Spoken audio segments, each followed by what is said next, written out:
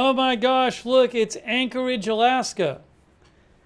That is where the Trump-Putin summit is going to start in 2 hours. Well, if it starts on time. We'll see if it starts on time. 2 hours, 42 minutes, and 41 seconds. It's supposed to start at 11 a.m. local time. Look, it's Anchorage, Alaska. So we're here to bring you live coverage of the Trump-Putin summit, guys. And we also got, this must be Putin's plane. Is this why everybody is everybody tracking this plane because it's Putin's plane?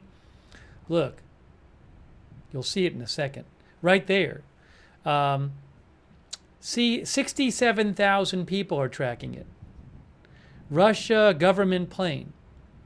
It's supposed to get to Anchorage in 1 hour and 20 minutes. This is Flight Radar 24.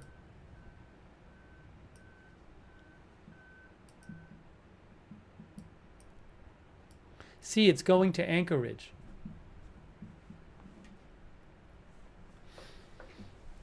So that would be my assumption that it's Putin's plane. We're here to bring you live coverage. They're supposed to meet starting at 11.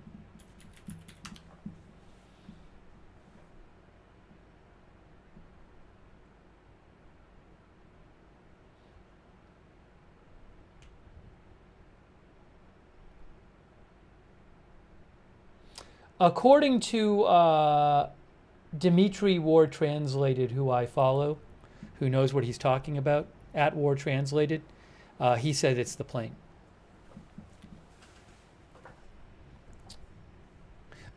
You can go to Flight Radar 24 and see this, flightradar24.com. Flightradar24.com. I didn't see, I looked at the top tracked planes and I didn't see Air Force One. Maybe it's not being tracked. This plane, that's not Air Force One. That's a Russian Air Force plane right there. No, I mean, sorry, that's a U.S. Air Force plane. That's a U.S. Air Force, looks like an AWACS plane circling around the area here.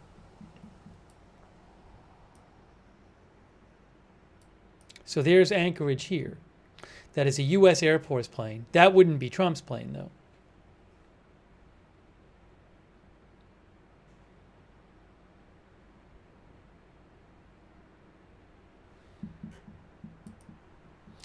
And where is the...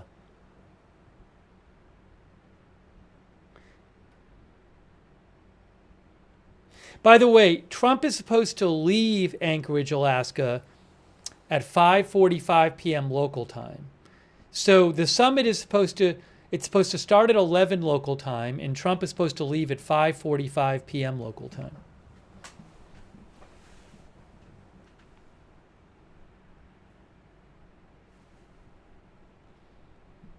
All right, so we're going to keep an eye on all of this, but definitely there is Putin's plane right there.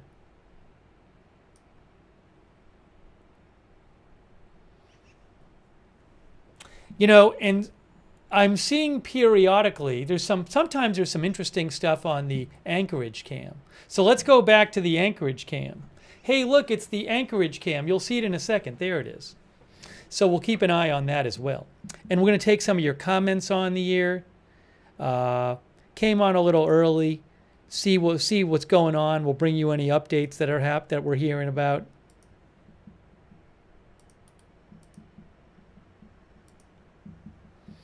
By the way, and this is also you'll see it in a second. Joint Base Elmendorf Richardson is where this is happening.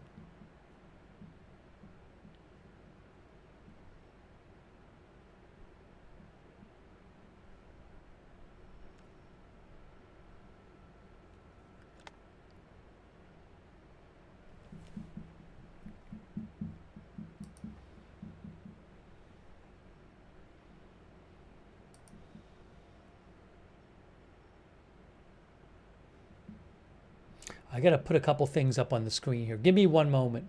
Getting all organized here. We're getting organized here. Going to take some of your comments.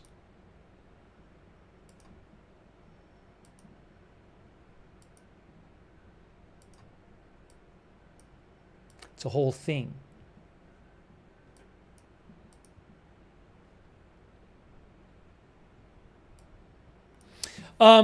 Hey, thanks to everybody for joining, and we're going to have live coverage of the press conference. Also, we're going to be taking your comments and questions on the. We're going to bring you live coverage of the summit, and we'll see what happens. Hey, thanks to our moderators. We have Ruth Krafasi is here moderating. Janet B. Thank you for moderating. Roberts May Queen, thank you for moderating.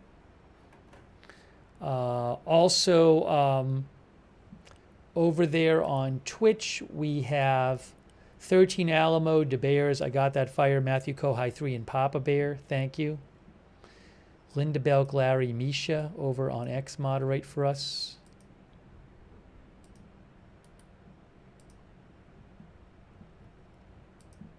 Over on Facebook, Shannon Davis Hughes, Margaret Riley. Thank you for moderating. And, shout out to DS for the gift memberships. Thanks, DS. Thank you, Sino, for your support. Thanks to Sopipi and Toka Charlie and Adam Paransky for becoming members. Sometimes on this camera, they'll show planes coming in and out. This one you're looking at right now. So we'll be keeping an eye on this. So what do you guys think? Are we going to see big developments or not today? President Trump would like this summit to help move towards some sort of peace agreement in Ukraine, between Ukraine and Russia, where the war has been going on for 3.5 years after Russia invaded Ukraine proper. Well, I don't want to say Ukraine proper. Russia had already invaded Crimea back in 2014, but then they did their larger invasion in 2022. Judge W says they will not make any progress today, or they will not announce anything. Zelensky is not invited. European countries are not there. It's just Trump. It's just U.S. and Russia, Trump and Putin. I don't know if you guys saw this. The foreign minister Lavrov of Russia showed up to the summit location wearing a USSR Soviet Union sweatshirt. Remember, the USSR was from 1922 to 1991. Ukraine was part of the USSR under Moscow control.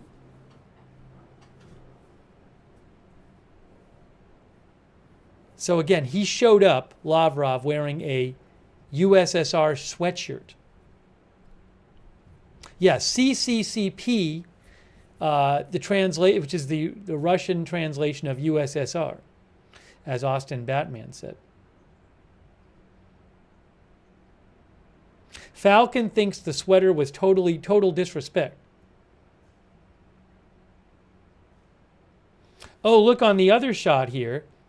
We got some, you'll see some journalists. This is some journalists on the other shot. Hey, thanks, Queen of the South, for being a member for 49 months. Thank you. Our viewer Smoogle says that's Russia. So Ukraine became independent after the USSR broke up. But again, Lavrov showed up wearing a USSR sweatshirt.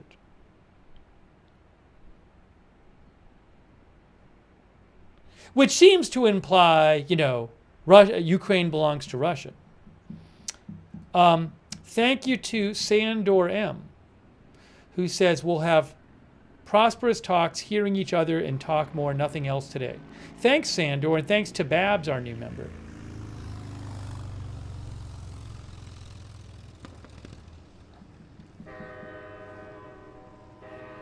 Oh, there was a train before too. I wonder if we'll get to see the train. Earlier, the shot showed a train.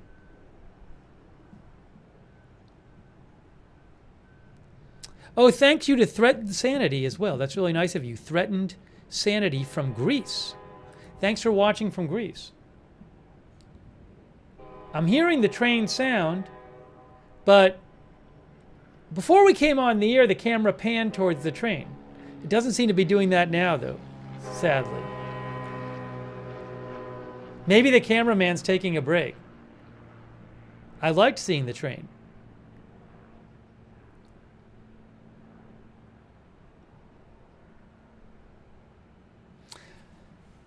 Neither Putin nor Trump has arrived yet. They're both flying there. Thanks, Babs, for being a member, too.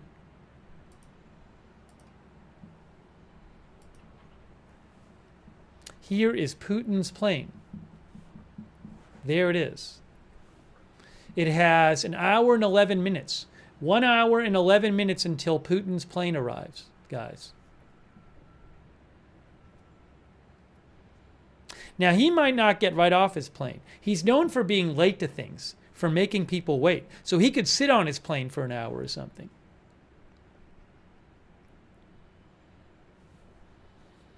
Hey, guys, let's do a little 3D view of Putin's plane from Flight Radar 24.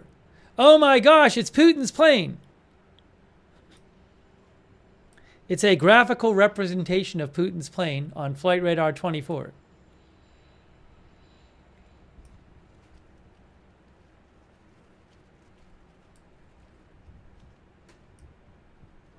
See it barely moving there.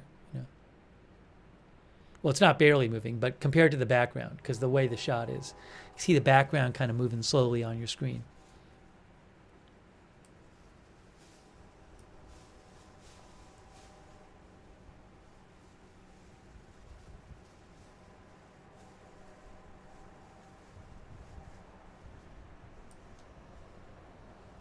I don't know if the sun's in the right... No, the sun is in the right place because it's heading east. Yeah, it is. All right. This overkill says Red Dawn, the Soviets are coming. Anyway, so we'll keep an eye on that. That view will be more interesting when it gets closer.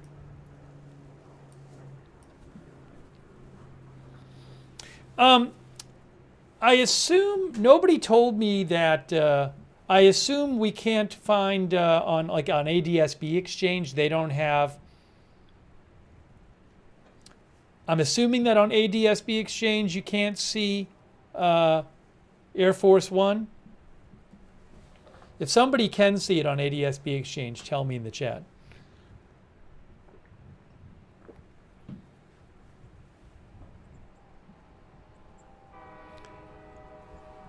Johan C. thinks there are fighters escorting that plane. I would not be surprised. Let me check on ADSB Exchange what they're... This is another good flight tracker, ADSB Exchange. And yeah, same plane right there. ADSB Exchange, same plane. But I don't see anything else near it in terms of military planes.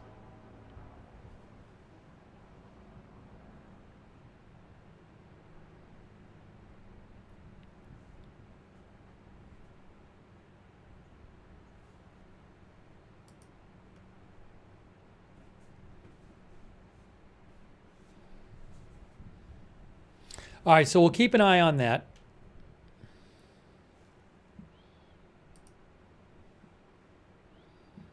And we'll try to get you some updates about what's going on. And take your comments. The pro of pro gamers thinks it's going to be a crazy day.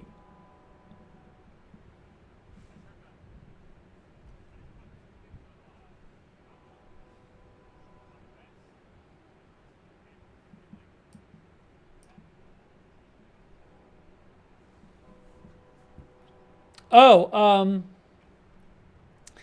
President Trump is doing an interview on Air Force One with Fox News' Brett Baer. Hang on, let me show you this. Ready? I'm going to show you this.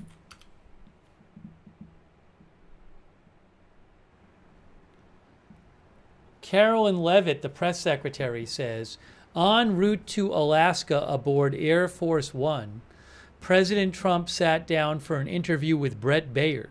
Tune in at 6 p.m. Eastern on Fox News. That's like going to air during the summit.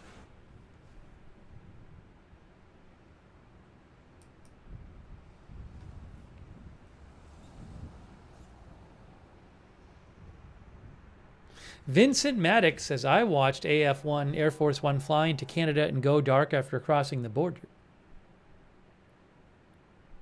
Steph says, I don't trust Putin. Something's going to happen?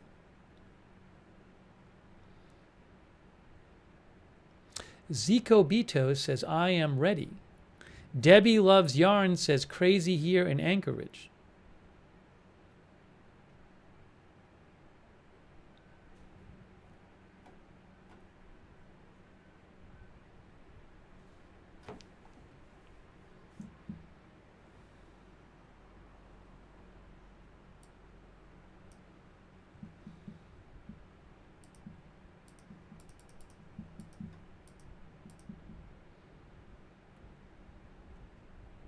I will be checking for updates before the actual start of the summit. We'll be discussing it.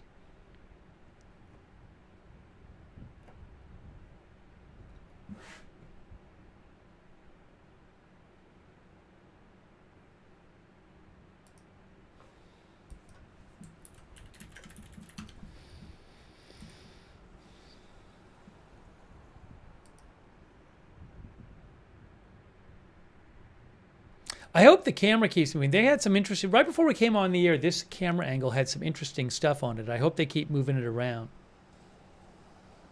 I hope.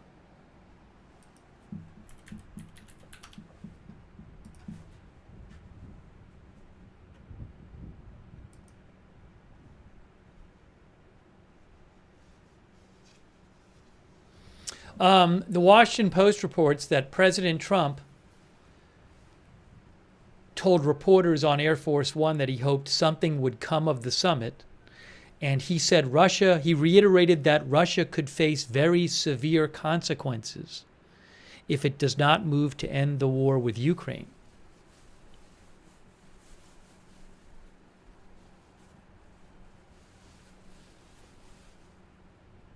You know, the Washington Post also says, the Washington Post reports that President Trump, for the first time today, publicly said he is open to the possibility of security guarantees for Ukraine.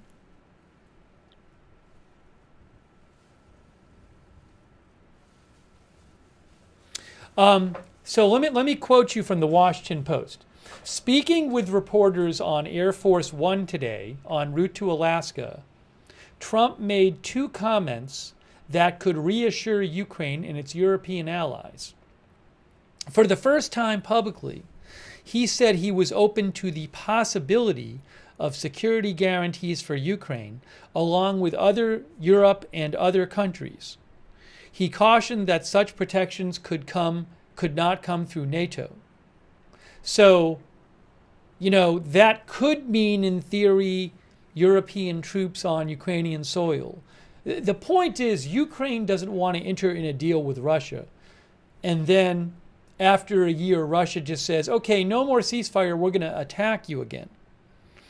So as part of a deal, Ukraine wants some sort of security guarantee from, say, the US and Europe, or European countries, or some combination of countries, that if Russia breaks the ceasefire and attacks us, you will support our security.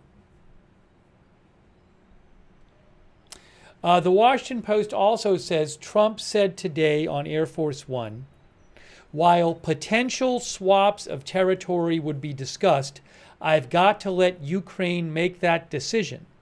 Trump said today, I'm not here to negotiate for Ukraine. I'm here to get him at a table, he said.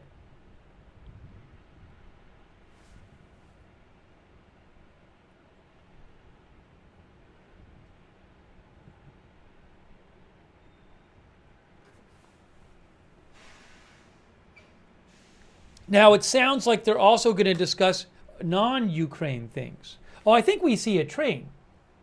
Is that a train down there or not? Oh, no, I think right down here. I can't tell. Oh, I think it's maybe just cars. Or is it a train? I don't know. Is it train tracks or a highway? Something's moving. Oh, it looks like cars. Or no? You tell me. You tell me.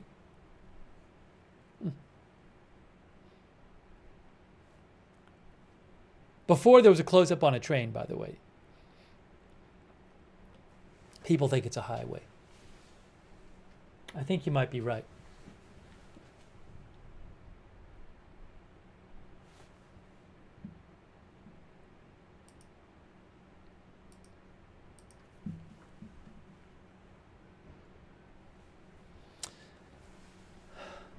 Also, Russia and the U.S. are expected to possibly discuss some non-Ukraine stuff. The Washington Post said before the summit, top Kremlin officials listed a host of issues in the U.S.-Russia relationship that they would like to tackle. Trump said today Putin is bringing a lot of business people from Russia, and that's good. Trump said, I like that because they want to do business, but they're not doing business until we get the war settled.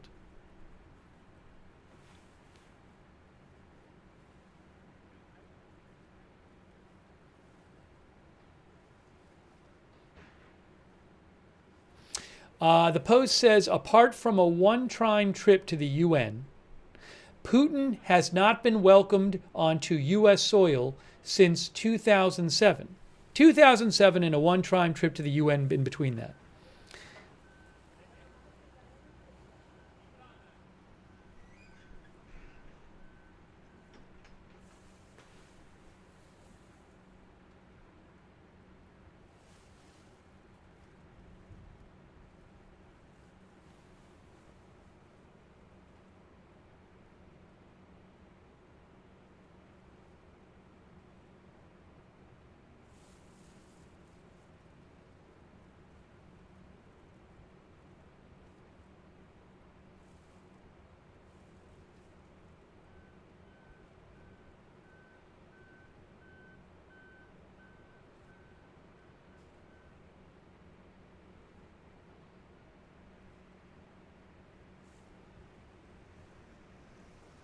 Let me take some comments from you guys. So we are.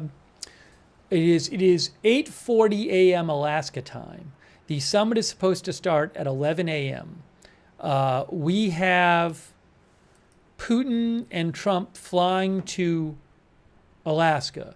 We have Putin's plane on Flight Radar 24 right there. It is heading towards Anchorage. There is Putin's plane. It lands in 59 minutes. Let me know your thoughts about it.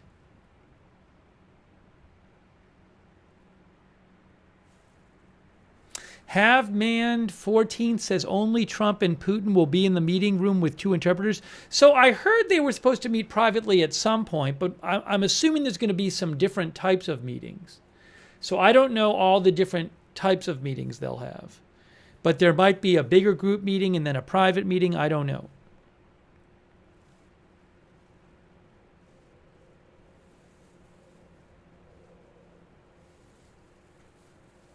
Yeah, so I think Putin, didn't he speak at the UN in like 2018?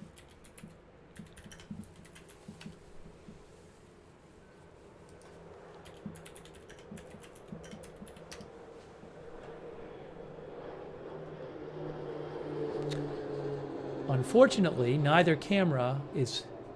Sometimes they focus in on the planes. I like when they do that. They're not doing it at the moment.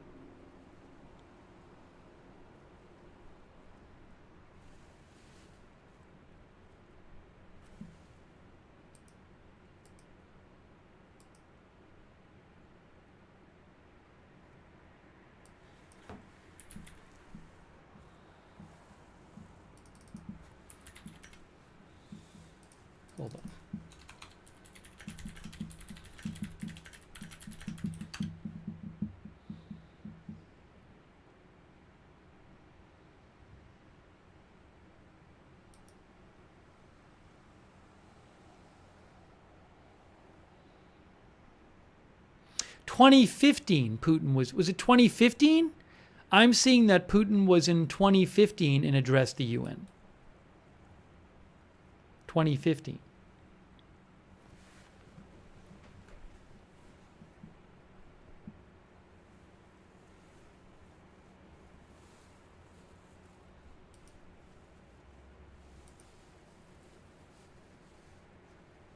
I might at some point have video of pro-Ukraine protesters in Anchorage. I don't have any video of it that I have the rights to right now, though. I might in the future.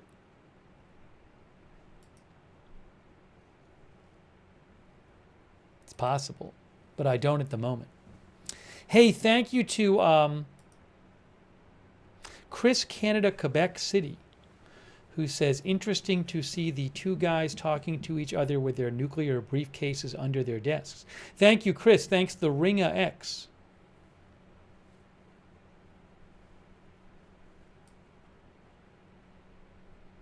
Thanks, the Ringa. The Ringa points out that Alaska was sold to the U.S. by Russia in 1867. Thank you, KC Veteran. Thank you, Chris H., who says, will J.D. Vance be there to tell Putin to say thank you? I believe J.D. Vance is going to be there.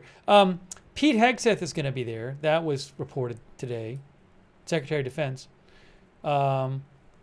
Thanks, Roberts Mayqueen. That's so nice of you. Thanks for modding Roberts, too.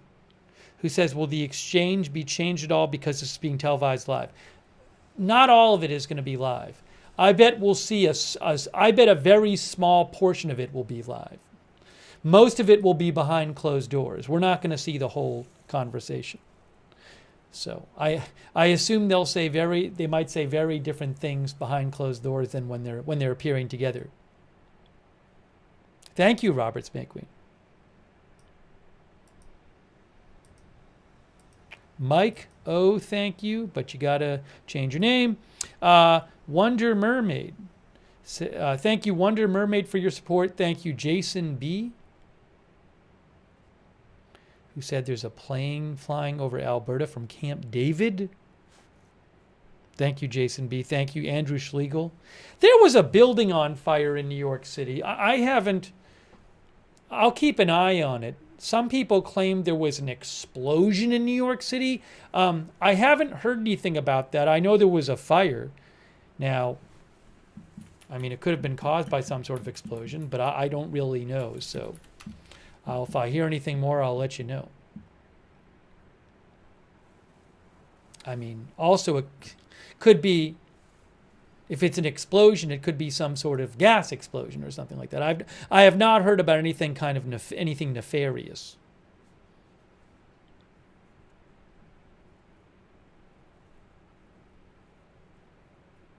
Yeah, there was a fire at in a 7-story building on the Upper East Side.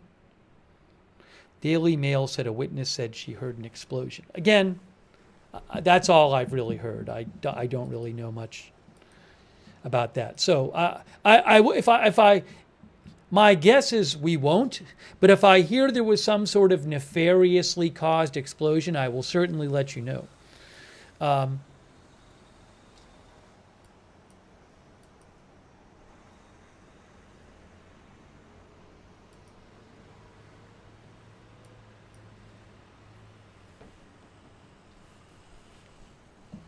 Here is Putin's plane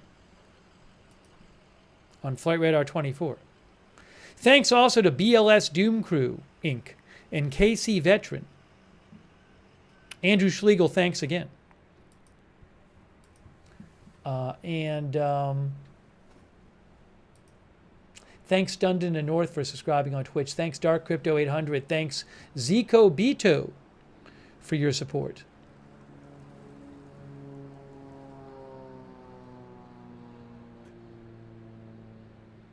Lena Lopez says Putin once led the KGB. He will likely try to manipulate Trump once again. Thank you, Lena.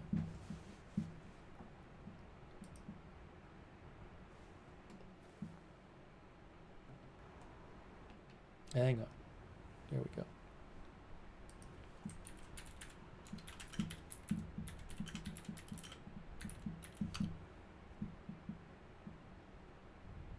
By the way, just a point of correction.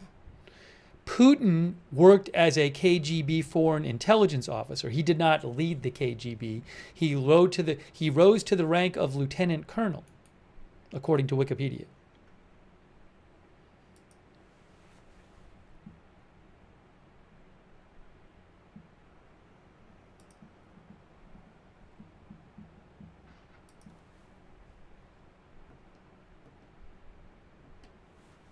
Going to get the plane back up on the screen for you.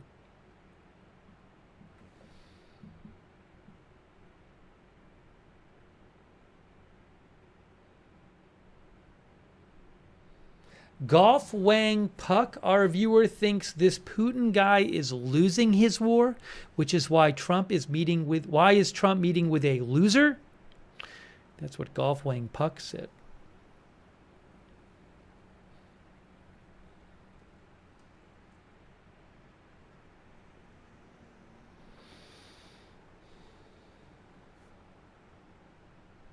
Brown Bishop says Putler has Trump in his pocket. Artful Nothing says they have said over 100 Russian journalists are there.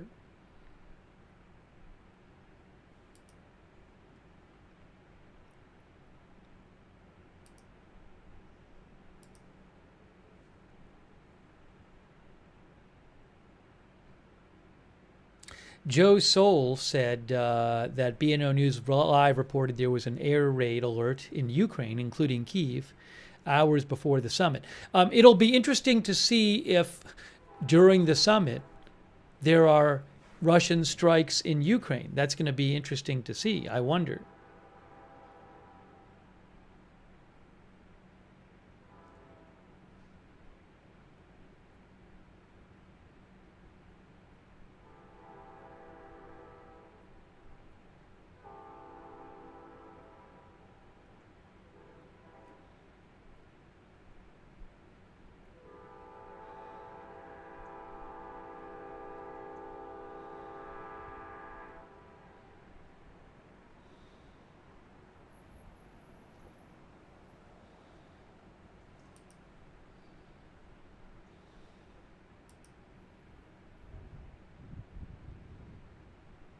If you missed it before, there is a U.S.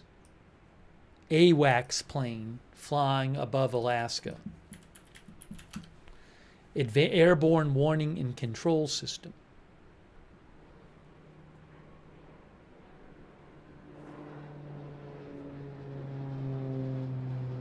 It was flying above Alaska. Now it's going this. Well, I'm guessing it still is. I don't know, though. We'll see. Maybe it's flying. Maybe it's helping provide security for Putin's plane. I don't know. That is the, or maybe it's always up there, patrolling the airspace near the border of Russia and the U.S. Maybe it's always up there. I don't know. It's up there today, though. I can look on the plane. If we go here, more.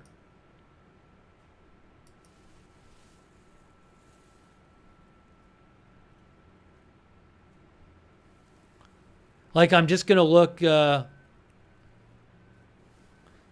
18th. On July 18th, it was up there. On July 22nd, it was over there. Well, that plane doesn't every day go up in that area. Anyways.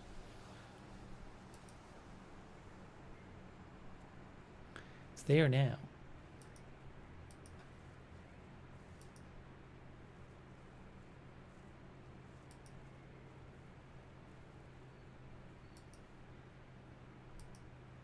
And there again is Putin's plane. Putin's plane's supposed to land in 51 minutes. 51 minutes.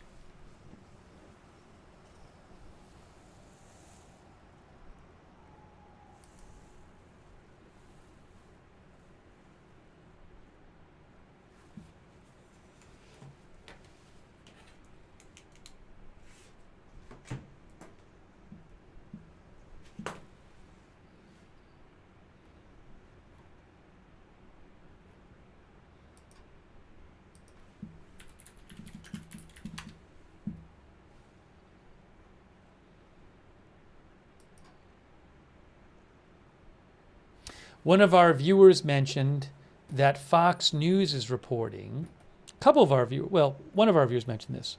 I had read this too. Pope of Chilitown. Fox News reported, Jackie Heinrich said that President Trump told Brett Baer today he would walk if the summit doesn't go well. President Trump said, I think it's going to work out very well, and if it doesn't, I'm going to head back home real fast. Brett Baer said, I mean, if it doesn't, you walk?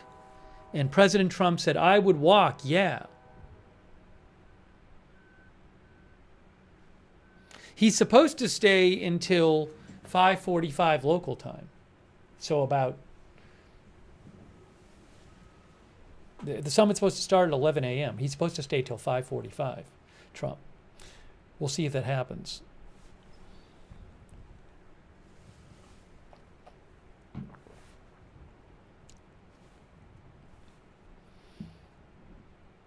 Hey, shout out again to our moderators.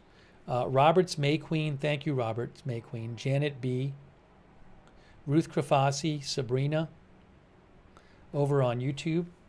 Let me show you this. There's the base. On Twitch, 13 Alamo, Big Ball of Yarn, I got that fire, Matthew Coe, High 3, McBritches, Sarah, and Papa Bear, thank you.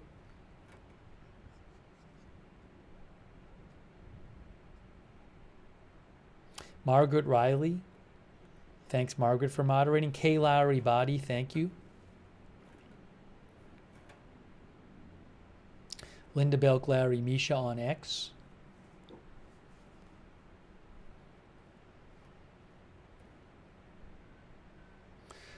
David Karshan, our viewer, says the meeting will not start on time. Putin always makes you wait, shows power.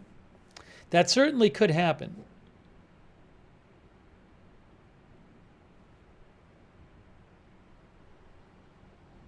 Billy Anderson, our viewer, says I could see Trump not having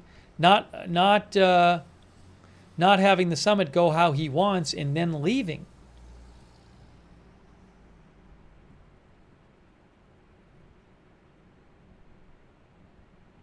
Coco says, will we see Air Force One come in? It's possible that one of the cameras will show Air Force One when it comes in.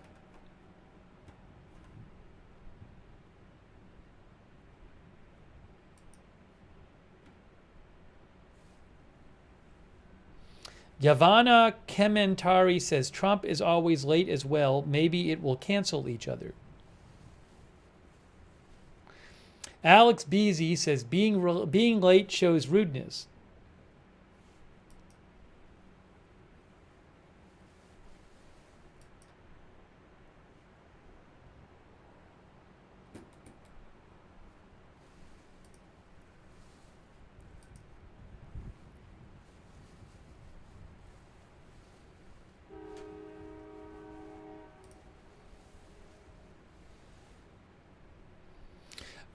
I have an update about Lukashenko.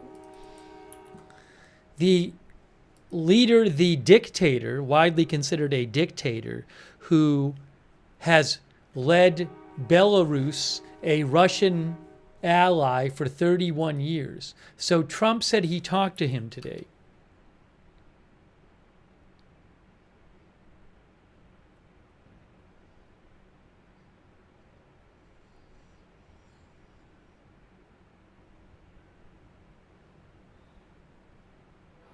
The Trump State Department in 2020, by the way, said it did not recognize Lukashenko as the legitimate president of Belarus, citing a rigged election. That's according to reporter Aaron Blake. So President Trump said today, let me show you what he said.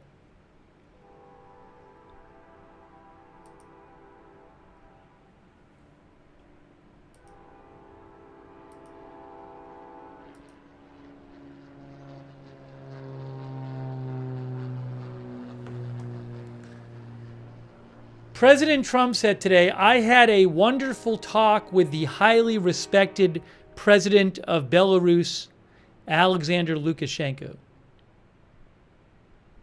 Many people use the nickname for Lukashenko, Europe's last dictator.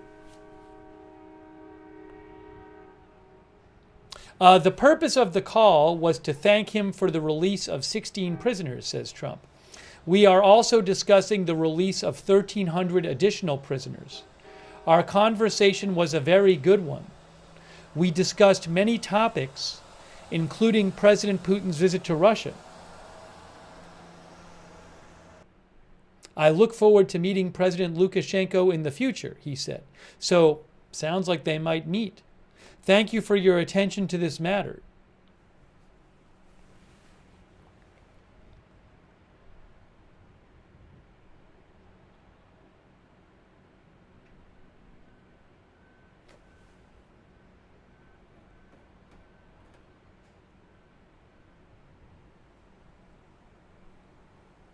Yeah, I don't know who the prisoners are. I mean, Lukashenko is known for we covered the election, an election that was widely believed that he had stolen. That was back, was that 2020? I have to look it up. And then there was a very forceful crackdown. There were widespread protests after that election. That was in 2020. They held the election, and then which numerous countries refused to accept the result of afterwards. And Belarus, the government claimed that that Lukashenko had won 80% of the vote. And there were widespread protests in the country over this.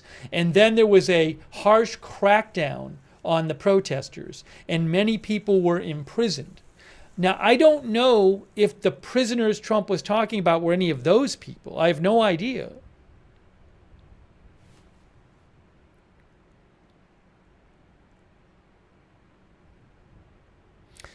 The Wikipedia article says, incumbent President Alexander Lukashenko had been leading the country since the first presidential elections held in 1994. Over the next 2 years, he rapidly consolidated his power. In 1995, he won a referendum that gave him power to dissolve the legislature if he felt it contravened the Constitution. In 1996, he won another referendum that dramatically increased his power, also extended his original 5-year term to 2001. Since then, his regime has been reckoned as an authoritarian dictatorship by Western observers. Oh, I'm sorry. I thought I had my ringer off, and I thought that ring was coming. No, it should have been. Now I'm really confused. I don't know why I was hearing a ring. Apparently, I forgot to turn off my ringer. Sorry about that. Maybe that was confusing. I think we're all good. Anyways, Lukashenko's regime has been reckoned as an authoritarian dictatorship by Western observers. I just saw a report about, so President Trump said he talked with him today, and President Trump said he's looking forward to meeting him in the future. And Lukashenko right now Belarus is known as a strong ally of Russia these days.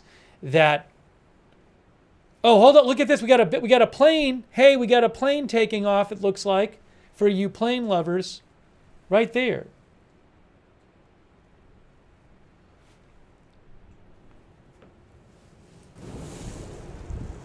Oh, another plane.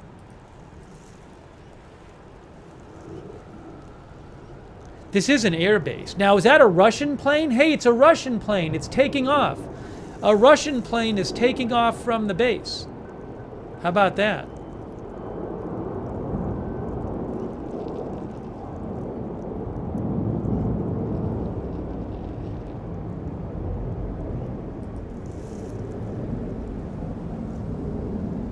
I'm trying to find it on the Flight Radar 24 if I can. I don't know if it's on Flight Radar 24 right now. I don't see it there. Maybe it'll be on eventually.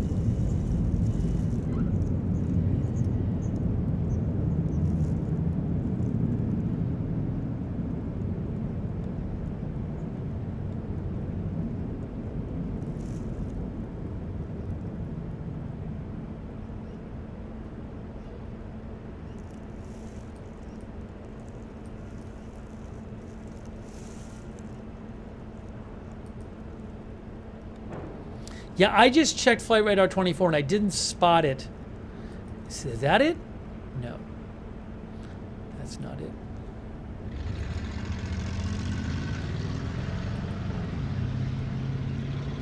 But it certainly did look like a Russian plane.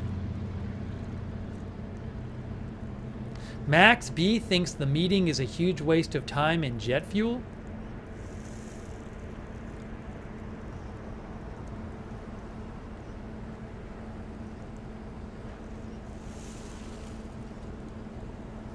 Maybe I'm wrong. I thought I saw a Russian flag on the plane. But I might have been incorrect there.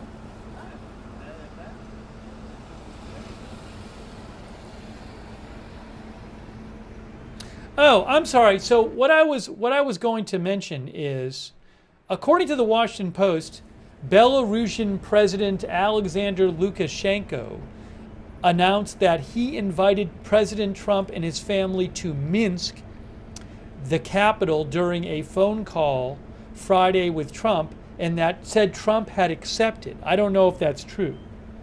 I do not know if that's true. The Post says it is extremely rare for U.S. leaders to talk directly to Lukashenko, an autocrat who has ruled Belarus for 31 years and who historically the U.S. has accused of human rights abuses and electoral fraud. The last leader to visit Minsk was Bill Clinton in 1994 after Belarus agreed to transfer its Soviet-era nuclear stockpile to Russia.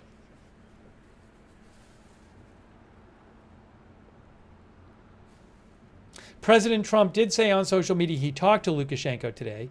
Also, Trump thanked Lukashenko for the release of 16 high-profile political prisoners and said they were working on the release of an additional 1,300, apparently referring to remaining political prisoners in Belarus.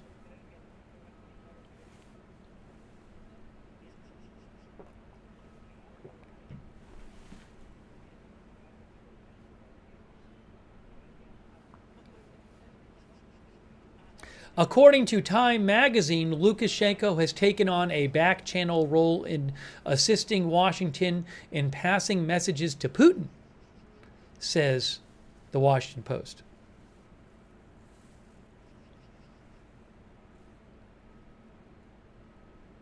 Fred Flintstone thinks it's all part of the peacemaking process. Hey, President Trump posted a video.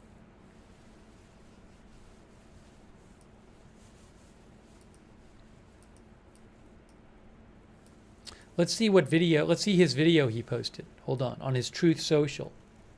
Ooh, hold on, let's see where the camera's going. Where's the camera going? Oh, it's just moving back? What's the camera doing? The camera is looking at something.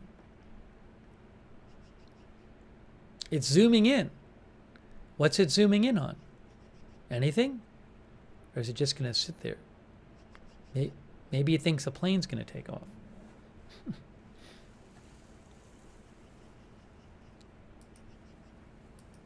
Hey, thanks so much to Melkor. Melkor thinks the Ukrainian nukes were never Ukrainian, they were Soviet and therefore Russian. That's what Melkor said. Thank you, Alexander G. Our member, Lonnie Johansson. Oops, we might have to go to the other. We might have to go to the other footage. Hold on, other footage. There you go. I'm guessing we'll get that other shot back shortly. But for the moment, we'll go with this shot. Thanks, Sunava, our member. Thanks, Toonces the Driving Cat. I don't know if this quote is accurate. Toonces claims that Bush said about Putin, I looked the man in the eye. I found him to be very straightforward and trustworthy. I was able to get a sense of his soul. Is that an accurate quote? I don't know. I have to look it up. C-SPAN has a quote from Bush saying that.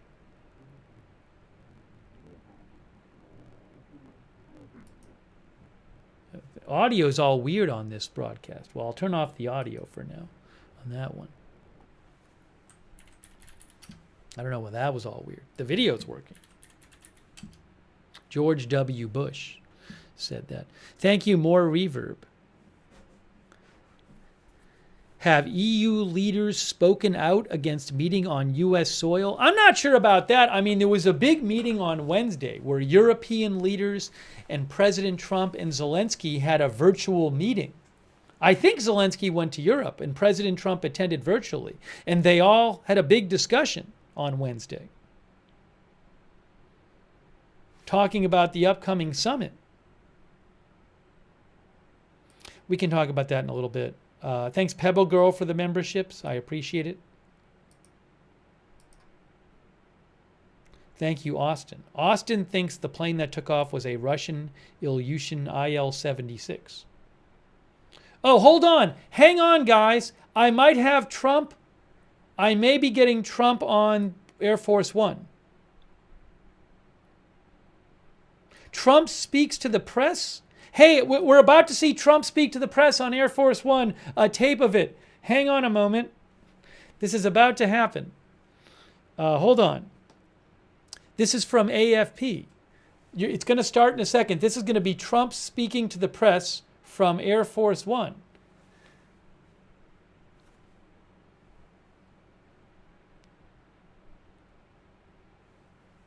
I can't hear it. I brought a friend of yours, Brett Baer. He's here. Brett, how you doing? How are you? What will make a success of this summit today? I can't tell you that. I don't know. It's there's nothing set in stone. I want certain things. I want to see a ceasefire. This is not to do with Europe. Europe's not telling me what to do. But they're going to be involved in the process, obviously, as well as Zelensky. But I want to see a ceasefire rapidly. I don't know if it's going to be today, but I'm not going to be happy if it's not today.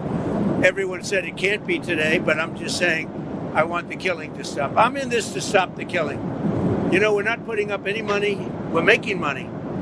They're buying our weapons, and we're sending them to NATO, and NATO's sending us big, beautiful checks. But that I don't care about that. I care about, it was a big factor when Biden spent $350 billion and got nothing. But what I do care about is they lost last week, 7,011 people were lost, almost all soldiers. 36 people in a town which got hit by a missile, but over 7,000 soldiers. It's crazy. Could you describe a little bit, Mr. President, because I know you've had a lot of phone calls with President Putin. What's the difference in a face-to-face, in-person meeting? Look, he's a smart guy, been doing it for a long time, but so have I. Been doing it for a long time. And here we are with President. That was much more difficult than what I'm doing today, believe me. So we get along. There's a good respect level on both sides. And I think, you know, something's going to come of it. I noticed he's bringing a lot of business people from Russia. And that's good. I like that because they want to do business, but they're not doing business until we get the war settled. So you going to talk about business? Will you business? We have the hottest country on earth. We have the hottest economy on earth. We have the hottest country. We just set a new stock market record again. We have hundreds of billions of dollars flowing in from tariffs. We're the hottest. We were a dead country, like doornails, a dead country. 1 year ago, we were dead as a doornail, and now we have the hottest country. And he wants a piece of that because his country is not hot economically. In fact, it's the opposite. And China's not doing well economically, but we're all, look, I want everybody to do well. The war's got to stop and the killing's got to stop. Mr. President, what do you stop? Thank you for coming back to take questions. We saw that Russia continued its violence into Ukraine last night, launching even more drones. What did you make of that? I think they're trying to negotiate. He's trying to set a stage. I mean, in his mind, that helps him make a better deal. It actually hurts him. But in his mind, that helps him make a better deal if they can continue the killing. Maybe it's a part of the world. Maybe it's just his fabric, his genes, his genetics. But he thinks that makes him, gives him strength in negotiating. I think it hurts him, but I'll be talking to him about it later. On the table for discussions today, Mr. President, Are the territorial swaps on the table? Will you be discussing that? They'll be discussed, but I've got to let Ukraine make that decision.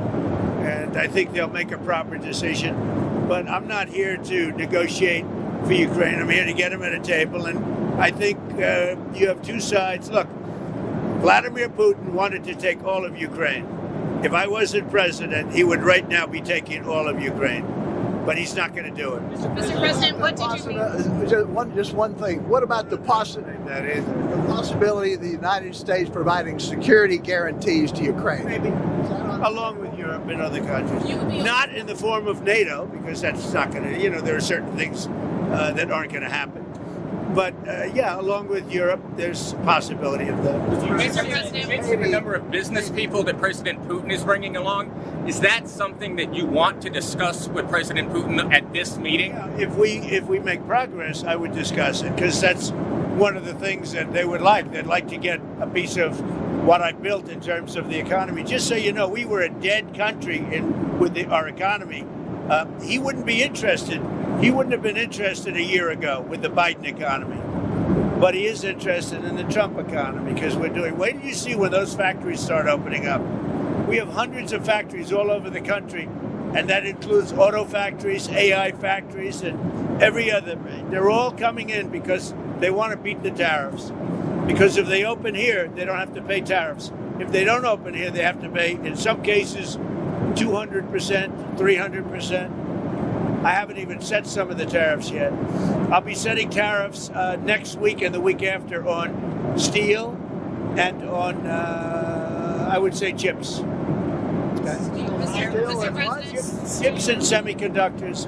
We'll be setting sometime next week after. What are you looking at? What rate? I'm going to have a rate that is going to be lower at the beginning.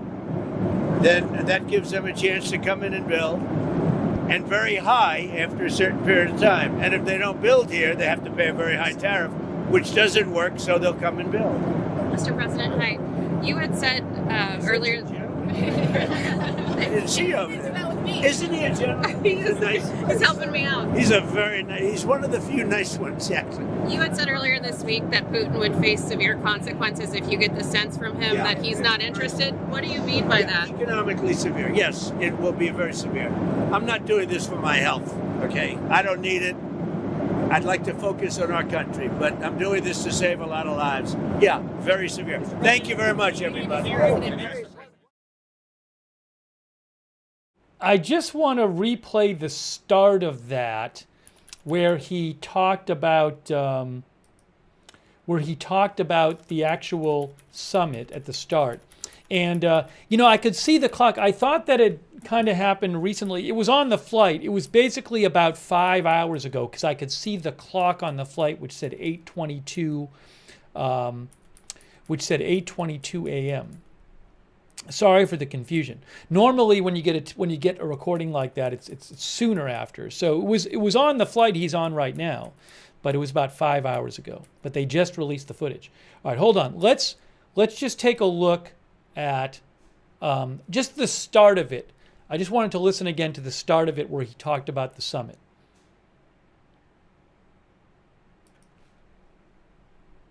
I brought a friend of yours, Brett Baer. He's here. Brett, how you doing? How are you? What will make a success of this summit today? I can't tell you that. I don't know. It's there's nothing set in stone. I want certain things. I want to see a ceasefire. This is not to do with Europe. Europe's not telling me what to do. But they're going to be involved in the process, obviously, as will Zelensky. But I want to see a ceasefire rapidly. I don't know if it's going to be today, but I'm not going to be happy if it's not today. Everyone said it can't be today, but I'm just saying I want the killing to stop. I'm in this to stop the killing. We're not putting up any money. We're making money. They're buying our weapons, and we're sending them to NATO, and NATO's sending us big, beautiful checks. But I don't care about that. I care about it was a big factor when Biden spent $350 billion and got nothing. But what I do care about is they lost last week 7,011 people were lost, almost all soldiers. 36 people in a town which got hit by a missile. But over 7,000 soldiers. It's crazy.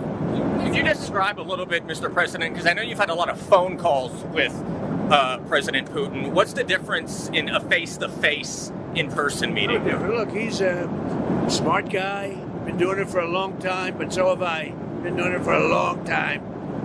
And here we are with President. That was much more difficult than what I'm doing today, believe me. So we get along. There's a good respect level on both sides. And I think, something's going to come of it. I notice he's bringing a lot of business people from Russia. And that's good. I like that because they want to do business, but they're not doing business until we get the war settled. Are you going to talk about business? Would you business? We have the hottest country on earth. We have the hottest economy on earth. We have the hottest country. We just set a new stock market record again. We have hundreds of billions of dollars flowing in from tariffs. We're the hottest. We were a dead country, like doornails, a dead country. 1 year ago, we were dead as a doornail, and now we have the hottest country. And he wants a piece of that because his country is not hot economically. In fact, it's the opposite. And China's not doing well economically, but look, I want everybody to do well. The war's got to stop and the killing's got to stop. Mr. President, what do you mean by security? Thank you for coming back to take questions. We saw that Russia continued its violence into Ukraine last night, launching even more drones. What did you make of that? I think they're trying to negotiate. He's trying to set a stage. I mean, in his mind, that helps him make a better deal. It actually hurts him. But in his mind, that helps him make a better deal if they can continue the killing. Maybe it's a part of the world. Maybe it's just his fabric, his genes, his genetics. But he thinks that makes him, gives him strength in negotiating. I think it hurts him, but I'll be talking to him about it later. It's on the table for discussions today, Mr. President. Are the territorial swaps on the table? Will you be discussing that? They'll be discussed, but I've got to let Ukraine make that decision. And I think they'll make a proper decision. But I'm not here to negotiate for Ukraine. I'm here to get them at a table. And I think you have two sides. Look, Vladimir Putin wanted to take all of Ukraine. If I wasn't president, he would right now be taking all of Ukraine. But he's not going to do it. Mr. President, what did you mean? Just one thing. What about the possibility of the United States providing security guarantees to Ukraine? Maybe. Along with Europe and other countries. Not in the form of NATO, because that's not going to, there are certain things that aren't going to happen. But, along with Europe, there's a possibility of that. Mr. President, the number of business people that President Putin is bringing along, is that something that you... All right, I wanted to replay the part where he talked about the specific summit, and specifically the summit discussions of Ukraine. So that was him earlier on Air Force One. There you go. Oh, and now we have this shot back. Look, we have this shot back. Whoa, why is there music playing? Can't play the sound. Somebody's playing music on that shot. Okay. There you go. There's the shot. Now that's live. That's a live shot. That's not earlier today. So we need to put on the screen that. Palestina says, please don't sell Alaska. Hey, summit is supposed to start in 1 hour and 38 minutes. By the way, thank you to Slowbird. Thanks for your support. Mitchell Pilot, India Comparison. Thank you, India Comparison, for your support. And thank you again, More Reverb. And also, hold on a moment here. Uh-oh, having an issue with that shot. I got to go back to the other shot. That shot is having an issue. We'll go to this one. You'll see it's live in a second. There you go. That's live. Thanks, Dark Crypto 800 for your support, and Wolfius for subscribing on Twitch. Thank you. And Margaret Riley for the Facebook stars. And I appreciate that, Margaret Riley. Thank you. Let's also see where Putin's plane is. Let's see where Putin's plane is, guys. 211,000 people. Is this a record? What's the record?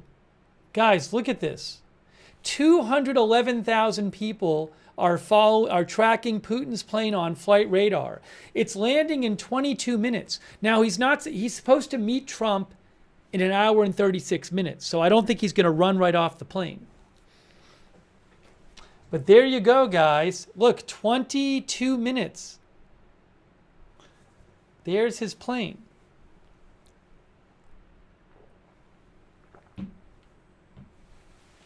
Gust Ment said the Queen's plane, was that after she died, had 5 million people on it? 5 million people tracking it, I'm sorry?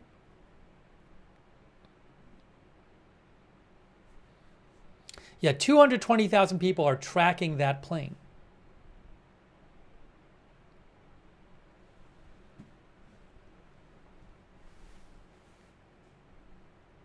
I'm not aware that Trump has landed yet. I haven't seen that reported myself.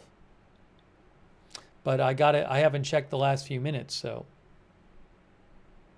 His flight, I don't believe, is currently trackable on Flight Radar 24. I think we'd see it up there. Hey, let's do 3D view. Look, it's 3D view of Putin's plane on Flight Radar 24. There you go.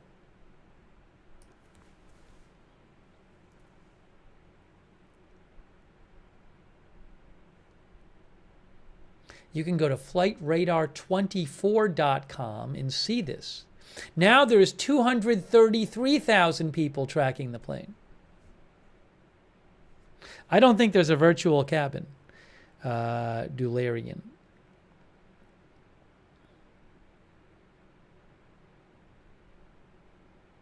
Ooh.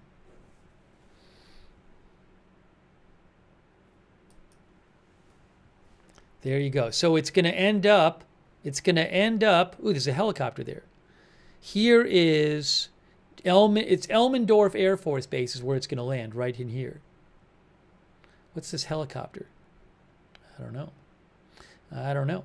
Anyways. But Elmendorf Air Force Base is where it's going to land.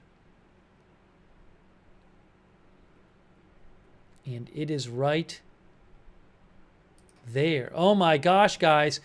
Oh, now it says 25. Now it says 24 minutes. The time adjusted. Maybe it's slowed down or something. It's at 22,950 feet. Oh, it's descending. Hold on. Let me show you the altitude. Look at the altitude. See, it says 22,800. It just went down a little. Oh my gosh. Oh my gosh. 256,000 people are tracking the plane on Flight Radar 24. The altitude is going down, 22,100. Oh my gosh. Look at this.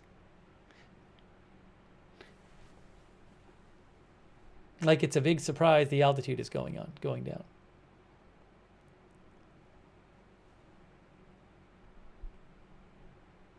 We got to keep an eye on this.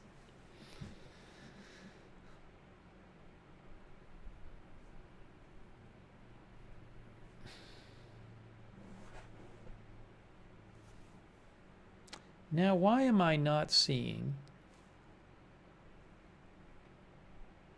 There I am. Oh, that's the one I wanted to show you. Oh, it is now below 21,000 feet on one of the altitude meters, on both of them now.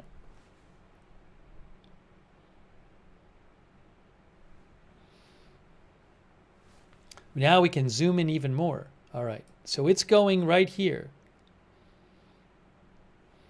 Yeah, this is the focus right now. Look, we got 3D view. 3D view on Flight Radar 24. Oh my gosh, guys. Crazy. It's going to be below 20,000 feet soon.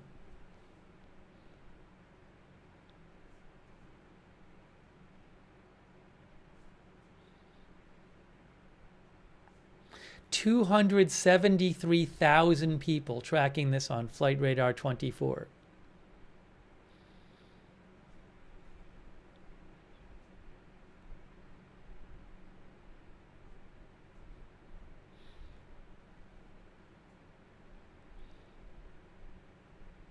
Thanks to Chuck Mosca and Sharon Klassen Goslin for subscribing on Facebook. I appreciate that.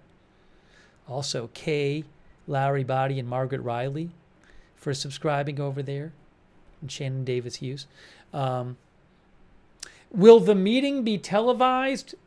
A little bit of it, not most of it, but some of it. They'll do some kind of public appearance together, and then they'll meet privately, I assume, after that. And then there will be a press conference after. We're down to about 19,000 feet, guys.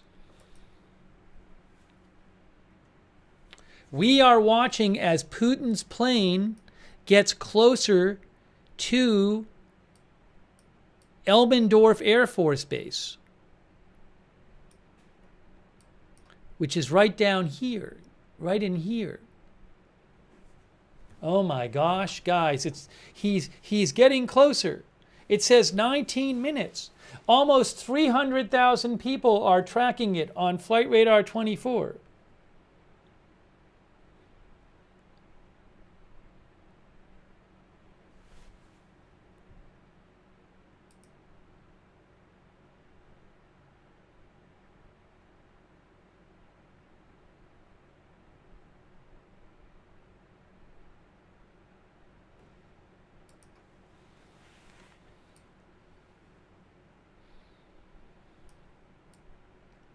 I got to get the altitude up. You can see the altitude in the bottom left, 18,500 roughly. Wow. I haven't seen flight. I just checked the most tracked flights, and flight. The Air Force One was not on there.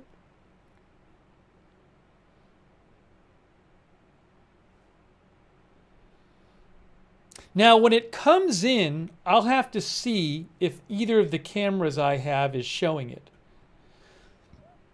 Because I have one of these, I have two different cameras from the area. One is that one. You'll see it in a second. One is that one, and then one is this one coming up. And they both might show it. I don't know. We'll see. I got to turn that. Hearing music on that one. But I'll keep an eye on that. But we'll go back to Flight Radar 24. Air Force One is on Flight Radar 24. What is it, B744?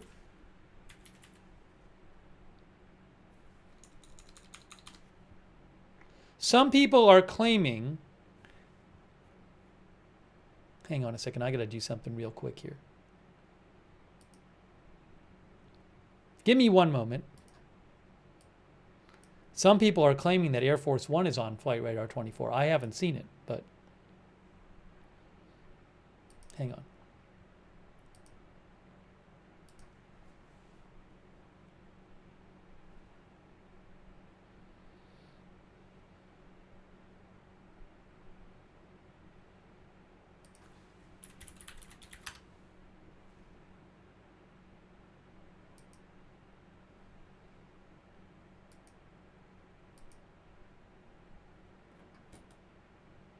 Where is, give me one moment here.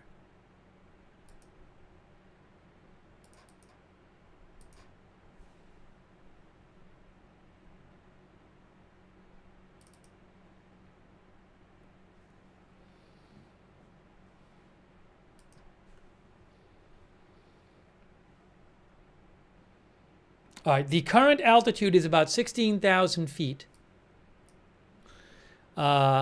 And again, if I look at the top tracked flights on Flight Radar 24, none of those seems to be Air Force One. You can put it in the chat if you believe one of them is Air Force One, but that doesn't seem to be it. So I'm going to stick with this one right now.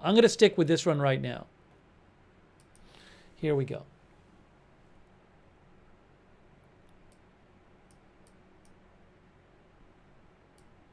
So it is going to down here. It's about 15,000 feet.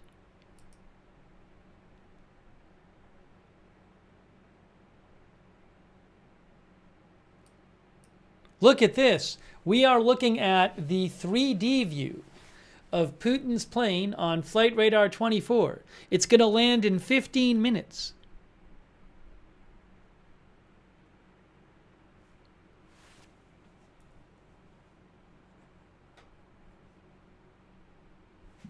Hang on a moment here.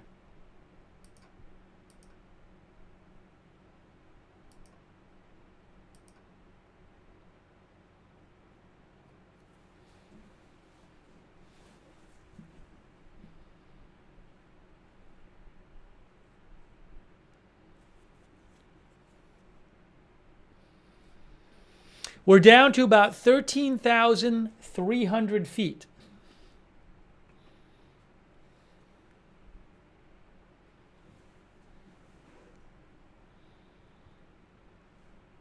Wow. Yes, as one of our viewers said, almost 300,000 people are tracking the flight on Flight Radar 24. So it is heading over here. It is heading to Elmendorf Air Force Base, which is right in there. And there it is right there. Look at this. Look at this. Putin, under 12,000 feet. His plane is getting closer.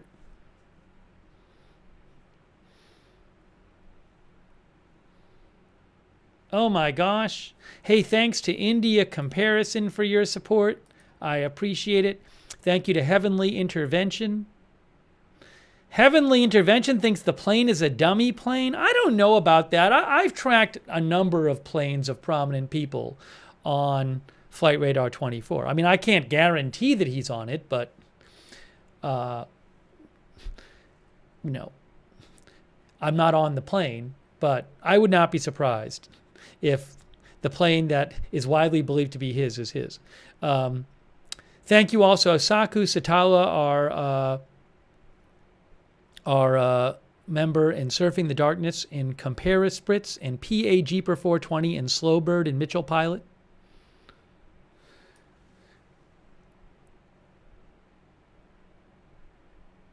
Look at this. Look at this. Now hold on. Let me do something real quick here. Let me show you something. What is going on here on this camera shot? We're seeing a helicopter on the Anchorage shot right there. They have a helicopter in the air. I can't play the audio because the audio has music on it. But there's a helicopter there on... And I think that helicopter right there on the live shot is this one on Flight Radar 24. Right here, there's a helicopter right near the base. See, it's kind of flying in circles. I wouldn't be surprised if that's a military helicopter. I don't know. That helicopter took off. Maybe it's I don't know what it is. It took off from Anchorage International Airport. So, but I'm sure that the authorities are well aware of this helicopter because it's right above the airbase. And you can see it on the live shot flying around here. Okay. So we have the live shot there from AFP, and then let's go back to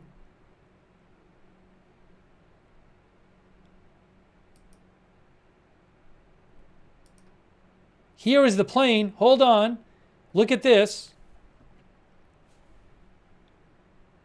Thanks, Tomau, for your support, who thinks there are escort fighter jets and helicopters. So there's the plane right there. It's getting very close. Putin's plane.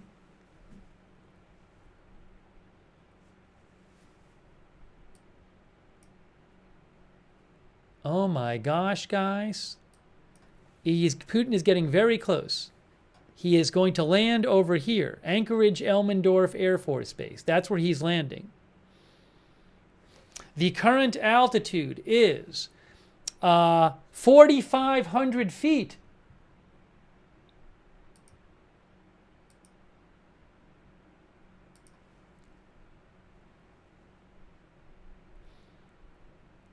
Look at this. I think maybe we should go to the 3D view.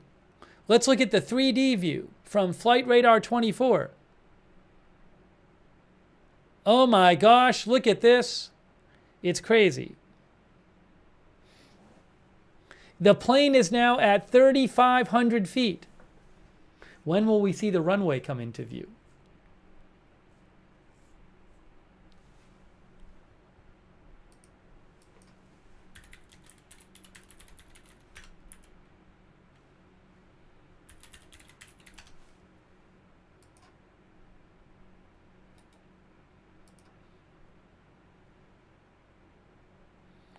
Hang on a moment here. Hang on a moment here.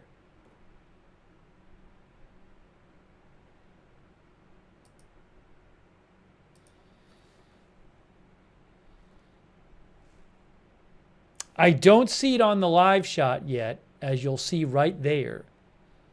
I'm guessing they'll try to get it. All right, and then if we go here, the plane is now at 2,600 feet. Real quick. Okay, there it is. Look at this. Look at this. There it is. It's coming in. It's gonna. I assume it's gonna take a left turn because it's about to. It's gonna land over here. So we're waiting for it to take a left turn.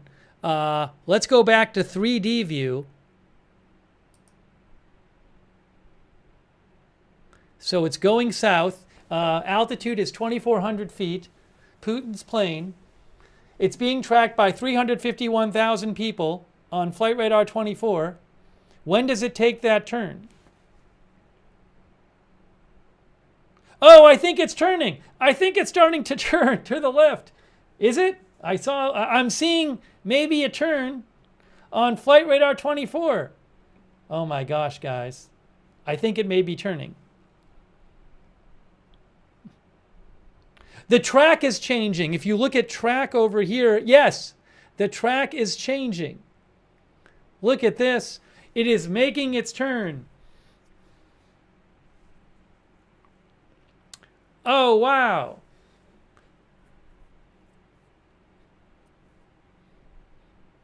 Flight Radar 24 says it's going to land in 2 minutes.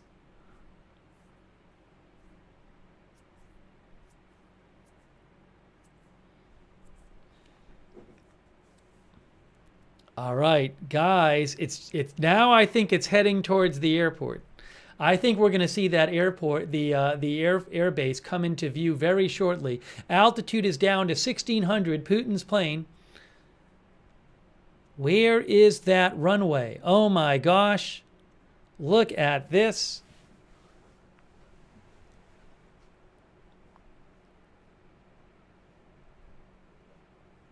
Basically heading due east right now, guys. I'll keep an eye and see if we see it on the camera. I'm looking at the camera too to see if the camera sees it. I don't see it on the camera yet, so I'm going to stick with this. But there is a camera. Hold on, I'll show you real quick. There is the camera right there looking for it, I think. But I don't know if it'll catch it, so we'll see. In the meantime, it's not on there right now, so we're going to go back to Flight Radar 24. Any moment, this is going to come in and land.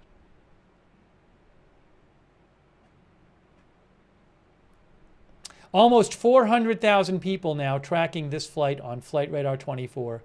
Summit is supposed to start in 1 hour and 17 minutes.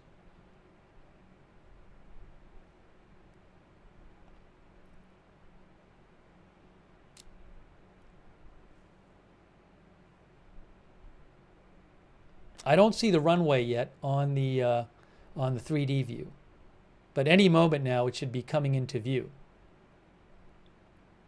We're still at about 1,700 feet. 1,700 feet.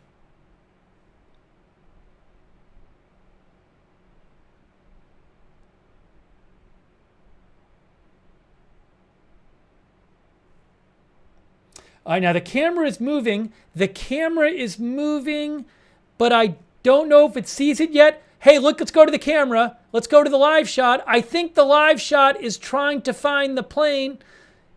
The live shot is attempting to find the plane. Is that it? Is that the plane? Is that it on the live shot? Oh my gosh. Oh my gosh. I think that's it. I can't play the music. I believe that is it. I believe that is the plane. I believe that is Putin's plane. Via AFP. I mean, it'd be quite a... That's the one the camera is focusing on right now. Wow. Live. There it is. It's coming into land. It is coming into land.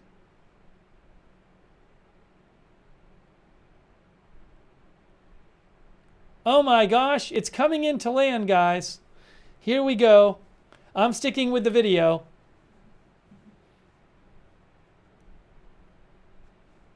You are watching Putin's plane. Matches the photo. Got the Russian flag on the back. It says Russia on it.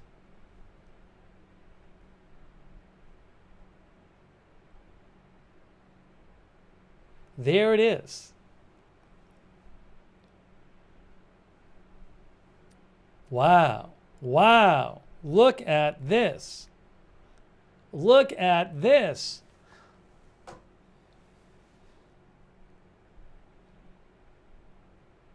The altitude is 800 feet according to Flight Radar 24.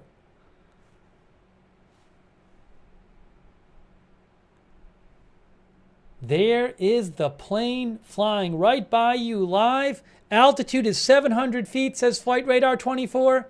Look at that close-up. Look at that close-up of Putin's plane. 500 feet, according to Flight Radar 24. Are we going to see it land, or is it going to go behind the trees? 400 feet. Wow. There it is. It's now at 375 feet, according to Flight Radar 24.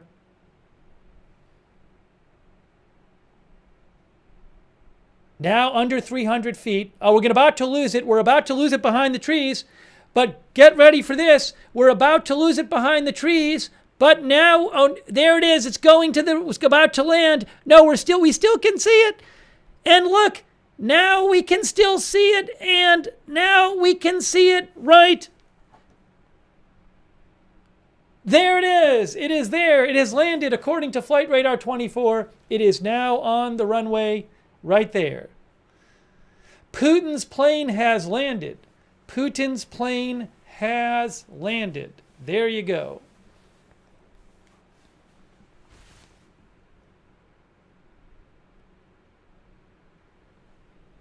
$467,000 people on Flight Radar 24 tracking that plane.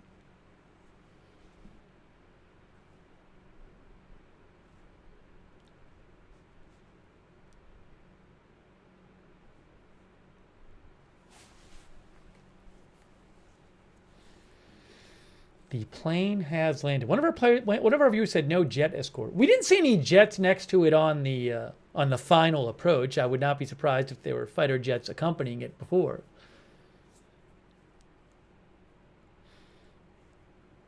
It is taxiing. It is taxiing.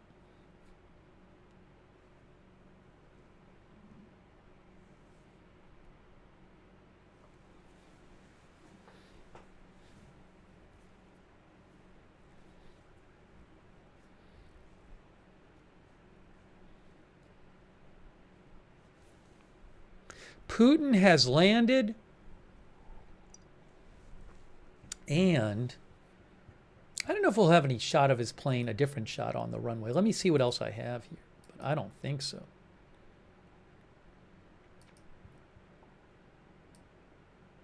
Yeah, we have this shot here.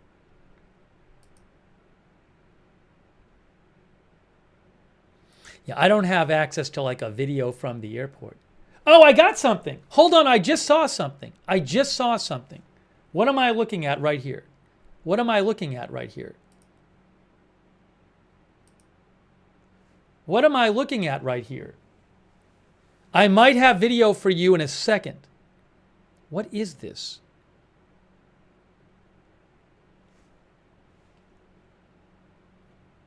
Breaking news. Look what I have. Look at this. Breaking news. Breaking news. Oh my gosh. Oh my gosh. Wait. Where is it? Oh my gosh, it's the airport. It's the airport. Oh my gosh. They got a red carpet and they got a ladder for the plane. Can you believe this? This is incredible. Wow. Breaking news. Why is the audio so bad?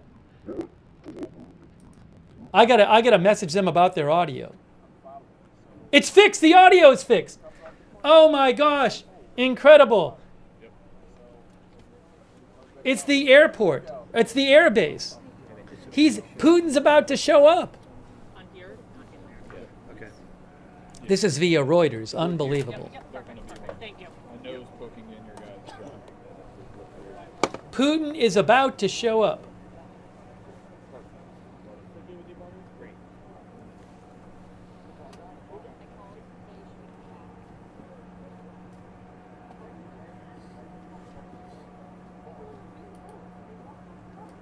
Give me 1 sec. I got to change the headline here.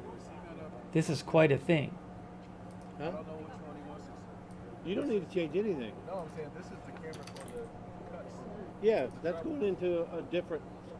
Right, that's what I'm saying. It's not plugged in yet. Oh, right now I have Putin's my bars going there. plane has just landed. Trump en route. I don't believe Trump has landed yet.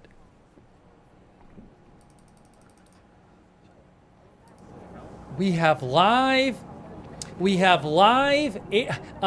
Elmendorf Air Force Base video. There's a sign that says Alaska 2025. There's a red carpet. There's a stairs that they bring out to the plane. Where'd you go? I think he's about 40 minutes out. They just said, I think he's about 40 minutes out. I think talking about Trump, maybe. Hear that? I think he's about 40 minutes out. Are they talking about Trump?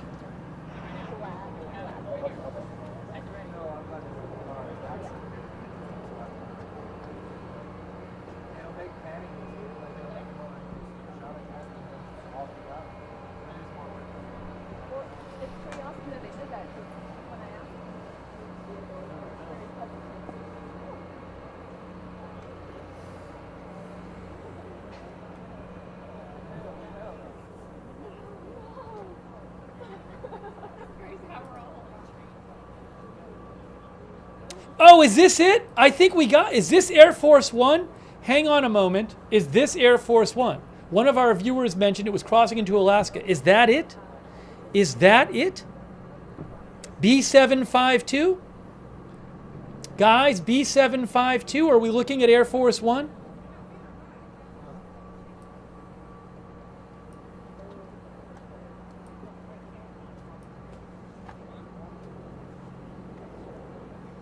No, it's not Air Force One. People are saying that's not it. People are telling me that is not it.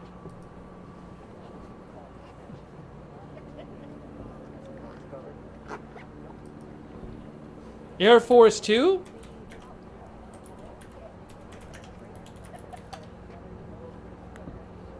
Where'd Tony go, Steve? They moved him. Oh. Yeah, so I don't know if they'll come back or That's allowed? they may come back. Oh, sweet.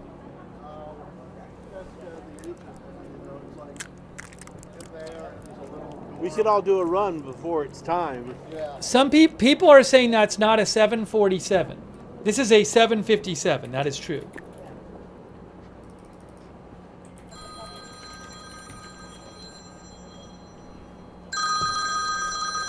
Ring, ring, ring.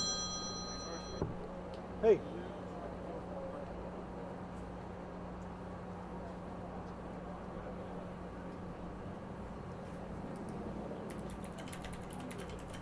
Well, that's what I would.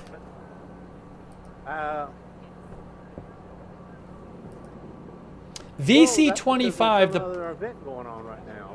At some point, Air Force One is a 747, as our viewers say. That's when they're going to send out, you know, IRD-1 and then at some point IRD-2. You're going to have a head-on and you're going to have a travel pool cut.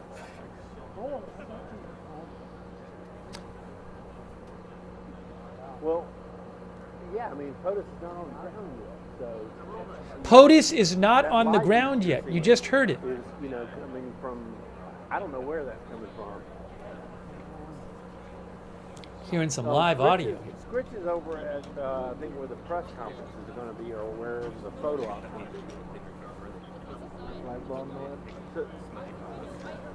I get that now.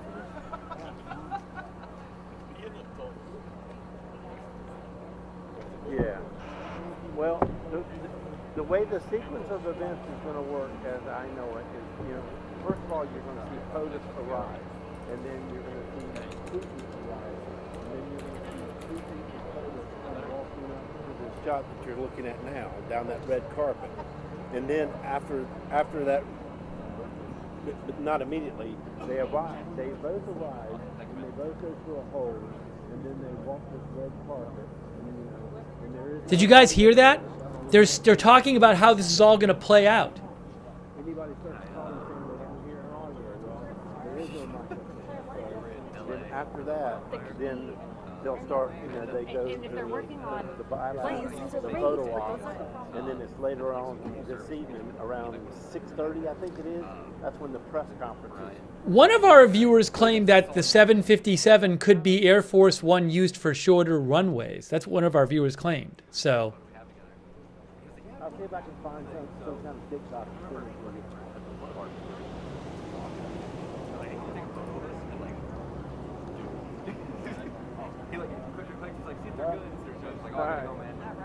But I don't know. The photo was like, stand there for like it, I'm like trying to get a photo of like you and the camera together. Hey Tony. That's what I got. I was like, dude, what is that? So what they said is they said that they're each. Oh look, they're moving the ladder. They're moving the stairs. So I think one, then the, look, the stairs are moving. The stairs are moving. They're moving the stairs. Oh my gosh. They're going to have the planes come over, I think, one by one, and then they're going to, I think, walk together down the red carpet. I think. Oh, they're straightening the Alaska 2025 platform. They're straightening the Alaska 2025 platform. Oh my gosh, they're straightening it out. Kind of pretty. Yeah. That'll make good television.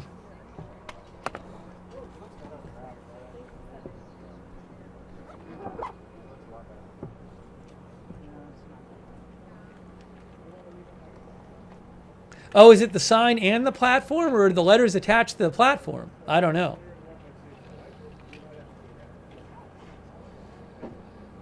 Hey, thanks to our moderators. We have moderating right now. I want to shout out our moderators. This is fascinating here. Oh my God, they're making adjustments to the sign. They're really fixing that sign up so it's aligned exactly right. Ruth Krafasi is moderating, thank you. 13 Alamo, Big Ball of Yarn, I Got That Fire, Matthew Kohai 3, McBritches, Sarah, and Papa Bear on Twitch, thanks. Margaret Riley, K. Lowry Body on Facebook, thanks so much. Linda Belk, Larry Misha on X, thank you. And Janet B. also moderating too. Oh, I owe a couple thank yous here. No more thank yous. Thanks for your support, by the way, to Crotalus Unicolor, Wonder Mermaid, Justin Gillespie, Kitty Donahue for our member, Derek Holden, Will Home, Drew Peacock, I Heart Jerome. Drew, I don't know what's going to happen in this meeting. We'll have to see what if any progress is reached toward a peace treaty. I don't know.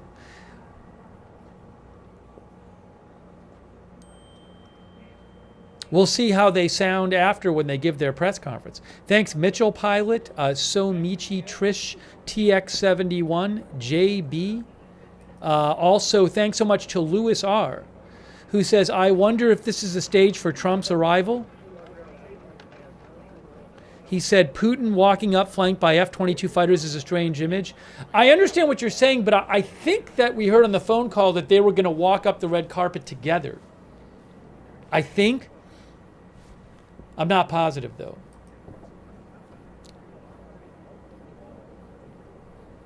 Thank you, Janet B., so much, and Robert Twidwell for the YouTube memberships. Thank you. Let me try to get you some updates here. Also, thanks to Poco for subscribing. Jay Drabble on Twitch, who thinks that the kerning on the sign could be better. That's what Jay Drabble said. Thank you, CC on Twitch. Edmu Kashun. Lily's Thoughts on Twitch. Pragmatic Realist. Thank you.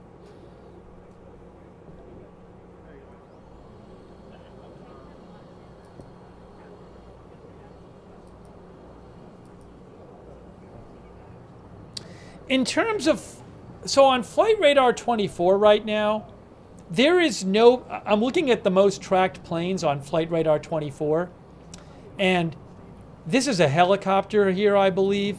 So I would think if there was clearly a, Air Force One, that a lot more people would be following it.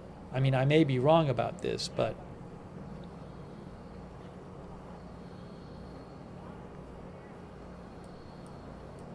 there is this plane, which is not at least the usual Air Force One, which is a U.S. Air Force plane.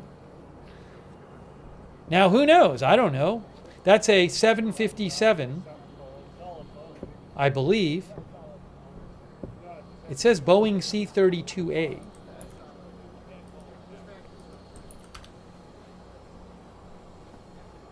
That's a 757, which is used for transporting high-ranking government and military officials, from my understanding.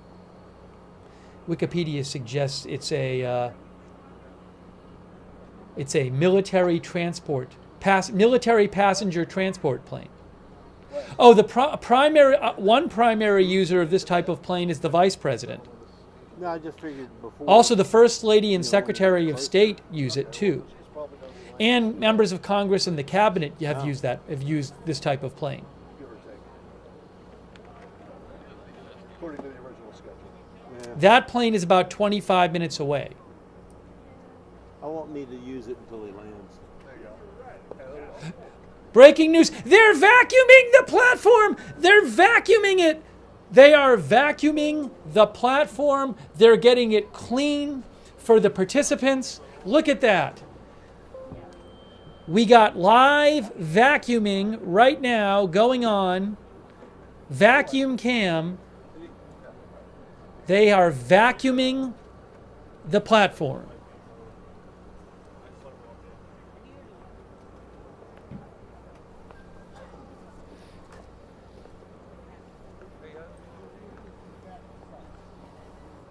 Tommy says the hottest vacuums.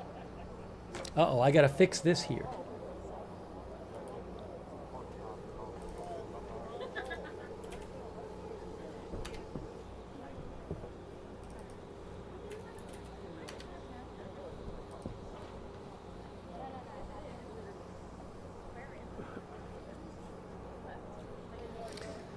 Wow. They are still vacuuming. Are they done vacuuming? It looks like they might be done vacuuming.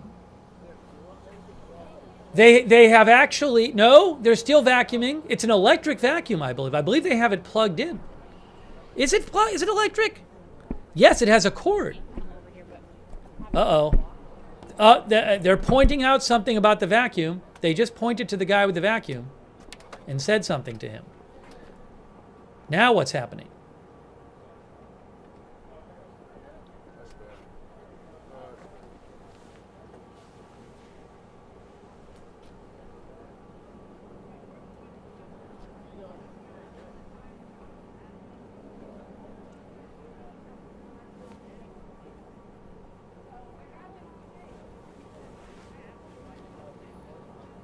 Look at this.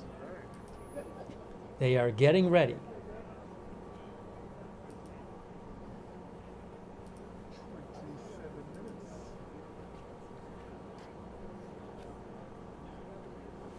I also have something else I can show you. 27 minutes supposedly. I think they just said 27 minutes. Hey guys, I have a shot from outside of the base. I have a shot from outside of the base that I want to show you real quick.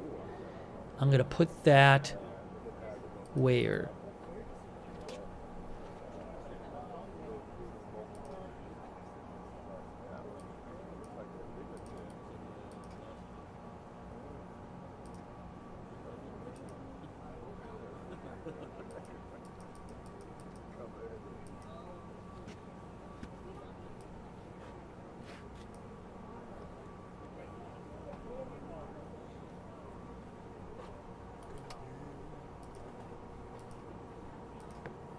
Yeah, this right there is a shot from outside the base.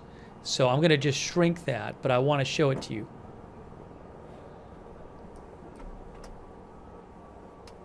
Oh, okay. So it went back to the sign. There's protesters like across the street from outside the base. There are a few protesters. Looks like demonstrators. I'll keep an eye on that. More red carpet, one of our viewers just said. It looks like are they rolling out more red carpet there? So is the idea that there is going to be... Hear me out on this. Is one plane going to be back here and the other plane is to the left? And they're gonna each be, or oh no, is that not a red carpet right there? That's just a red line. Okay, that's not the carpet. I thought that was the carpet. No, so it's just one carpet that's going back. I see. But it looks like they're putting out more carpet. Guys, they are fixing the carpet. They are putting tape. They are taping the platform right now. There's a guy with tape.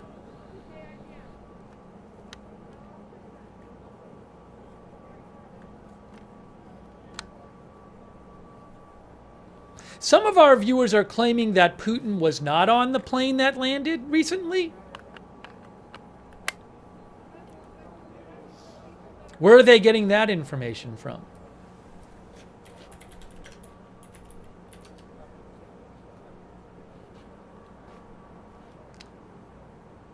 It's being widely reported that Putin's plane landed,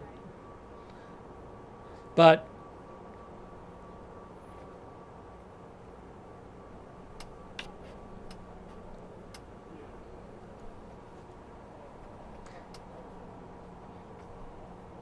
it was widely believed to be his plane. John. But maybe it's not.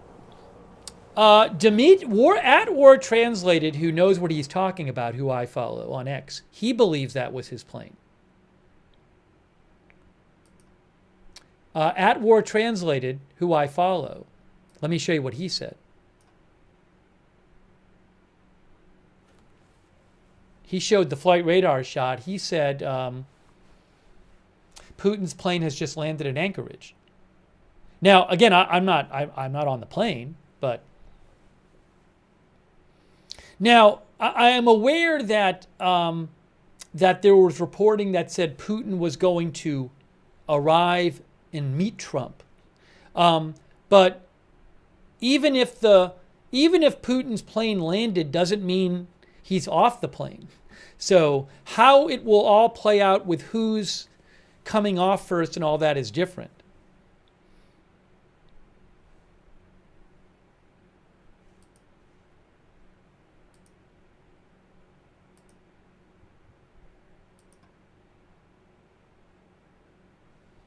Why are people, we have so many people talking about Air Force One, saying different things about it in the chat.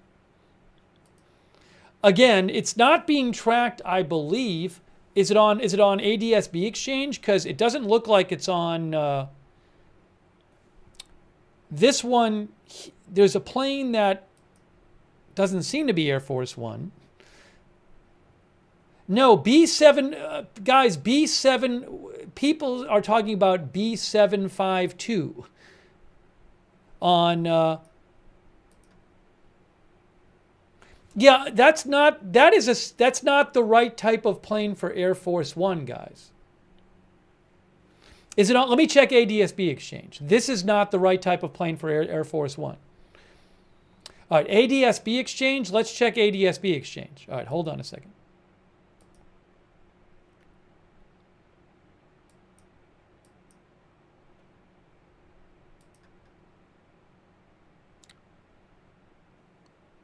There's an AWACS on ADSB Exchange. I see right there.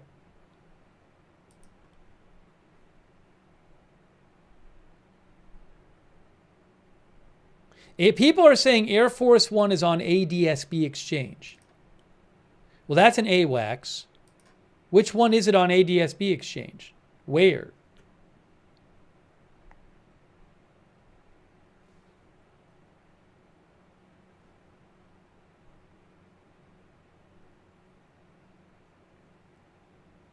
People are claiming it's on ADSB Exchange. I'm looking for it.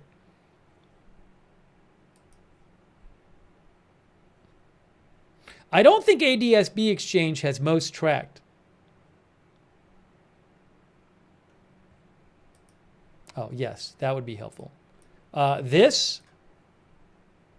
No, guys, that's the same one as, that one right there is the same one we just talked about, isn't it? This is the same one that's on Flight Radar 24. That flight is the same as on Flight Radar 24. Again, I believe that is not Air Force One. It's Boeing V-25, isn't it? Or no? Is this a different one? Maybe the Boeing VC-25A? Maybe it's different than the one on Flight Radar 24. Let me look it up. Oh no, this is a 747. You're right. You are right, this is different. That is not the 757. This is probably Air Force One. I think you guys are right. I think you're right. I think this is Air Force One.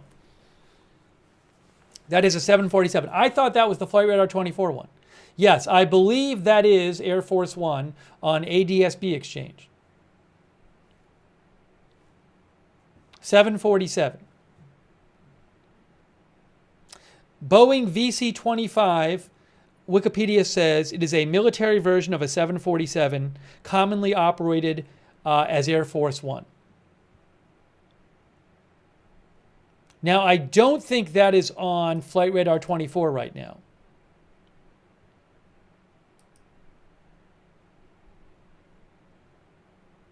Is it? No, that's not it. That's a cargo plane.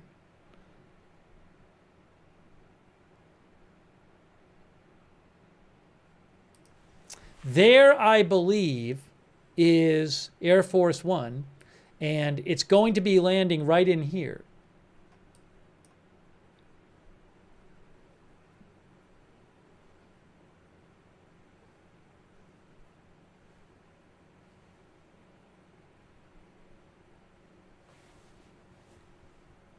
I'm going to change this to Putin's plane has reportedly arrived, because I do believe that is Putin's plane, but you never know. Maybe it wasn't.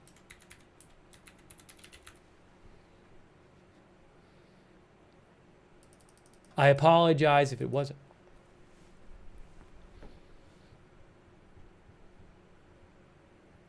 Putin's plane, the plane that we think was Putin's plane, that I think was Putin's plane, what it did is it came down and then it took a left. So I assume this will follow the same flight path. Let me turn the volume on here. Oh, I think, you know what? I think they shut the volume off. I think they killed the volume. I understand why. We were hearing volume from that live shot. We were hearing like people talking about the planes coming in and stuff. And then I think they were just like, why are we having this volume live? So they killed the volume for now. That's why we're not hearing anything. That'd be my guess.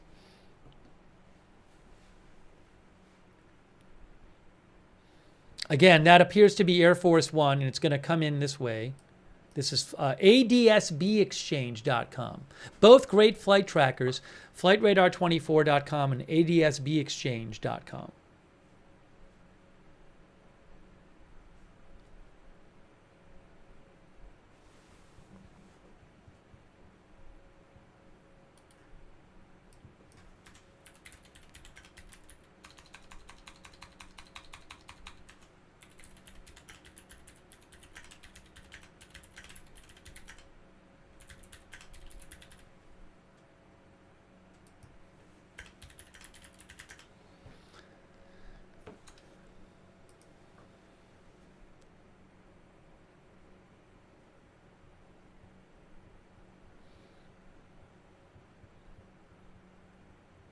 Hey, thanks, by the way, so much to Matt Free.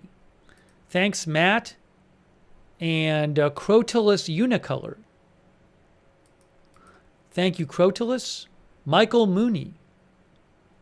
He said any aircraft carrying the U.S. president is called Air Force One. He said Trump could be in a small jet. Well, I believe he is. I believe this is the one. Thanks, Shadows 6530. And Mooney claims that RT said it was not Putin's plane. Well, we'll have to see. I'll have to look it up.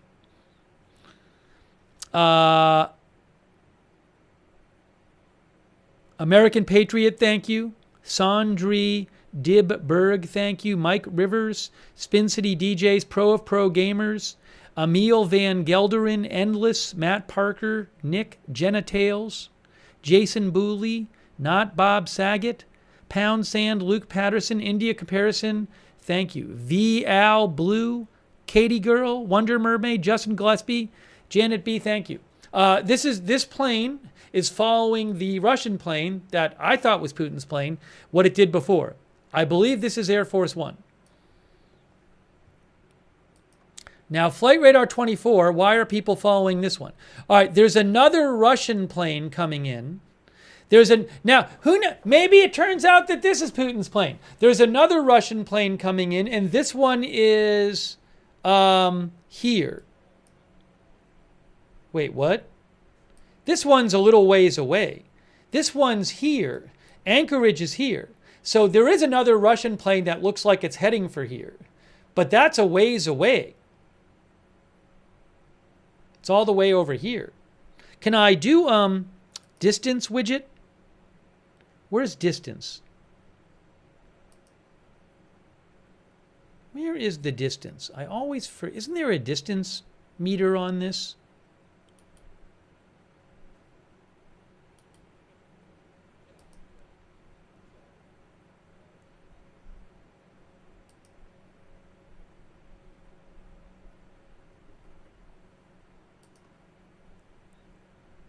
I thought there was. I can't remember.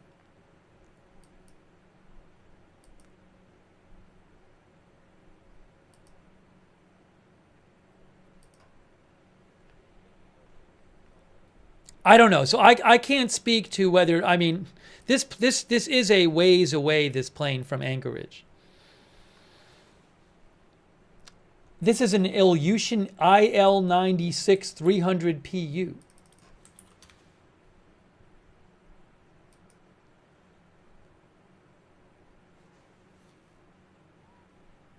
The IL-96 type of plane is used as the main Russian presidential aircraft. Now, maybe it's the same type as the other one we watched land.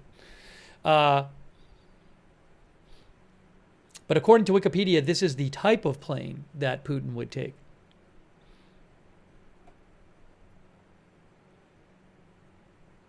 So maybe Putin didn't arrive yet. All right, hold on. Now, we think this is Trump's plane. All right, hang on a moment. We think this is Trump's plane. We think this is Air Force One that's coming in to land. I don't know if I'll have video of this coming in.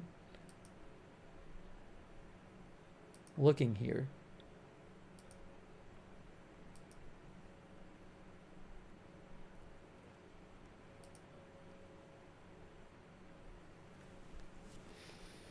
We'll see. Oh, hold on. I got to reset the chat window here. Chat window is misbehaving.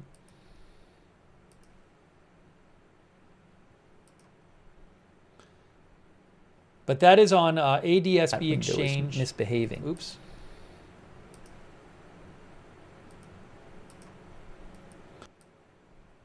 ADSB Exchange.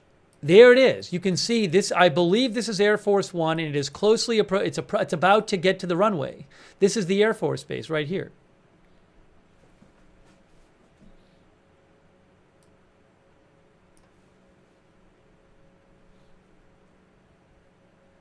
Now, currently, the cameras I have are not showing Air Force One coming in.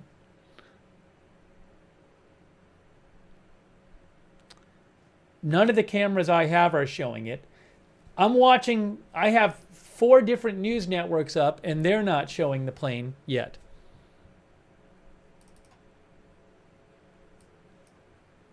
Hold on, we might be able, hold on, wait a second, wait a second, wait a second. Wait 1 second. Wait 1 second. We might be getting a shot soon, but all right. No, nothing yet. But what I can tell you is, according to ADSB Exchange, what looks to be like Air Force One is coming in right now. It looks like it's coming in and landing right now. I don't see any of the news networks carrying it.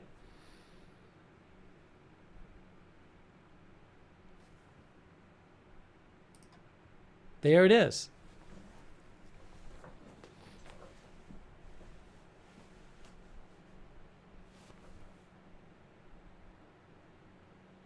It says altitude 300 feet. Oh, AP was showing it? Well, I don't have access to that shot right now. I don't see it. Oh, CNN is showing a view of it. I don't have a view of it myself right now. I don't believe. Wait, why? Oh, I just got it. Hold on. What's going on with this? I think I just got access to it, but... Oh, I didn't even know they were showing it. That's so weird. They switched up on me. I think I might have had it on AFP, but they switched up the shot. I didn't realize they switched the camera. Oh, well... I might have missed it on AFP. Sorry. It's possible I could have gotten it on AFP, but they switched the camera location. They switched the feed. I think President Trump just landed. President Trump, I think, has landed. I'm not seeing it on AFP. Some people said they saw it on AP. Well, whatever. Let me go to this.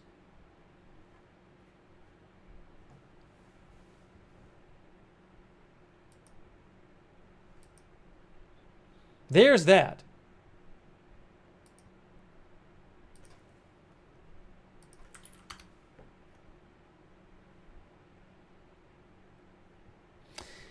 Okay, so we think President Trump has landed. BBC says he's landed.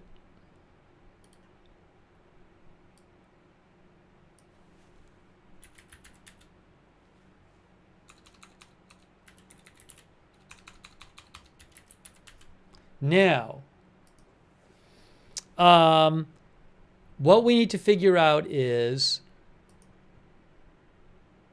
there is another Russian plane coming in, but it's not clear. There had been an earlier plane that over 400,000 people, I think, were tracking, which some reports had said was Putin's plane.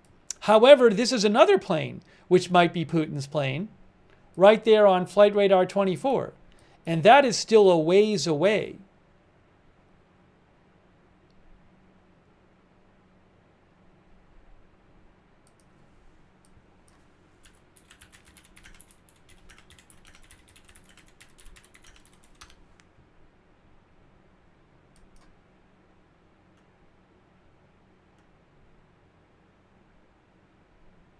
Oh, hold on.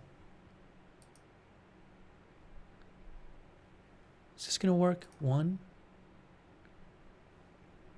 How does this work? I was trying to get a distance for you of this plane to Anchorage, right there.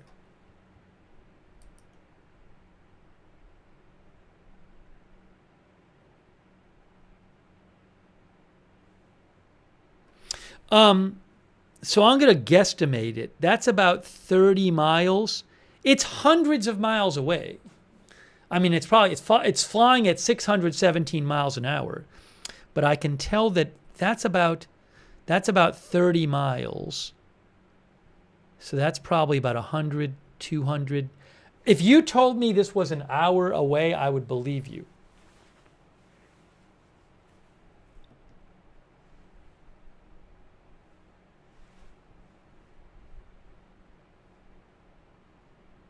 Yeah, guys, I can't steal footage from all other networks.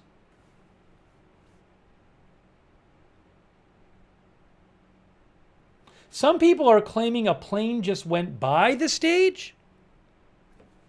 Hold on, let's see here.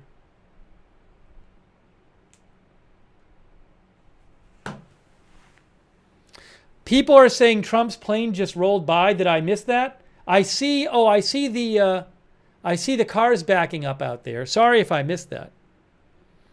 Well, there it is right there, okay?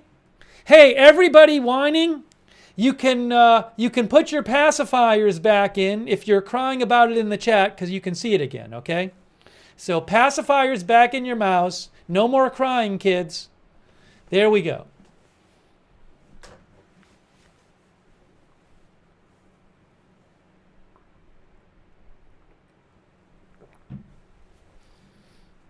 Look at it. There it is. There's Air Force One.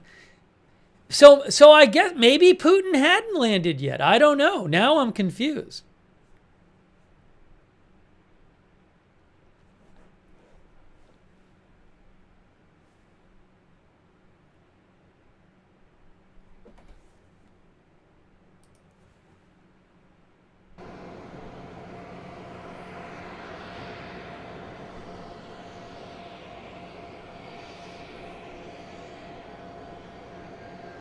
So let me say this. The summit is supposed to start in 34 minutes, but it's not clear if Putin is there, because what some thought was his plane landed like 40 minutes ago, but there's another Russian plane that could be his plane that appears to be about 45 minutes or something away. So I just don't know.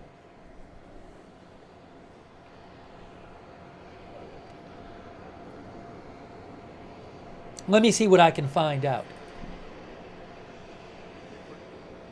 I got to do some checking here. There's been too much happening.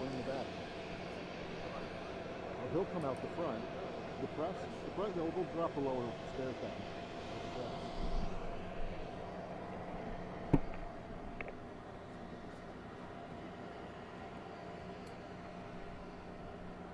Oh, hey guys. So, RT, I don't know what to make of this. 15 minutes ago, RT, which is Russian state media, posted that a Russian reporter says the plane that just touched down in Anchorage was not Putin's plane. He said it was one of the advanced aircraft. Okay, so RT, which is Russian state media, oh, the door is opening. So again, RT is claiming, RT, which is Russian state media, just posted about 50 minutes ago a video of a Russian reporter saying that the plane that 500,000 people were tracking, that we were tracking, that I thought was Putin's plane, was not Putin's plane.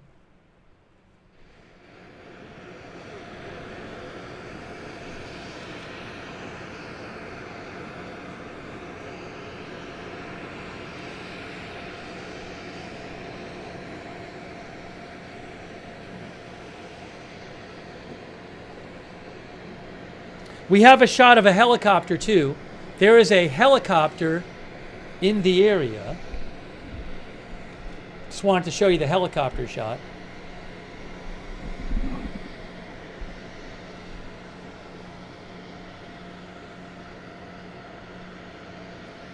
by the way, let me say this. I still think it's possible that that was Putin's plane. We just don't know at this point. I have no idea.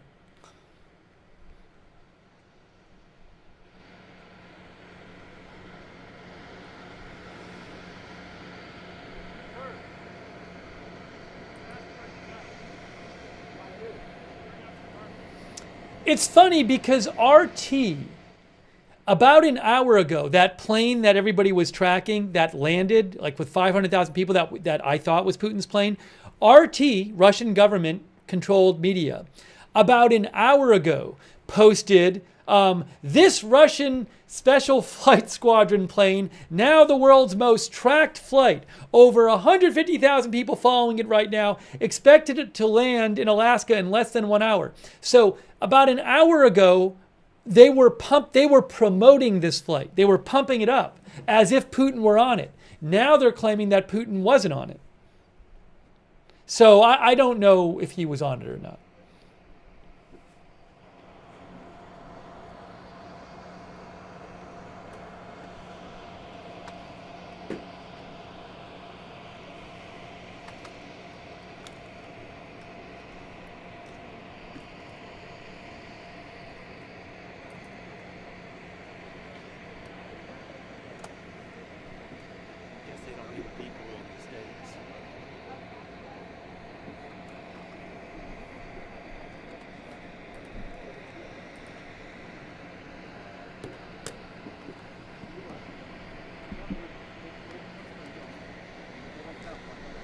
Hey, thanks by the way to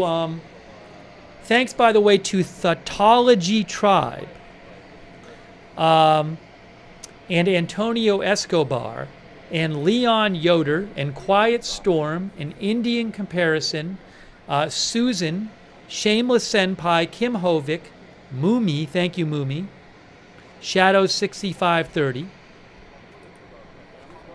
Also, thanks so much to Peter Messier. Peter Messier, thank you. And Fred Witherow, thank you, Fred, for your support. Fred Witherow. Yes, I am aware there's another Russian plane that over 100,000 people are following. I have no idea if this is Putin's plane. It could be Putin's plane. Maybe Putin's plane already landed. I do not know. Oh, that one is about, what is that? Maybe 20, 30 minutes away?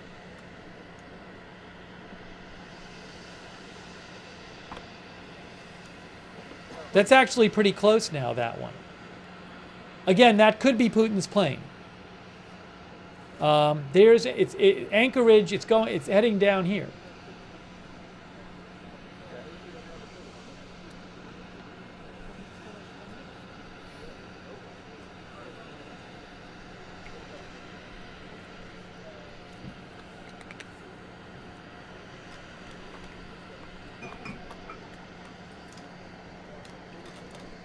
I need about 1 minute here,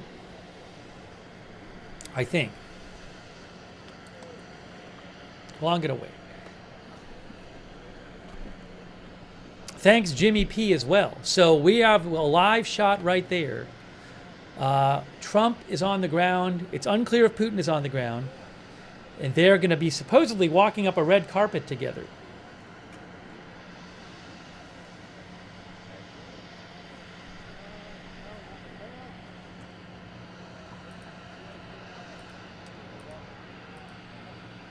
Thanks, Kevin Borman. I don't know if Putin's plane was escorted by fighter jets. I'm assuming it was at some point.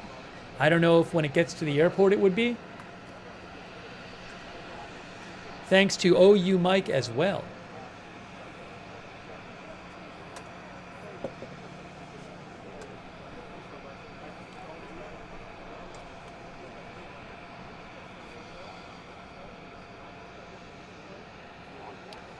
Some of our viewers think Air Force 2 is going to land soon. Yeah, this is, thanks to the viewers mentioning this, we were talking about this earlier. This plane is a type of plane that would normally carry high-ranking U.S. personnel, like the Vice President or the Secretary of State or cabinet members or members of Congress. I don't know who's on that plane, but some members of the cabinet, for example, could be on that plane, and that's going to land soon as well. That's right there. You can see it on Flight Radar 24. I think I need about 1 minute here.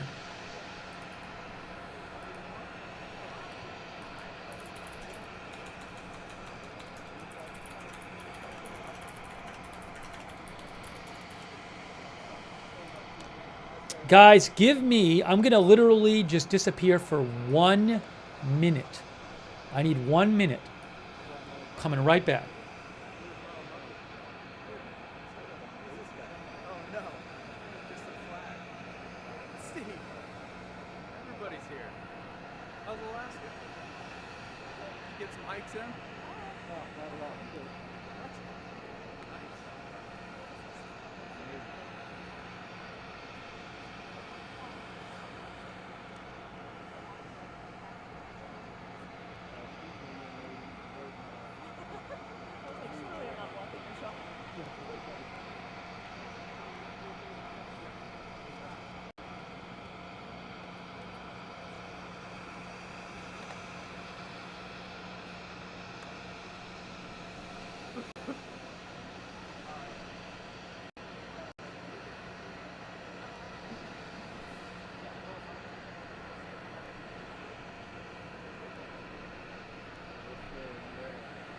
Not too tall.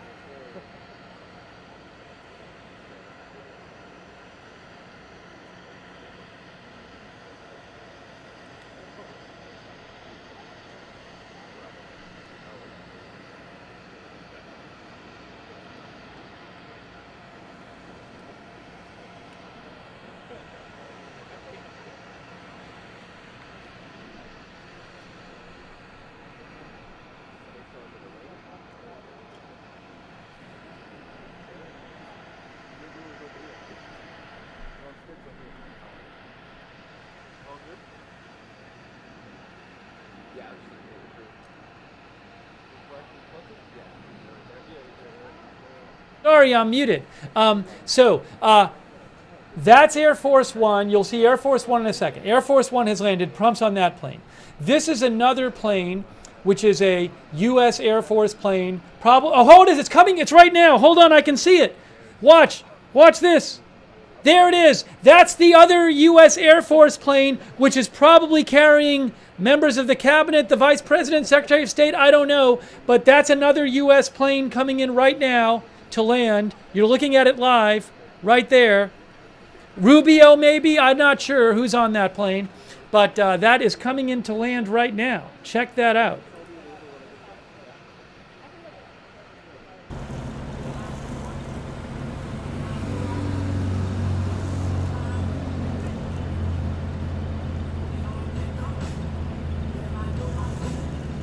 They're playing music, so I got to turn the music down. But you can see that is, again, that's Air Force One already landed, but short time after, that's a live shot right there. That is the next U.S. important person plane landing right now. Maybe it's the Vice President. He's in the zone. Locked in. As the kid said.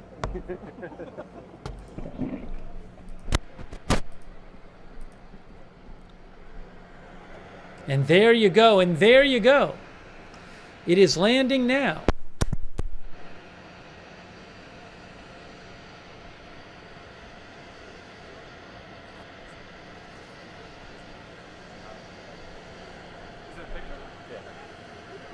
Now maybe we'll see it on this shot.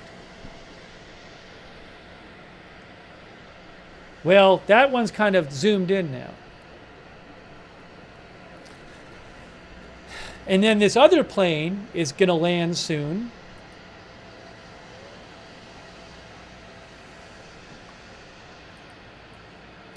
$175,000 people are tracking this plane, which It's unclear. This might be Putin's plane. There's a plane that might have been Putin's plane that landed about 45 minutes ago. This is the type of plane that would carry Putin. I think the other one might have been as well. So is this Putin's plane? I'm not sure. But a lot of people are tracking it now on Flight Radar 24. About 180,000 people tracking it. And that is approaching as well.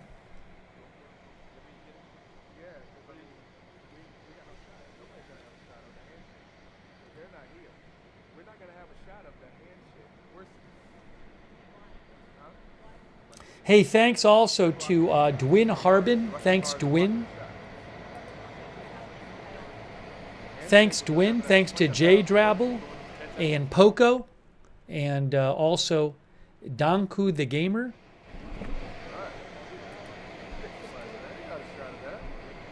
Also FIFA King. Drop Tech Gaming. Freedom Can. Wungus Birdlegs, who says Putin couldn't arrive first. Trish TX71. OU Mike, thank you. Jimmy P. Oh, what's happening now? Oh, there's a helicopter. I have a helicopter shot here. Look, it's a helicopter. There's been a helicopter flying around above there for a while.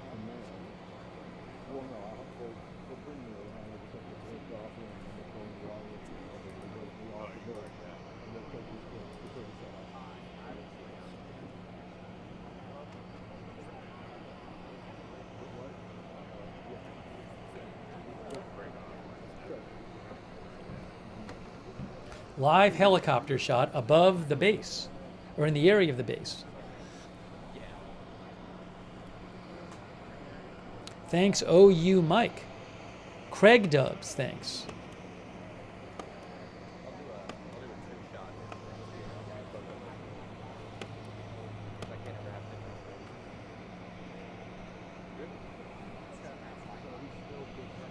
The helicopter is flying over the base area.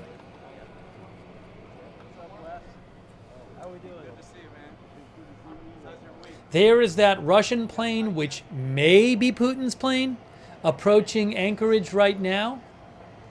We'll keep an eye on that. The altitude is down to about 94,000 feet. 9,400 feet, I'm sorry. Over 200,000 people tracking that plane now. And we have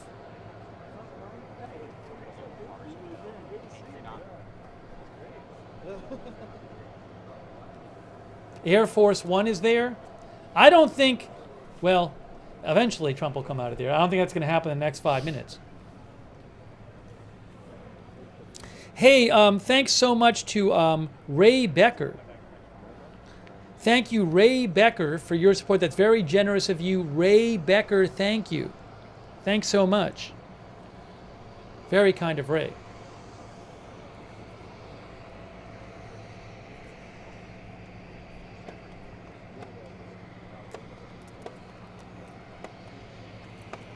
Is this Putin's plane? Let me check a couple sources here and see what is being said about this plane.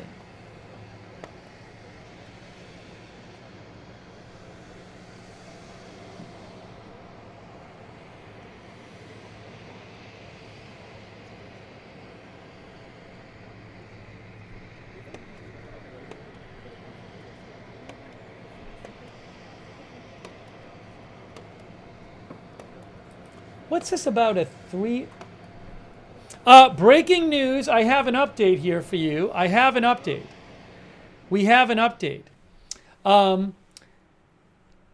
Press Secretary Carolyn Leavitt says the previously planned one-on-one meeting between President Trump and President Putin is now a three-on-three meeting. Trump will be joined by Secretary of State Rubio and Special Envoy Steve Witkoff. Okay? I'll read you that again in a second. I think some of you had already heard that. I had missed that before.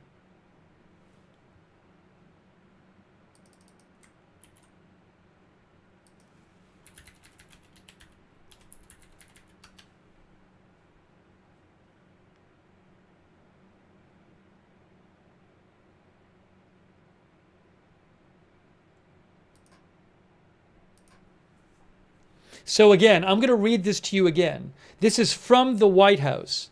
Press Secretary Leavitt says, the previously planned one-on-one meeting between President Trump and President Putin is now a 3-on-3 meeting. Trump will be joined by Secretary of State Marco Rubio and Special Envoy Steve Witkoff. For the expanded bilateral meeting/lunch, Rubio, Witkoff, Treasury Secretary Scott Bessent, Commerce Secretary Howard Lutnick, Defense Secretary Hegseth, and Chief of Staff Susie Wiles will also join.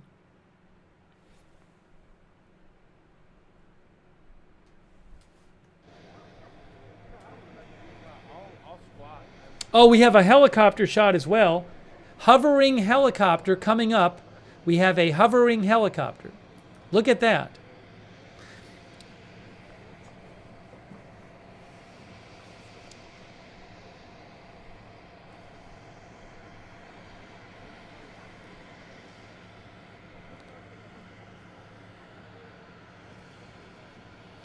And possibly Putin's plane is possibly, what if he hasn't landed already, he's possibly going to land shortly.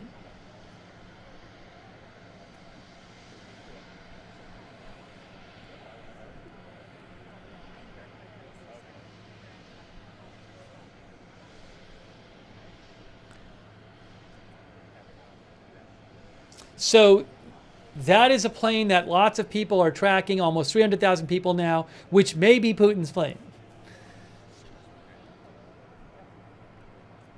It is coming in to land. Looks like.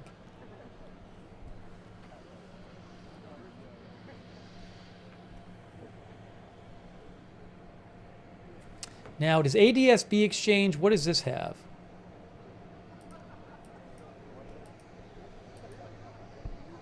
Same thing on ADS-B exchange. There's that helicopter as well. And this is Flight Radar 24. Couple helicopters flying over there.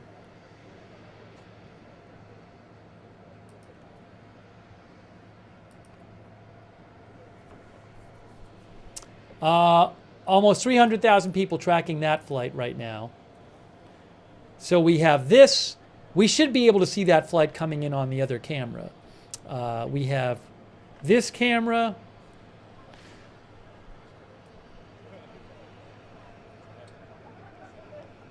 We have Air Force One.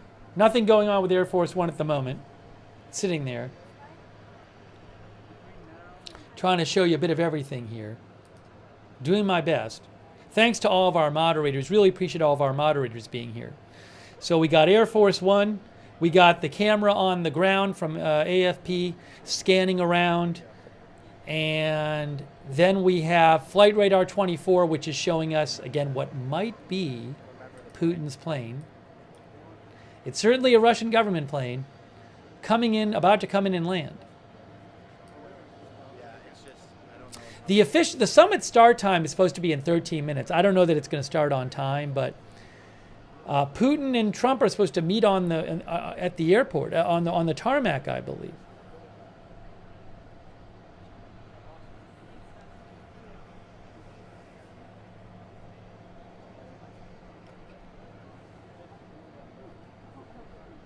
Hey, look, it's a boat. Hey, guys, there's a boat. Oh, what happened with the plane? Hold on. There's a boat there. I don't know if that's a security boat, maybe.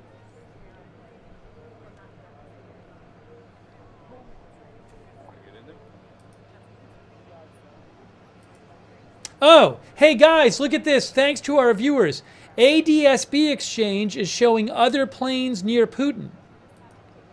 They're showing, now, we don't know what these planes are, but there's 3 other planes right, well, I don't know if this is Putin, but those might be fighter escorts, I'm not sure.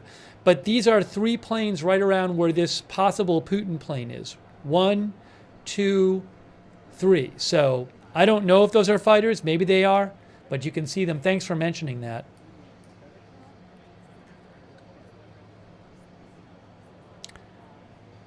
Beacon thinks those are U.S. military escorts. Maybe they are. There is Flight Radar 24.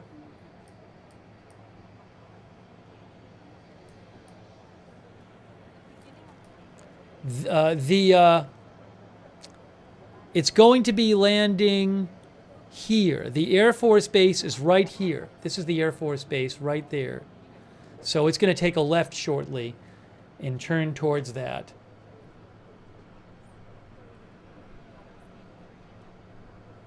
I bet we'll be able to see it coming in. There's Air Force One that's there waiting.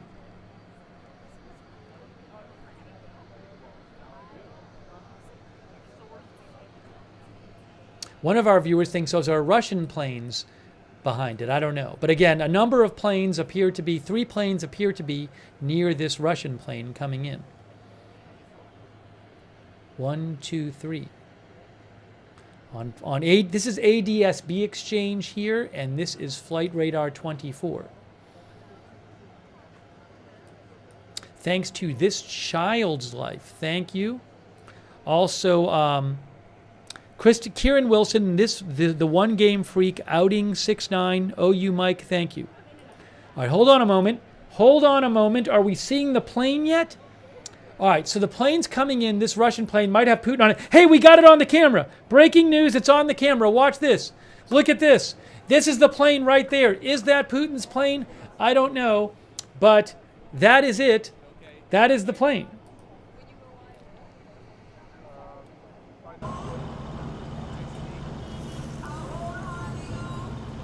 Uh-oh, that was the music. That is the plane coming in. Again, that could be Putin's plane.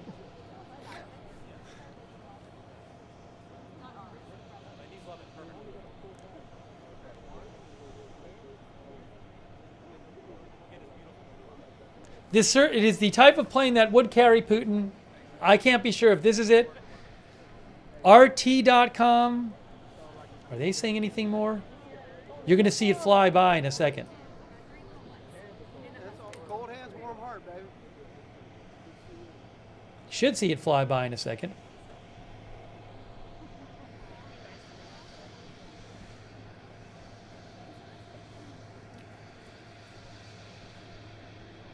Oh, what's that behind it? Is that another plane we saw fly by?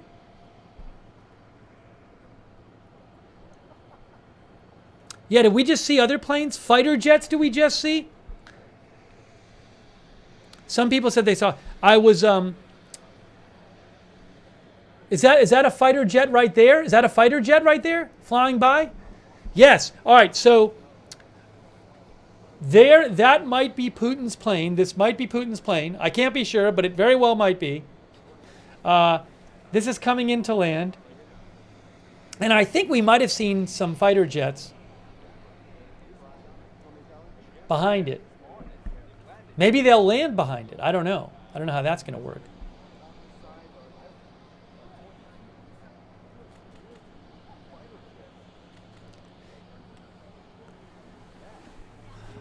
Again, it seems like this might be Putin's plane coming in right now. Over 400,000 people tracking it. Sorry about the confusion before. I had thought the plane that landed about an hour ago was his plane, but it turns out that might have not been it. And this might be it right here coming in.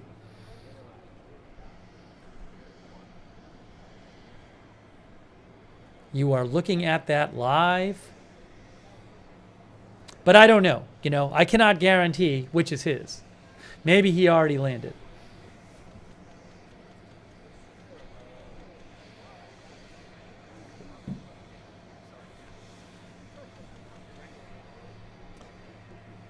You know what? Remember the tail number if you can see it, and then you can see if that's the one he gets out of.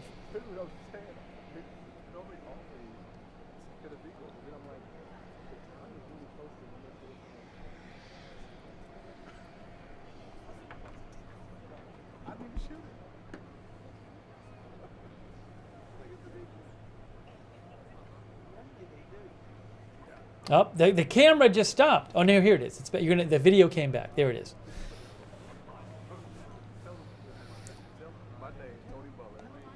Now, they haven't panned over to show the fighter jets after. What I might do is, once it lands, if they don't show the fighter jets, I might rewind that shot to see if we can see the fighter jets. One of the viewers said, there he is in the window.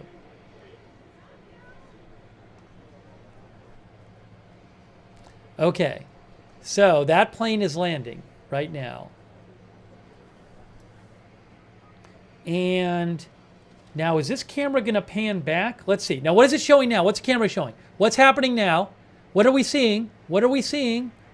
What are we seeing? What's it showing us? Anything? It's scanning around. It doesn't. Oh, look, it's showing a helicopter. Oh, no, it's a fighter jet. Hey, I think that's a fighter jet. Is that Russian or American? There you go. Wow. Whoa. Whoa, whoa, whoa. That was one. Are we going to get another one?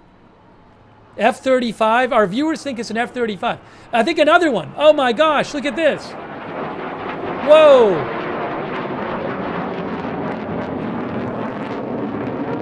Wow. Okay. Okay.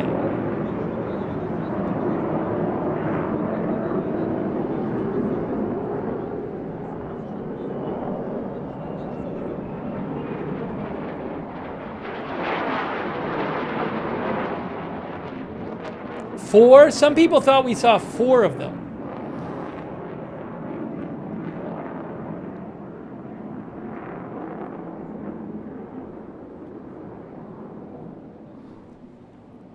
Well, you just saw that.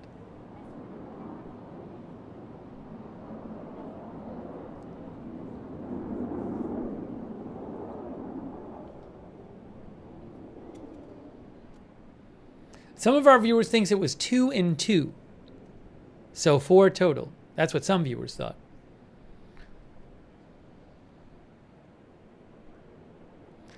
All right, I think that's for now. I think... So was that just Putin landing? BBC claims that President Putin has arrived. BBC says that President Putin arrives. So...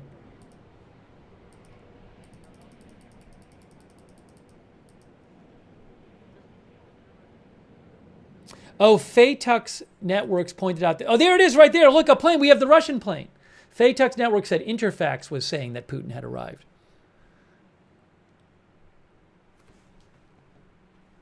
Yes, RIA Novosti. Russian state media now says Putin has arrived. Russian state media RIA Novosti just said Putin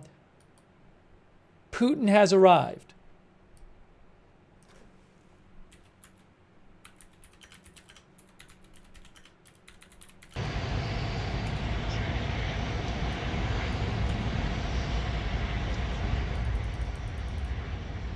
That, I believe, is Putin's plane. There it is. Wow. Look at this. Look at this.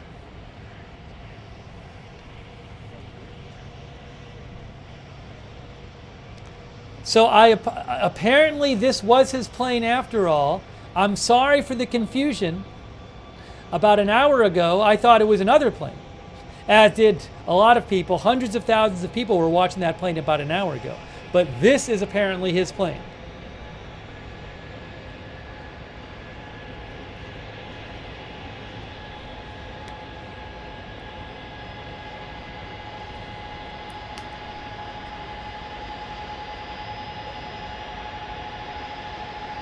Look at this. Wow.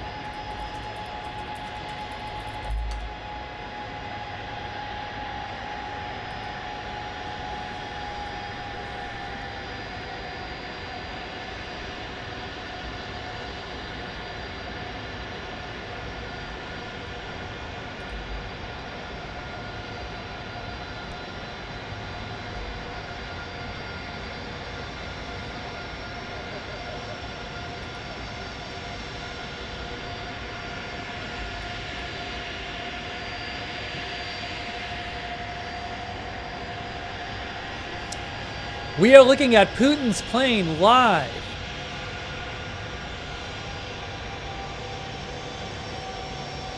One of our viewers said, talk about punctuality. Yeah, it was supposed to start at 11, and it's just about 11. It's 11 in 2 minutes, 11 local time. Wow. Wow, wow, wow. Amazing.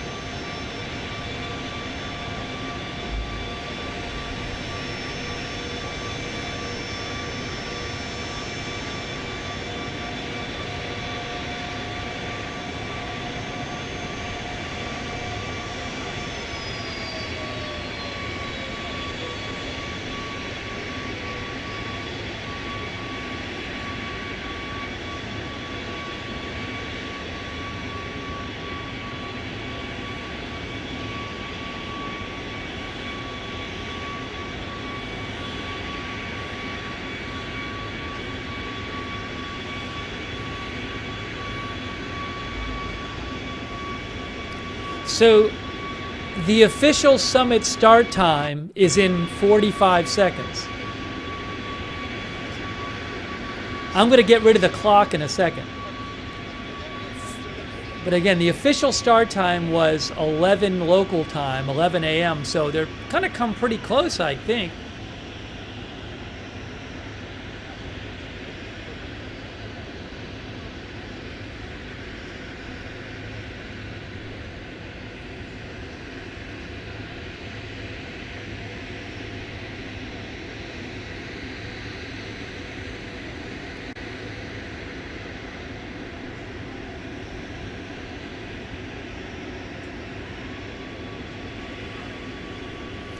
All right, guys. Oh, look, they switched the shot. We got both cameras. All right, hold on a moment. All right, I'm gonna get rid of our clock here. We don't need that anymore. We're waiting for the summit to start.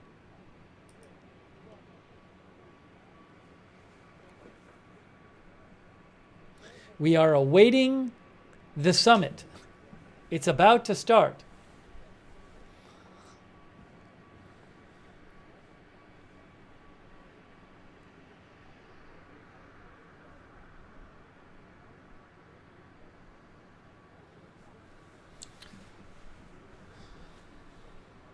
Now, there is going to be a press conference today that we will cover after they meet.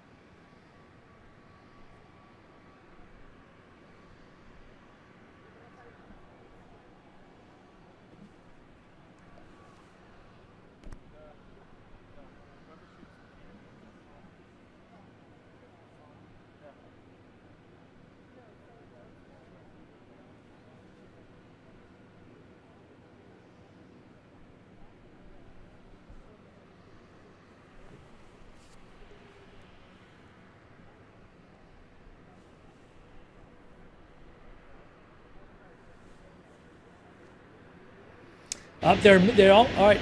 The audio is louder there.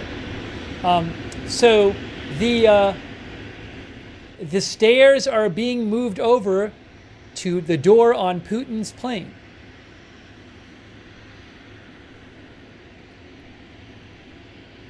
We are awaiting Trump and Putin to get off their plane.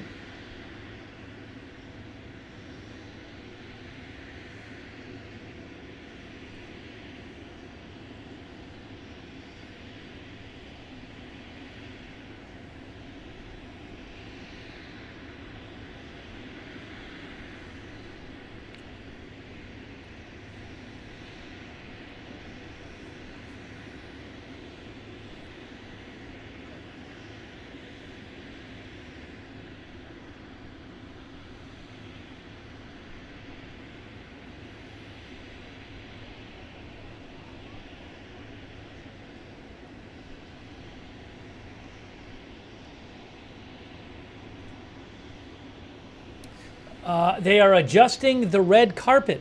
There are 3 people in military fatigues adjusting the red carpet.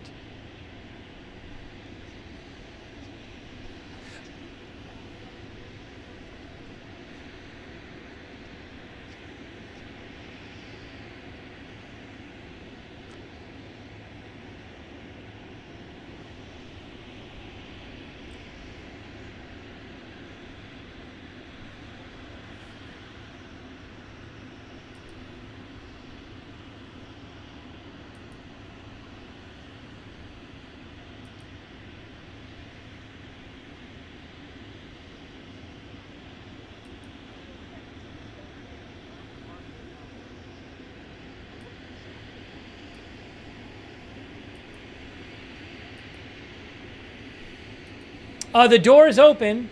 The door is open. We are waiting for Putin to come out. The door is open.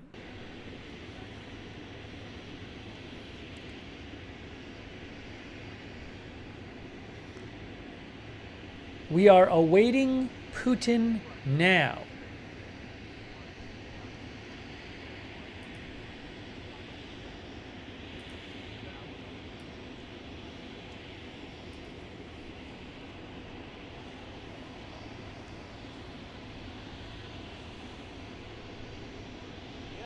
There's there's Air Force One right there. Air Force One there. The audio is louder on the Russia shot than the U.S. plane shot. Sorry, I can't really control that. But we have both planes, Putin on one, Trump on the other. Thanks, Kathy. Kathy thinks Putin should be arrested when he gets off the plane. Thank you, Kathy, for your support. As we wait here, we got both planes. We're waiting for Trump and Putin to start their summit. Thanks also KWNY Upstate, Debbie James, McLean 33, Adrienne Hall, Carol's Dark Sarcasm, Rune, who says this is a major thing, Tomas Bosne, Ram Kumar B701, Christian Lindstrom, thank you, Matt, Gus, This Child's Life, AZ Intel's Dad, HLVE, thank you, Kieran Wilson, thank you. This camera's cutting back and forth between the two planes. We'll get Putin coming off when he comes off. He hasn't come off yet. Okay, what I can do here is, let me do this. I have two shots here. Hang on. Look what I can do. Look what I can do. Look what I can do.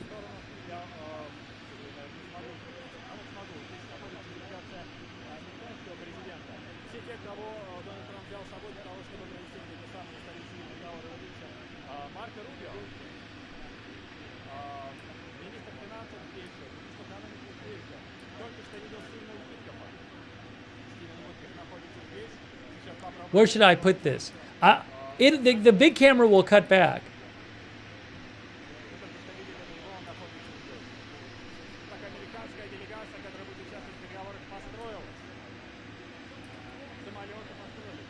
There, you can see both of them now.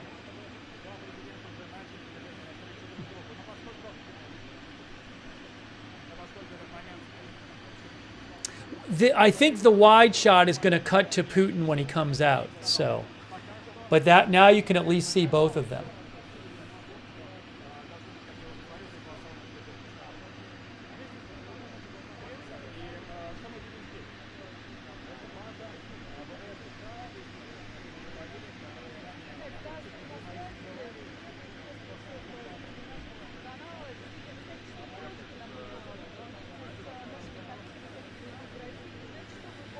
We're just waiting. We're just waiting.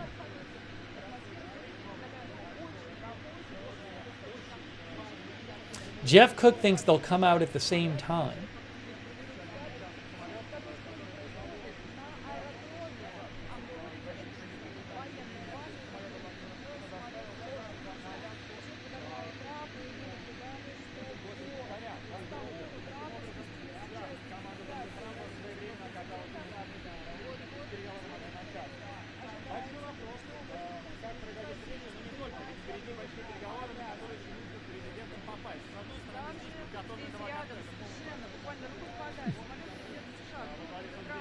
People around the world probably watching this summit. Oh, I see Trump. I see Trump right now. I see Trump right now. There he is. There is Trump right now. President Trump is getting off the plane. He is walking down the stairs.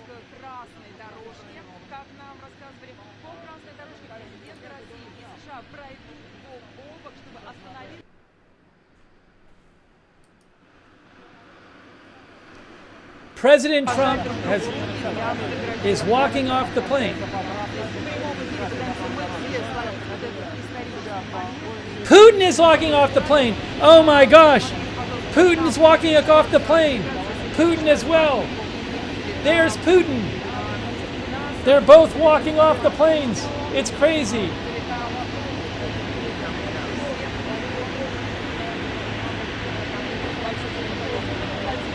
Oh my gosh, there is Putin. We just saw Trump. It's crazy. They're on the tarmac. Here comes Trump. Oh, there comes Trump. Oh my gosh. Look at this. Now we can see both of them at the same time. Oh no, now it's Trump.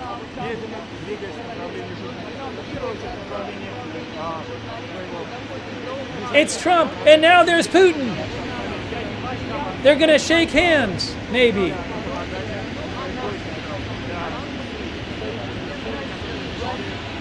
Wow, quite a thing, quite a thing.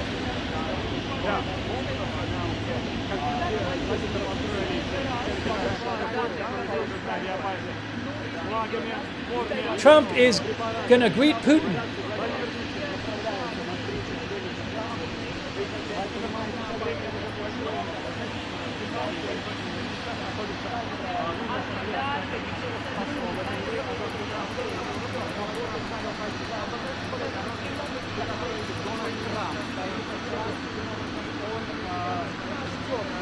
President Trump is clapping.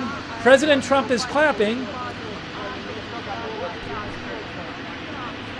Here comes Putin right now, smiling and gave him the thumbs up, and now they are shaking hands. They are shaking hands, they're greeting each other. They are talking. They're smiling. Wow. Look at this. There they are, Putin and Trump.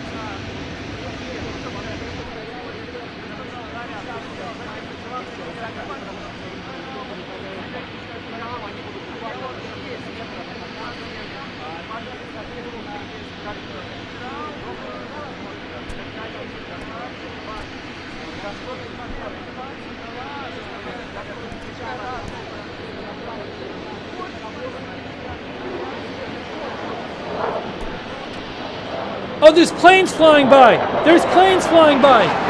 Look at this. Look at this. Look at this. It's a flyby. Oh my gosh, it's a flyby. Wow. Whoa, I didn't know that was coming. I did not know that was coming. That just happened. Whoa.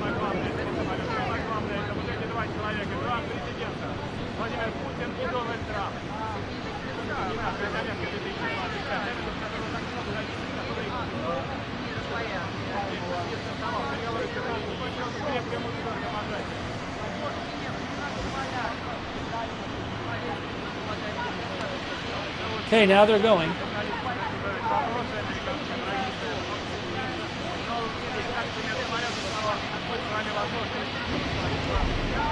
Thank you, press. Thank you, press. Thank you, press. Thank you, press. Thank you, press. There they go. Whoa. Wow.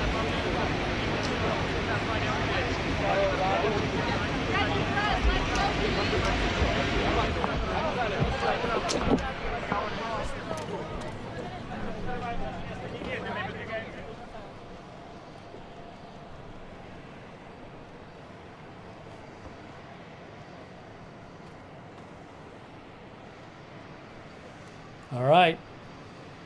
I think they're both in that limo, aren't they?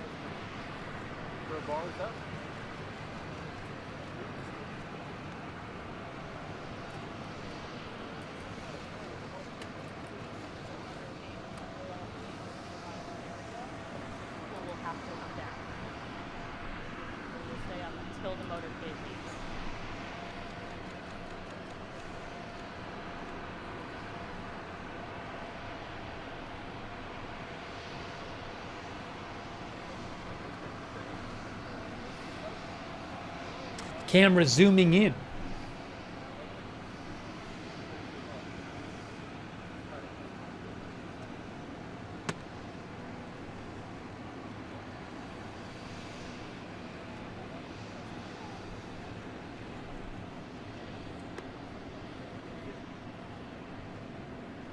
One of our viewers said enhance.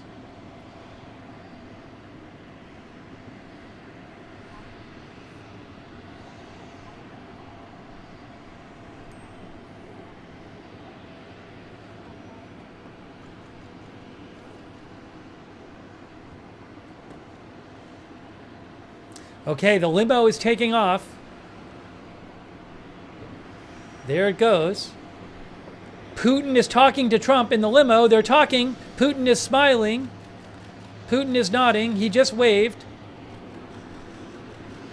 There goes the limo. All right.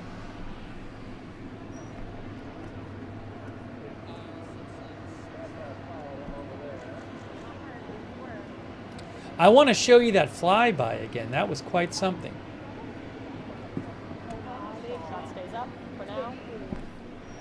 Yeah, one of our viewers was commenting on this. I don't know if Putin didn't know about the flyby. Was he surprised by it?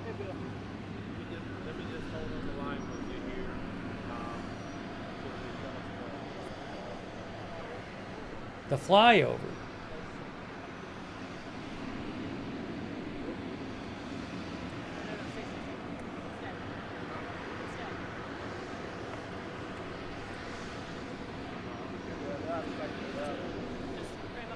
Yeah, we'll replay that in a second. We'll replay the flyover moment. That was something.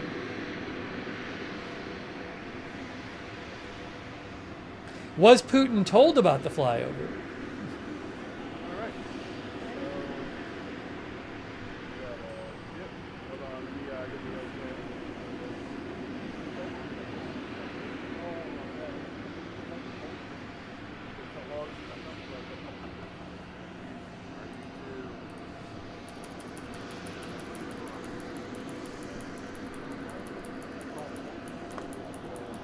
I'm going to go back to that flyover and show you that again. That was really something. I have the flyover coming up. Okay.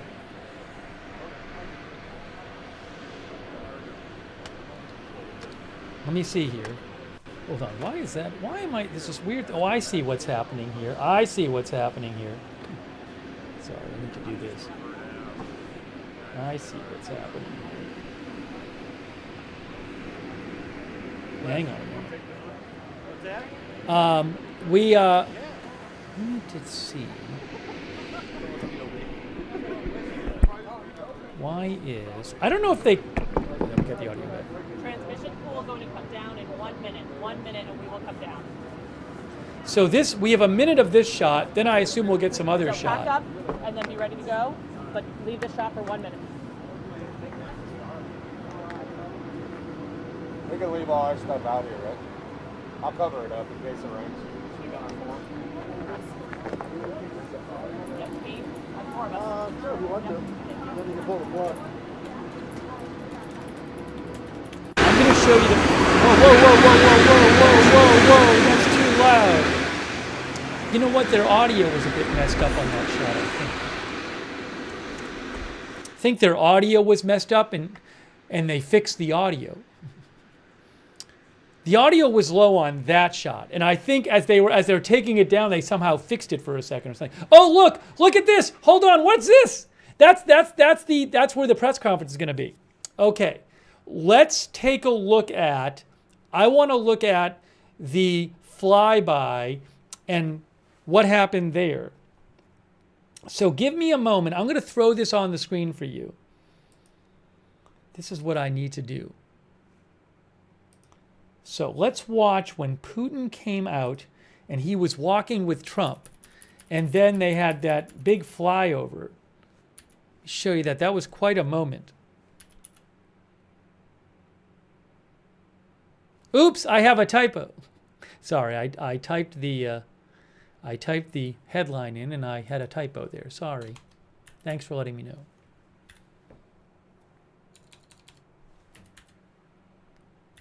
There we go.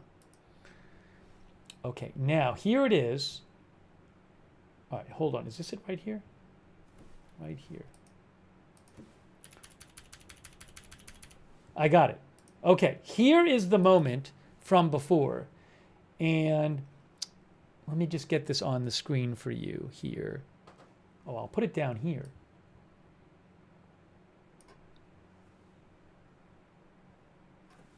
Now,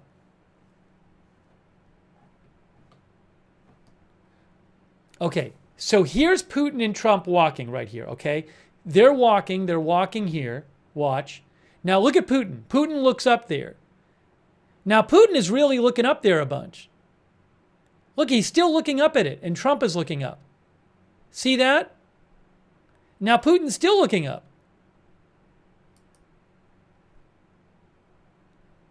And I actually have, let me show you, I have more video of that flyover. I have a longer video of the flyover. Here, look, here's the longer version of the flyover right here. This is the flyover right here.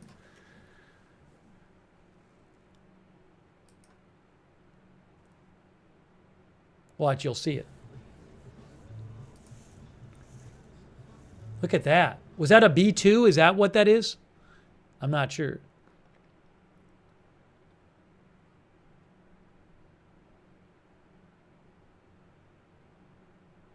Some of our viewers think that was a message to Putin. Again, I don't know if he knew that was coming. He spent a bunch of time looking at it. So here again is what happened when they were walking. So they're walking. You can actually hear it on the audio here. You're going to hear me on this. There they are, Putin and Trump. This is from moments ago. Moments ago.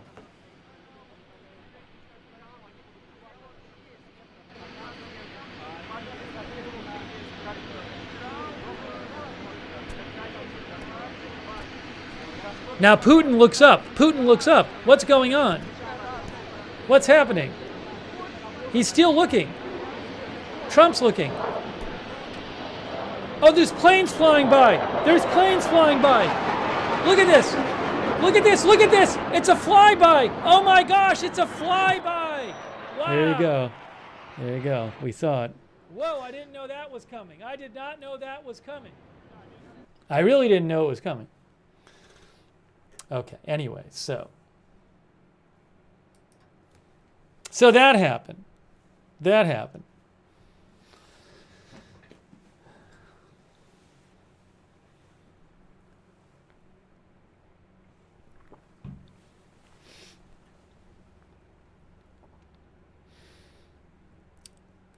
A very interesting moment. Very interesting moment. Fettuccine thinks Putin did not look scared. Now, I assume they're going to do some sort of this is the press. They're not going to do a press conference yet. This is the press conference venue. But I think we're going to see some kind of shot before they all start talking. So we'll wait to see what the next shot is that we see.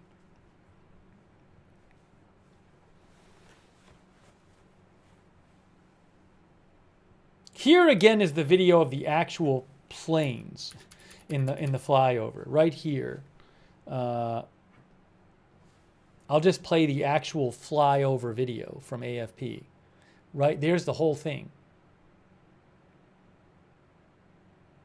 You'll see. They really had to time that. They had to do it while they were walking on the tarmac.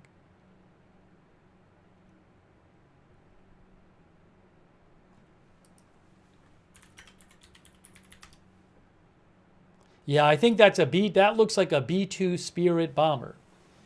I believe that there have only been 21 built of the B-2 Spirit bomber.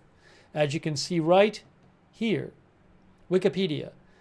The Northrop B-2 Spirit, American heavy strategic bomber. Stealth bomber.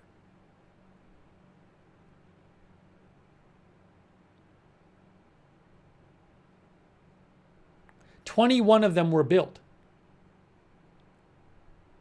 Yes, it says at a cost of around $2 billion each.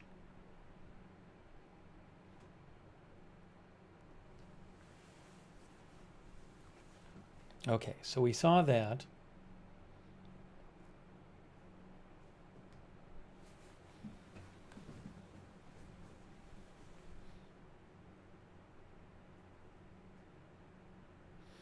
So one of our viewers, AD, thought it was a power play by Trump. Now, let me see what I have here.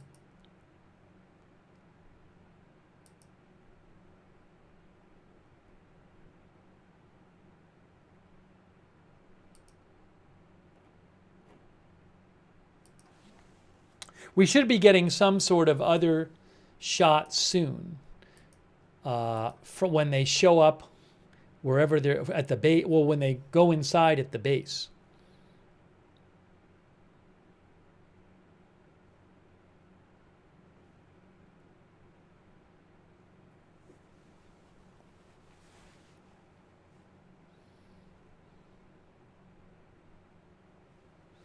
Again, according to the White House, I just wanted to mention this. The White House said the White House pool says it's a short drive to the summit destination, to the summit location. The military aircraft in the flyover were it was B-2s and F-22s. So it looked like a B-2 and F-22s. That's according to the White House pool reporter Brett Samuels. They did not respond to shouted questions. Secretary of State Rubio, Secretary of Commerce Howard Lutnick, and I think it's CIA Director Ratcliffe were standing just off the tarmac as the president came in, according to the White House pool report.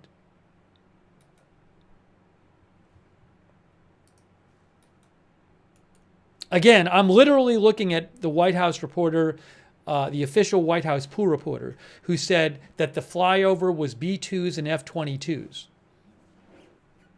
So if he's wrong, he's wrong. But that I'm literally just reading you the report that's sent out to the White House from the White House pool.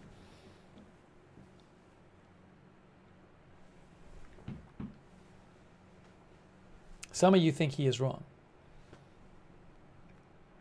I don't believe there is volume yet on this shot that we're looking at.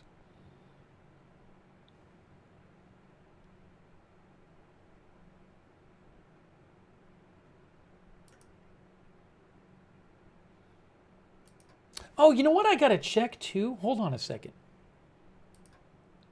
I also need to check. I didn't even think about it. Oh, the White House has video coming up. All right, hold on a second here. Good. Hey guys, look at this. Look at this. Look at this here.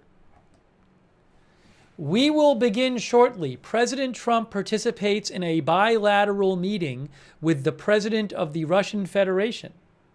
Oh, we got video. We got video. Hold on, there's video right now. There's video. It's kind of blurry, but we got video.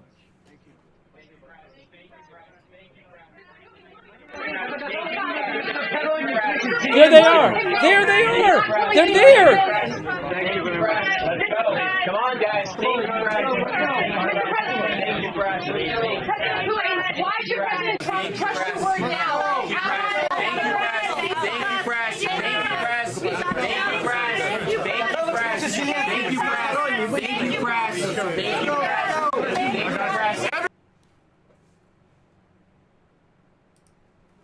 Hang on.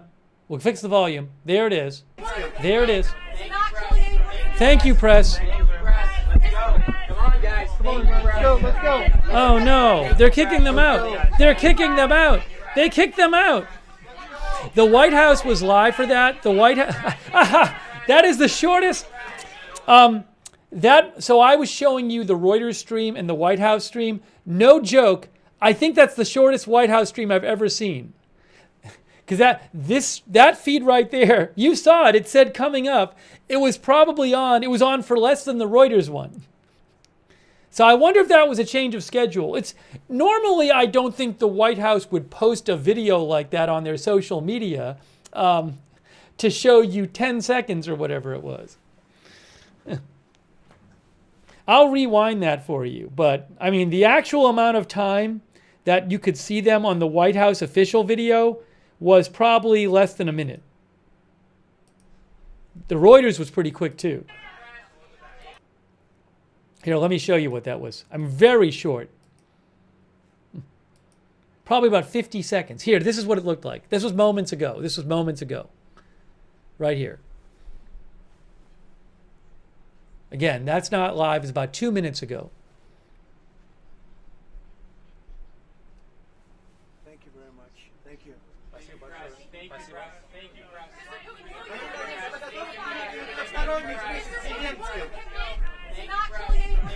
That's it. Come on, guys. Come on, let's go. Let's go. Thank you, Brad. Let's go. Thank you, Brad. Yeah, that was it. It's that was kind of strange because one of our viewers said, "Why were they let in there?" So normally, if you have the reporters go in and you have the White House doing a video on their social media, they wouldn't do it for 10 seconds. So I don't know if a plan got changed. Because I think oh, hold on, I'm seeing something again. Hold on. But this is from before. What is this? That was earlier. There's Rubio. There's Lavrov on the left, the foreign minister of Russia. So, but I thought that normally you would have like them say a little bit. But really there was nothing. So you're looking at the Reuters shot there. That's a Reuters shot from a couple minutes ago. It's their feed, but they're just showing the photo.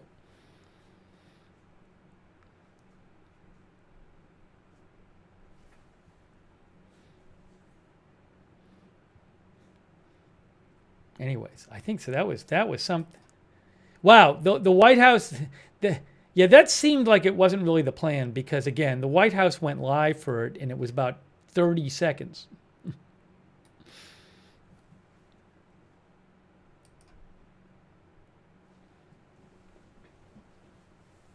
Well, we'll see what comes up here. I have the Reuters feed on. They're just showing this picture right now. I don't know if they're going to transition to something else. Matthew Felty. Thanks, Matthew. Thought it looked like a planned photo op only. Let me see what else I have here. Yeah, everybody's just showing this right now. What is this? Hey, a quick thanks to, let me say thanks to a couple people while we have a second here.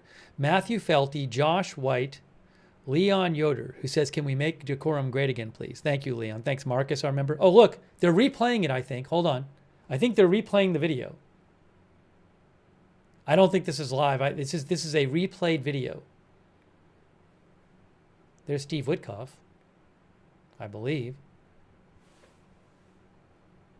This was moments ago. Moments ago.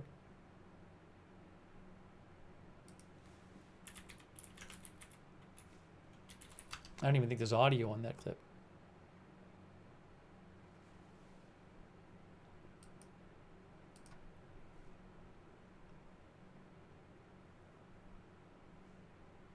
There was audio on the original one, but I don't hear audio on this particular one. And I think Trump is saying, like, thank you there. They're waiting for everybody to leave. Waiting for everybody to leave. Again, this is a clip from a couple minutes ago.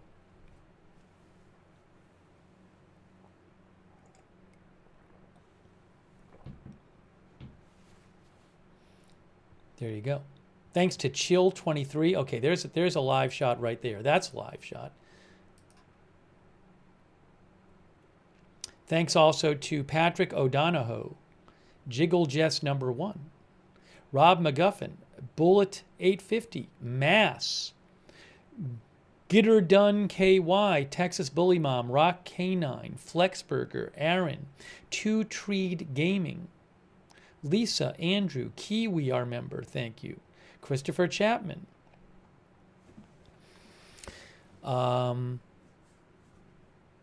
Balls thinks the USA won the handshake. Fluffy Puppy, Puffy Puppy, thank you. There's that photo that's shot from before. Pristine Auto Detailing, LLC Chad, thank you. And Spectral on White and Kathy. And, hold on, I have a couple more thank yous I got behind while all this stuff was going on. The Roddy Mom, Carol's Dark Sarcasm, thank you. I think I thanked Thomas Bosnay. Oh, that's live. Also, shout out to Pingatoso on Twitch, thank you. J Drabble on Twitch, who thinks this meeting symbolizes a thaw in relations between the U.S. and the USSR. And Jay Drabble thinks this is going to lead to Ukraine giving up some territory, the lifting of sanctions on Russia in return to normal relations with Russia. That's what Jay Drabble thinks.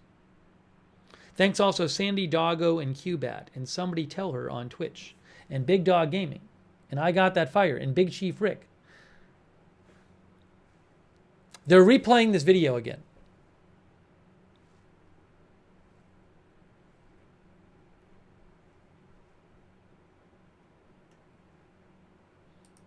I'm going to read some more comments from you guys in a second. Let me just make sure. I want to make sure I'm not missing any updates here. Ooh, there's a guy on the stage. Look, we got some audio.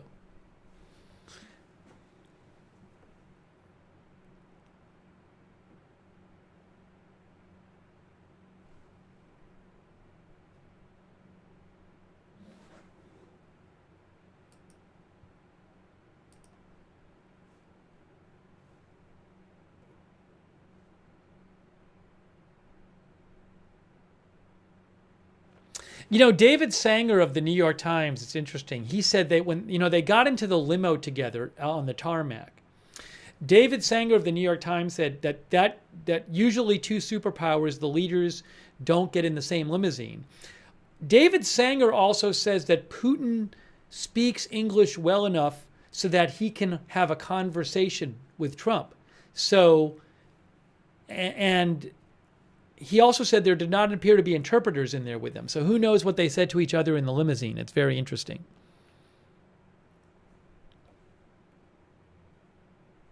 Paul Jones thinks the flyby was a show of force. We're waiting to get more live shots here. Yeah, the Washington Post also said it appeared that there was no interpreter when President Putin and President Trump were in the limo together.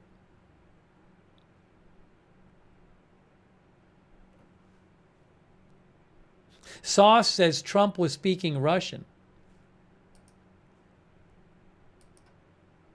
So the White House pool reporter, Brett Samuels, said that the pool reporters, as we saw, entered a room where Trump and Putin were sitting about 10 minutes ago.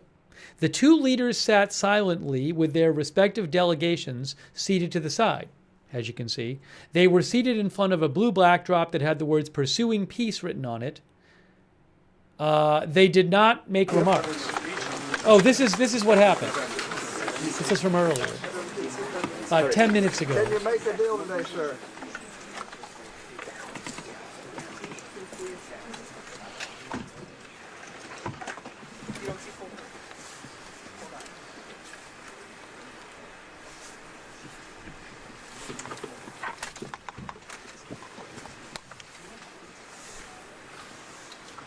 This was about 10 minutes ago. Just go up.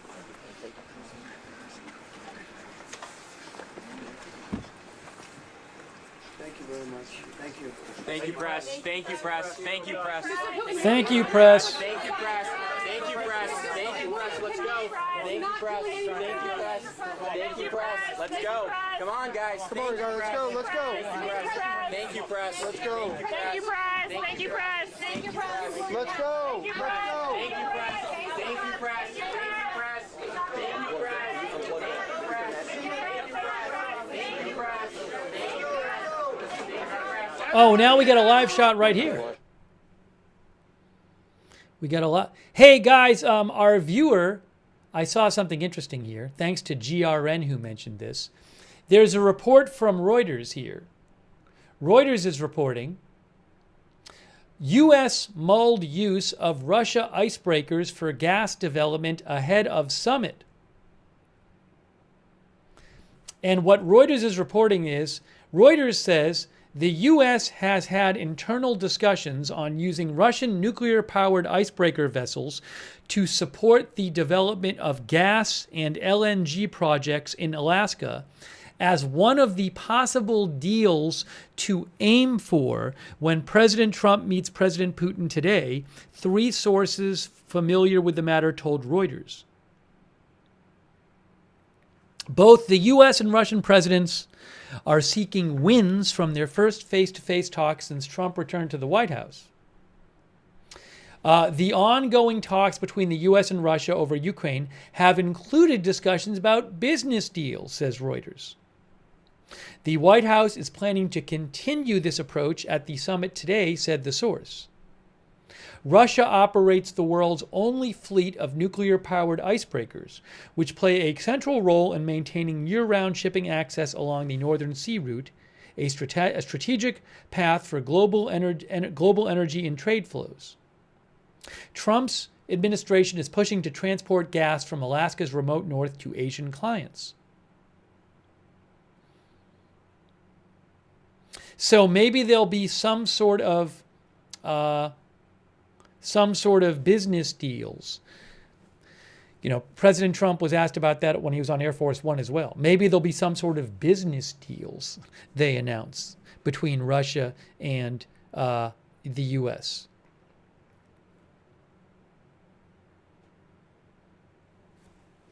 But again, there's talk of some sort of, according to, you can see right there, this is a nuclear-powered icebreaker right there in that Reuters photo. It's a Russian nuclear-powered icebreaker. It must have some sort of small nuclear reactor on board.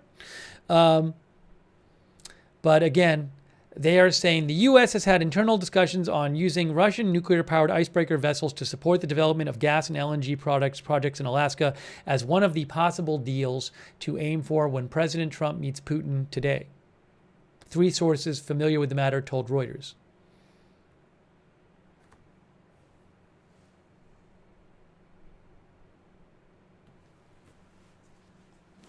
Thanks to the viewer for mentioning that.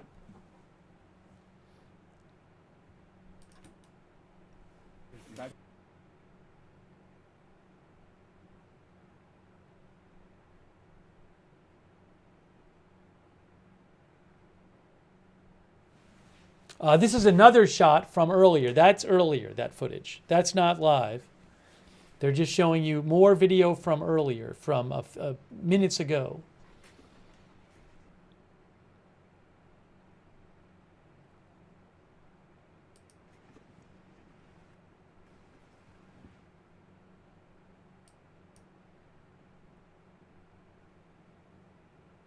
Let me give you some other updates here.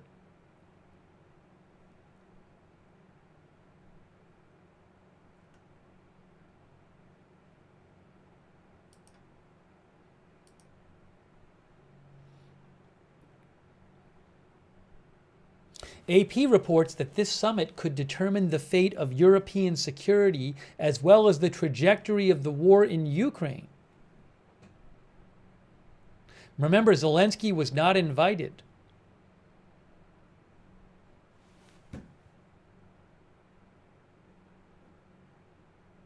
Oh, here's a little more about that flyover when they both were walking together on the tarmac. AP says, as Trump and Putin shook hands at Joint Base Elmendorf-Richardson, F-22s and B-2 bombers soared above. I think it was one B-2 bomber. Neither plane entered active service until after the Cold War had ended, but their design and development began during the 1970s and 1980s when the U.S.-Soviet rivalry was at its height. The presence of the planes during the red carpet welcome afforded to Putin by summit host Trump may have been intended to remind the Russian leader of U.S. military might as the pair head into talks focused on Russia's war with Ukraine.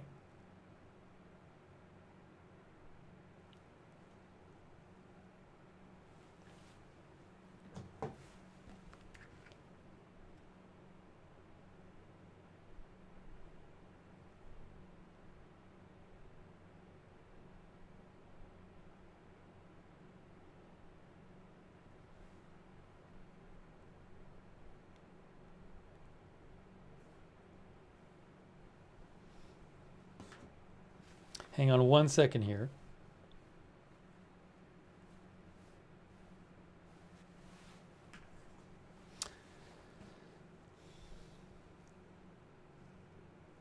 I assume they're talking right now.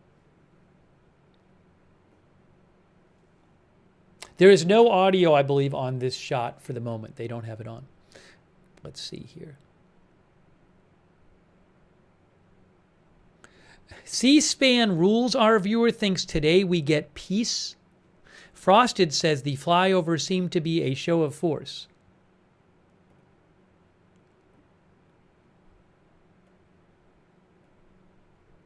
Whiplash thinks it was a stupid move. I don't know if the flyover was, if Putin knew about it in advance.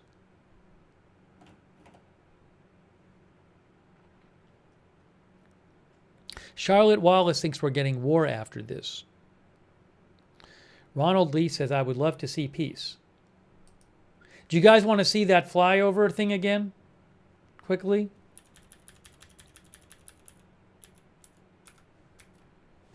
At the risk of annoying audio, I will show you, because the audio also, if you want to hear the plain audio, that has my audio on it. So really quickly, here it is. I'm going to play, it's a few seconds. It's not, it doesn't take long.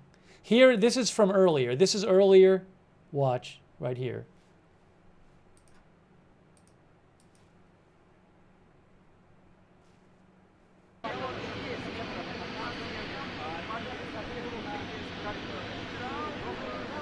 Now watch Putin. You'll see Putin look up. Putin looks up. What's going on? He's looking up.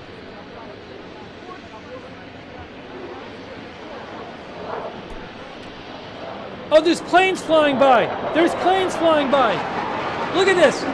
Look at this. Look at this. It's a flyby. Oh my gosh, it's a flyby. Wow.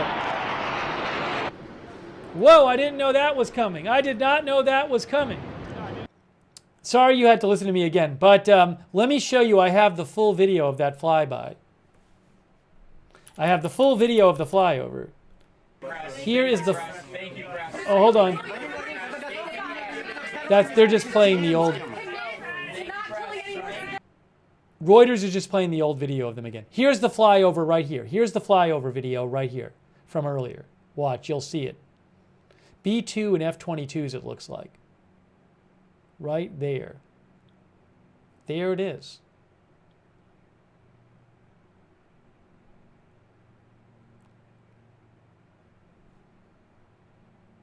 Wow.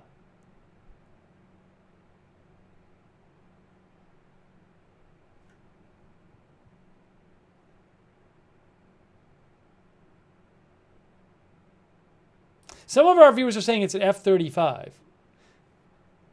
The two press reports I've seen said F-22, but maybe those reports are wrong. So I don't know.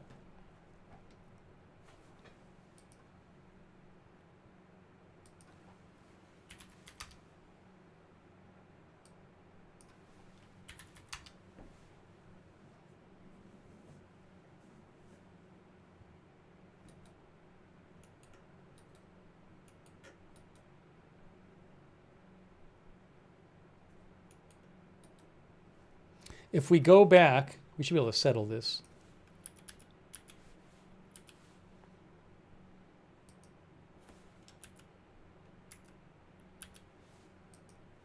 Hold on, I'll show you a close-up. Okay, so there is, hold on. There they are. Can you tell from that whether it's an F-35 or an F-22, the fighters?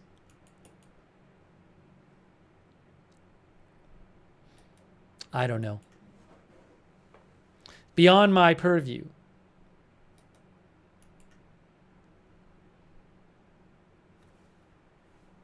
I'll let you guys argue about it in the chat. People in the chat have different opinions.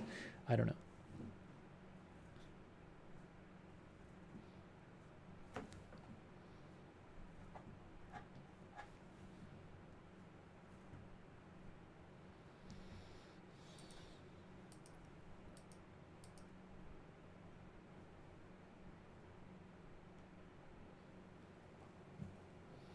All right, let's see if we have updates here.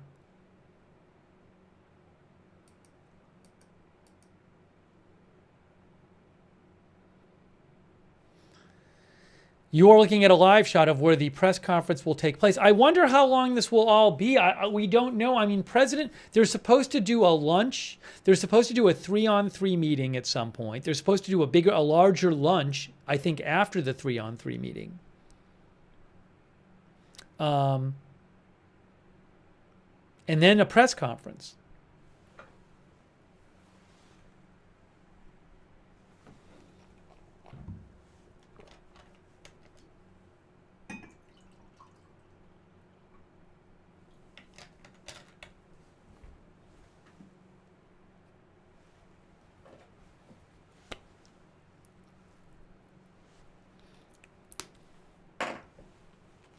Oh, we're going to do a poll.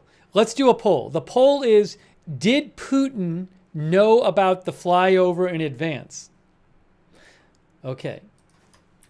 Did Putin know about flyover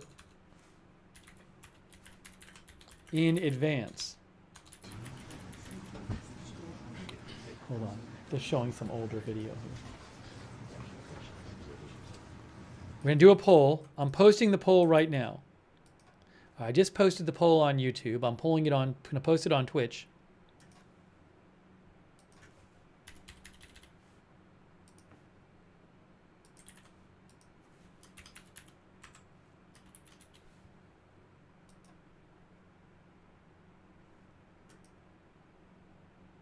And now let me post it on Facebook.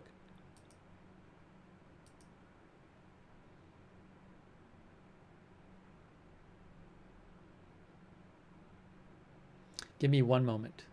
Give me one moment. I'm getting this poll posted.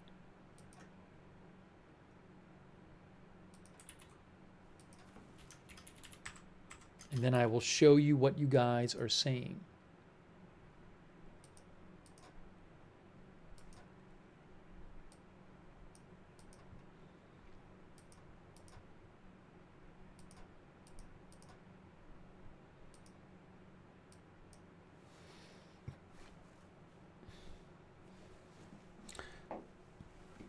Okay, so the question was, did Putin know about that flyover in advance? When he looked up and he saw those U.S. military planes flying over him and Trump as they were walking together at the airport, at the airbase. Over on YouTube, 73% of you say no. On Facebook, 65% say no. And on Twitch, 81% say no. So most of you think he did not know. Hang on a second here.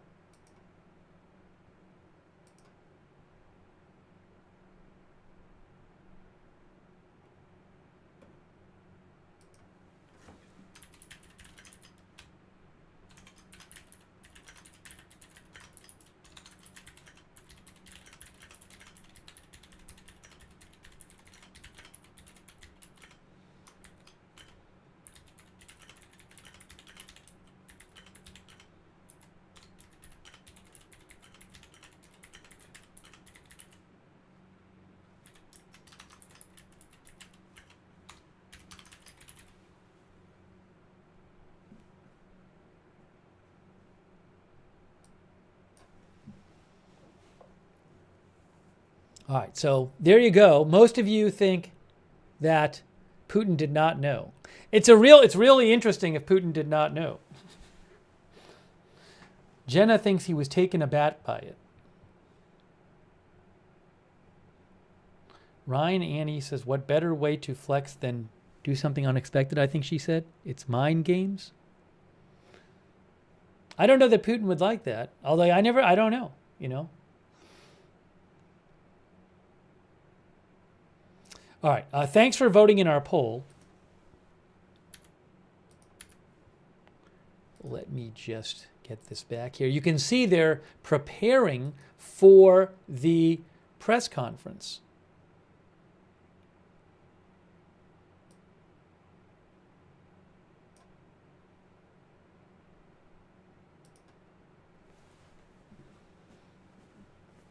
Anna thought Putin was taken aback by it.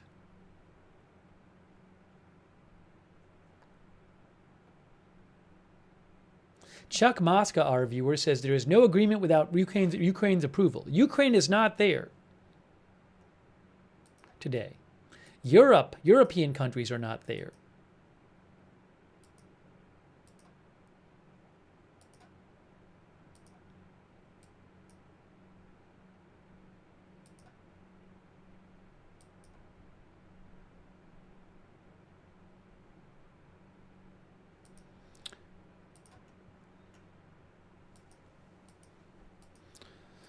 Sorry, I'm also just trying to get you guys more updates.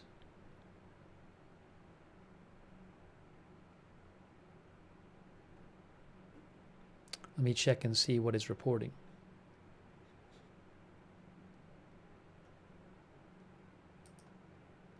There's kind of an amusing video of Putin that's floating around. Did we see him do this on our video? I'm going to post it in the chat.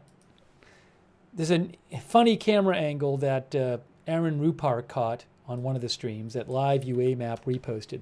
I don't know if it was on our shot, but if Putin made a face. That video before, maybe I can find it here.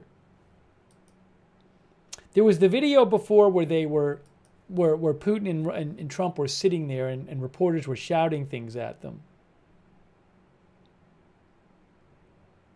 And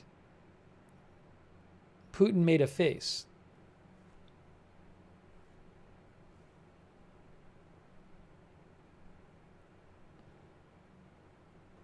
Oh, you know, the White House, I think, took down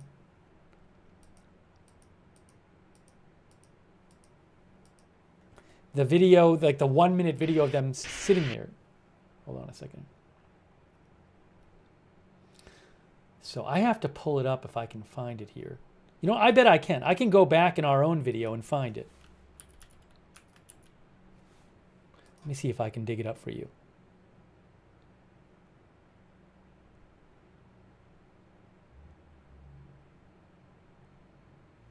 I'm looking at a video of them talking. Oh, you might see it right here.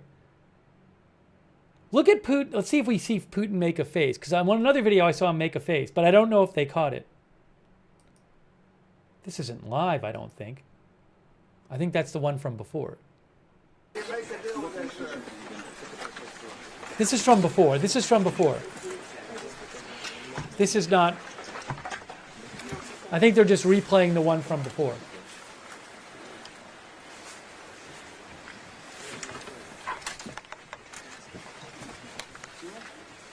Again, I believe this is a replay from like 45 minutes ago.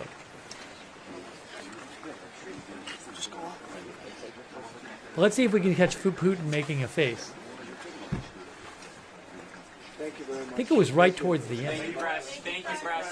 Yeah, keep it. Yeah, there's a face right there. There's the face from Putin. We just saw Putin make the face. We just saw it. I got to replay that. We got to watch that again.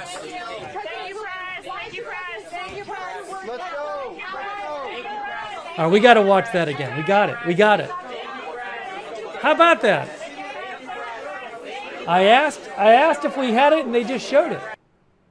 Well, all right. We got to watch that again. We got to watch that again. Hold on. Got to see that face. I'm pulling it up here. You ready? You ready? We're going to watch the face. Putin make the face. All right, watch Putin here. This is moments ago. Let's watch Putin.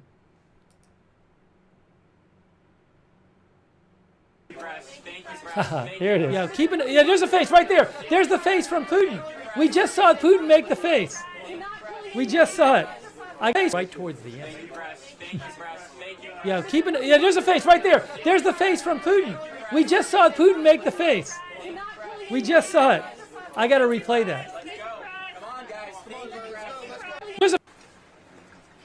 I think it was right towards the end.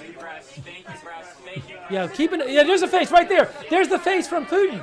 We just saw Putin make the face. We just saw it. I got to replay that.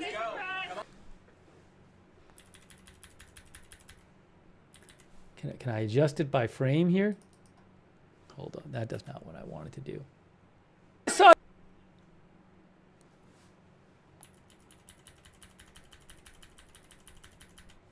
Shouldn't I be able to adjust this by frame?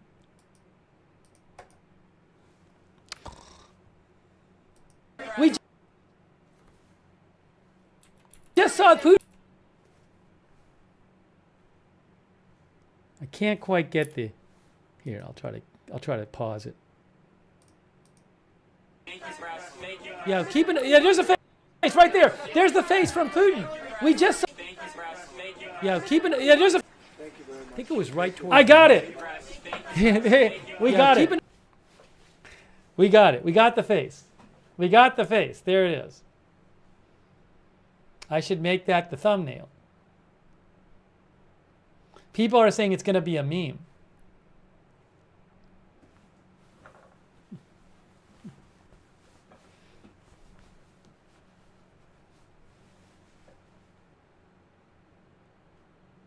I think it's actually better when you see the video. It's not as good as stopped. I feel like it's better when you actually just see it,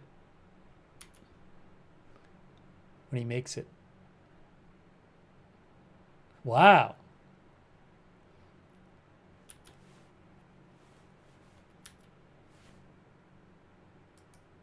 There we go. I got it. I got it. I got it. I got it. I got it.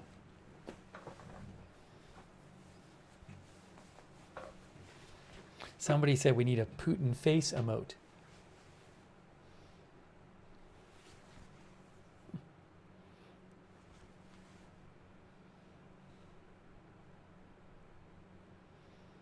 Well, there you go.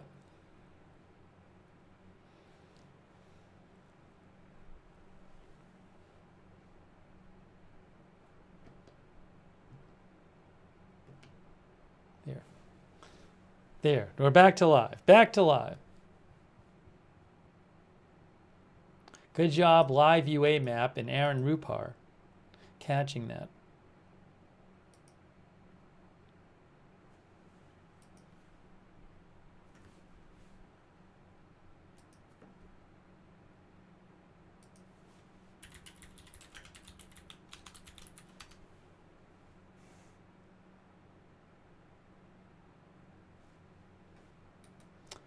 I don't know how long everything's going to be. It's not clear how long everything will be.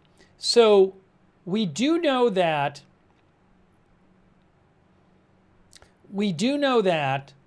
Hold on.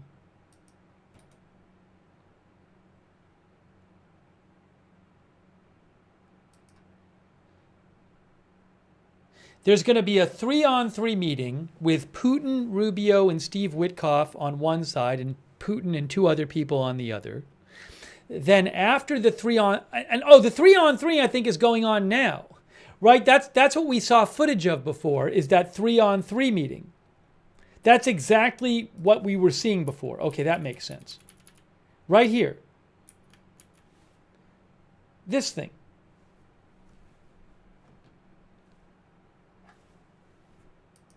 Well, I think it's 3-on-3 with interpreters. Watch.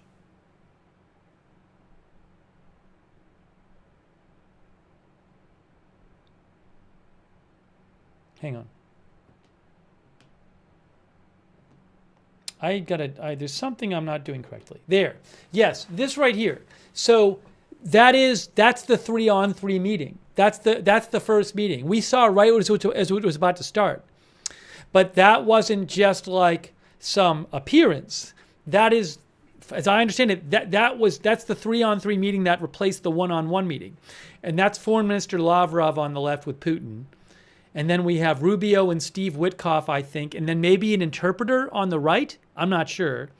And then the press was in there, and I think this might be an interpreter. And then there's one other person.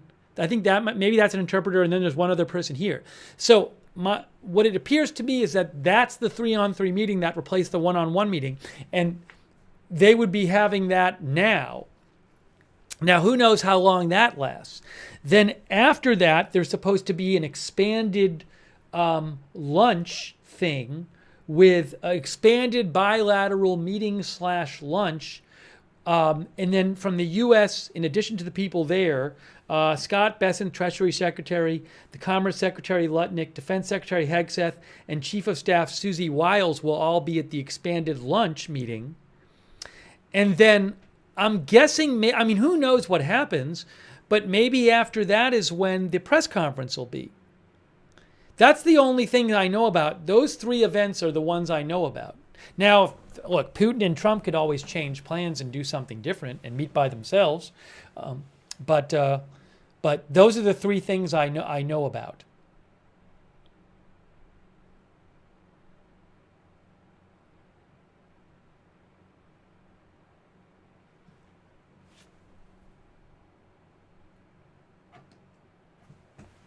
And that's where the press conference is. So in terms of timing, who knows?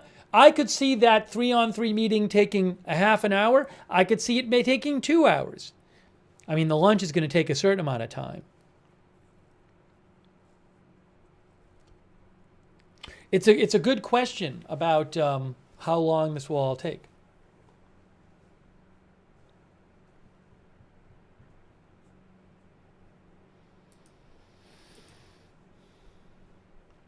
By the way, thank you to Nick Torond for Canada.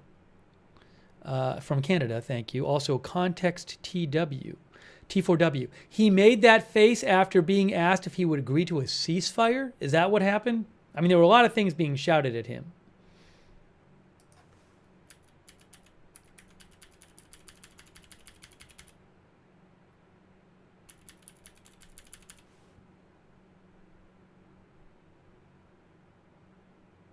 We were talking about the face Putin made.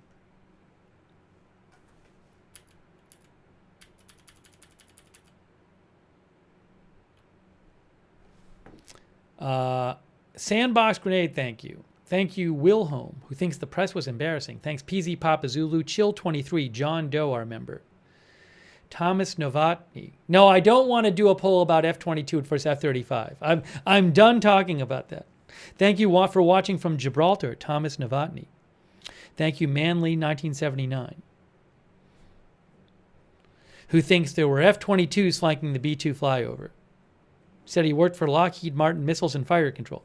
Hey, thanks to Marcus Peterson, too. Thanks, Manly and Marcus Peterson, Mitchell Pilot, The Child's Life, Kevin Borman, Scott Williams, Mass, Marco Anzalone, Raphael Legond, Obscured, Valerion, Rose Starbright, Chill23. Oh, I got to change my earbuds. Hold on. You're going to see my earbuds ran out of power. So I got to take my earbuds out. Now, sometimes when I take my earbuds out, you get a little brief pause in the broadcast. So hold on, let's try this. When we do long streams, get a little brief pause in the broadcast. So hold on, let's try this. When we do long streams,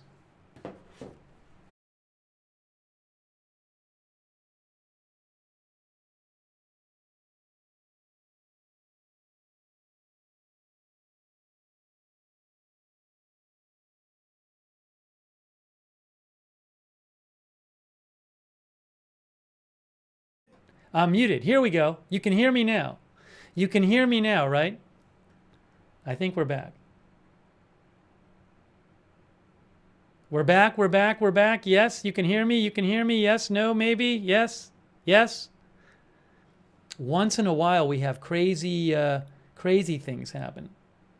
All right, we're good. Sorry. Yeah, I'm really sorry. That was really weird. That hasn't happened forever. That was this weird thing. That never happens anymore. Somehow when I took my headphones off, it made everything crash, my earbud headphones. So I'm sorry about that, but we're still live. That's the important thing. All right, hang on a moment. Let me just get this under control.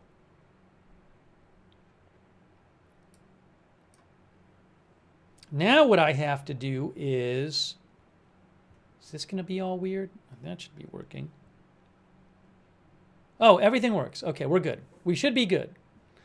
Okay, we should be good here. All right. Now I have to put my other headphones in.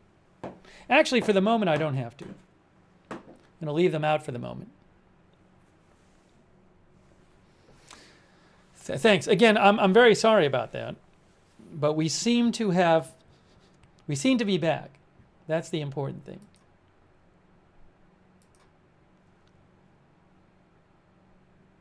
Hey, a quick thanks to Alexis Cameron, who says, Putin should do a walkabout like Gorbachev did and meet ordinary Americans. That's what Alexis says. Alexis, that's very kind of you. Thanks so much for your support. I have an update for you from the White House pool. I have an update for you. Brett Samuels, White House pool reporter, reports the pool is holding in a tent adjacent to the room where the joint press conference is set to take place. That room, which you're looking at live, that room has 2 podiums, 2 sets of Russian and American flags, and a blue backdrop that says Pursuing Peace. Oh, the pool is not expecting additional movements before the press conference, but will send updates if there are any changes. Your pooler has been told it was just the president and Putin riding in the beast earlier, the limo, for the drive from the tarmac to the meeting site. So, you know, what we don't know right now, let me change this to underway. I'm assuming they haven't started the lunch portion. So the meeting that they, in theory, are doing right now is the 3-on-3 meeting. Trump +2 and Putin +2, which I assume would be where the most substantive stuff is talked about, but they're going to have an expanded lunch meeting too, so you never know. It's not going to be huge. But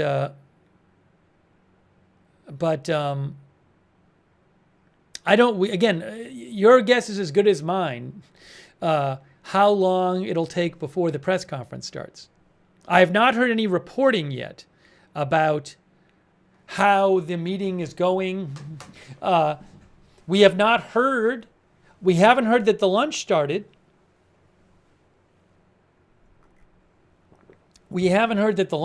I would think that's like an important milestone, is when they say, okay, they're done with the 3-on-3 meeting. Now they're doing the expanded lunch meeting. CC, our viewer, thinks it'll be a while.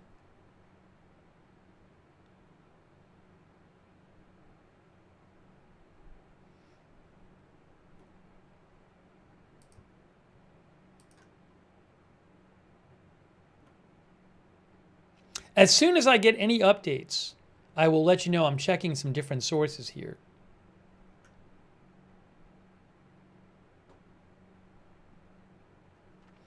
The Washington Post reports that in response to a media question, the Russian Foreign Minister Sergei Lavrov said he expected that the U.S. would lift some sanctions on Russia after this meeting between Putin and Trump. He said they will definitely lift them off someone, that's for sure. We'll see. Lavrov showed up to the summit wearing a USSR sweatshirt earlier today. Remember, under the USSR, Ukraine was part of the USSR controlled by Moscow.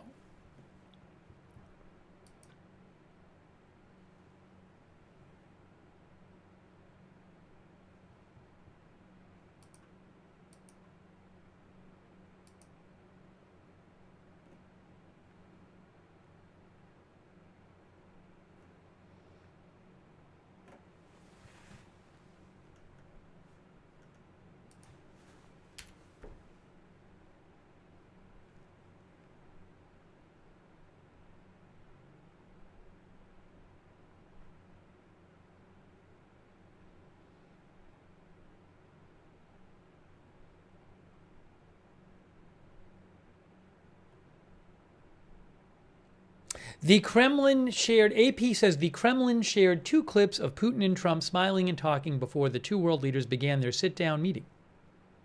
Oh, the 2 people with Putin in the meeting, in the 3-on-3 meeting, the 2 people with Putin are the Foreign Minister Sergei Lavrov and Putin's Foreign Affairs Advisor Yuri Ushakov. That's the other person in the meeting on the Russian side.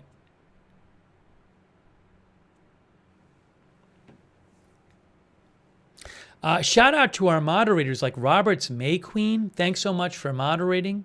Beth Mythical, thank you so much. Also, over there on Twitch, huge thanks to Big Ball of Yarn, LB Prairie Dawn. I got that fire. Matthew Kohai, 3 McBritches, and Papa Bear. Thank you. On Facebook, I know Kay Lowry Body has been over there. Margaret Riley. Thank you. Paul Anderson.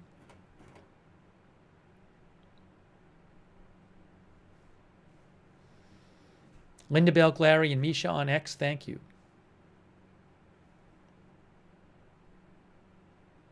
Johnny Sanchez, our viewer, thinks if the meeting weren't going well, President Trump would have walked already.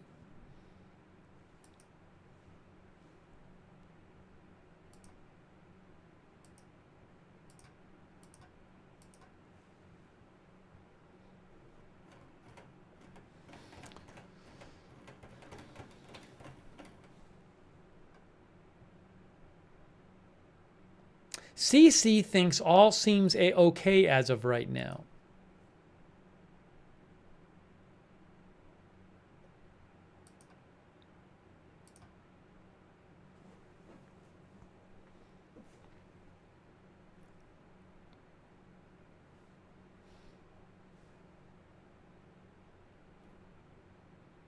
Fruit Shop thinks it'll be another 6 hours.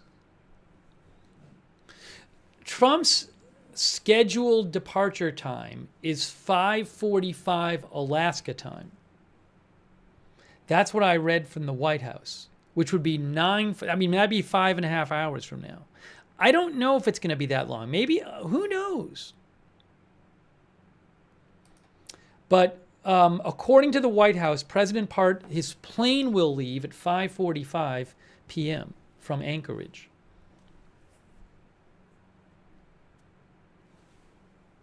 Lush Diary says, let's see what happens, all waiting. We're waiting for more live video here. You can see it says further live coverage is expected.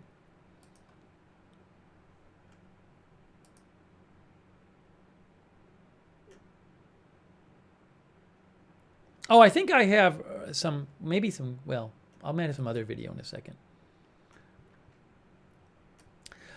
I have what I can show you for the moment.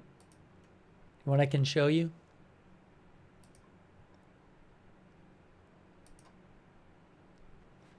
It's always nice to look at lovely Anchorage, Alaska. Why don't we look at the live shot of Anchorage, Alaska for the moment? Oh my gosh, look at how lovely that looks. I'd love to visit Alaska.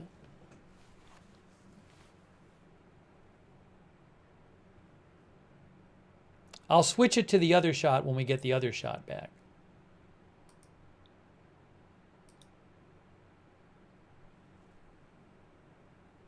Roger Shoemaker says Anchorage is beautiful.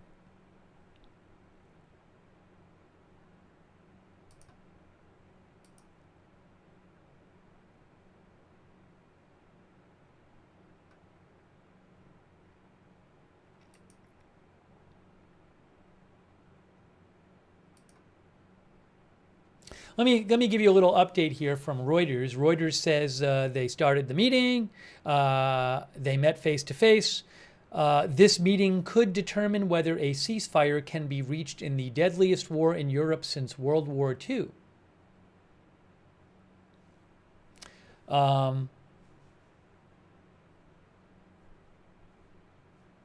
The two leaders sat silently with their respective delegations seated to the side in their first meeting since 2019.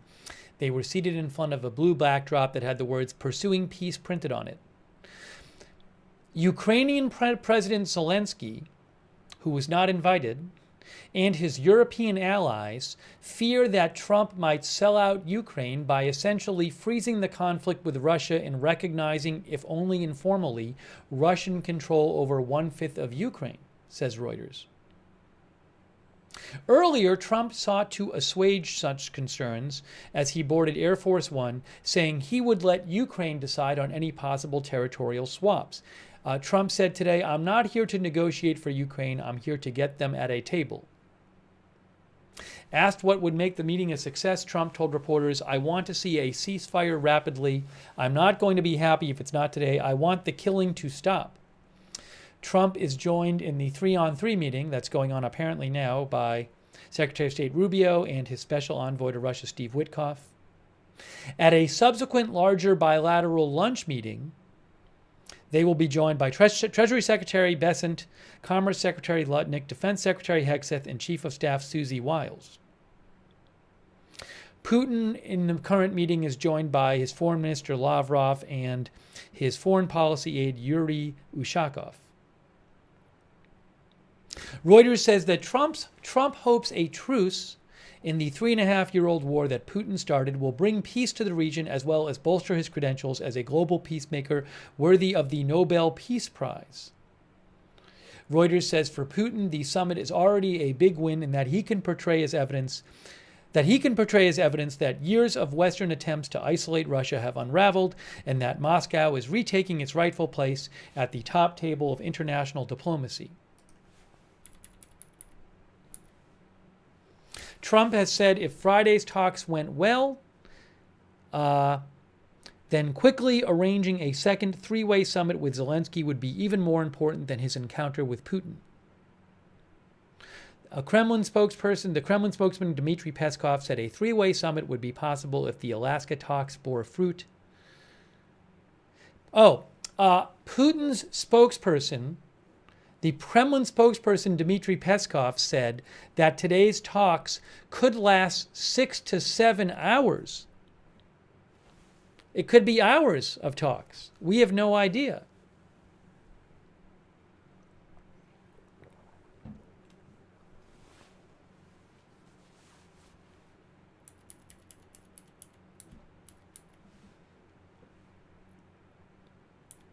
Reuters also reported that the U.S. has had internal discussions on using Russian nuclear-powered icebreaker vessels to support the development of gas and LNG projects in Alaska as one of the possible business deals to aim for.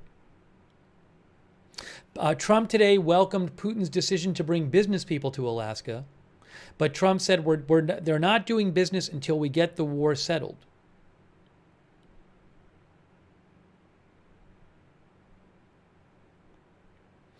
One source acquainted with Kremlin thinking told Reuters there were signs that Moscow could be ready to strike a compromise on Ukraine, given that Putin understood Russia's economic vulnerability and the costs of continuing the war. Reuters has previously reported that Putin might be willing to freeze the conflict along the front lines, provided there was a legally binding pledge not to enlarge NATO eastwards and to lift some Western sanctions. NATO has said Ukraine's future is in the alliance. Russia, whose war economy is showing strain, is vulnerable to further U.S. sanctions, and Trump has threatened tariffs on buyers of Russian crude oil, primarily China and India.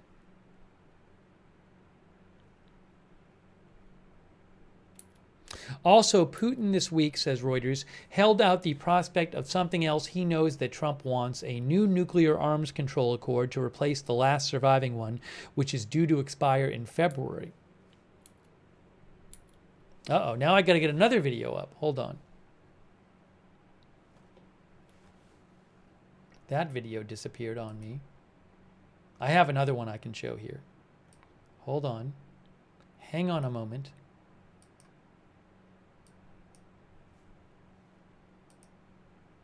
We're switching videos again.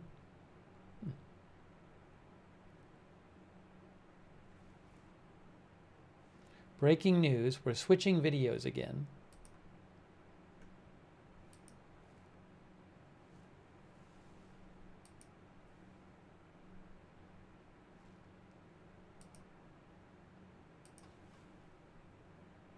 I got it. Here we go. Ready? Here's the video.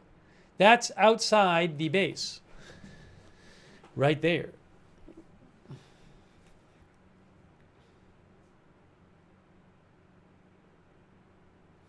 Reuters says Ukrainians who spoke to them in Kyiv, Ukraine on Friday were not optimistic about the summit. Reuters said one 65-year-old person in Kyiv they talked to Tetyana Harkavenko said, nothing good will happen there because war is war. It will not end. The territories, we're not going to give anything to anyone, she said. Zelensky has ruled out formally handing Moscow any territory and is also seeking a security guarantee backed by the U.S.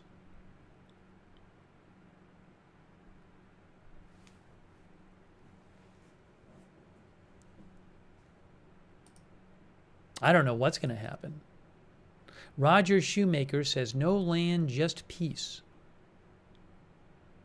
Mammy Washington says, Trump decides for Zelensky. Pazzi Musica says, Trump cannot control Zelensky's decisions.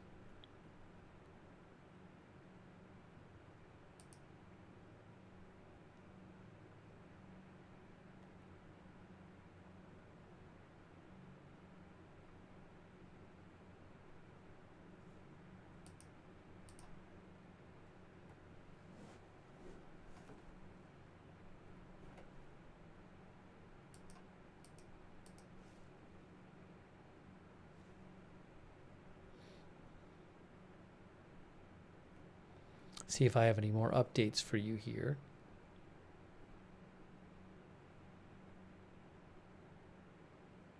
Intel Point Alert says a shelter-in-place warning was mistakenly sent to the entire state of Maine.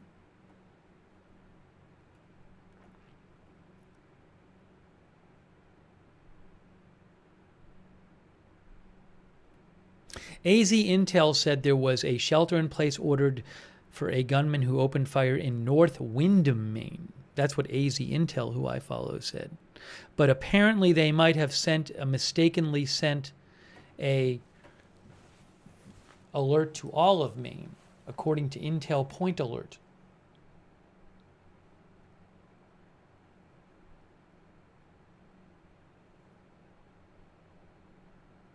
Hey, thanks so much to, I'll let you know if I hear more on that. Thanks to the Vladinator for your support. The Vladinator says there's no peace without Ukraine. Vladinator thinks Putin is a trained KGB agent who's trained to manipulate people and Trump is likely to be outmaneuvered. Wow. Putin wants the USSR back and won't give up his war to get it back. Europe is next. That's what the Vladinator says. Thanks so much, the Vladinator, for your support. Thanks to Ann Ryan for your support.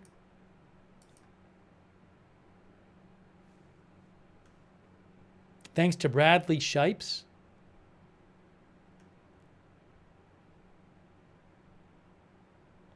I don't know how the whole thing is laid out in there, Bradley. Oh, hold on. I do have.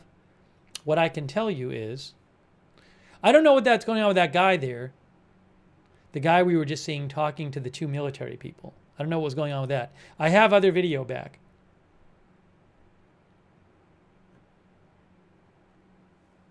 So I have this video back. Hold on, just to show you. There.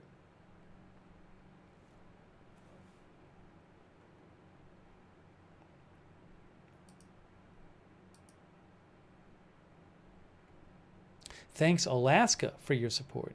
I'd love to visit sometime. Thanks, Shelley, for your support. India Comparison. Fishing 247, Kerry Poteet for the memberships. Obscured thinks Putin was saying "I don't know" in response to reporters' questions. That's what Obscured thinks.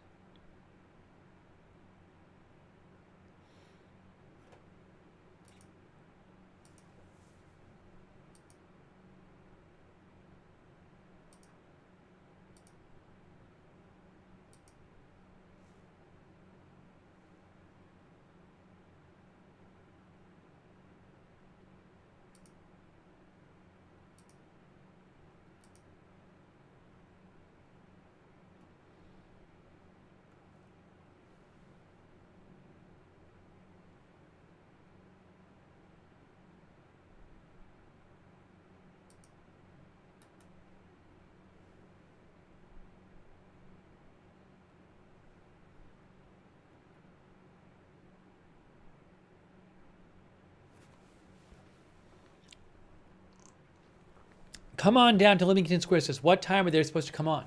We don't know. They haven't even done their big lunch meeting yet. Now, I guess what they could do, I don't know this. So there's this 3-on-3 meeting going on now. There's supposed to be a lunch and there's supposed to be a press conference. They could do the press conference before the lunch. I would think they'd do the press conference last.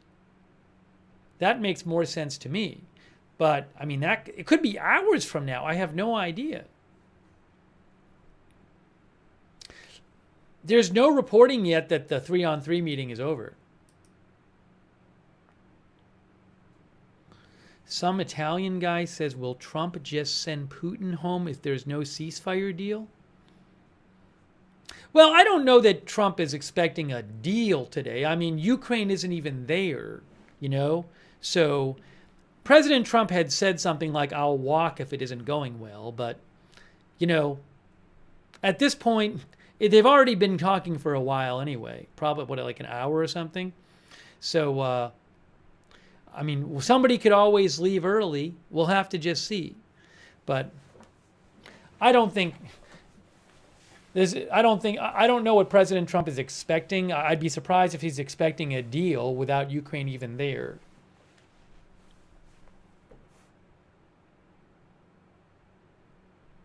Banana Mana says he would be mad if there wasn't a deal today. I mean, I read some remark about that, but I mean, but seriously, you know, again, Ukraine isn't even there, so.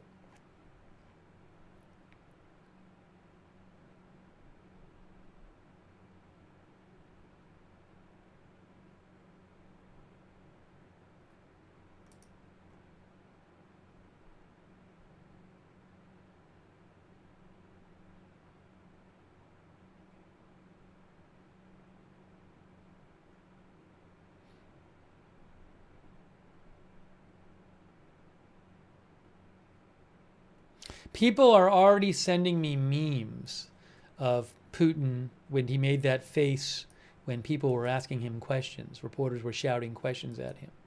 I'm already seeing memes.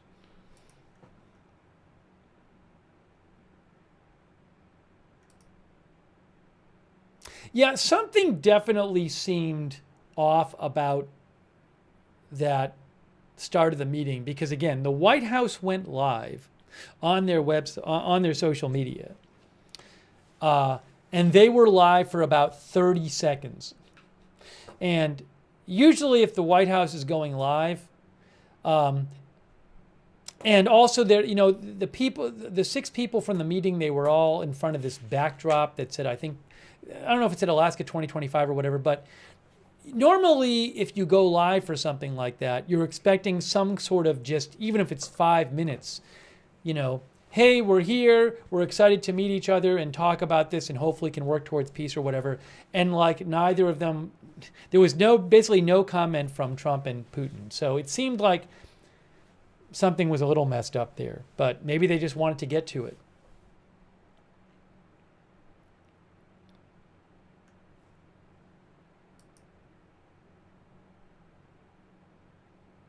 Evelyn in Maine sent me an alert that I guess she got, that said there was a gunman in Large and North Windham. Shelter indoors, lock doors.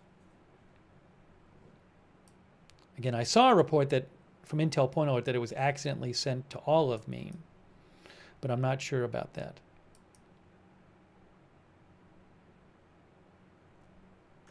Evergreen Intel sent me a message saying that the fighters, that in the flyover it was F-35s. GMI Global Military Info, who I follow, said it was F-35s. Again, maybe it was. I myself cannot identify them myself. Evergreen Intel thinks they were F-35s.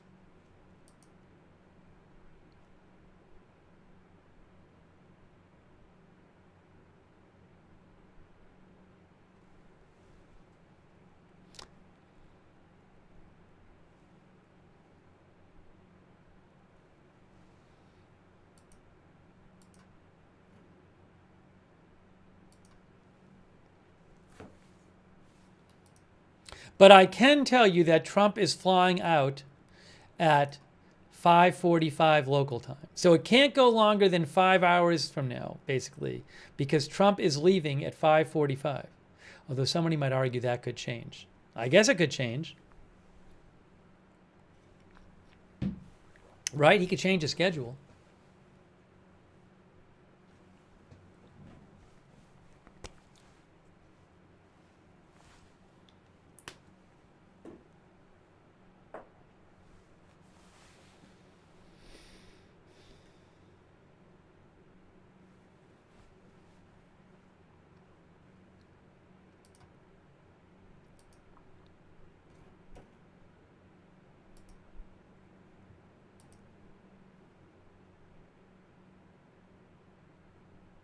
Okay, the Washington Post says the summit is now an hour old. The negotiations are taking place in a 3-on-3 format. Trump plus Secretary of State Rubio and Steve Witkoff and Putin, Foreign Minister Lavrov, and Foreign Policy aide Yuri Ushakov. They have been talking now for over an hour.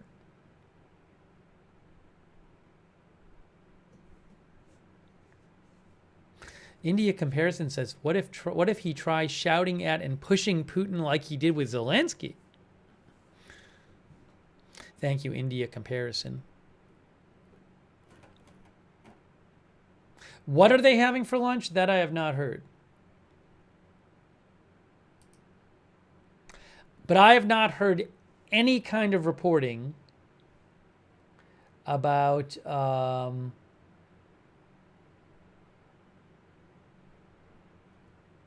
how things are going.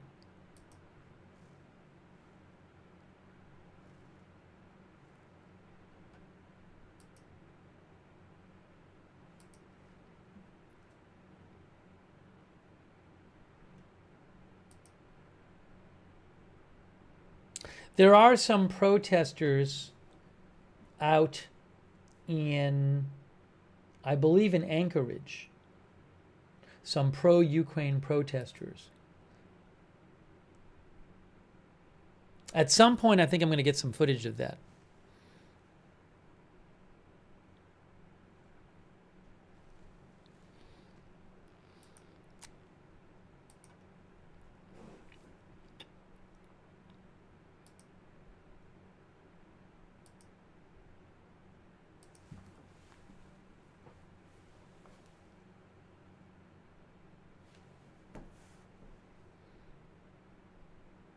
Hey, thanks to Lucia Horizo.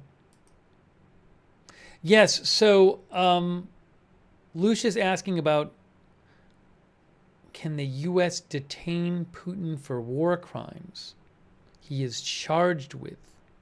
So I don't believe he's charged with war crimes in the U.S., but the International Criminal Court issued an arrest warrant for him, I think in 2023, but the U.S. is not a member of that.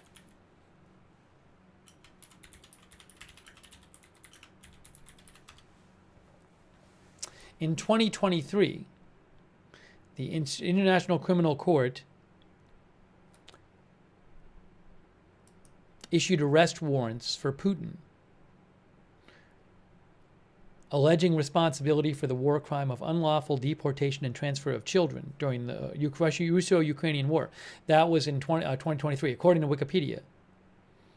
But the U.S. is not a member state of the International Criminal Court, so they are not obliged to arrest him.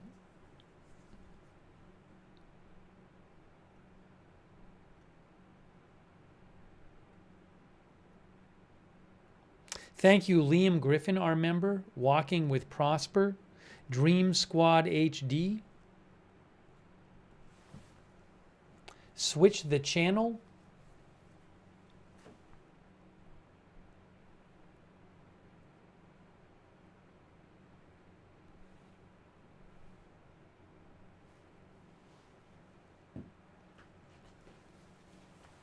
but it's interesting. I mean, there's no press in the room. So there's nobody to say how it's going. I have no idea how it's going. I'm not seeing any reporting whatsoever about how it's going, the 3-on-3 meeting.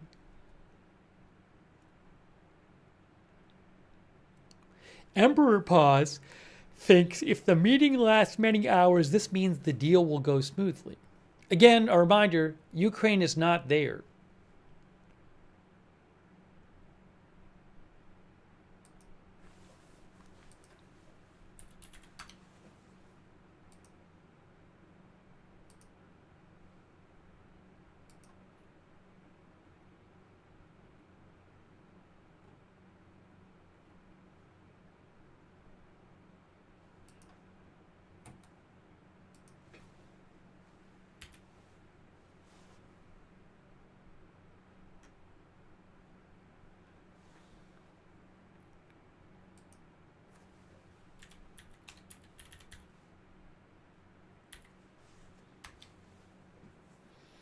Try to find some more for you here.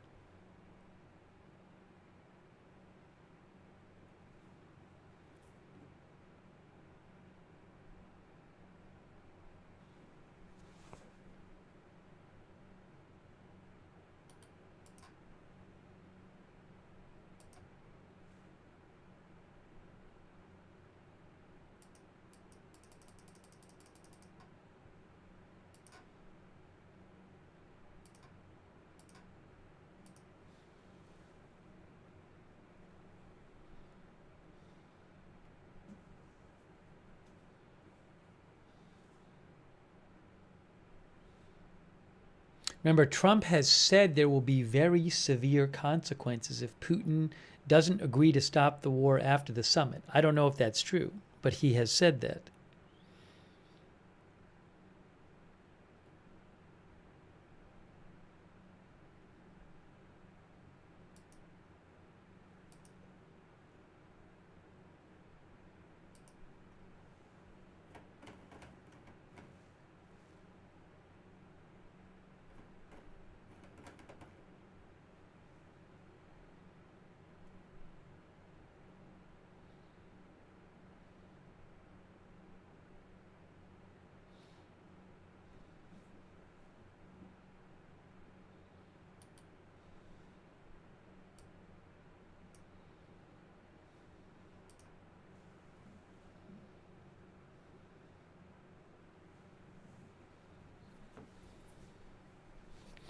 AP reports that Putin sees this meeting as a chance to negotiate a broad deal that would not only cement Russia's territorial gains, but also keep Ukraine from joining NATO and hosting any Western troops.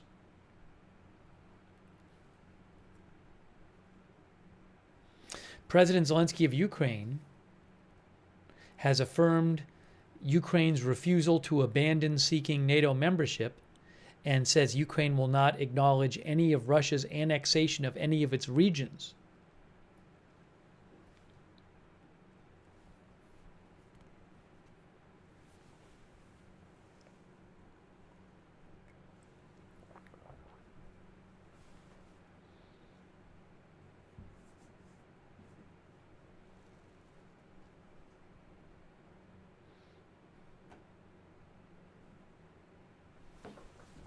Jessica Page says, can't end a war with one side present. How ridiculous. Well, President Trump has said if this went well, he wants to do a trilateral meeting with Zelensky there.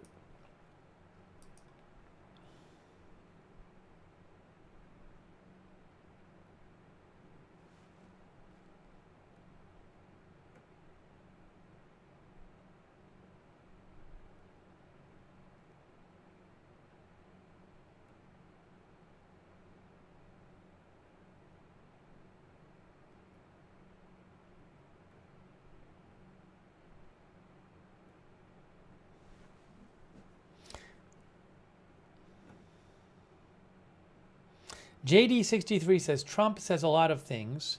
Zelensky will not cede land willingly.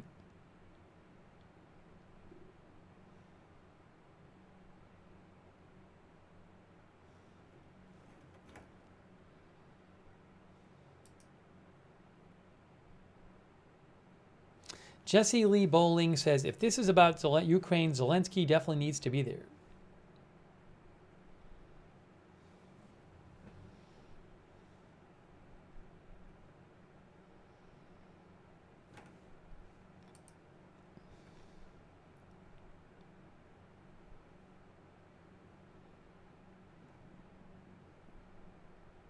We're waiting for some word about what's going on. The 3-on-3 meeting has been going on for over an hour now.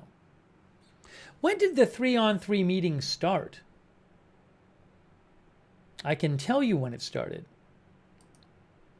So the White House, no, we can show it here.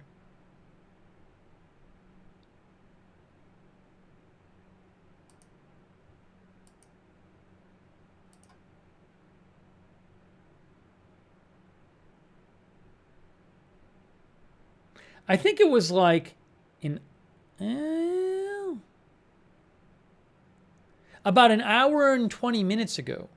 I think the meeting has been going on for about an hour and 20 minutes, if my math is right.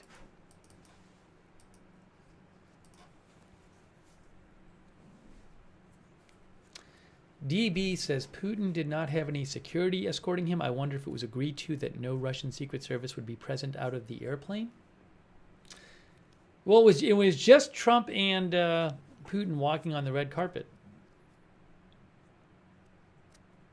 Thank you, DB.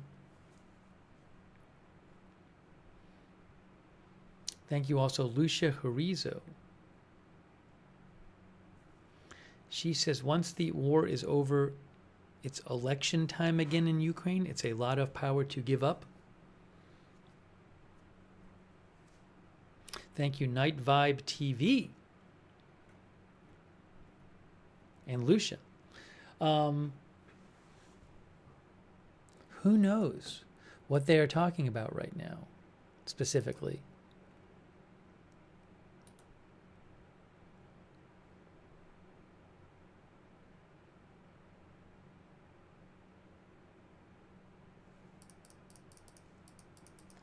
God, our viewer, thinks it will take 3 to 4 hours to end the meeting.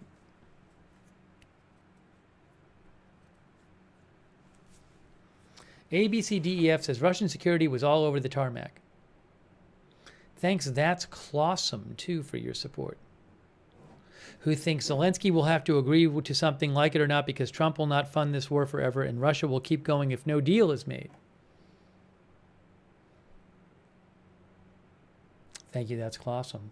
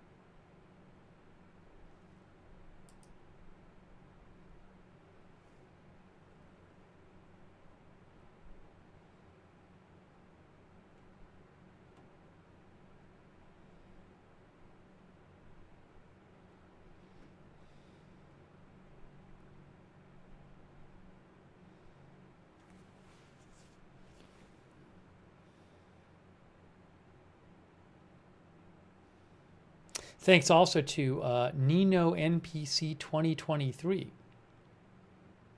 who thinks Trump wants out of the war and it's Trump's off-ramp. This is Trump's off-ramp to walk away.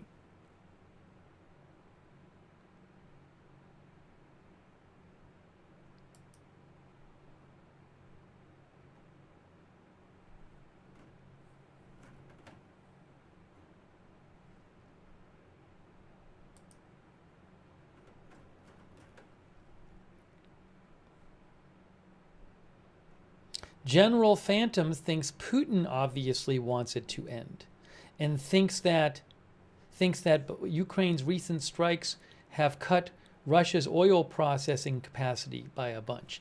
I don't know the specifics on that. It's a good question. I don't know if it's really clearly known. Hey, they're doing some,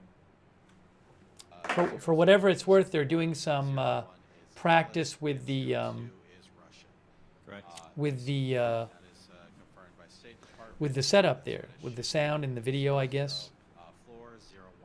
I would think it's pretty closely held information how much the Ukrainian strikes have impacted the Russian oil industry. Over here and just doing a couple sound checks again.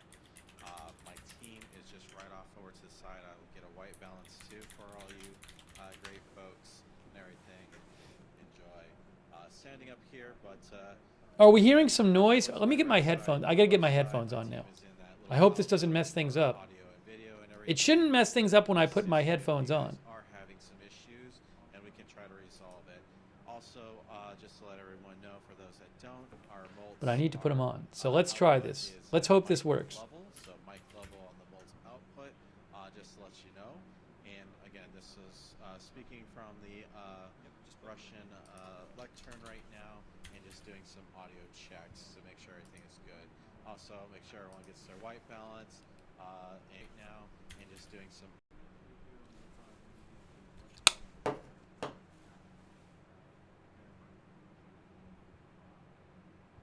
Here we go. I think we're good. Or anything that will be open to the floor. We'll get those tested really quick. Other than that, we're looking good. I think, everything is going well so far. I haven't heard of any issues brought to our team yet. So again, if you do have anything that you Where is this coming from? please reach out to us. We'll make sure everything is going well. And we'll continue to be. Yeah, that audio is all from that video. That audio is all on that video. I don't even know who's talking, but the audio is all on the video. So we're going to do the press question mics now? Test the press question mics. Press question mic right here. Check 1, 2, 3. 1, 2, 3. Mic check 1, 2, 3, 4. Mic check. Let's go and cycle through all of them if you had a chance. 3, 4, 5. Yeah, guys, the broadcast paused for 1 second when I put my headphones in. Nobody hacked the stream or something. It just does that sometimes when I take the headphones on and off. Question mic number 2. Check 1, 2, 3, 4, 5, 6. Question mic number 3. 1, 2, 3, 4, 5, 6. Question mic number 4. 1, 2, 3, 4, 5, 6. Question mic number 5. 1, 2, 3, 4, 5, 6.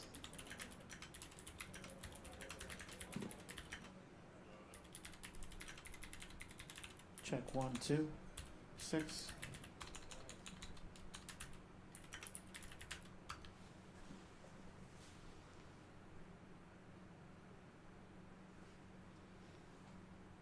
Is this progress that they're doing? Well, they probably have to be ready. I mean, they don't know how long that the people are going to be talking for, how long the summit's going to last. But I mean, they would need to be ready if there's going to be a press conference sooner rather than later. It could be hours from now.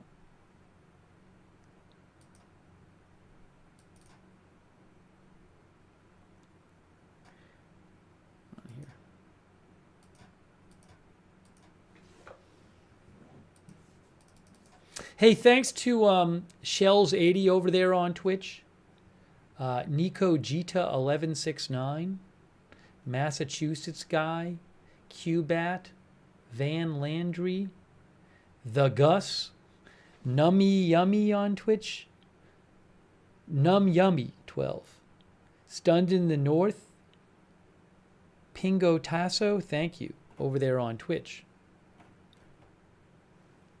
I think we lost the audio again. I think they turned on the audio so they could do the checks. Keep Choppin' thinks it's good news the longer it goes.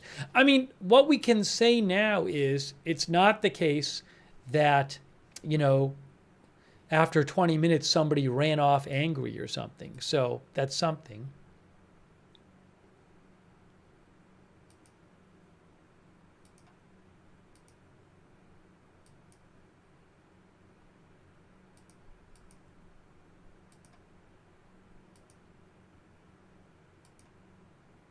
Some viewers have sent me a different angle of the flyover, thank you, which I've seen posted. Remco Borsato sent it to me and some other people. I've seen it online also, but I don't have the rights to show that video. But there's just some other video of the flyover.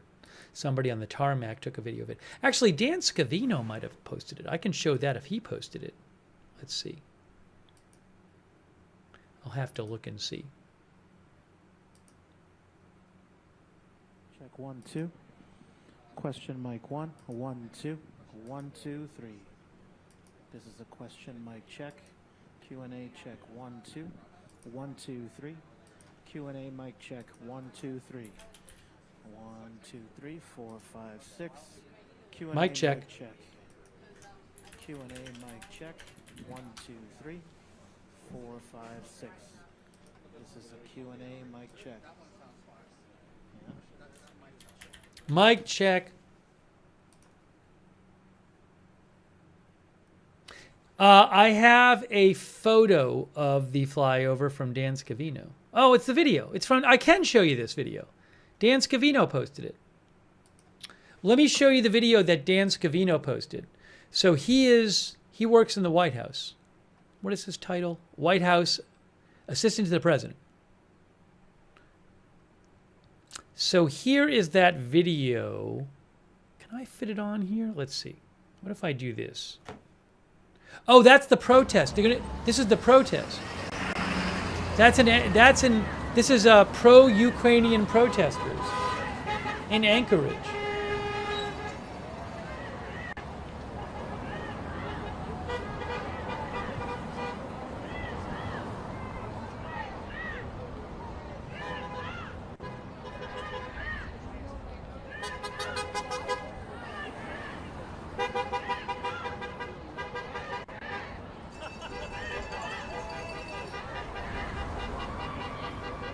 Alaska stands with Ukraine.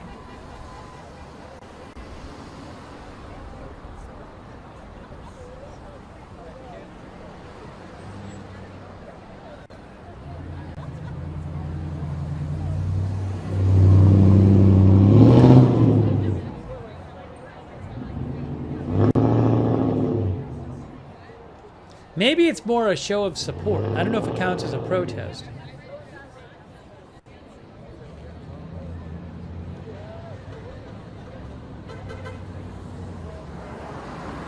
Hey, thanks to the Vladinator. The Vladinator says if your country was invaded, you wouldn't agree to give up your land. If Trump does, it's like the Treaty of Munich of 1938 version 2025. That's what the Vladinator says. Hey, Vladinator, thank you. That's so kind of you. I'm going to show you that other shot of the flyover in a second. Thanks, JGYT54. Who says, what's the point of peace talks if Trump's gone in 4 years and Putin's there for life? Won't Putin just wait him out? Well, I think you think if Putin wants to make a deal, it's because he might not want, for example, the economic cost of the war to go on. At least for now. That would be one reason.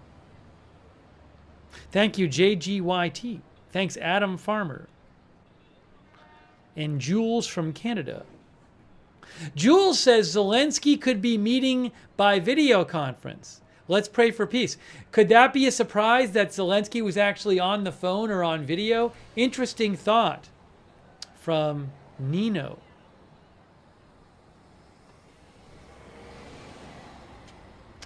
Thanks, Baby UFO, who says Z has no choice if he has no weapons. Now, President Trump has said he's going to allow Europe to buy weapons from the U.S. and give them to Ukraine.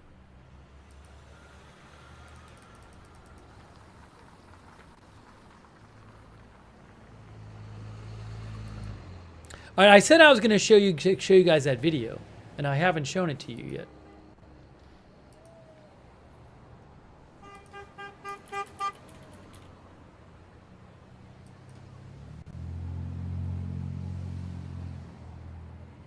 Here is the Dan Scavino. He works in the White House. He posted a video of the flyover.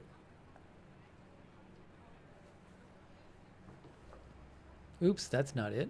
That's Dan Scavino's account. All right, here's the video of the flyover posted by Dan Scavino. You ready? Oh no, I gotta go to the actual video. There it is right here.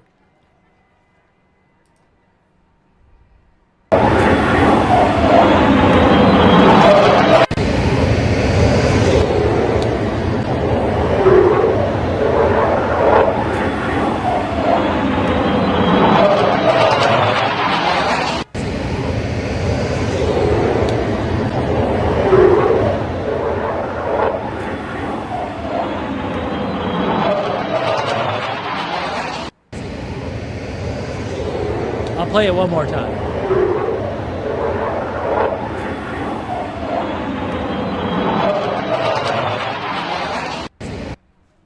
So that was it. That was it. Thank you, Kazmira Flanagan, by the way, for your support. And Miku Hutu, who says, we aren't Ukraine, Vlad. We are not Ukraine, Vlad. Sit down or go over. Hey, we're looking at some protesters in Anchorage. Fruit Shop says Russia has no answer for that.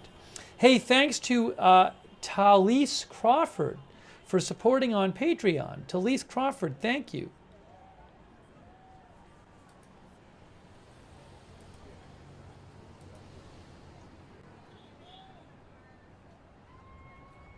Morton says that was a strange way to receive a guest.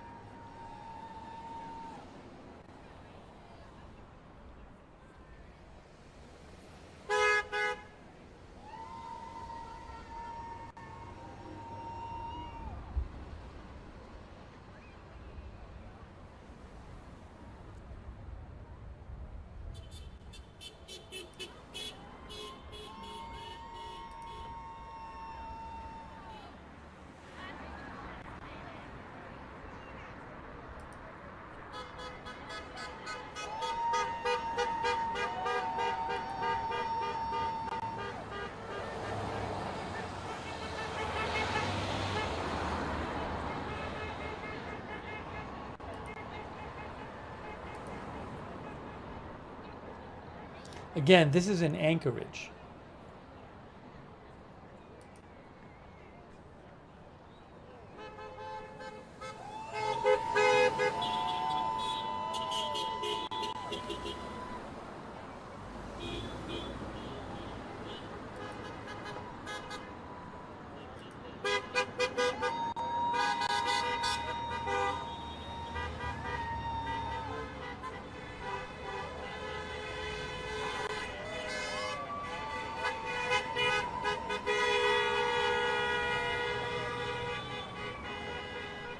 Mr. T thinks that Trump was showing Putin we are ready for war with the flyover. Thanks, Leon Yoder, by the way. Thanks, Leon, who thinks the flyover was a beautiful display of American power and said, I hope peace can be achieved. Thanks, Joe Rogan. Our viewer Joe Rogan claims only 24% of Ukrainians support continuing the war. I mean, my guess is that if the options for Ukrainians are continue to war or get conquered by Russia, I'm guessing if those are the two options, then it's more than 24%. But what are the other options? I would not be surprised if there were. I'm sure a lot of Ukrainians do not want the war to continue, but what is the, are we talking about? There's a lot of different other ways things can go without there being war.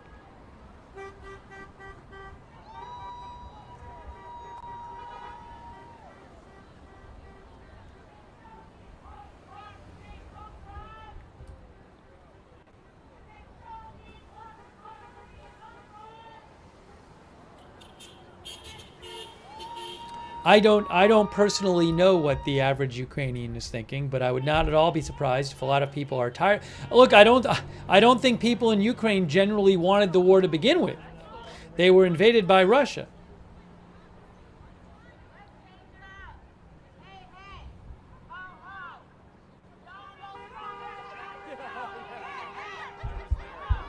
Thank you again. Hey, Joe Rogan, I appreciate your support, Joe Rogan.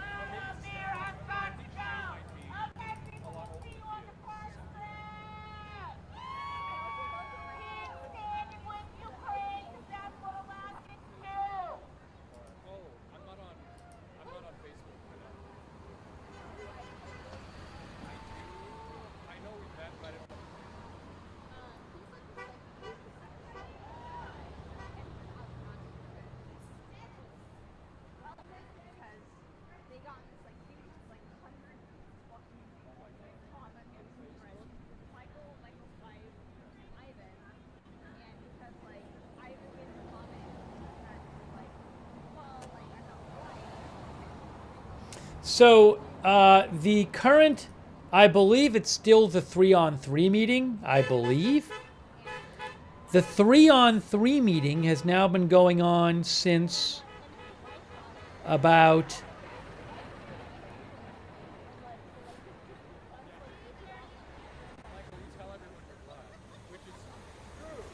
do I have this right? It's a while. Uh-oh. There, that's back. That video's back.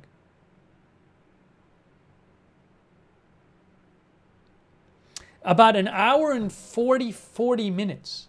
About an hour and 40 minutes, as I understand it, that the 3-on-3 meeting has been going on. There's going to be a press conference. There's supposed to be a wider lunch meeting, too.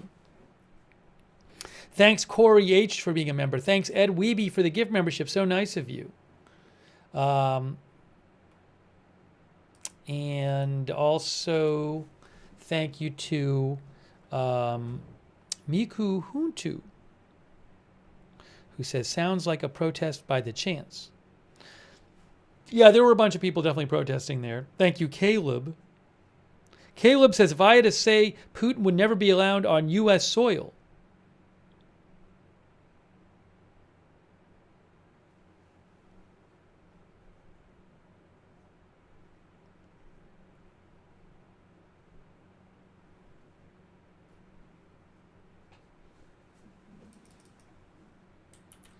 Thanks to our viewer, Joe Rogan, who mentioned a poll.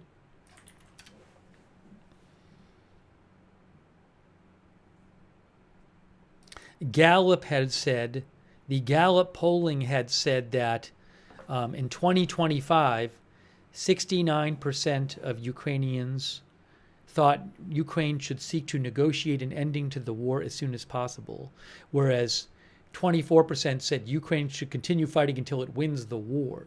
Now, again, you might think Ukrainians don't think they're going to win the war. So that doesn't mean they don't. That doesn't mean they. Again, the point is not fight or give up to Russia. I'm sure that most Ukrainians do not just want to let Russia take over Ukraine. So.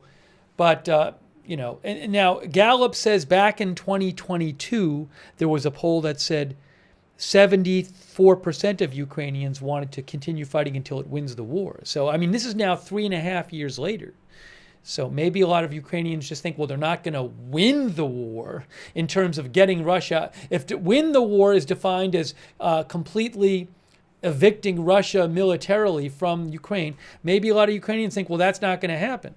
So I'm not going to read into that poll in and of itself that they don't support the fighting going on. But at the same time, certainly people in Ukraine have suffered from the war. But I don't think they're saying we should never have, I don't think a lot of those people are saying, well, we should have just let Russia in here to take everything over. But yeah, I mean, I certainly think that there certainly could be political pressure on Zelensky to try to bring an end to the war, but not in any kind. At the same point, there's going to be pressure on Zelensky to not just give up things.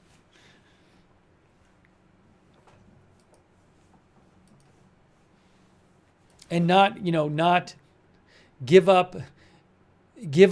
I'm sure any kind of maybe he's under pressure to not give up formally any territory.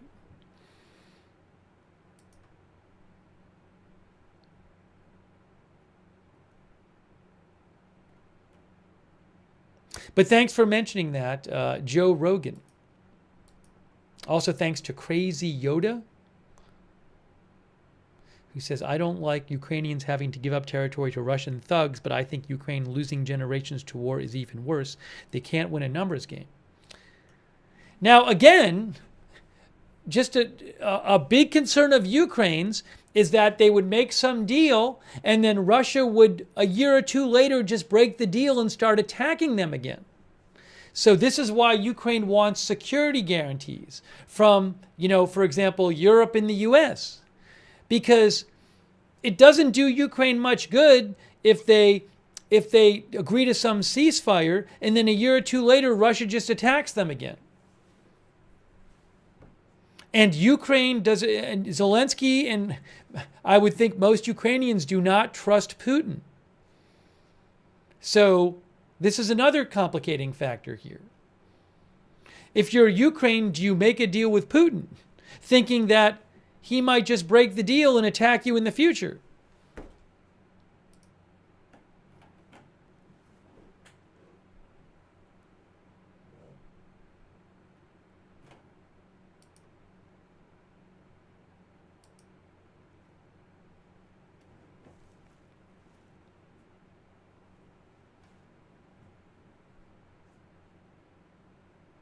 Thanks, Nicholas Blanco. I'll have to check my messages. Thank you, Nicholas.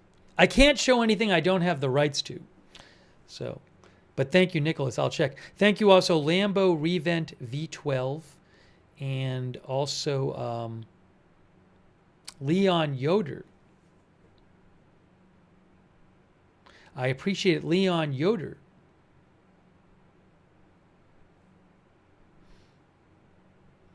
Mark Fulmer, our viewer, says, who trusts Zelensky? Zenki says, who trusts Putin?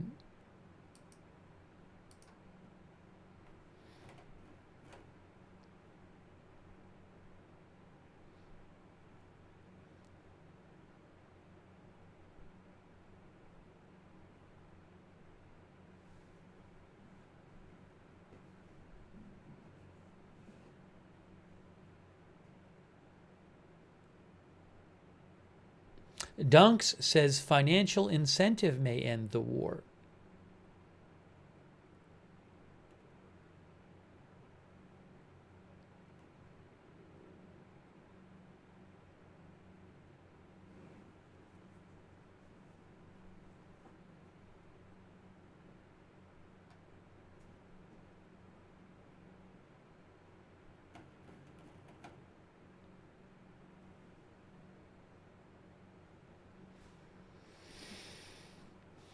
I have still not seen any reporting about how the talks are going or anything. But they've been talking for close to 2 hours now.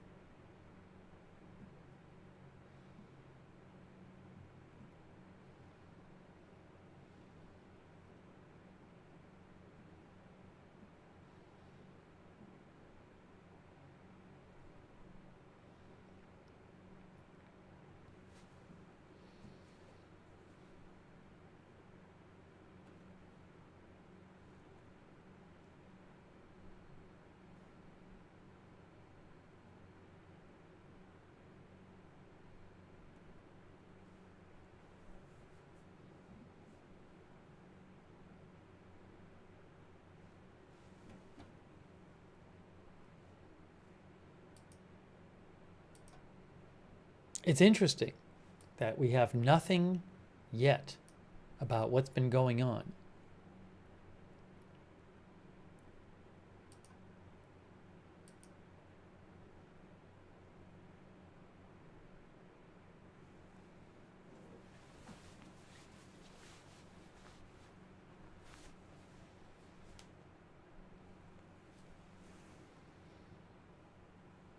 They've been talking for close to 2 hours.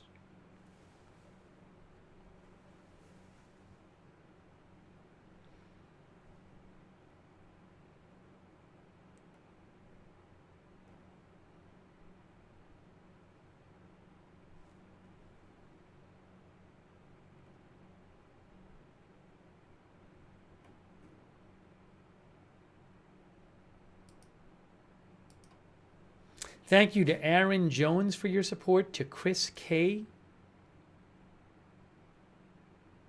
Chris K said Hillary said she would nominate Trump for a peace prize if he can broker a peace deal. Well, I think what she said is she would nominate him if he could broker a peace deal in which Ukraine didn't have to give up any territory.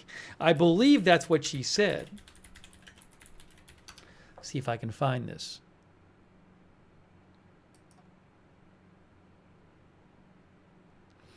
Yeah, the quote is, she said, if he could end it without putting Ukraine in a position where it had to concede its territory to the aggressor.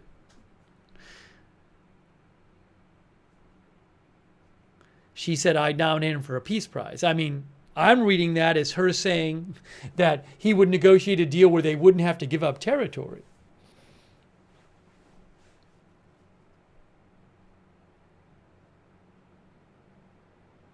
Thank you, Chris K.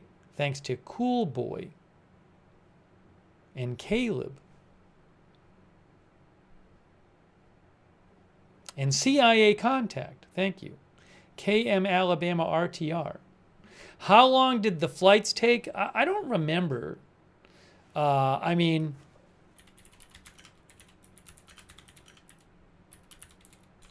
Moscow to Anchorage would be about 9 hours, I believe.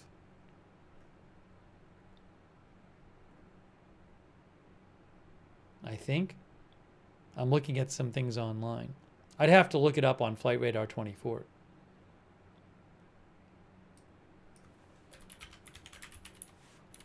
DC to Anchorage is about 7.5 hours. Further live coverage is expected.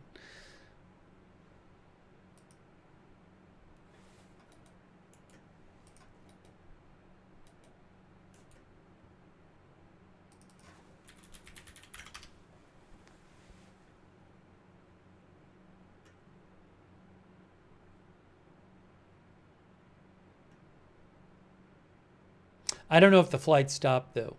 It's possible that Putin's flight from Moscow stopped.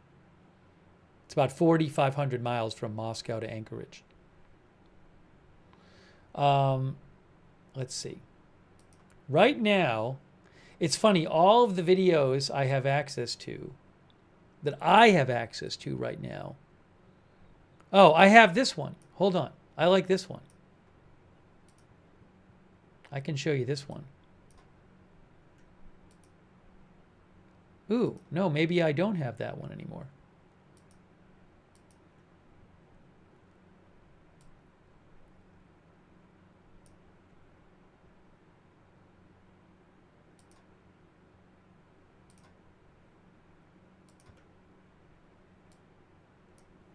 I'm waiting to get more video back, as you can see. Oh, I have some video of the... Oh, no, the protest video is down for right now. All the videos I have access to are basically waiting for more live coverage.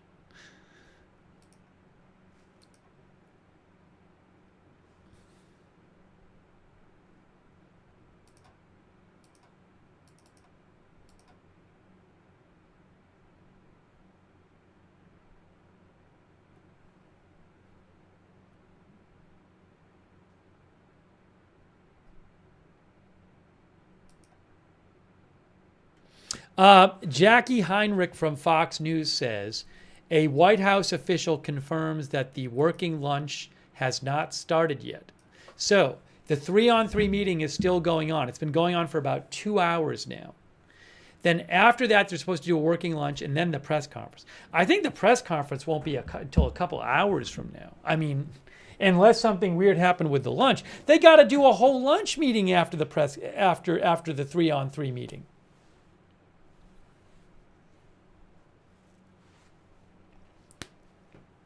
You know? I'm going to have to get more water. Nord thinks that 2 hours is a good sign. I might have to eat something at some point. Could be hours and hours. Joseph Roy thinks it's a good thing they're still talking.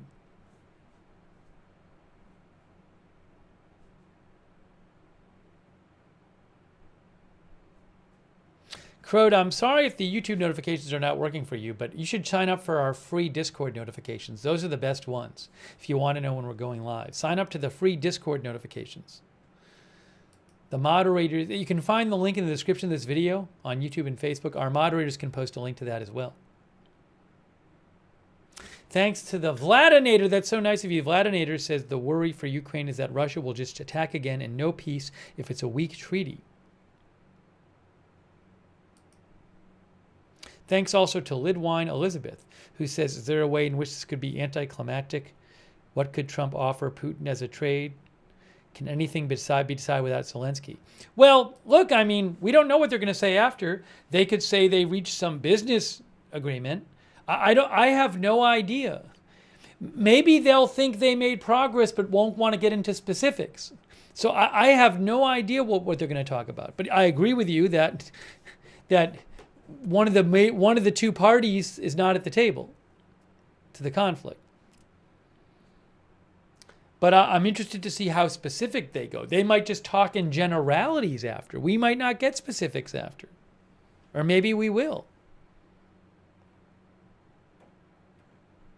Thanks, Carrie Poteet and Inventing America podcast, who thinks that among the topics they're discussing is the Arctic Circle.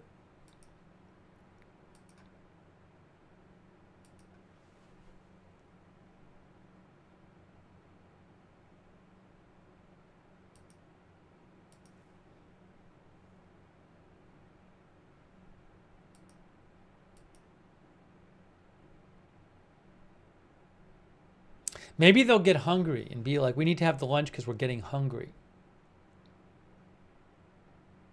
Sky News Breaking says a White House official said that the 3-on-3 meeting has been going on for about 90 minutes and the working lunch has not started yet.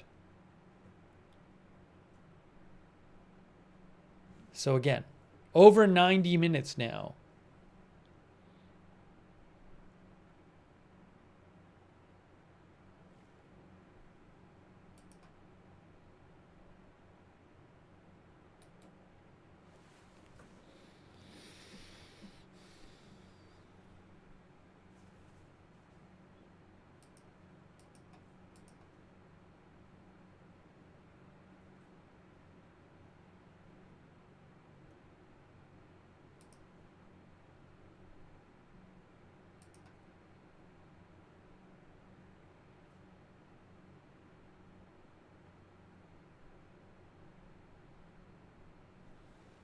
Michael Lauzon, our viewer, thinks that Ukraine would be forced to demilitarize for a ceasefire and says that's never going to happen.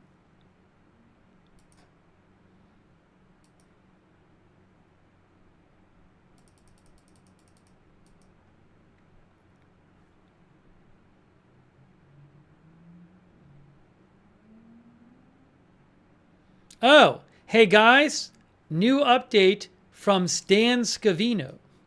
Dan Scavino, new update. He is in the White House. He works in the White House. Look at this. Happening now, 5:25 p.m. Eastern Time. The President, Secretary Rubio, and Steve Witkoff are still meeting behind closed doors with President Putin and the Russian delegation. He just posted that right now. They are still meeting. They haven't even gotten to the lunch yet. They haven't gotten to the lunch yet.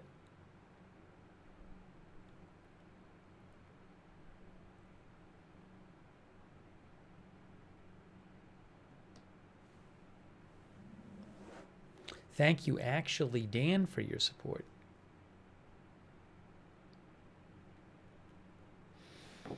And sevenfold 777. Thank you, sevenfold 777.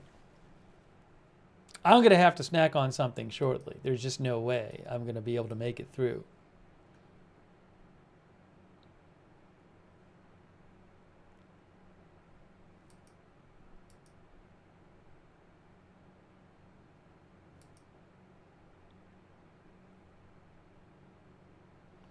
Do not know what is on the menu for lunch there.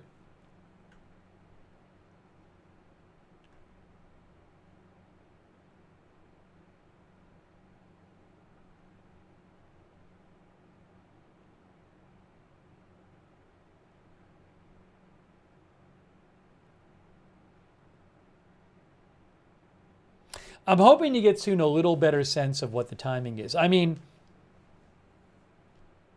because if they go to the lunch thing, then you know, well, that'll probably take an hour or something like that. Oh, who knows? That could take longer too. Maybe it'll take hours. Maybe it'll be 4 more hours until the press conference.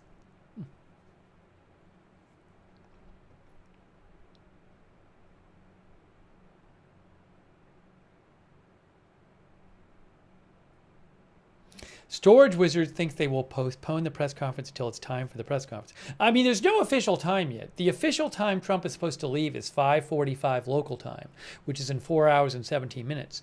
That's when he's supposed to leave, but they could postpone that too. Maybe they'll bring food in. What if they bring food into the 3-on-3 meeting? What if they do that? What if they do that? Maybe they could bring the food into the meeting if they're hungry. You don't want them getting hangry.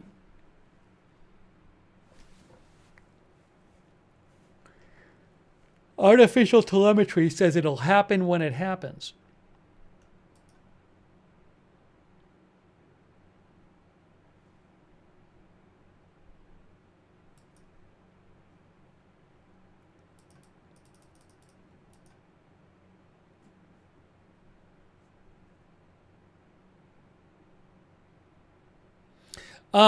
Taylor Popiars with Spectrum News says that the travel pool, the press pool left the meeting over 2 hours ago. So we were watching when the press went into that meeting area and they shouted questions at Trump and Putin and nobody answered anything and then they left.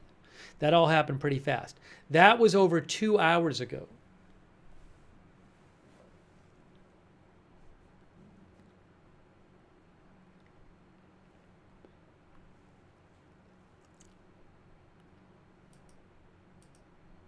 Thanks, Crazy Yoda, who says Diet Cokes. Are they drinking Diet Cokes? Yeah, I'm going to have to, at some point, I'm going to have to eat something. I don't know. I don't have a crystal ball. I don't know how long things are going to take.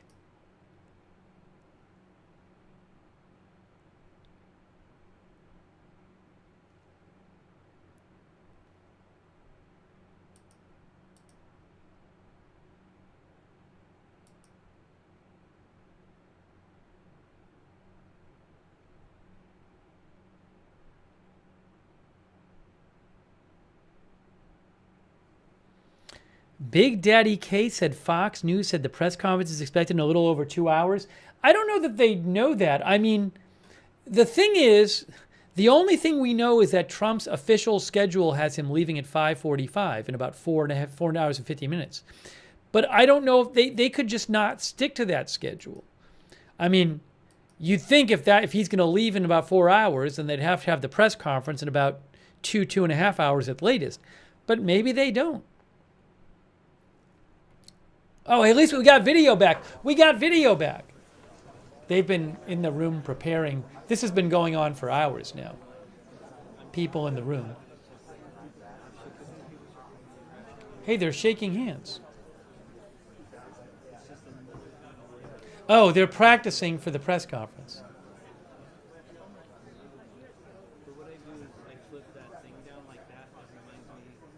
I'm going to have to grab a little water. I'm going to take 1 minute. I got to grab more water. Give me 1 minute. I'm coming back. Tie it to your head.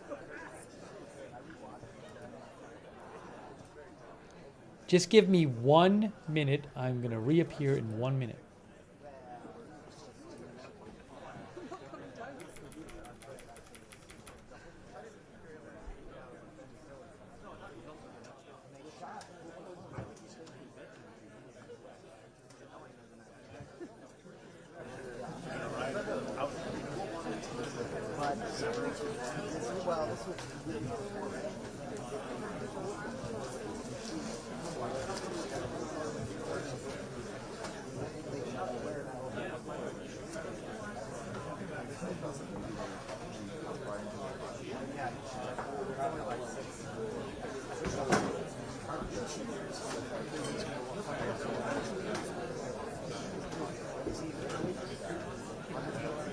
Oh, yes, it is.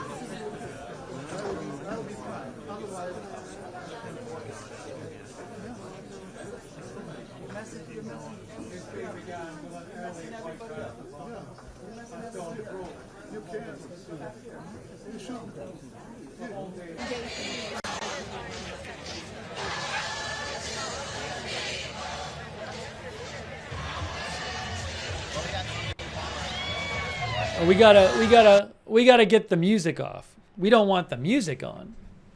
All right. So now this is in Anchorage. Some demonstrators there in Anchorage. Pro-Ukrainian demonstrators.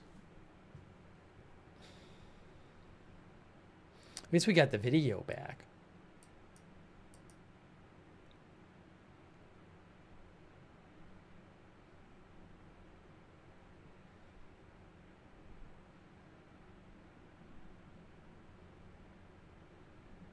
Thank you, Yervant Kashishian, who says, can you make a poll if there will be an agreement for a ceasefire or not? Well, just to be clear, so I'm not going to do that because Zelensky isn't there. Zelensky's not there. So he would need to agree to it. I mean, are you saying you want me to do a poll saying that Putin is going to announce today, without talking to Zelensky, that Russia is stopping its war effort today? Is that what you're saying? Because Zelensky's not there.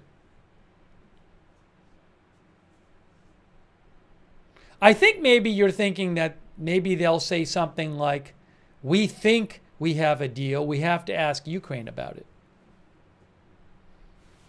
That's my guess, is more what you're referring to, Yervant. But then it's not so clear. Then it's not, we've reached a ceasefire. Then I think what you're talking about is something like, they say, we think we're close to having something that Ukraine will agree to.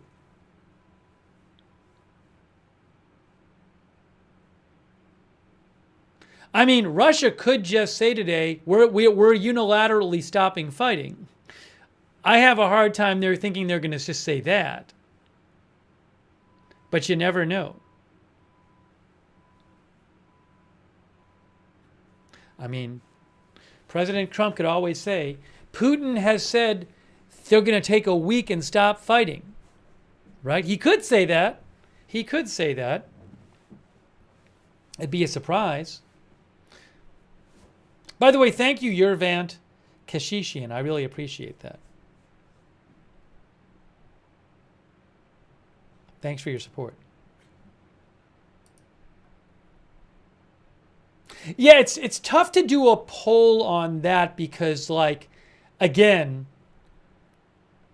we're not if Zelensky and Putin were there, you could say, will there be an agreement for a ceasefire? And it's like, yes or no. I don't know that there can be an agreement without Zelensky there unless Russia's just unilaterally saying we're not going to fight for a certain amount of time, which could happen, but I would be shocked if that happened. But then you're talking about more like, well, what kind of... I think the language is expected to be something kind of...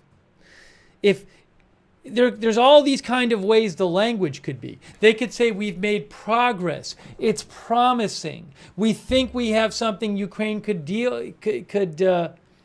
agree to, but that's not as clean cut as ceasefire or not ceasefire. That's what I'm trying to say, if that makes sense.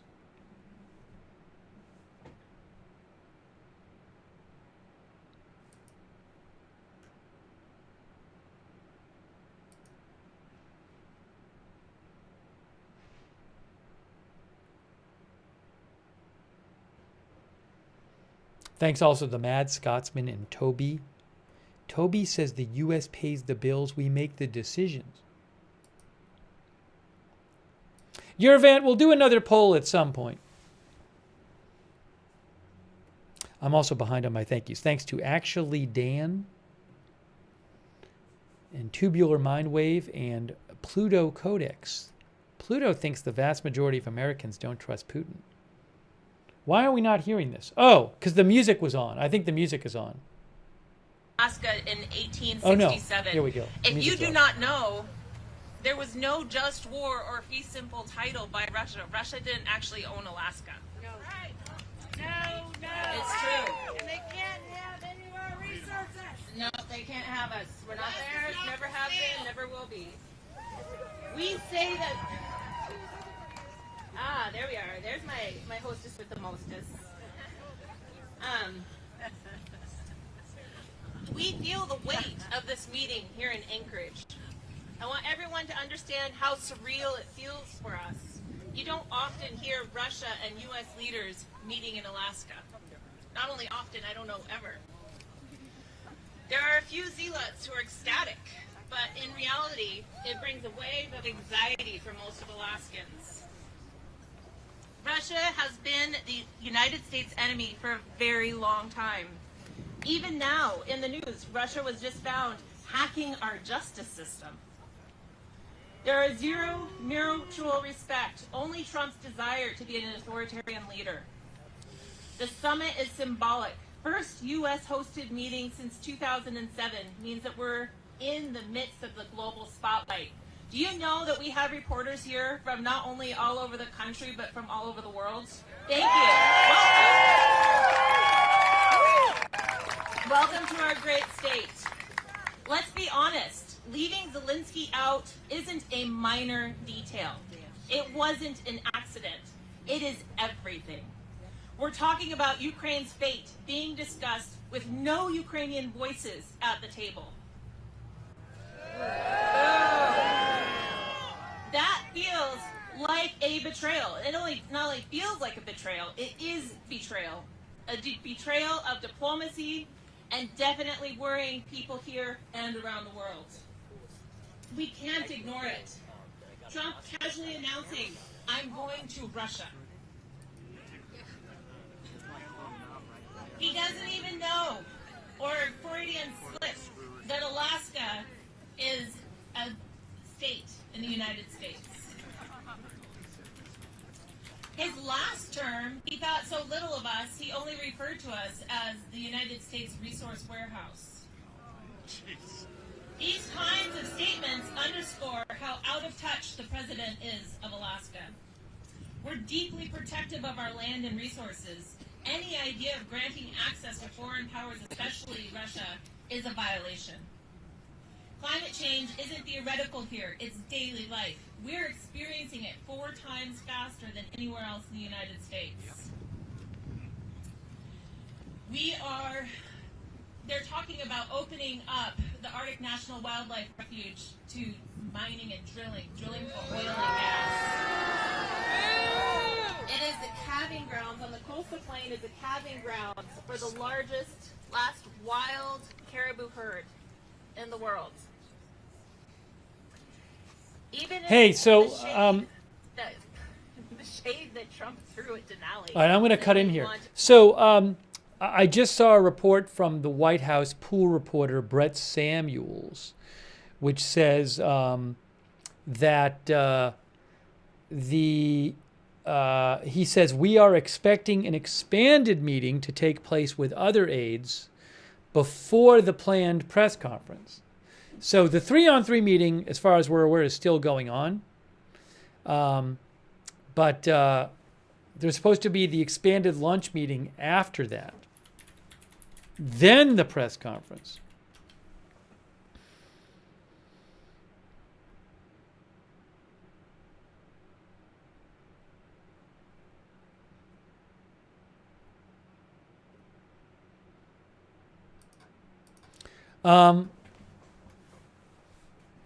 I want to mention, people asked if we could do another poll. I'm trying to think of a poll we can ask that might, it's kind of tough because I don't, you know, I think there's going to be a lot of reading into what Trump and Putin say.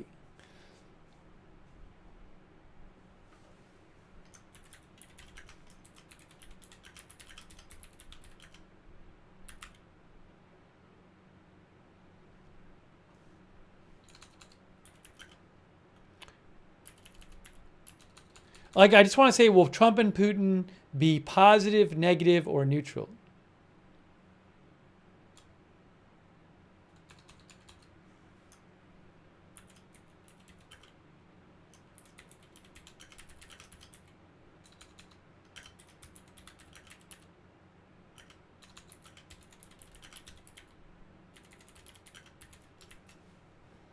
So that's what I'm going to do. I know it's not the greatest question because it's, I mean, how clear is it between positive, negative, and neutral?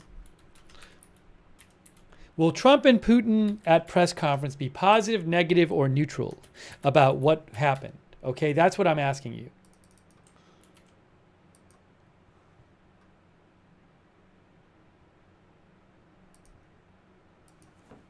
Then we'll show you what people said.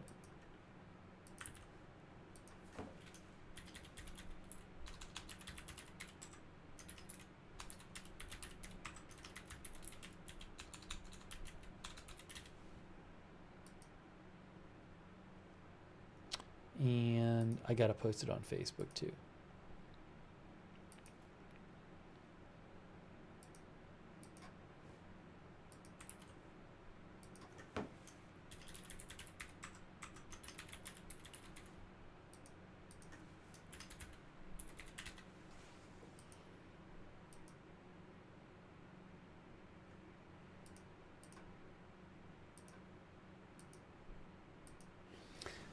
Okay, I said, will at the press conference Trump and Putin be positive, negative, or neutral about what happened?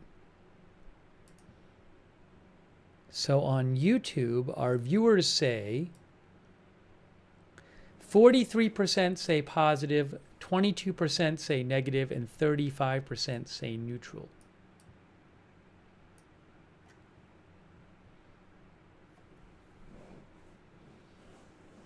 On Facebook right now, I'm seeing 70% positive, 30% neutral, and 0 negative. No, Facebook is 62% positive, 8% negative, and 31% neutral. And then on Twitch,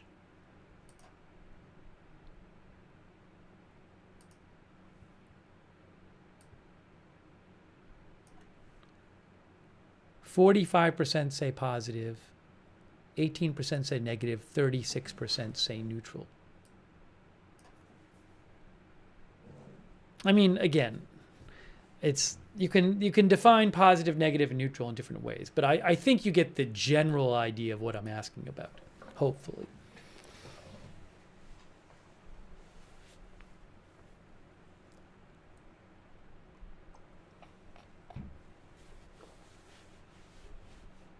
It's regardless of what they've actually agreed to or anything, or what they talked about.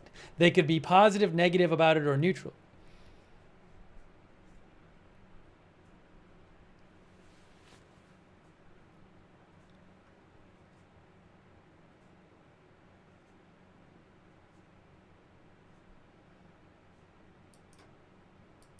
Pretty close between YouTube and Twitch, huh?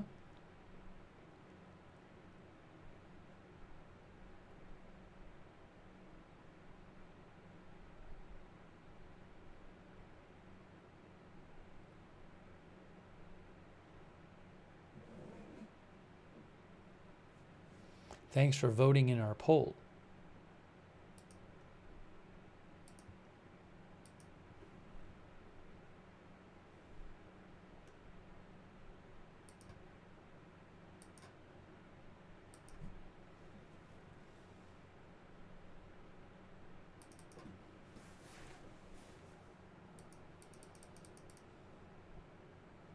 The 3-on-3 meeting is still going.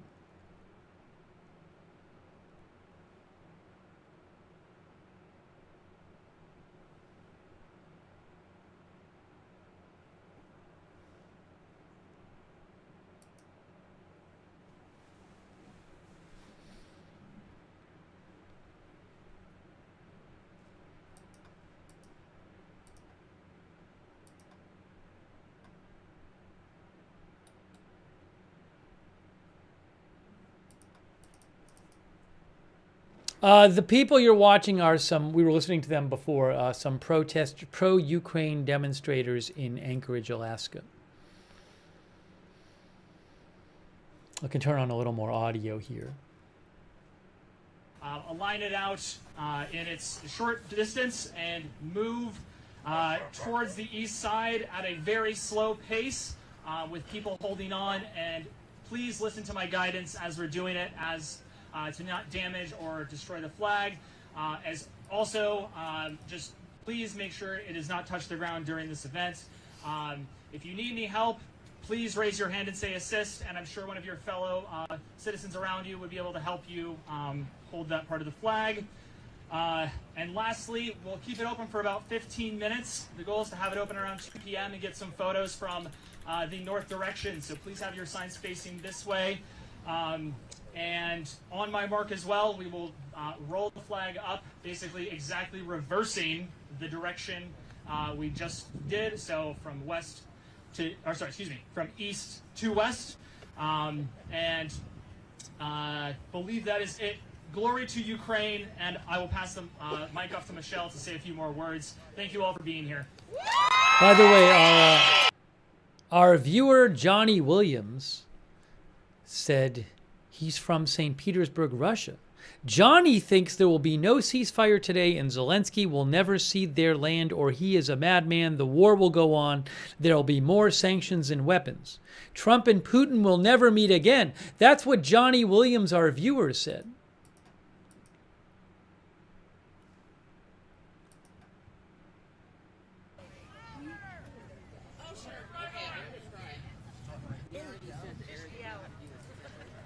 All right, can everyone hear me now? I would like to thank you all for coming. Having personal ties to Ukraine, the war has directly impacted friends and loved ones of mine. I take this opportunity to share my support for them as an American, as an ally, as a friend, family, and as someone who grieves the turmoil and suffering that many have experienced through the war. We are here today in light of a summit being hosted today in Anchorage between American and Russian leadership to discuss an end to the war in Ukraine. We are all gathered for this moment to share a voice that is not at the table today, the voice of the Ukrainian people. That's right.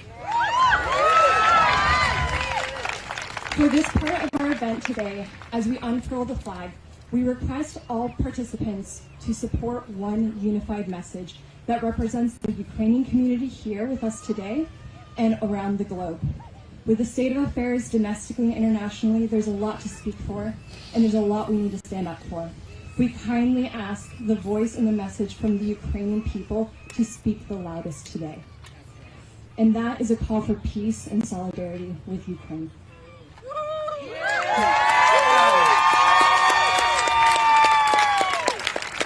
Through the valiant efforts of United Help Ukraine organization, Doug, who was just speaking with us, who made several dozen calls trying to coordinate this in 48 hours, as well as to many local organizations who have helped raise awareness to the community in Anchorage, we have an opportunity to display a powerful emblem. The Ukrainian flag is marked with a blue stripe on the top and yellow on the bottom. The blue represents the sky, often symbolizing freedom, peace, and the vastness of Ukraine. The yellow represents the golden wheat fields, symbolizing prosperity, wealth, and the richness of the land. We can see this every time that we look at the horizon. This land and the sky will always go hand in hand. There would be no sky without land and no land without sky. It's impossible to separate them. The flag here today represents Ukrainian heritage, culture, and people. And now more than ever, it represents their freedom. When I look straight ahead and I see the horizon, I see this symbol. And like the land and sky, Ukraine cannot be torn apart. That's right. Glory to Ukraine.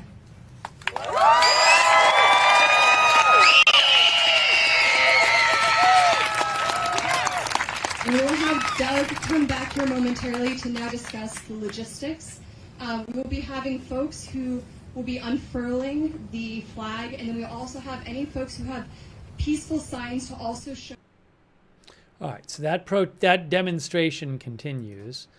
By the way, quick thanks to thanks so much to Benny Hill for the memberships, and Dewey for the memberships, Sherry Baker for the memberships, Brandy for the memberships. Thank you. Make sure if you got a membership or a gift subscription for somebody, you thank them for it. Thank you so much.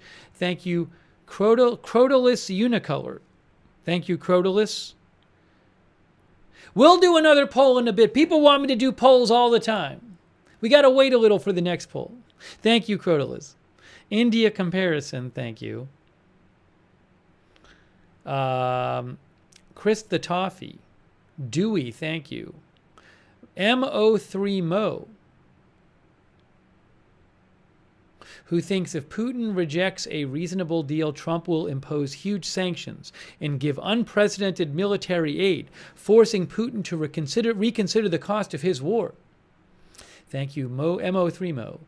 Caricaturisk, thank you. Jenna Tails, thank you. Bill Ward from Canada, thank you so much. Who thinks that the war only stops if Putin decides it on his terms.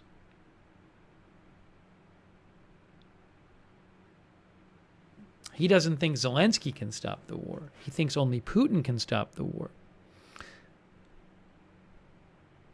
Thanks, Yervan Kashishi, and thank you, Yervan. I agree. I thank you for that.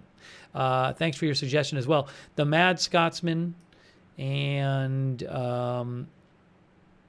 hang on a moment here. Guys, as soon as I have an update about what's going on, I will certainly let you know.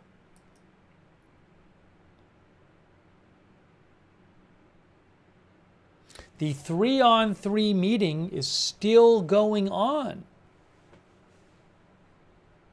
Is it possible that the 3-on-3 meeting could go on so long that they'll just cancel the wider lunch meeting and go straight to the press conference? That I don't know.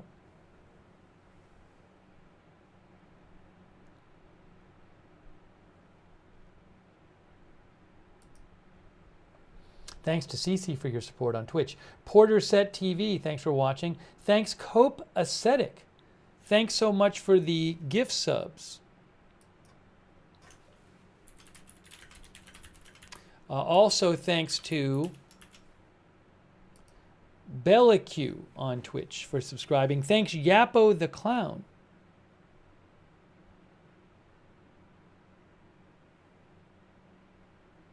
I appreciate it, Yappo. Thank you. I think the flyover during the thing on the runway was 1 bomber and 4 fighters from what we saw.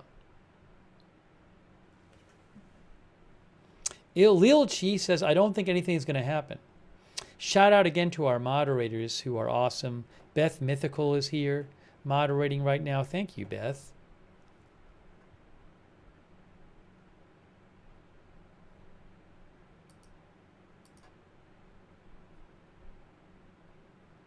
Big Ball of Yarn, Matthew Kohai 3, McRiches, and Papa Bear all there moderating on Twitch. Thank you. Margaret Riley, thanks for moderating. Thanks, Margaret. Hey, thanks also, Raised by the Wolves, for your kind words and your note. Thank you, Raised by the Wolves. Thank you, Margaret Riley, for moderating. Thank you, Linda Belk, Misha, and Larry over on X, who moderate. Breaking news, not huge news. The Trump-Putin 3-on-3 meeting is now 2.5 hours.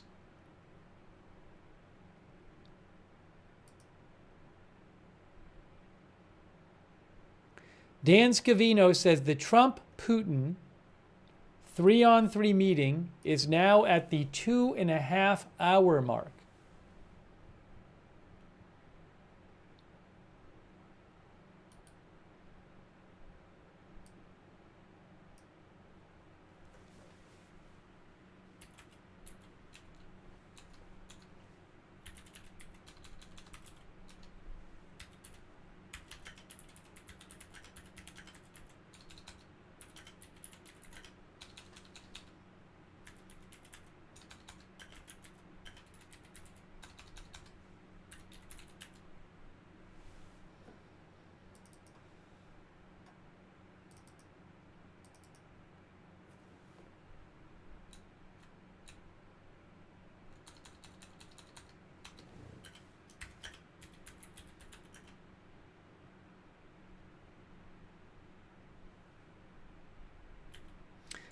How do I say this in the headline?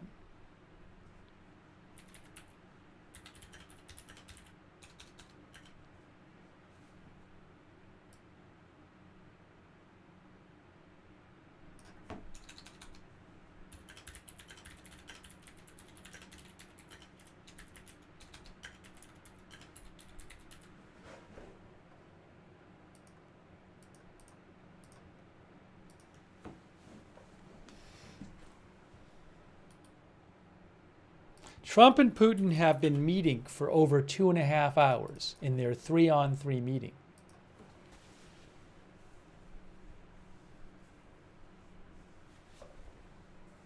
I don't have an exact clock when it started, but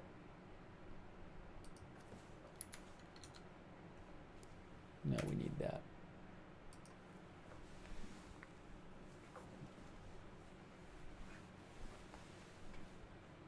Yeah, maybe 2.5 hours. The 1/2 doesn't really read right on the headline.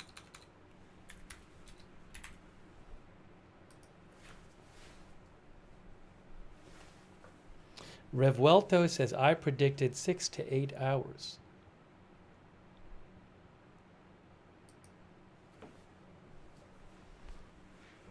Oops, sorry, I gotta take this off and do that. Okay.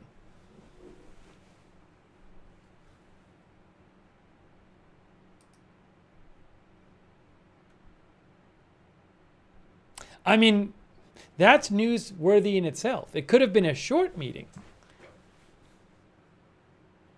J.K. Senar thinks it may be an overnighter.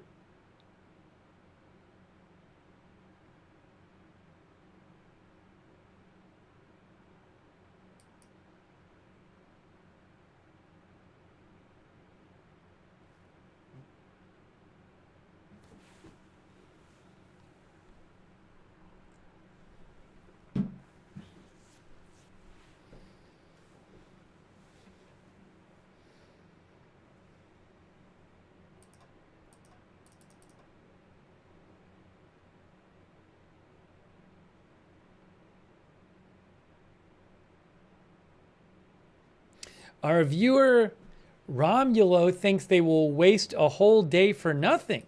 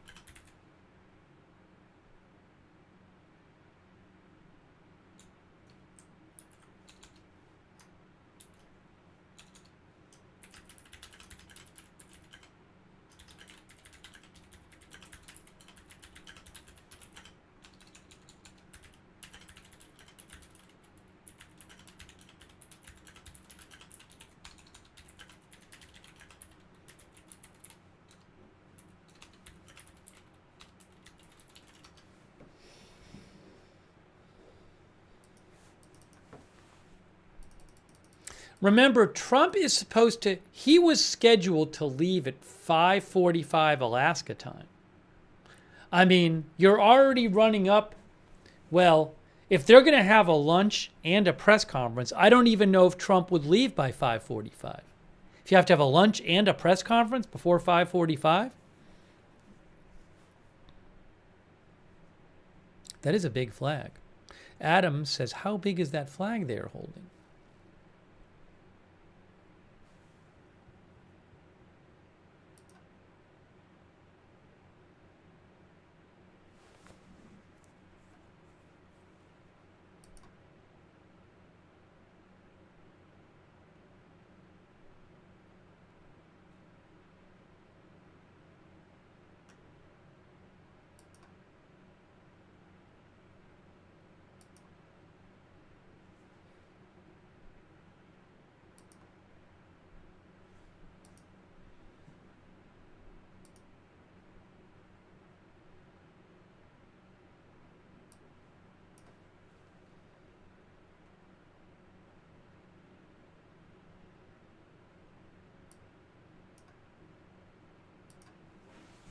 I'm waiting for the next update from the White House press pool.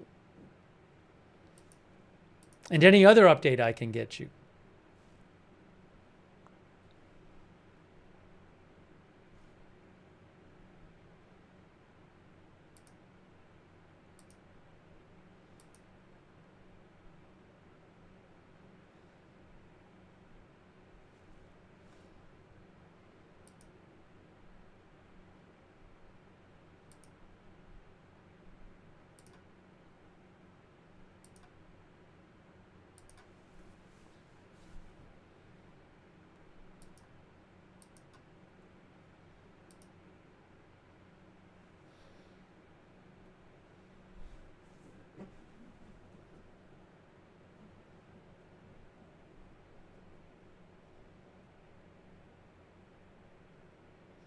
Jaybird says Trump and Putin need to go play golf.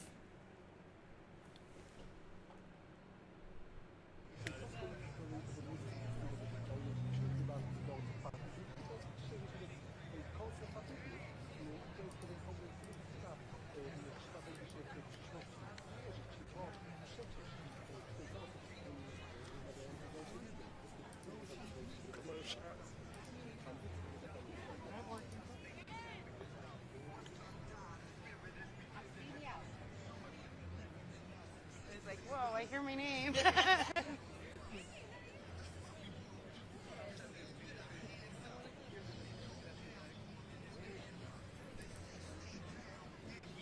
you.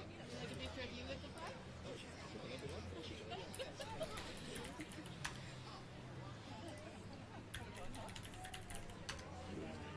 Where do I need to send it?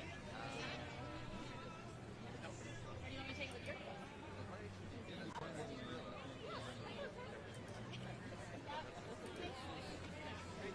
Oh, that is a good picture.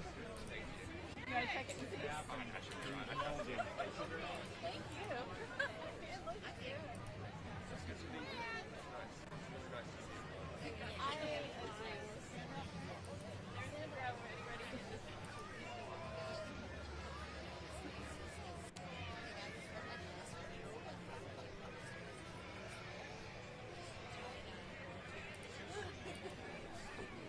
I got to turn down the sound here.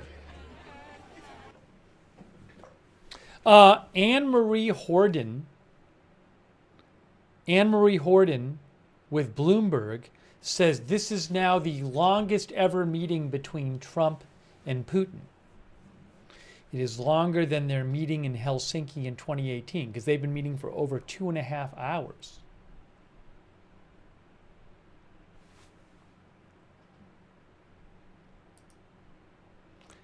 Our viewer Kaleidoscope thinks it's a good sign.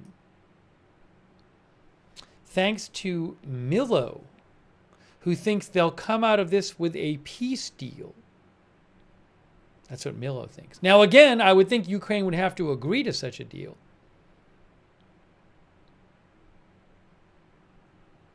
I don't think Russia is agreeing to a peace deal without concessions from Ukraine. Thank you, the Vladinator. Thanks for shouting out the moderators, Vladinator, too. Thank you, Marcus Peterson, who says at least Trump has the blank to meet with him. Thank you, Lucia Harizo. Thank you, Jonas Hahn in Germany. Thank you so much, Jonas, for your kind words and your support. Thanks, Jiggle Jess, Tim81, Jason Bewley.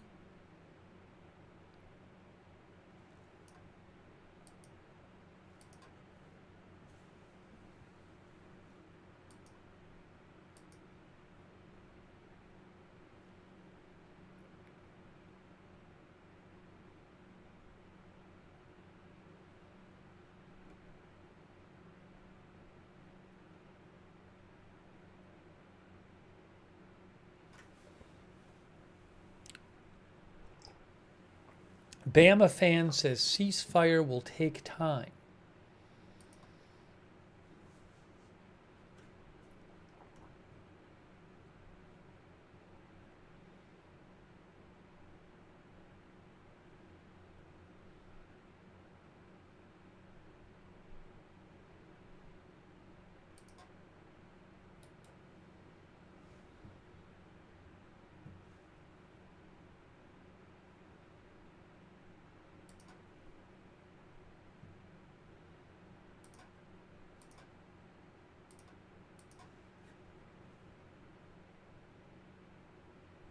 I am continually looking for any kind of updates. It's very interesting. It's not often when something like this important is going on. It's not often when something this important is going on and you don't know anything about what's happening.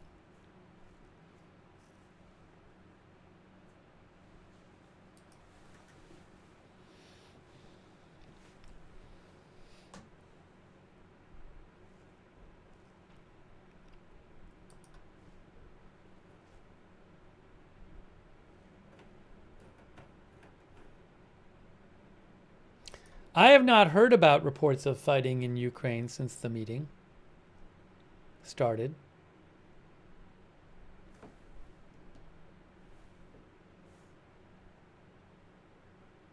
I don't know. Oh, are there more people in the press room now? That's interesting. I don't have a shot I can use of the press room at the moment. Well, I see some people in the press room, but there have been people in the press conference room for hours. It's not full. We'll hear something soon if there's something different going on. Thank you to Dirty Toxin for the gift sub on Twitch. And Cece, thank you.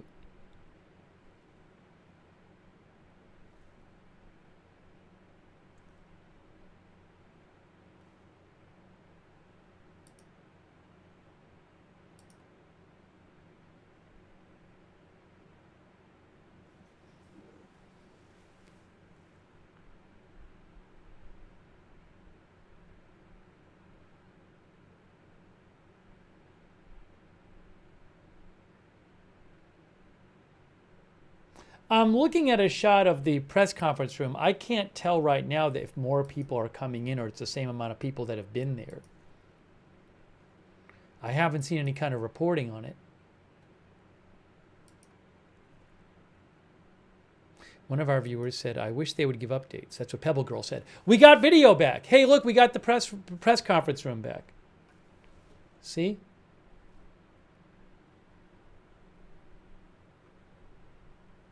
Thank you to our viewer. I think it's Siren. Maybe I'll have to look at it later. I can't show other videos on the air like that, but thank you, Siren, for the recommendation. I appreciate it. Thanks for your support, Siren.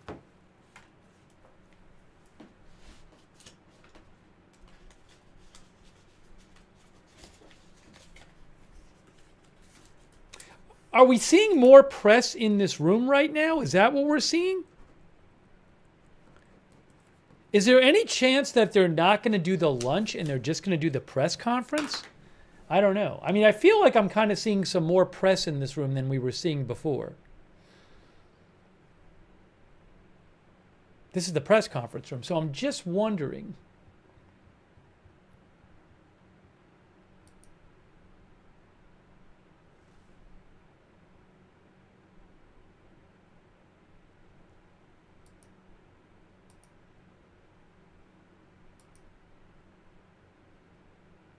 I haven't seen any announcements yet.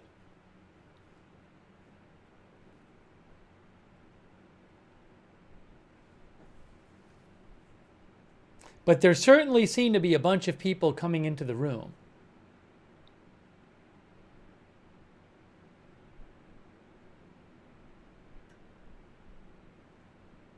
Wait, now why is this, what's going on? I think the video froze or something. Hold on. I'm live. I got to refresh the video. Let me refresh the video. Hang on. I'm live. I got to refresh the video. Let me refresh the video. Hang on.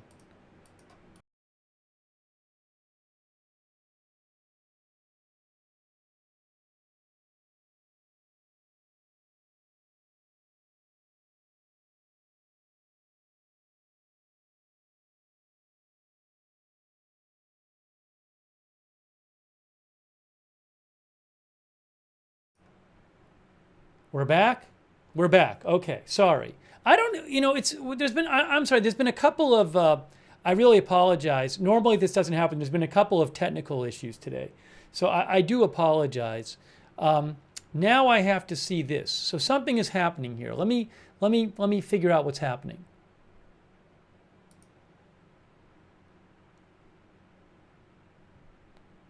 Hang on a moment here.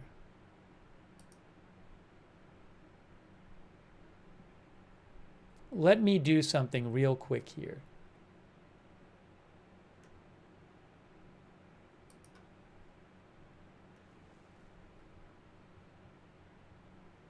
Let me try something here. Hang on, I need 2 seconds. I want to get you the video back. Just give me a moment.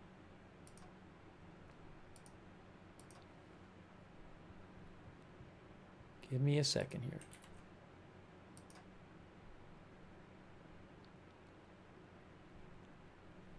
All right, there's the video. The video is back. Okay, that's good. That's what I wanted. That's what I wanted, but I got to do this. So just give me a second here. Everything is under control. Okay, that's good. So we want to get rid of this. Okay, good. Now I got to do this over here. Hold on. Hang on, folks. Hang on. Everything fell apart for a second there. Thanks for your patience. Everything is all messed up today.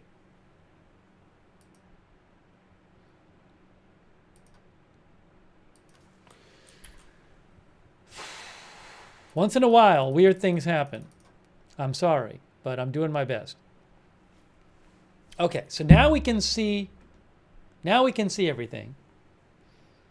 We can see the video, right? Yes. You can hear me, yes? Okay.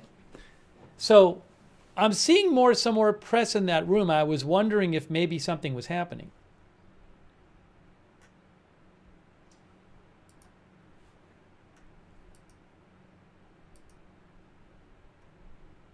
Oh, the meeting ended.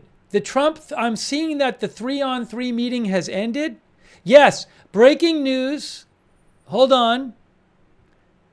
The news conference is imminent, according to Caitlin Collins. The news conference is imminent. Hold on. Has the meeting ended? So Caitlin Collins says the news conference is imminent.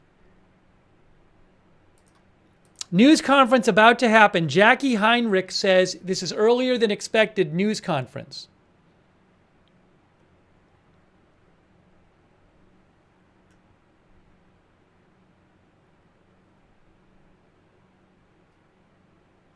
Okay, Max Seddon says reporter Max Seddon says reporters just got let into the ballroom, but so far no word that there was supposed to be a second bigger lunch meeting, and that hasn't started yet that we've heard. Is that meeting even happening? Are they even doing the lunch meeting?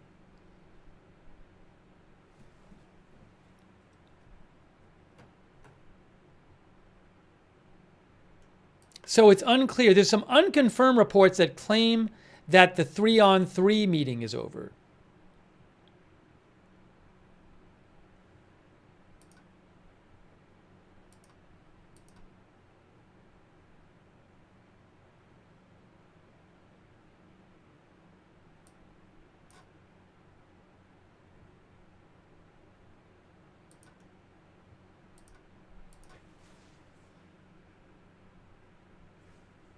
Why am I not seeing this? Give me one moment here.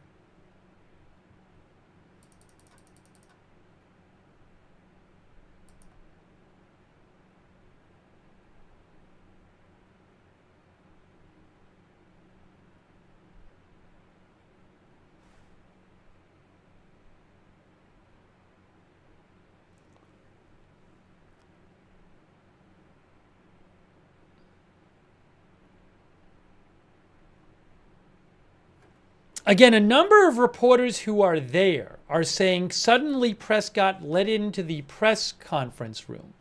But nobody has said the originally scheduled press conference time was roughly 2 hours from now, according to Jim Sciutto.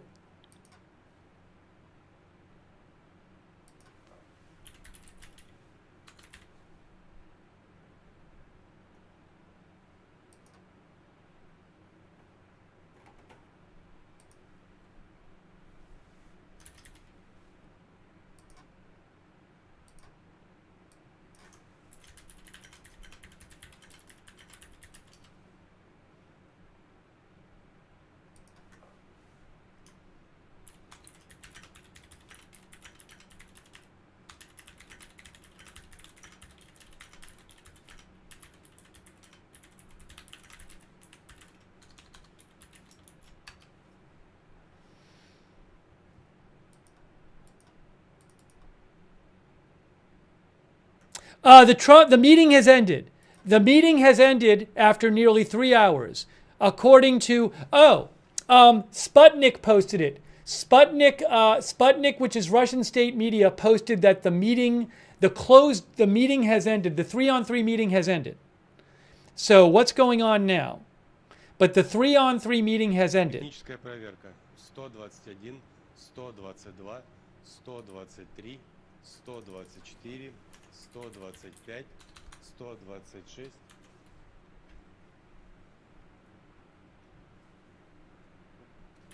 Good day. Just double checking our last minute translation booths, making sure everyone is getting everything is needed. Again, you should be having English in your English only modes. The floor will get both everything at the same time.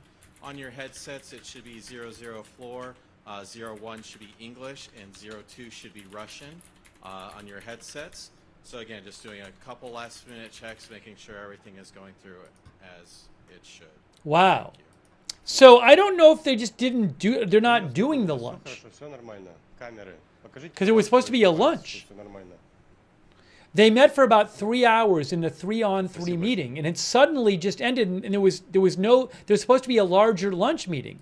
But I don't know maybe that's not happening. BNO News says the Kremlin says Trump, they're holding a news conference shortly.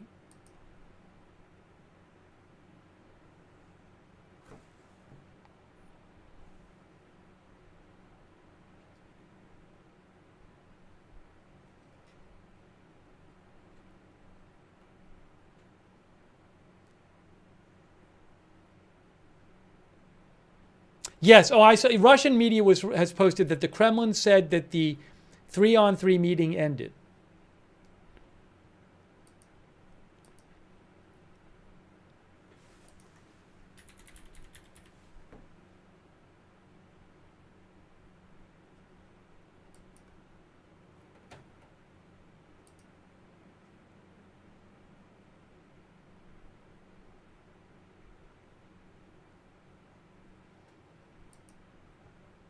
Yes, moving to press conference. Pool has moved into the press conference seating area, says the White House Pool reporter Brett Samuels.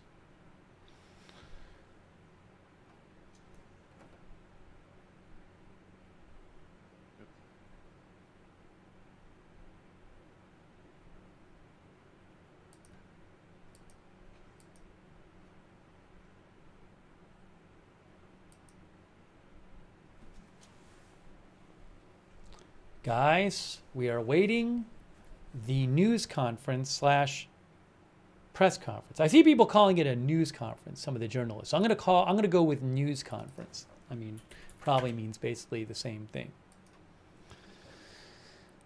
Maybe they'll have lunch after. It's possible they could do the press conference and news conference and then have lunch after.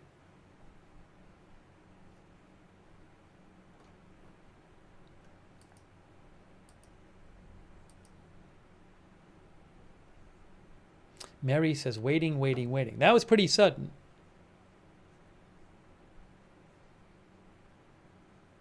Again, TASS says the negotiations between Putin and Trump in a narrow format have ended. –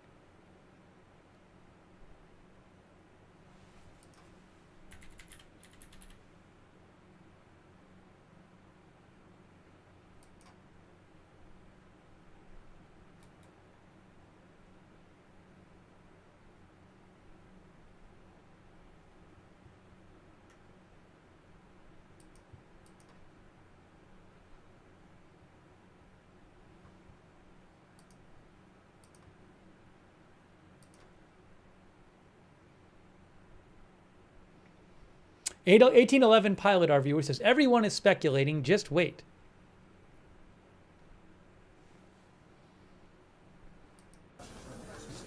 Oh, we got volume now. We got volume. We had volume for a second. They control whether they turn the volume on or not.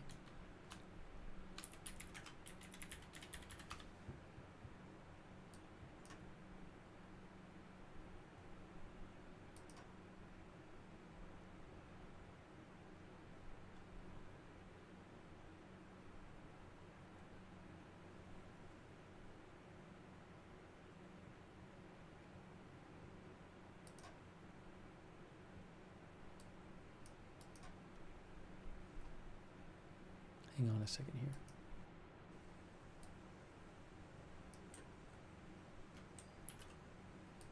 One moment. As we wait here.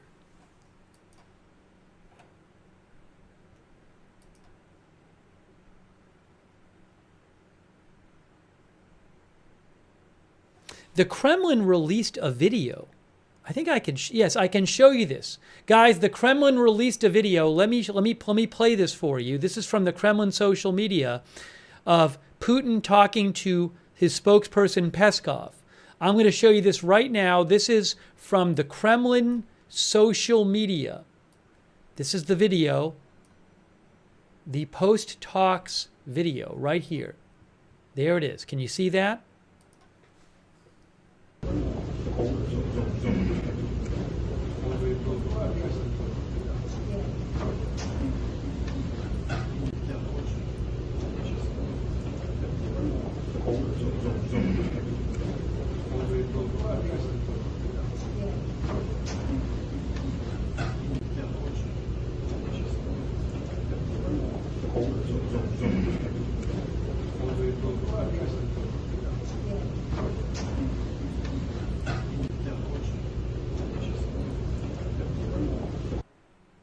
Okay, so yeah, you know, there was supposed to be a 3-on-3 meeting, then a lunch meeting, and also the press conference. It appears that there's not going to be a lunch meeting.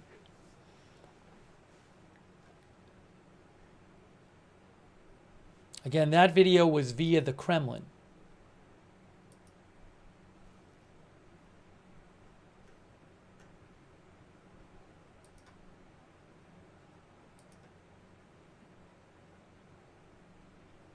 One of the viewers said the X stream clashed. I'm looking at the X stream right now. Oh, I have to start. We have to restart it maybe. I might have to restart the X stream. I don't know why it didn't restart. Maybe having an issue.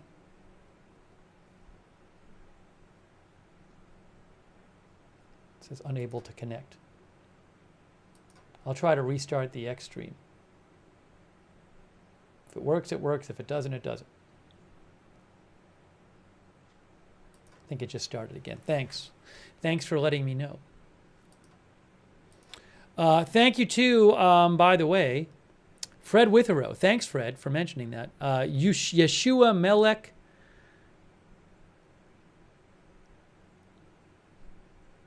Who thinks he thinks it's a bad, Yeshua thinks it's a bad sign if there's no lunch. Thanks, Lee Sweet, our member. Thanks, Logan, our member. Russ Ledger, Chili 23 for the memberships. Schaff, our member. Kenneth Colton, our member. Thank you, Kenneth. 35 months. Thank you, Kenneth.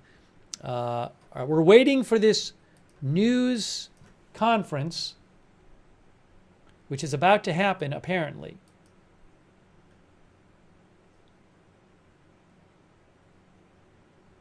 Yeah, Max Seddon says the Kremlin says news conference soon.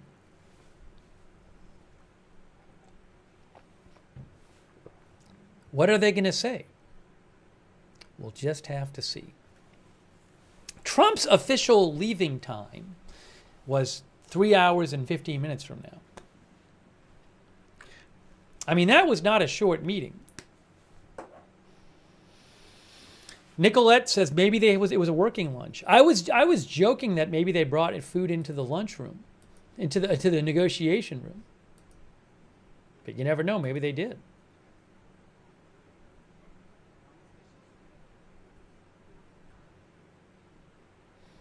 The New York Times said there was some uncertainty before about whether Trump and Putin would both be at this news conference, but it appears they are going to.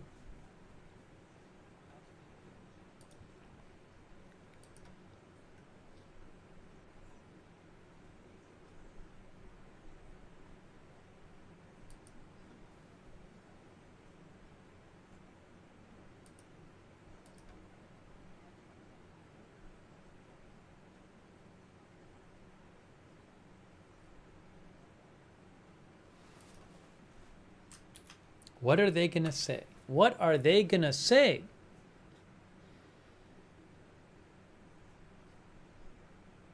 Casey thinks if they're both there, it could be a good sign. I just kind of assumed that they both were going to be there, but maybe I shouldn't have.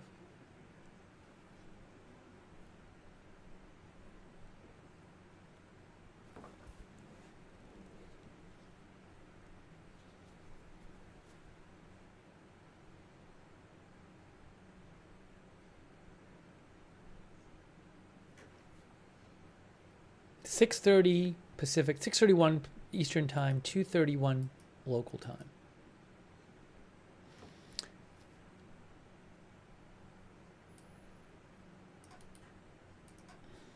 I don't know if they'll get into specifics. They might say it was good or bad, but not be specific. Hey, thank you, KWNY Upstate. I said this before, I just don't know how much specifics we're going to get. Thank you, Blake Herbst and Chihuahua Mama, our new members.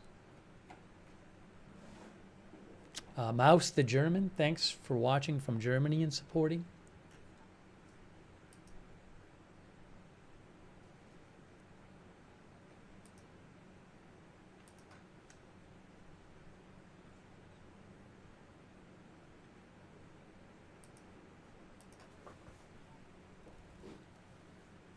I mean, they can say the talks were great and we made a lot of progress. That in itself doesn't really tell you anything because you want to know what they talked about. They could also say it didn't really go very well, but again, you don't know what they talked about. So I'll be looking to see what kind of specifics we might get.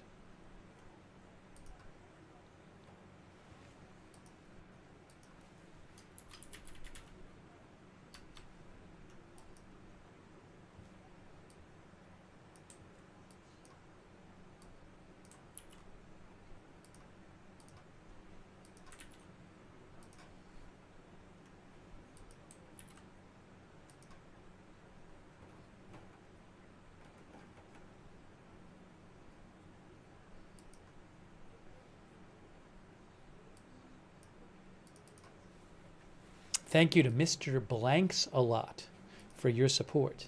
Also, Jay Bagwell, thank you. Jay, I appreciate that. I remember Corey Bethune, thank you. Guys, we are waiting.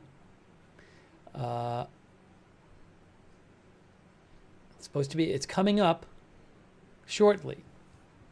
I don't even want to say expected because the Russian government is saying it's going to be soon.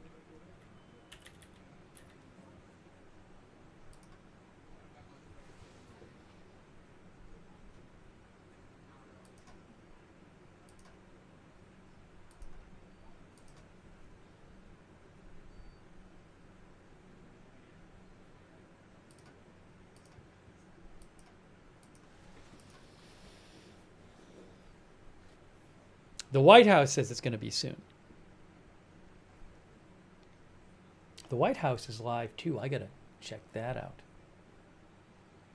Okay, good. Let me give me a moment here. Get rid of that.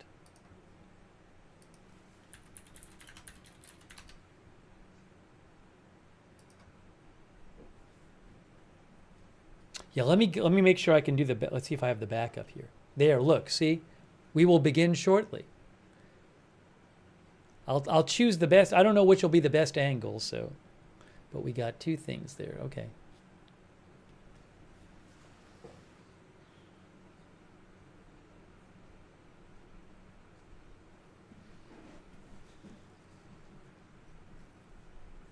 Yeah, I hear some people saying the meeting was supposed to be this long or that long. It was not. We didn't know how long the meeting was going to be. I mean, it's up to them how long it goes.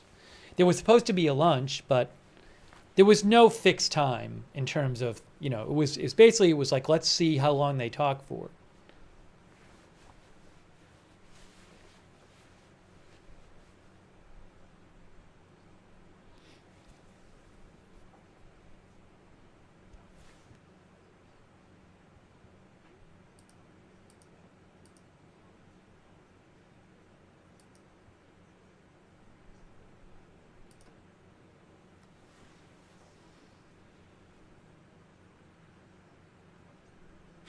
Grandma says maybe they're eating lunch now. I haven't heard that. I think it's going. I think it's going to start soon. The White House went live on their channel, so I mean that's a sign it's going to be soon. Hey, thanks so much to Lorenzo Scaburi from Italy. That's really nice of you, Lorenzo.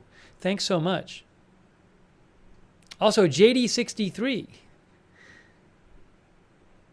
Thank you, JD63. That's really kind of you. I really appreciate your support. JD63. Stephen Steffi, our viewer, thinks it didn't go well. I have no idea.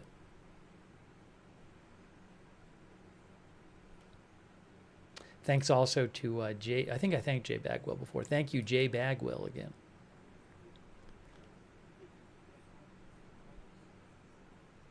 Guys, Meredith McGraw reports that Trump's senior aides are seated for the press conference. So this is going to start any moment now. Any moment now. What's going to happen? What are they going to say?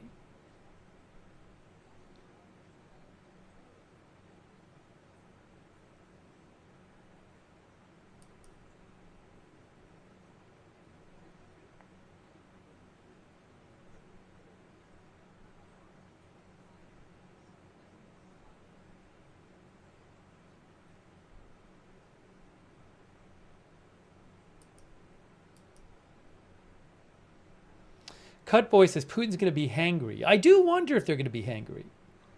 If they didn't eat. If it were me, I would need to eat.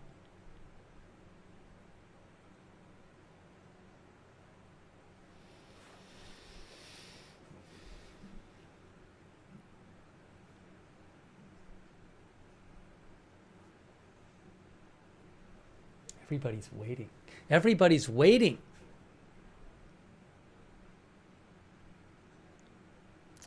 Thank you. Vince Kane. Hey, Vince, that's really generous of you. Vince thinks that one mic is higher for Trump and one is lower for Putin.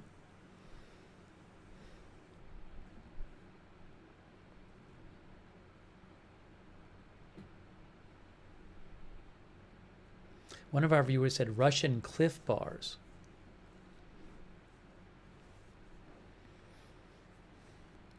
Edward Smith thinks this will be a nothing burger. Chris says nothing's going to happen. It's possible that they say it went well and they don't get into specifics. And then people are like, well, what are the specifics?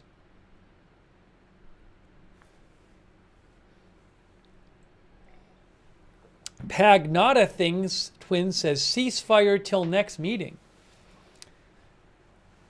That's an interesting idea. The idea that Putin would say, I'm not going to have any attacks on Ukraine until the next meeting with Zelensky.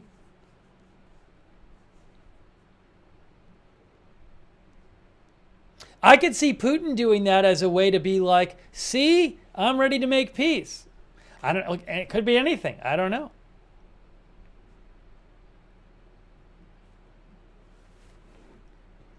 Exceedy thinks that they are tired. The time change is 12 hours. Thank you, Exceedy. They flew all the way there, too. Thank you, our viewer.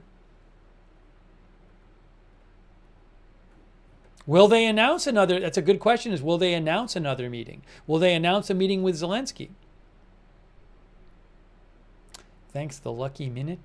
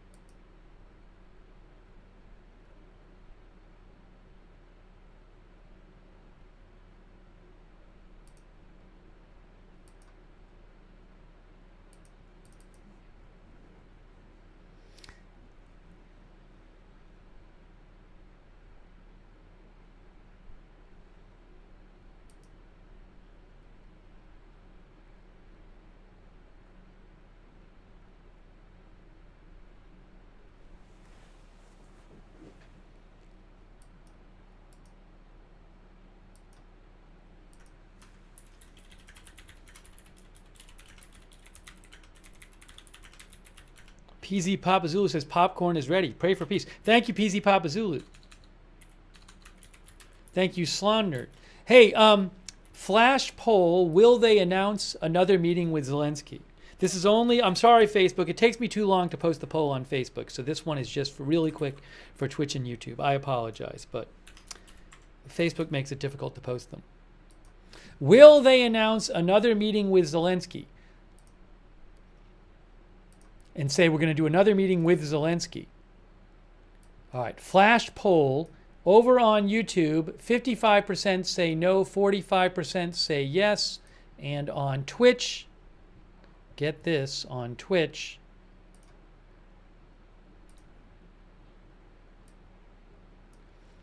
62% say no, 38% say yes. This is our flash poll. Sorry, Facebook, I apologize. It just, Facebook makes it so difficult. I got to do a quick one.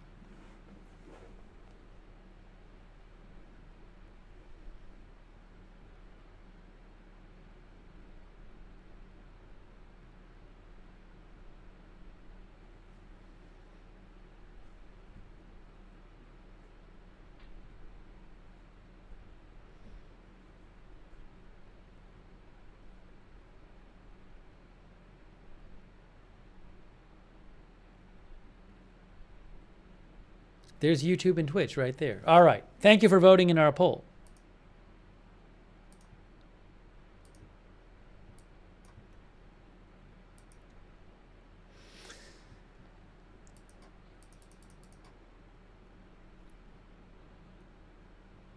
Any moment now, this is supposed to start. Any moment now. Any moment now.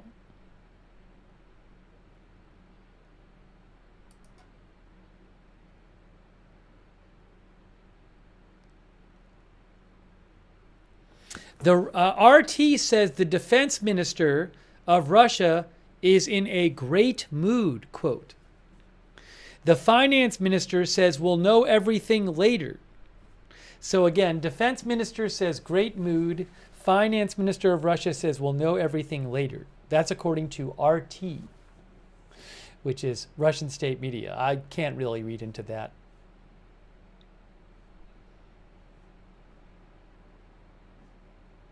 Thanks to Lamtix for subscribing on Twitch.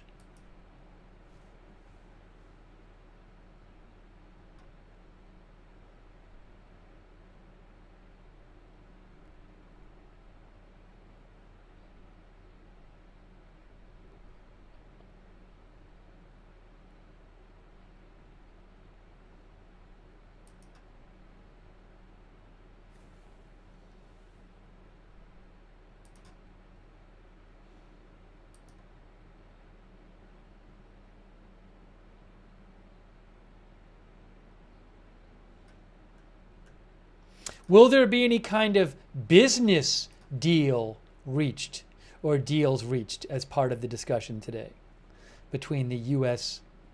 and Russia, between Trump and Putin?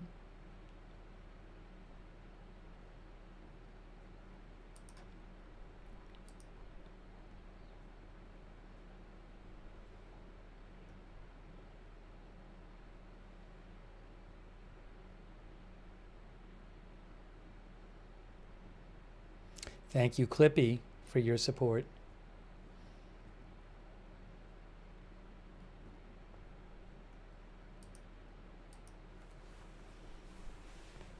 We are still waiting for the news conference. It's supposed to be any time now.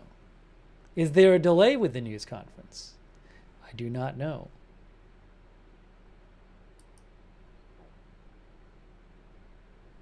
Thanks, Romulan, our member.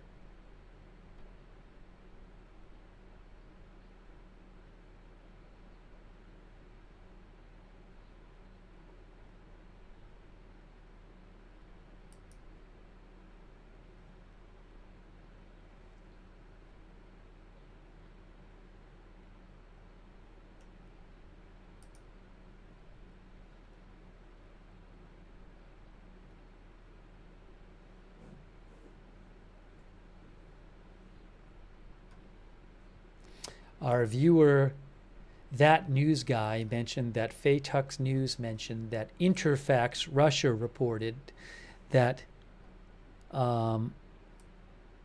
Interfax Russia said that when the CEO of the Russian Direct Investment Fund, Kirill Dmitriev, was asked, hold on a second here, was asked how the talks were going, he said, "Great, everything is wonderful." I can see Caitlin Collins from CNN is on the lower right there. She is doing a live shot.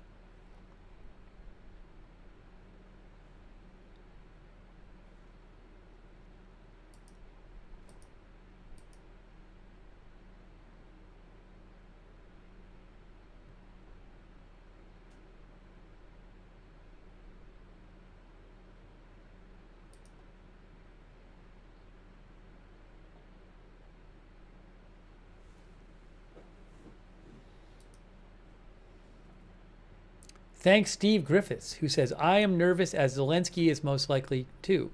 I don't know if Zelensky even knows what happened yet. I don't know if they've talked to him yet. Are they going to talk to Zelensky before the news conference or not? Thanks sevenfold for your support. I appreciate that sevenfold. And Lonely Lego, thank you.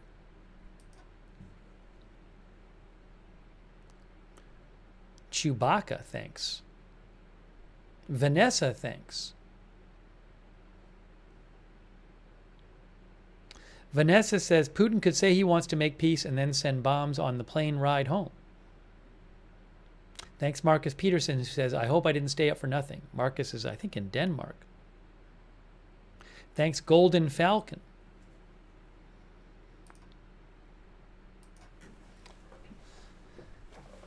We are waiting. We are waiting. Oh, did Zelensky post? Hold on. One of our viewers said Zelensky posted.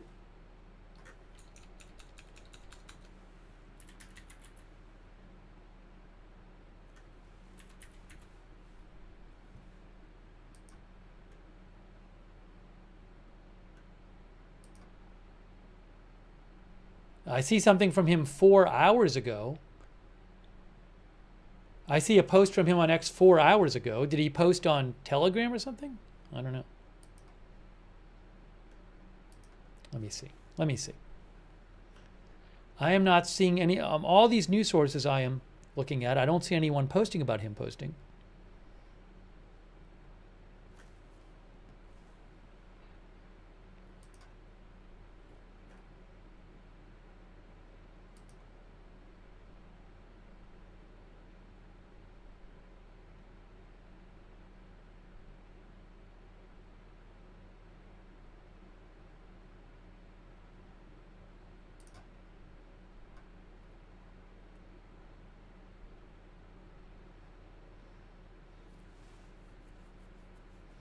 Again, any moment now, news conference.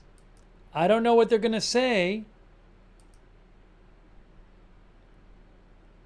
Lake Town said he has not posted.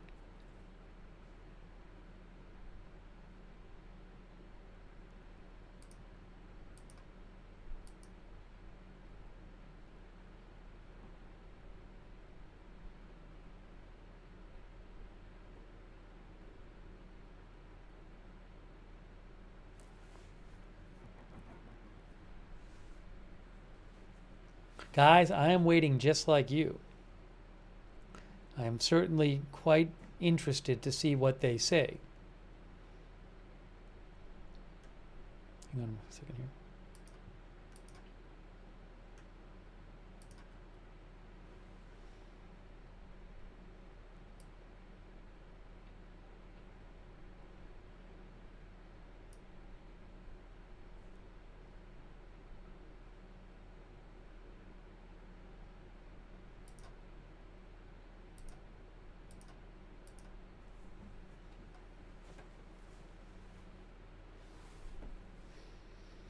Thank you, Bumble HD, who thinks Ukraine will give Donetsk region to Russia.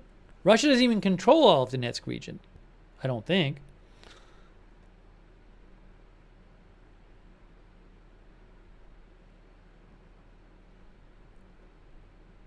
Thank you so much, by the way, to Chris Merchant and Bumble HD. Thank you.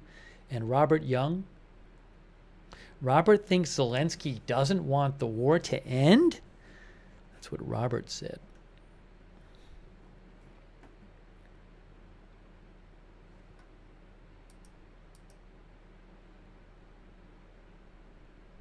News update.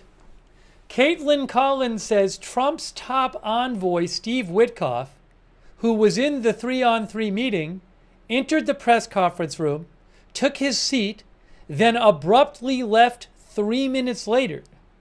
Again, Steve Witkoff, who was one of the people in the meeting, entered the room, took his seat, then abruptly left minutes later. That is from Caitlin Collins, who's in the room.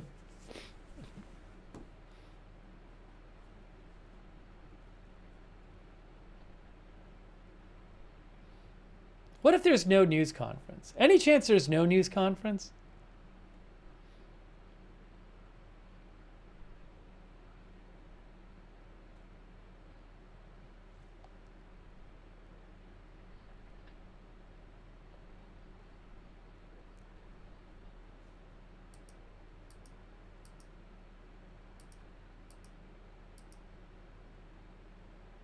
It seems like a lot of there's Pete Hegseth. Pete Hegseth just came in. I think they're doing the news conference. Hegseth is there. He just came in.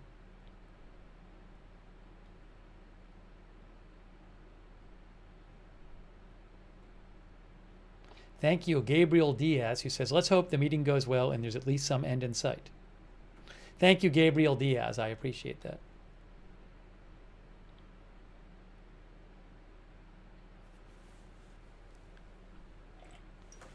Roman says 100% rug pull. Again, I think I just saw Hegseth walk into the room, so I can't imagine that it won't happen. I was just saying that, like, I have no reporting that says a news conference wouldn't happen. Somebody said Somebody claimed that it was reported that Trump was talking to Zelensky. Now, I haven't seen that reported. I did say a short while ago, would they call Zelensky before the news conference, or would Zelensky just have to wait to hear it for himself? I would not be surprised if they spoke to Zelensky before the news conference. Thanks, Yezi Diaz. Oh, Rubio. People mentioned that Marco Rubio was just there, is there now. He's now sitting down. So maybe they did some kind of wider discussion in the last few minutes, you know, where some other people like Hegseth were in on it, who weren't in there for the 3-on-3.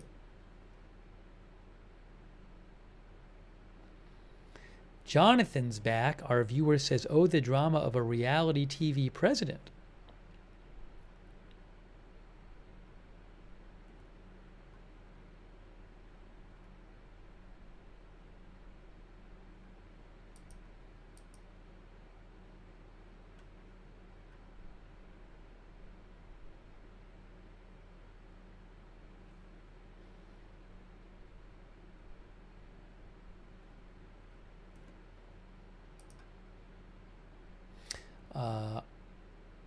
I think it's about to start right now. It's about to start right now. Right now. Watch, you're going to see it. It's starting now. The President of the United States of America and the President of the Russian Federation. Here it is. It's starting now. Starting now.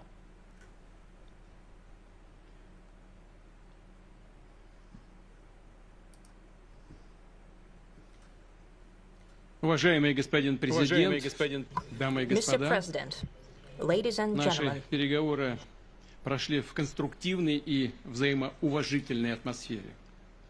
Были весьма обстоятельными и полезными. We have very thorough negotiations that were quite useful. I would like to thank once again my American counterpart for the proposal to travel out here to Alaska.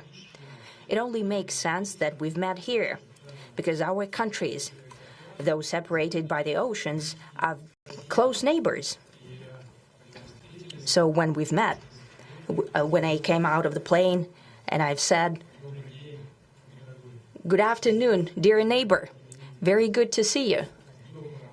In good health and to see you alive."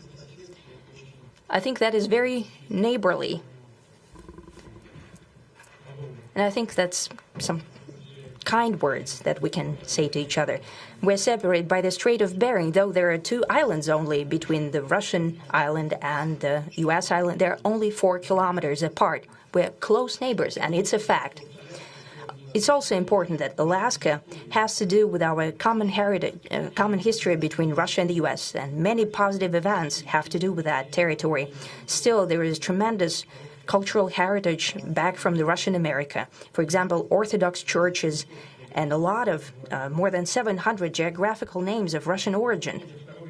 During the Second World War, it was here in Alaska that was the origin of the legendary air bridge for the supply of military aircraft and other equipment under the Lend-Lease program. It was a dangerous and treacherous route over the vast emptiness of ice. However, the pilots of both countries did everything to bring closer the victory. They risked their lives and they gave it all for the common victory. I was just in the city of Magadan in Russia, and there is a memorial there dedicated to the Russian and the U.S. pilots. And there are 2 flags, the U.S. flag and the Russian flag. And I know that here as well there is such a memorial. There is a military burial place several kilometers away from here. The Soviet pilots are buried there who died during that dangerous mission. We're thankful to the citizens and the government of the U.S. for carefully taking care of their memory. I think that's very worthy and noble. We'll always remember other historical examples when our countries defeated common enemies together in the spirit of battle camaraderie and allyship that supported each other and facilitated each other. I'm sure that this heritage will help us rebuild and foster mutually beneficial and equal ties at this new stage, even during the hardest conditions. It is known that there have been no summits between Russia and the U.S. for 4 years, and that's a long time. This time was very hard for bilateral relations, and let's be frank, they have fallen to the lowest point since the Cold War. I think that's not benefiting our countries and the world as a whole. It is apparent that sooner or later we had to amend the situation to move on from the confrontation to dialogue. And in this case, a personal meeting between the heads of state has been long overdue. Naturally, under the condition of serious and painstaking work, and this work has been done in general. Me and President Trump have very good direct contact. We've spoken multiple times. We spoke frankly on the phone. And Special Envoy of the President, Mr. Witkoff, traveled out to Russia several times. Our advisors and heads of foreign ministries kept in touch all the time. And you know fully well that one of the central issues was the situation around Ukraine. We see the strive of the administration and President Trump personally to help facilitate the resolution of the Ukrainian conflict. And his strive to get to the crux of the matter, to understand this history, is precious. As I've said, the situation in Ukraine has to do with fundamental threats to our security. Moreover, we've always considered the Ukrainian nation, and I've said it multiple times, a brotherly nation, however strange it may sound in these conditions. We have the same roots, and everything that's happening is a tragedy for us and terrible wound. Therefore, the country is sincerely interested in putting an end to it. At the same time, we're convinced that in order to make the settlement lasting and long-term, we need to eliminate all the primary roots, the primary causes of that conflict. And we've said it multiple times, to consider all legitimate concerns of Russia and to reinstate a just balance of security in Europe and in the world on the whole. And I agree with President Trump, as he has said today, that naturally the security of Ukraine should be ensured as well. Naturally, we are prepared to work on that. I would like to hope that the agreement that we've reached together will help us bring closer that goal and will pave the path towards peace in Ukraine. We expect that Kiev and European capitals will perceive that constructively and that they won't throw a wrench in the works. They will not make any attempts to use some backroom dealings to conduct provocations to torpedo the nascent progress. Incidentally, when the new administration came to power, bilateral trade started to grow. It's still very symbolic. Still, we have a growth of 20%. As I've said, we have a lot of dimensions for joint work. It is clear that the U.S. and Russian investment and business cooperation has tremendous potential.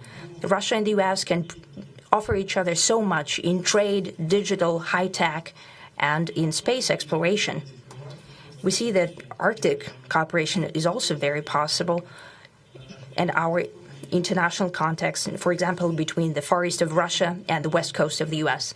Overall, it's very important for our countries to turn the page, to go back to cooperation. It is symbolic that not far away from here, at the border between Russia and the U.S., there was a so-called international date line. I think you can step over, literally, from yesterday into tomorrow. And I hope we'll succeed in that, in political sphere. I would like to thank President Trump for our joint work, for the well-wishing and trustworthy tone of our conversation. It's important that both sides are result-oriented, and we see that the President of the U.S. has a very clear idea of what he would like to achieve. He sincerely cares about prosperity of his nation. Still, he understands that Russia has its own national interests. I expect that today's agreements will be the starting point, not only for the solution of the Ukrainian issue, but also will help us bring back business-like and pragmatic relations between Russia and the U.S. And in the end, I would like to add one more thing. I'd like to remind you that in 2022, during the last contact with the previous administration, I tried to convince my previous American colleague that the situation should not be brought to the point of no return when it would come to hostilities. And I said it quite directly back then that it's a big mistake. Today, when President Trump saying that if he was the president back then, there will be no war. And I'm quite sure that it would indeed be so. I can confirm that. I think that overall, me and President Trump have built a very good, businesslike, and trustworthy contact.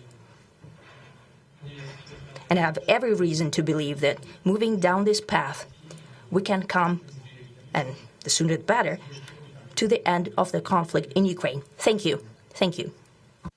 Well, thank you very much, Mr. President. That was very profound. And I will say that I believe we had a very productive meeting. There were many, many points that we agreed on, most of them, I would say, a couple of big ones that we haven't quite gotten there, but we've made some headway.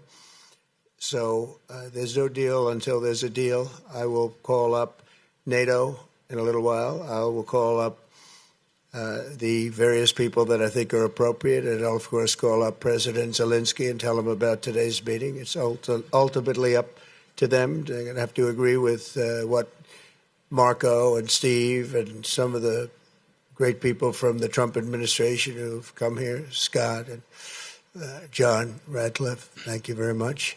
But we have some of our really great leaders. They've been doing a phenomenal job.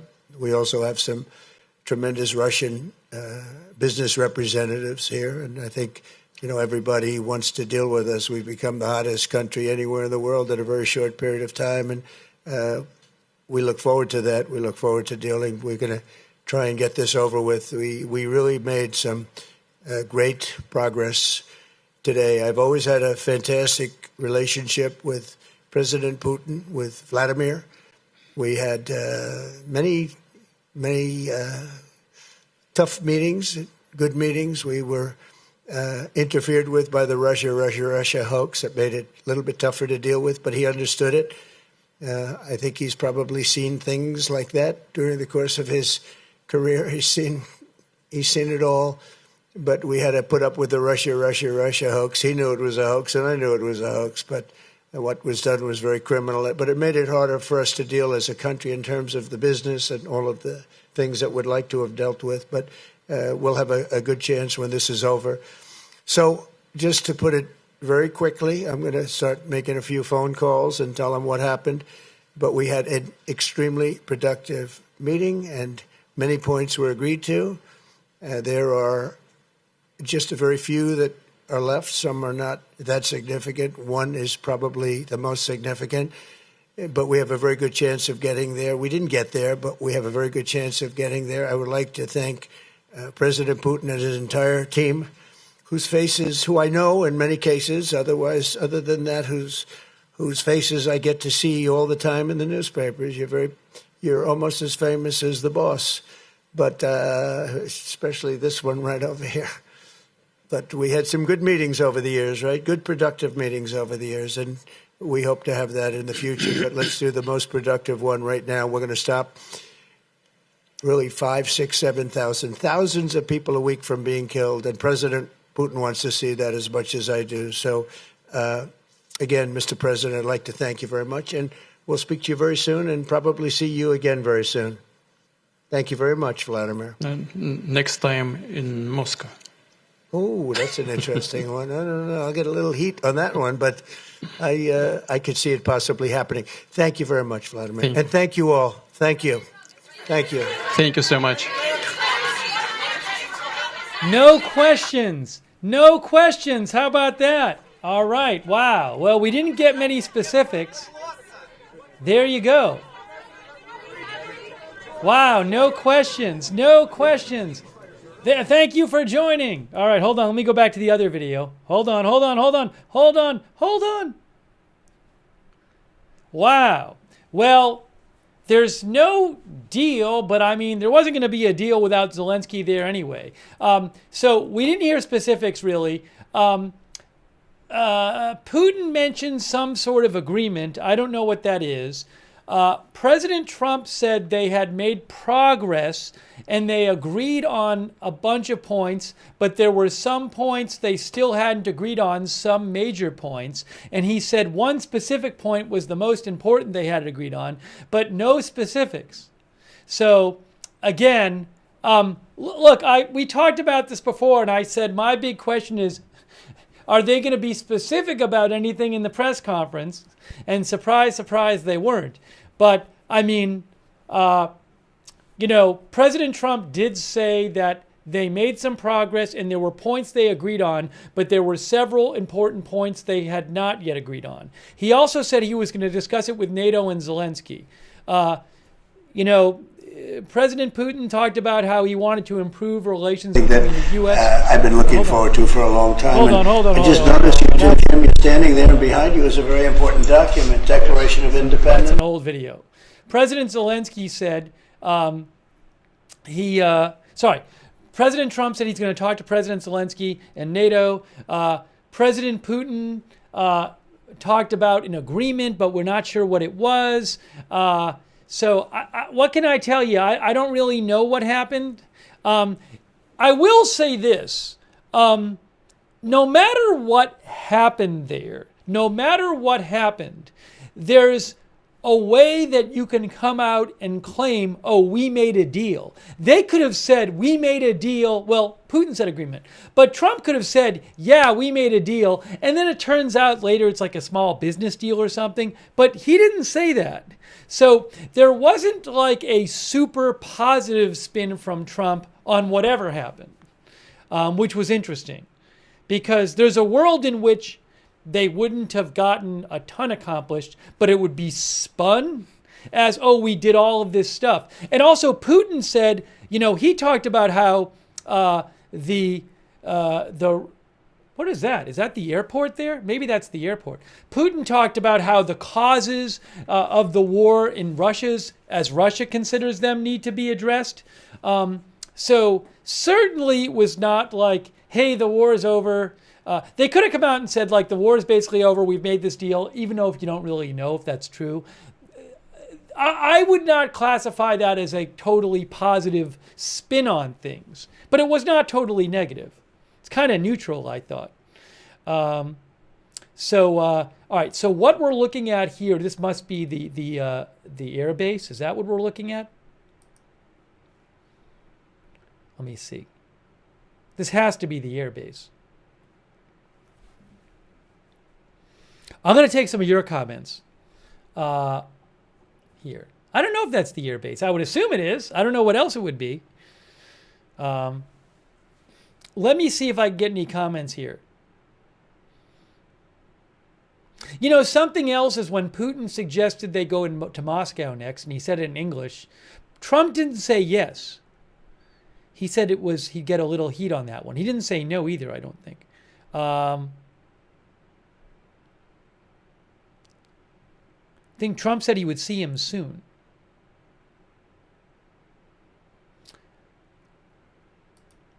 I don't know if Trump will go to Moscow, but it's certainly interesting that it was not like spun as like super positive. I have certainly seen President Trump spin things more positively. But he did say that it was productive and that there was great progress and that they agreed on some things. Look, who knows? Who knows? I have no idea what actually. I'm not going to try to read into things.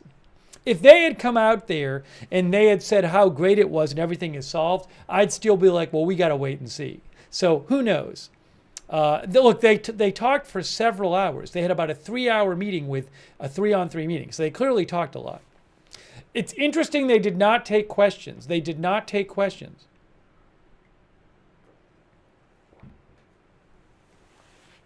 So no questions and no real details at all. No real details at all.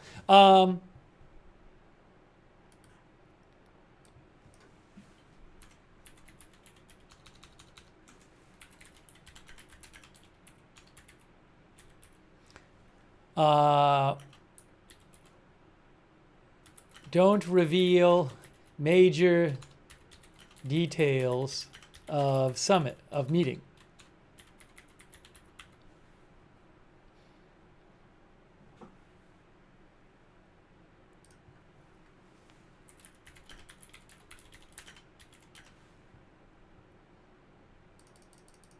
How's that? Trump and Putin don't take questions or reveal major details of meeting. How's that? I'll say that. Now, they could be tired too. One of our viewers said that Trump looked upset, Geo. I mean, they could be really exhausted. They just flew out there. They get off the plane. They have this meeting. So I'm not going to try to I'm not going to put no deal, because no deal implies that people were expecting a deal. How could you have a deal without Zelensky there? So I don't want to say no deal.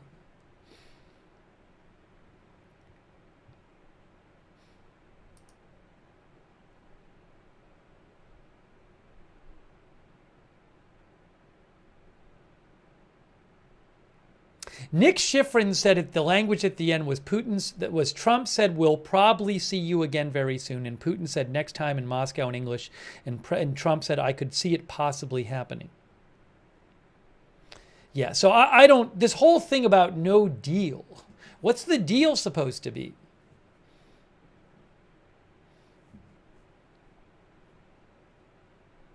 But yeah, so, Max Seddon, I would agree with this. Max Seddon, who was there, who's a reporter with Financial Times, he's the Moscow bureau chief. He said Trump and Putin made short statements, then left without taking questions. He said that's not unusual for Putin, but very out of character for Trump.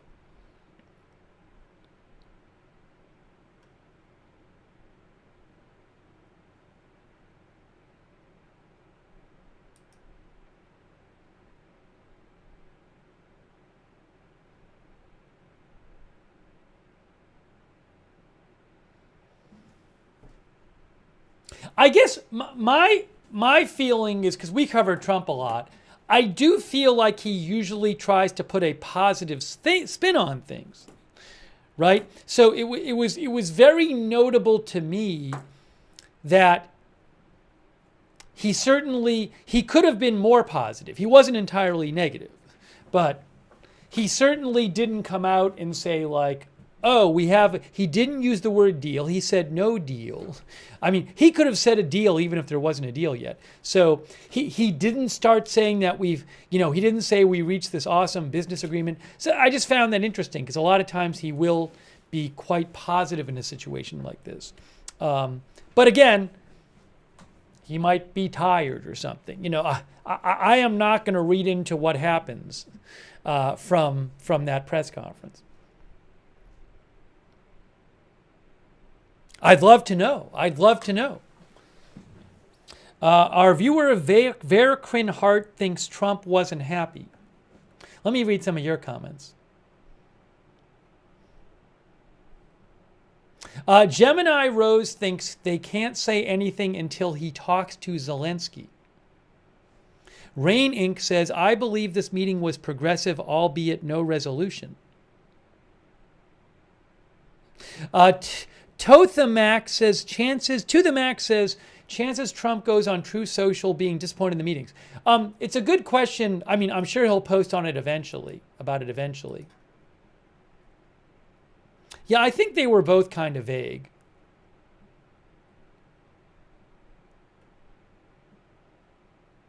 Quite vague. I mean, very little, really little specifics.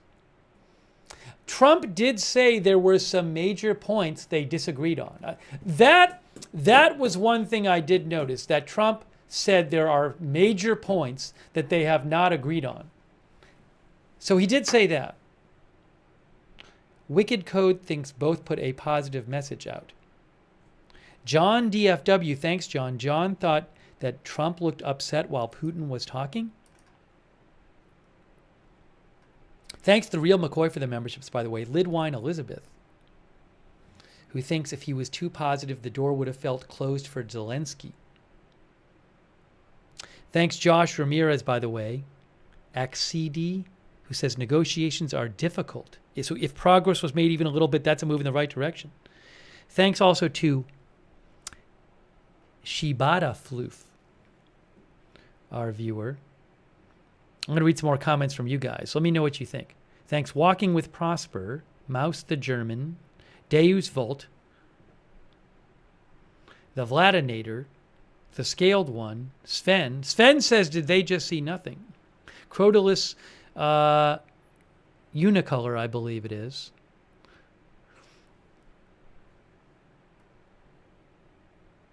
Sydney says, I don't think a deal can be done in one meeting. Janet says, I await Ukraine's view. Yeah, I mean, again, we have no idea what was discussed specifically. Who knows how Ukraine and Zelensky are going to respond to this, or Europe? I'm guessing you're going to start seeing reporting coming out claiming, oh, this was discussed or that was discussed, right? We don't have any of that right now.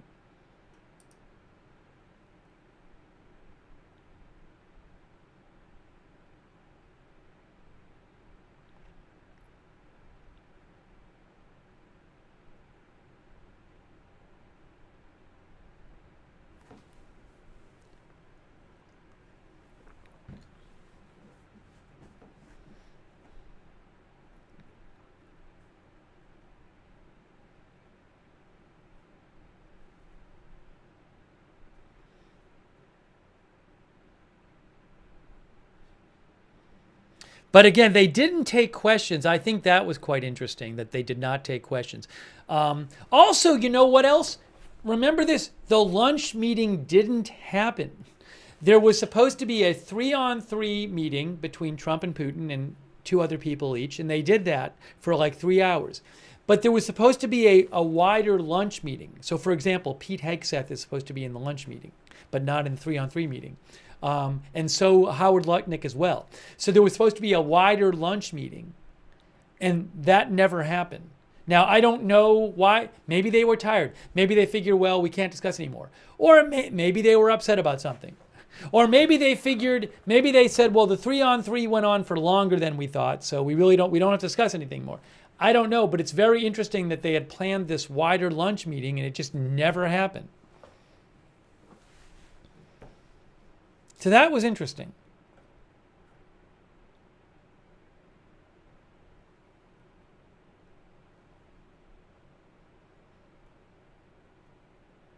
Hey, thanks, AZ Intel's Dad. That's really kind of you. And Palm Tree, thank you. I appreciate that. Let me take some more comments from you guys. Hold on a second here.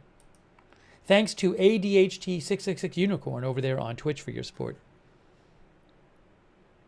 Kings Only mentioned Putin said a deal had been made. Putin mentioned an agreement, but I don't know what that is. I mean, that could have been an agreement about business stuff. It is interesting that Putin used the word agreement and Trump didn't say that at all.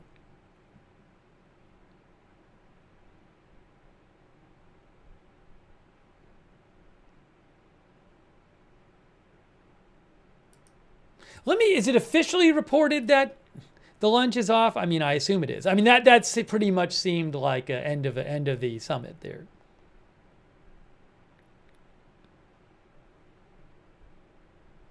Thank you, Vanessa, for your support. She thinks that Putin and Zelensky both appear to be in no rush to end this soon. Well, I mean, look, I think Zelensky would prefer there's no war, but Zelensky wants certain... Zelensky has said this. He doesn't want an agreement just to end the war that will not benefit Ukraine and that he feels is dangerous for Ukraine. For example, an agreement without proper security guarantees, or an agreement under which Ukraine gives up territory that it still controls. So maybe what you're saying, Vanessa, is you think he's not ready to compromise on his demands. Vanessa thinks this is going to take time. Thank you, Vanessa.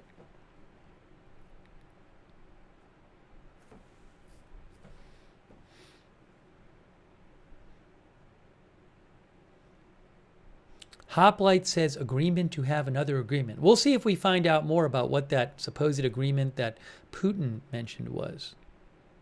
I really did think when Putin first used the word agreement, when he was speaking before Trump, I thought, oh, he said agreement, so they're going to announce some sort of agreement, whatever it is. I didn't know what it was. And it was interesting that Trump didn't even say anything about it.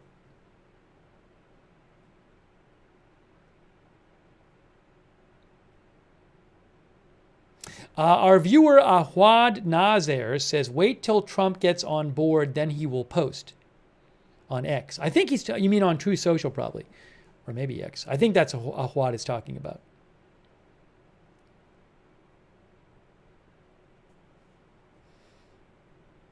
Diane Allworth says, everyone put down the weapons and go home to rebuild both sides. I'm seeing if I have any other reporting for you, but it was very interesting. The White House just posted a quote from Trump that says, we had some, which he said during the press conference, he said, we had some great progress today. We had an extremely productive meeting and many points were agreed to.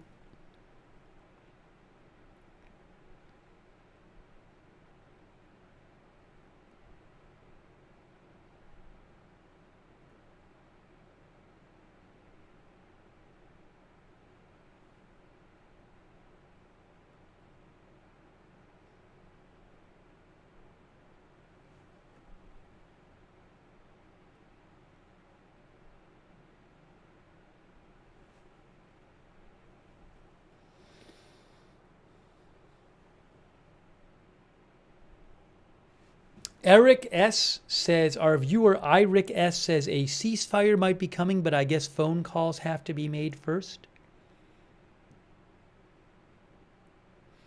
I mean, one thing that Putin was saying when he was talking was something like, the causes of the war, the primary causes of the war have to be addressed. So, which made it sounded to me like Putin was saying that our demands have not been met.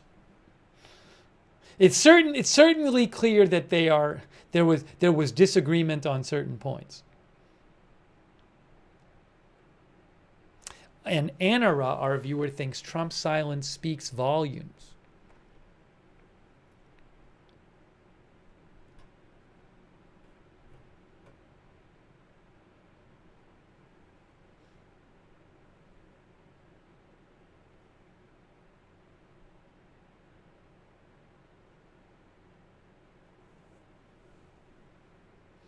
RSD Rising thinks something huge has happened, but NATO and Ukraine have to agree. Girth Brooks says 3-hour conversation, 5-minute presser with no questions.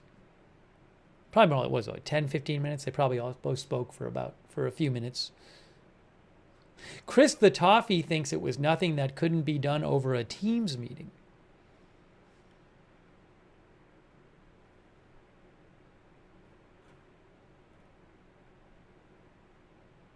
One of our viewers thinks Trump was mad because Putin was hinting at an agreement.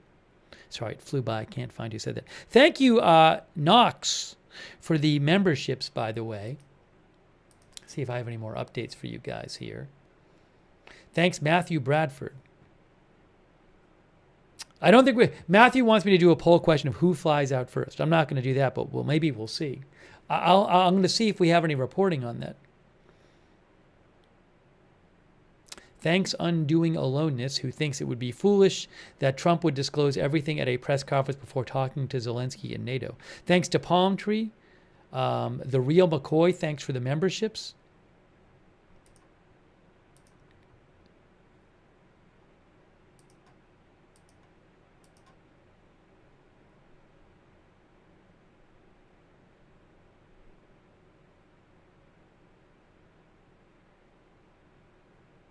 There was not an announcement to have an agreement to have a meeting with Zelensky. Now maybe there will be, but that wasn't announced either. That we took a poll on that before the press conference, but I was wondering, are they going to say we're going to have a meeting with Zelensky there? Didn't happen.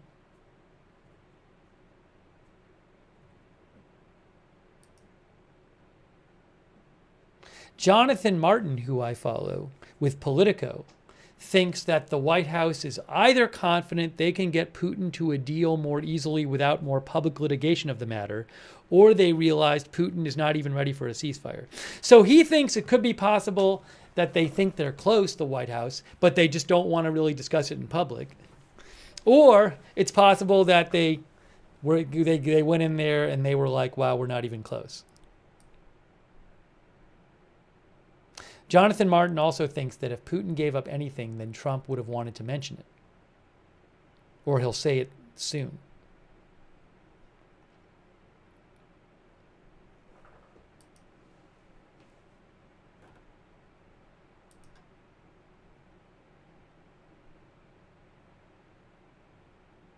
You know, something we did talk about too.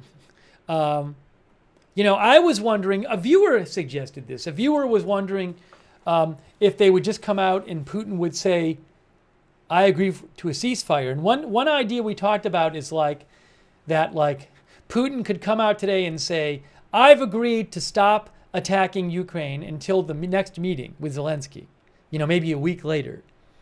And then the meeting happens, and then Putin's like, oh, well, you know what? It's Zelensky's fault. I can't have this. You know, Zelensky's being unreasonable. My point was, there's a world in which like a ceasefire could have been announced today without really committing to a long ceasefire. But that didn't happen either. There's a lot that could have happened today that didn't happen.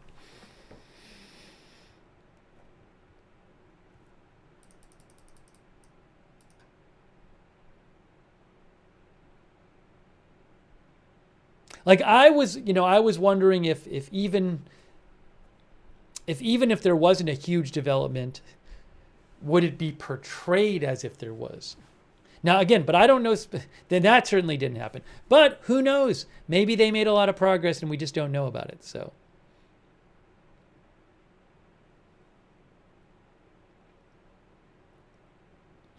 SRH thinks Trump was hangry. I mean, I don't know if they had lunch in the meeting. Yeah, so I'm not going to start reading into this overly.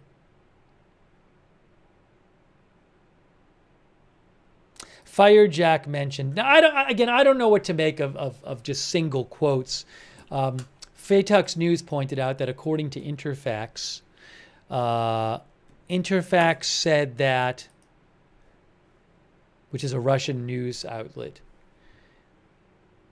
they said the Russian ambassador to Washington.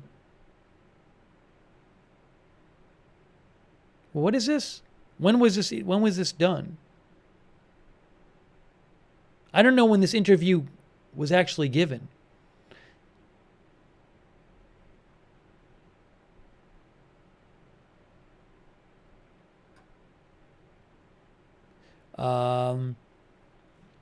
So the quote from that Interfax had from the Russian ambassador to Washington said, "We are trying, we are working. So far, there have been no major breakthroughs, and apparently there cannot be any. We are trying, first of all, in the visa sphere, but you see for yourself that changes are happening very, very slowly." Yeah, I don't know the whole context of that interview or anything, so I would have to, I'm not going to start reading into that quote because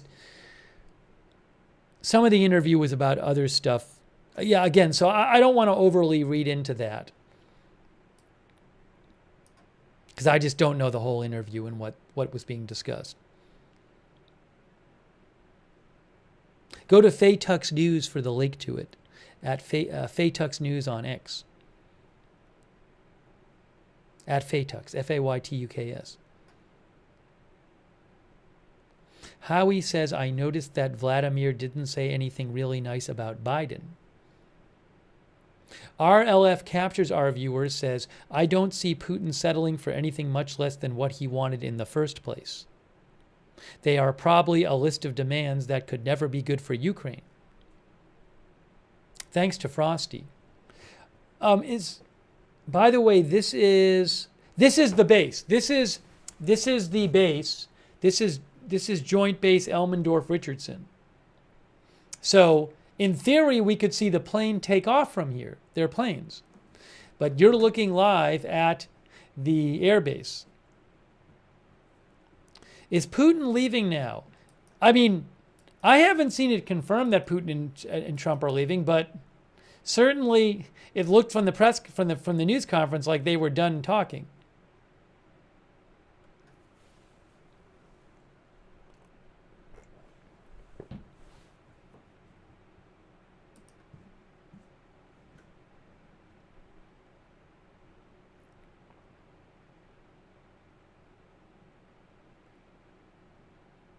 Maybe they're eating. Maybe the two sides are going to eat before going back. Lupino Violi thinks they're having dinner. Now, I don't know that they're having dinner together. I'd be shocked if they were doing that. But maybe instead of the lunch meeting, they're each eating on their own before going back. I could see that happening. I don't know that they're going to rush right onto the plane.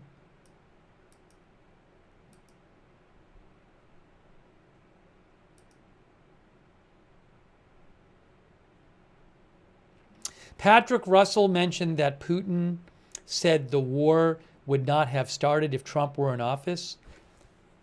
What can I say about it? Maybe he's being serious. Maybe he's just saying it to please Trump. I have no idea. I don't know what's in Putin's head. It was interesting he said that, because that's something that Trump often says. But I don't know whether to take him at face value on that.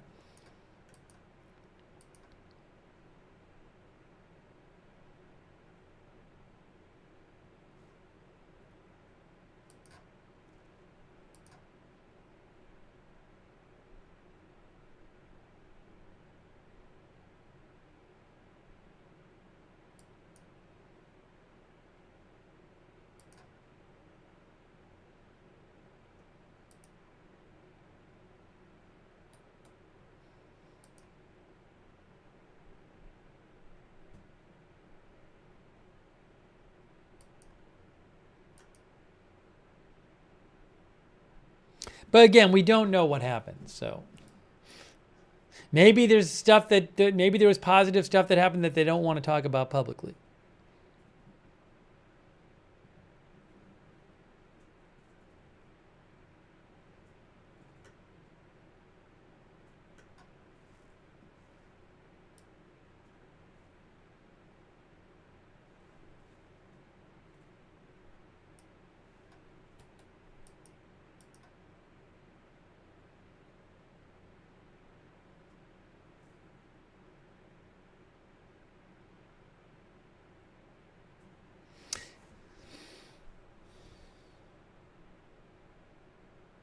Oh, I have another video from the Kremlin. I think there's another video from the Kremlin.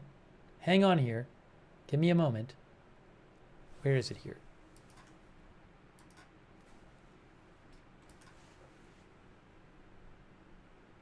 Is there?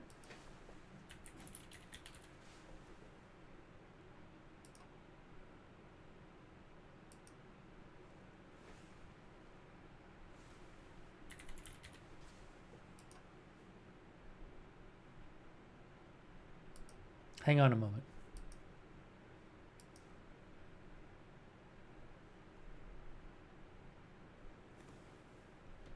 Oh, look, it's coming right now. It's right now. This is the Kremlin video.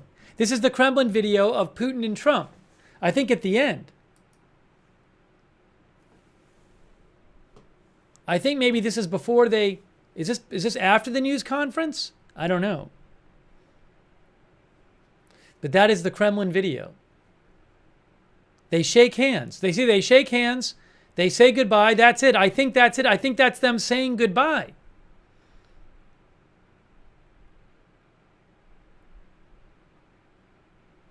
Again, this is new Kremlin video, which I believe is of them saying goodbye.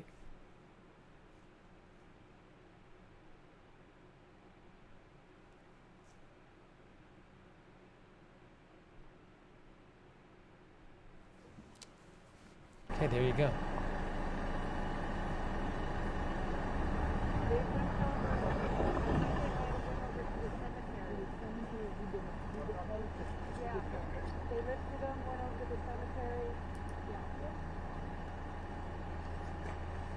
Oh, I also have another shot of, I have another shot I can show you.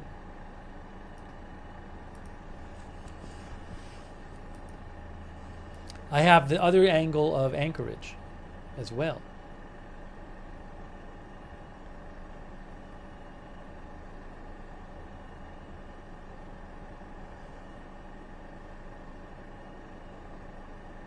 You're looking at the base there, where they are.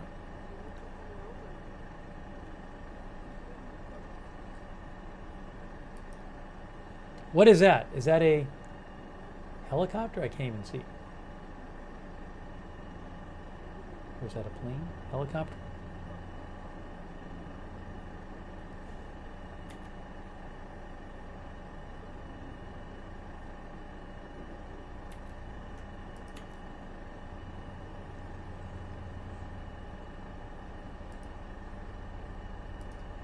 Hey, thanks so much to Lily Palmer. Thank you, Lily. I appreciate that. Also, Negan. Negan thinks the meeting went well. He thinks they both seemed happy. And said Putin invited Trump to Moscow saying it was in English. Trump didn't say there was an agreement, did they? Negan thinks Putin and Trump both mentioned agreements. So Negan thinks it went well. Thank you, Negan. Thank you also, Jean-Paul Lachance. Hey, Jean-Paul, that's really nice of you. Thanks for the memberships. Jean-Paul Lachance.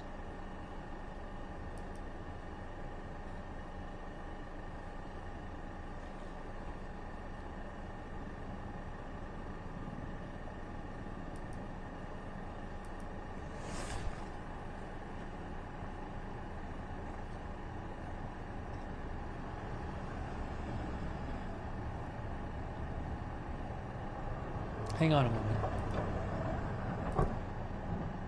One moment here. Okay, I have the live shot from, I have the other live shot from overlooking the base as well, other angle. Right there. So we have two live shots. I've got to turn the music off on that one.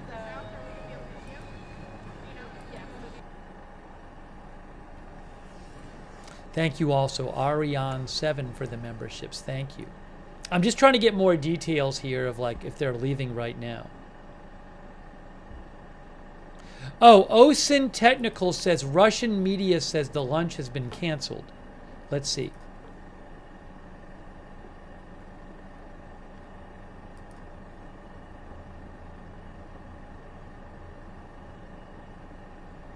Did they say it?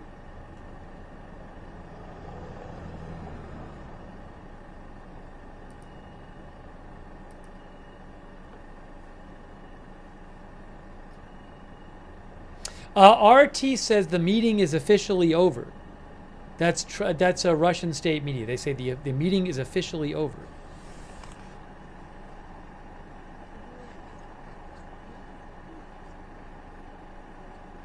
Oh, did the White House send out something? Hold on. No.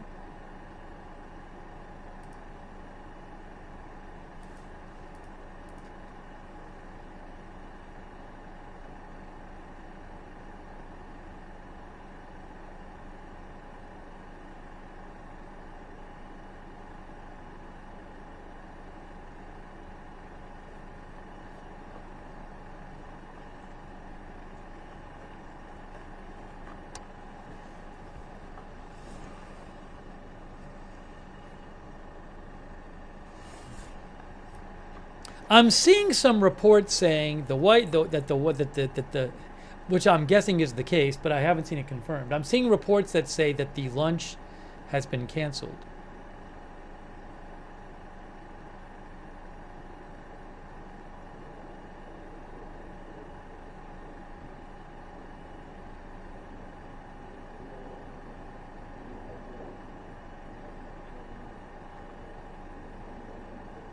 Zany Zim thinks clearly there was progress and we are not privy to it.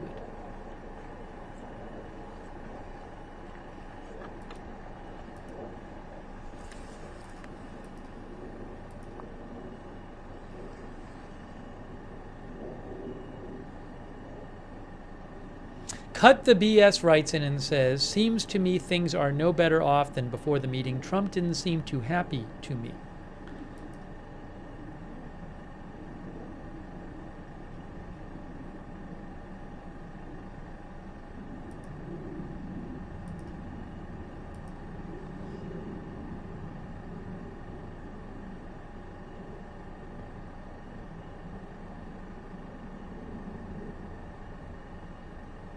RT just posted a video, Russian state media, of Putin kneeling at every Soviet pilot's grave in Alaska and putting down a bouquet of flowers. Is it bouquet or bouquet? It's bouquet, isn't it? I probably said it wrong. I never say that word. Oh, I think it's either. I'm looking at one dictionary, it says either. Beau or boo. But the first way is beau. All right.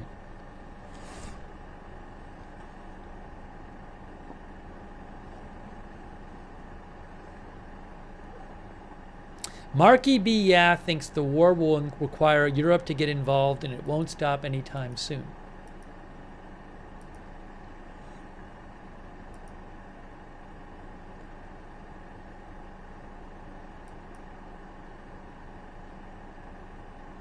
Oh.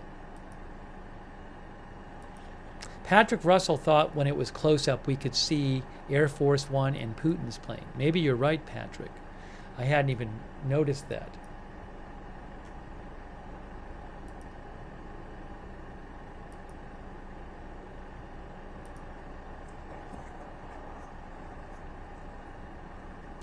JM says pour on the sanctions.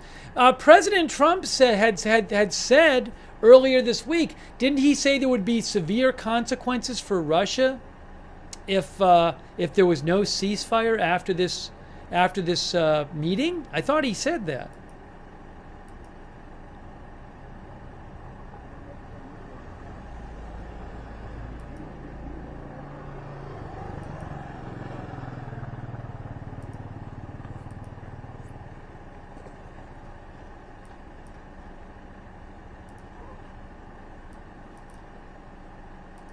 Looks like a bug is on the camera, guys.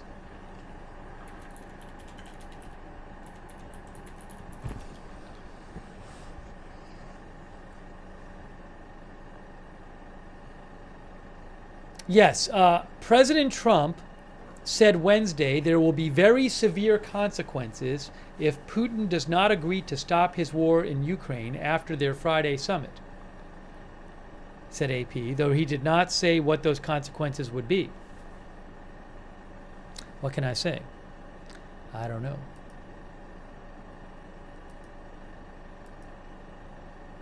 So can we see the two planes here?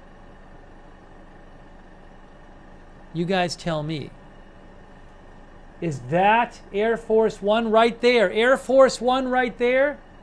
Air Force One and Putin's plane right here? Those are the two right there? Are those the two?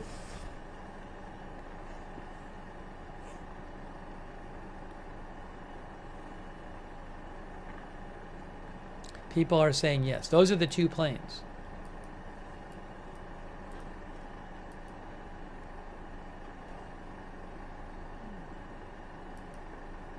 Chemo thinks it was a waste of time and everybody got played.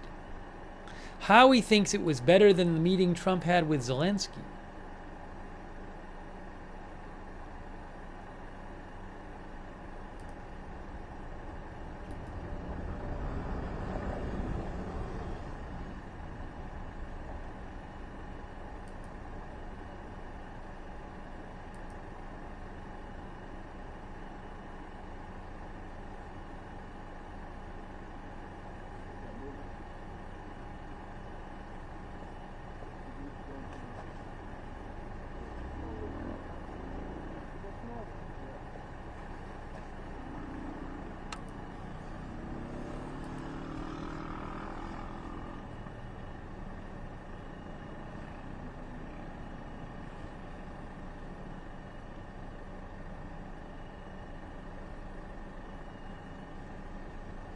Okay, so Russian state media says Putin, after the negotiations with Trump, I guess this just happened. I guess he visited a cemetery where Soviet pilots are buried at the Ford Richardson National Military Cemetery. So there is now a video on Russian state media, which I told you about, which is Putin putting down bouquets of flowers at the gravestones of Russian Soviet pilots, which I guess he did after the negotiations, according to Russian state media RIA Novosti. Yes, there is a national cemetery located at Fort Richardson.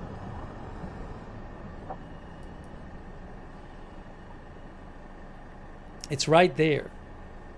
To bury soldiers of any nationality who died in Alaska.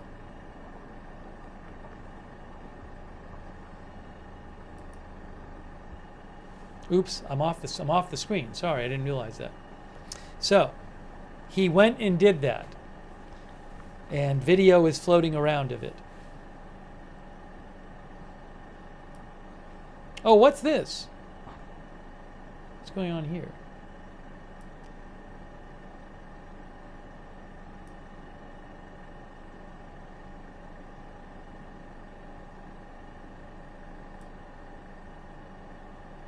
Hang on a moment here.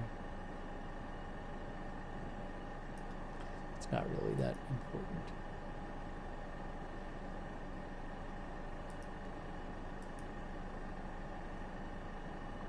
I don't know how long it'll take for Trump and Putin to leave. Yes, the meeting is over.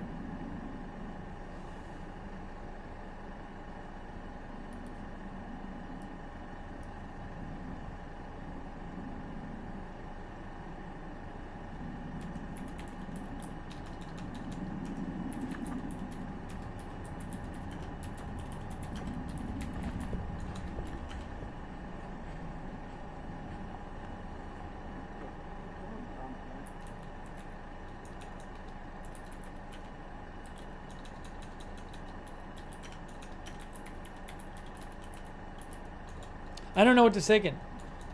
No major details.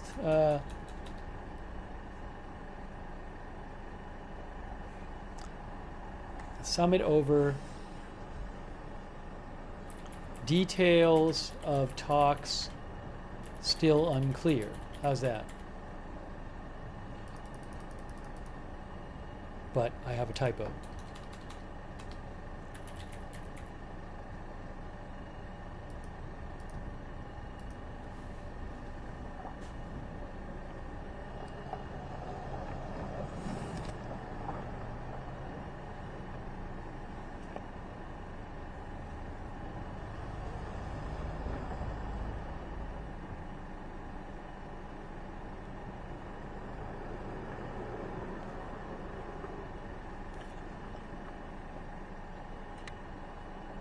I could say Trump says still points of disagreement, but whatever, you know.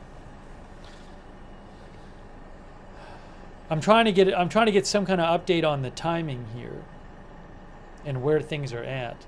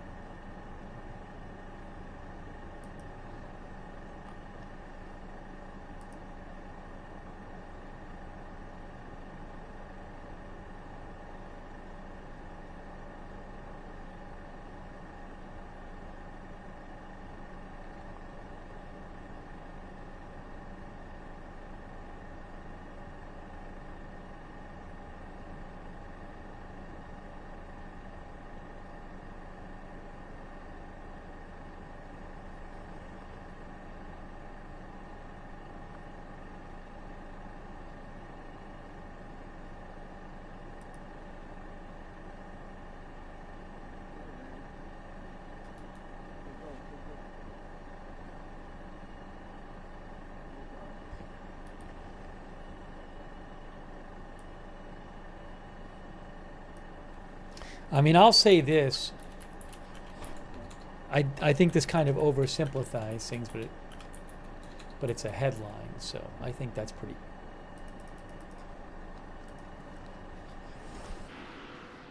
Oh, look at this. Oh my gosh, we're at the plane. It's the limo. Is Putin getting on his plane right now? Oh my gosh. Look at this.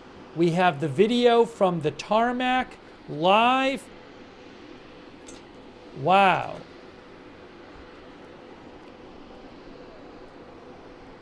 Look at this. What's happening now? There goes Putin. There goes Putin. He's leaving. Putin is leaving. Is he going to wave? He nodded, and there he goes. Putin is out. Putin out. Putin scootin', says Chaz Martin. Putin is out.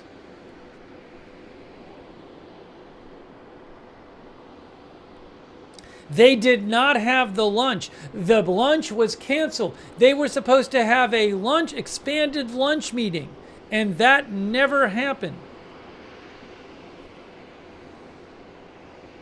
Wow. So Putin is out.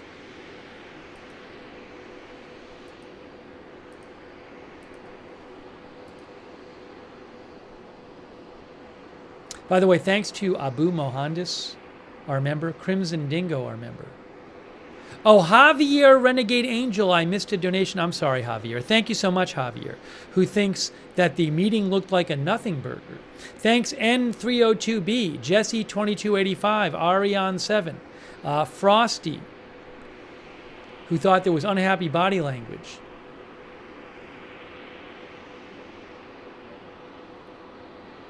Thank you, Kelly Smith, who says, until Trump gets back on Air Force One and leaves, all we can do is hypothesize. Thank you, KMD, who thinks Putin's a very difficult negotiator.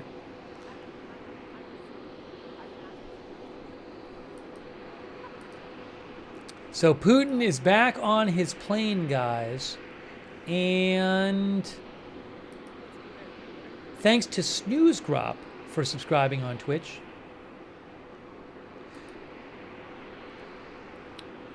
President Trump is doing a Hannity interview. Update. I have an update for you.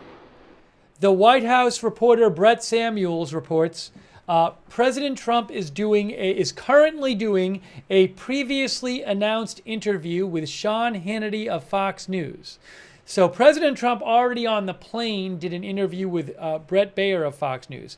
Right now, according to Brett Samuels, President Trump is doing a previously announced interview with Sean Hannity of Fox News. Hey, thank you, Zach Hudson. Yeah, we talked about that, Zach. Thank you. And Rivka Vossman.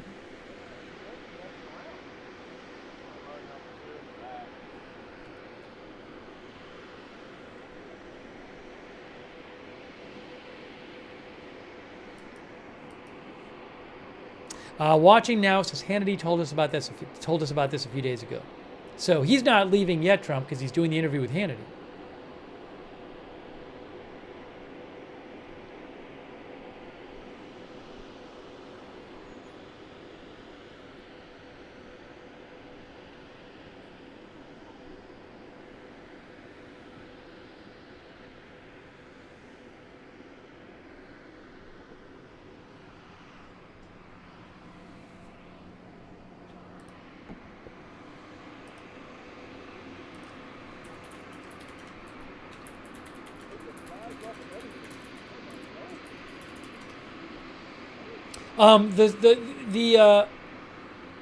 The plane says Russia in Cyrillic.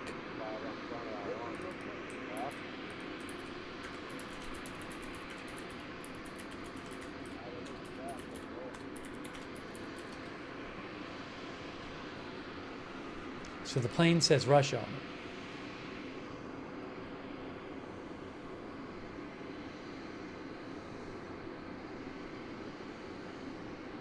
Some of our viewers are writing it in the chat.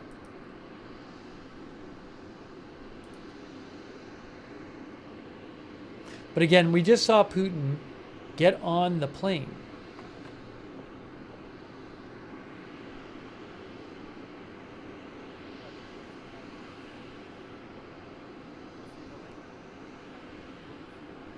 All right, guys, I'm seeing the vehicles starting to drive away.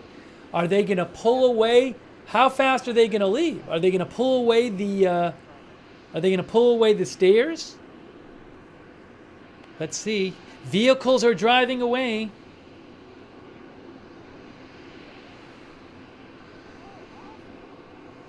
Somebody else is going up on the back stairs. Look at this. They already closed the front door. They closed the front door. He's really leaving. Oh, they're pulling away the stairs. It's really over. No last minute change of heart. He's not coming running back down the stairs, guys. Looks like that's really it. There you go.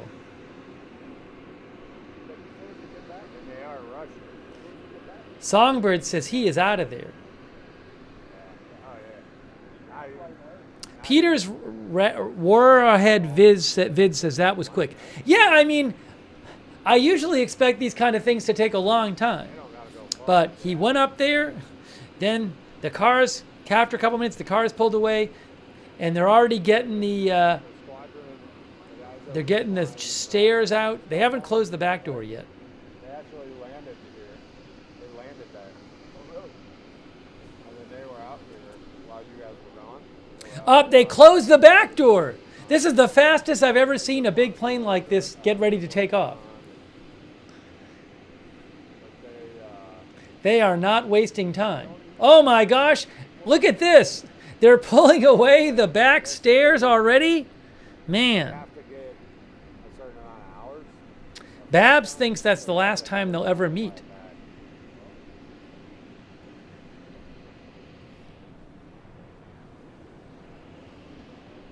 Look at, is it going to start taxiing in a moment?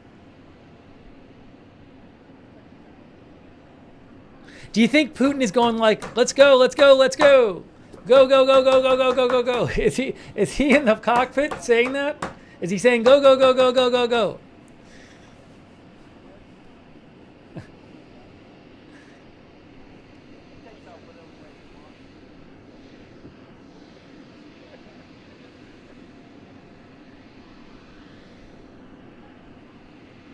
think they're lined up to go that way. That's how they landed.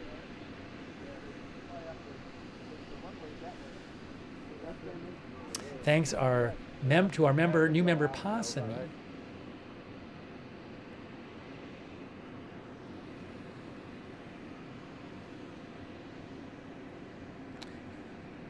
Turtsy thinks they closed the back door quick.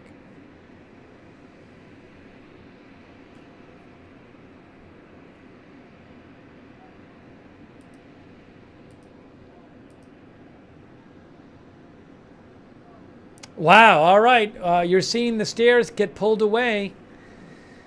There it is. Stairs gone, vehicles gone. Special takeoff operation, says Zany Zim.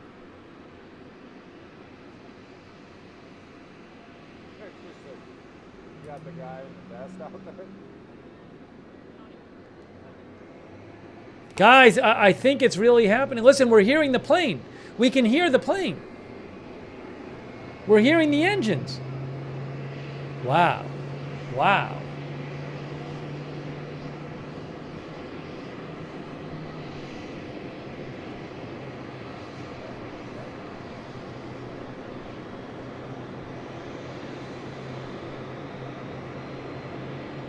Tubular Mind Wave says they leave so fast.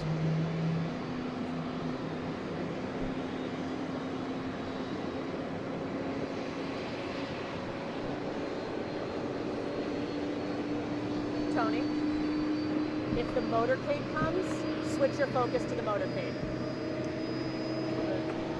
What? Can you? Rivka says that was fast. No, I know, but so if we see the motorcade, flag him so he can switch. Wow, guys.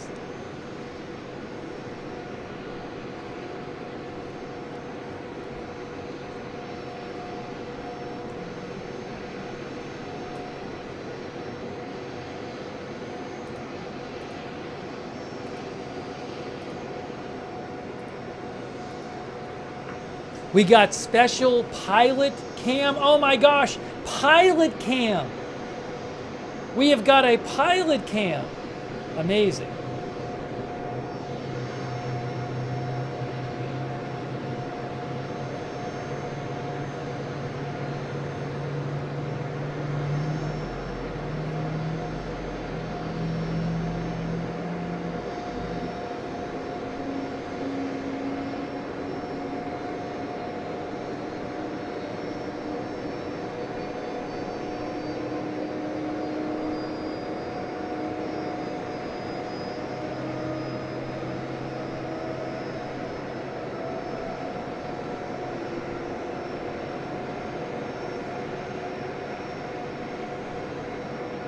I don't know if J.D. Vance was there today. I mean, I didn't see him, but maybe he was there. I don't know. Hey, thank you to Ann Walter. Ann thinks much was accomplished and they don't want info out before they speak to NATO and Zelensky. That's what Ann Walter thinks. Thank you, Ann, for your support.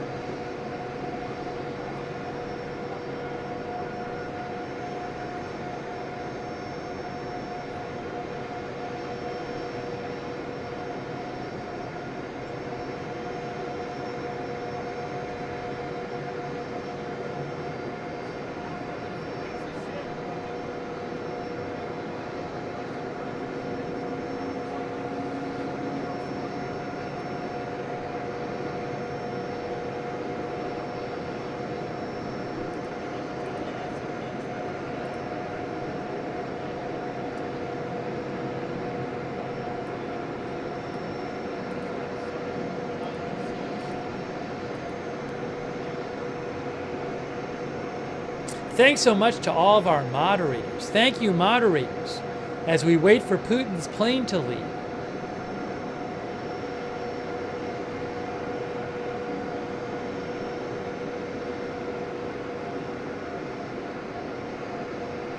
Beezy is moderating right now. Thanks, Beezy. On Twitch, we got 13 Alamo, Bastion Girl, Big Ball of Yarn, J. Joannan, Matthew Kohai 3, Sarah. Thanks. Kay Lowry Body and Margaret Riley over there on Facebook modding. Thank you so much. Linda Belk, Larry, Misha on X.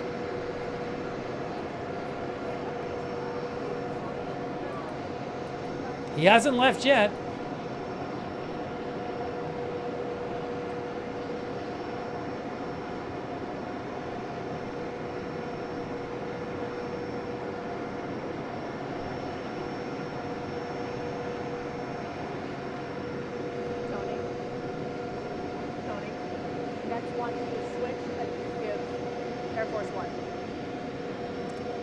Hey.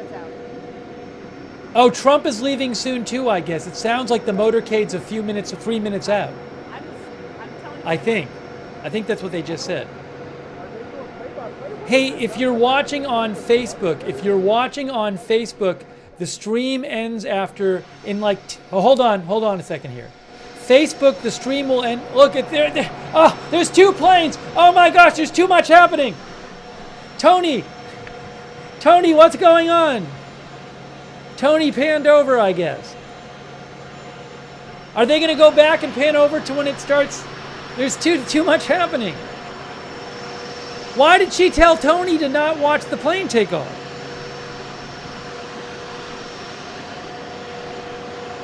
I hope Tony goes back to show the Putin plane taking off.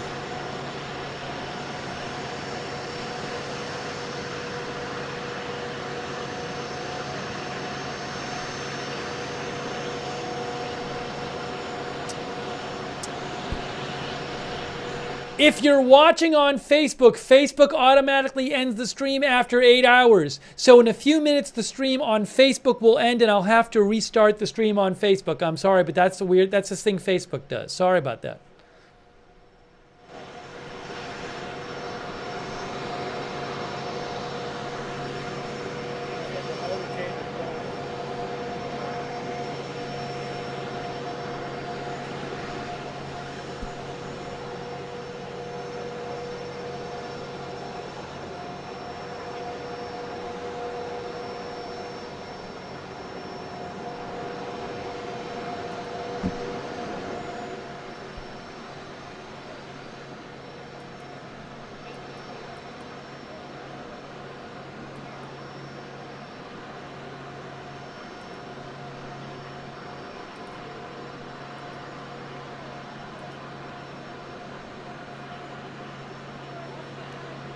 I have a camera I'm also watching, a different camera I'm looking at that hasn't shown any planes take off.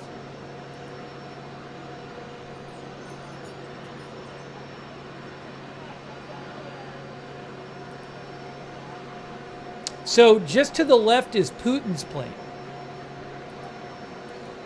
which seemed to be ready to go, but I'm not aware that it's taken off yet. But Tony panned over to the U.S. plane, I think.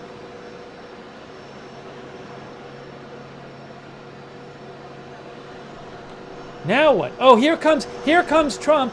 Here comes Trump. They're both on the tarmac at the same time because I think Putin's plane is still there. The Trump is coming.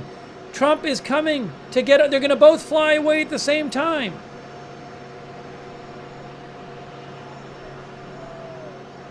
Look at this.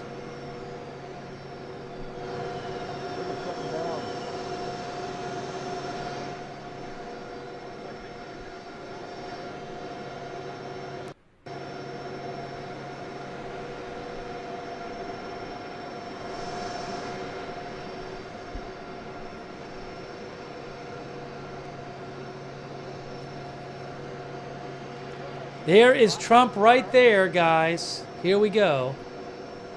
Trump is about to get on his plane.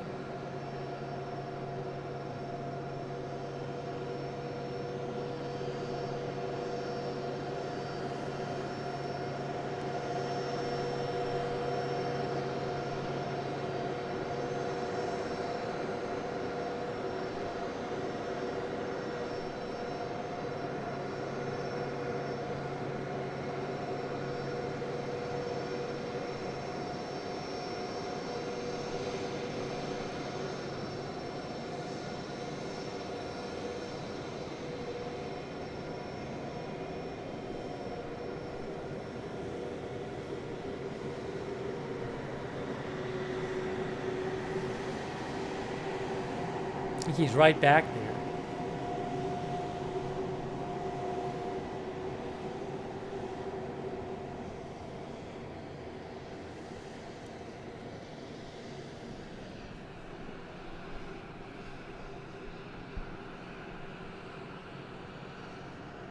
All right, Trump, it seems, I think he's about to walk up the stairs, saying some things, I think.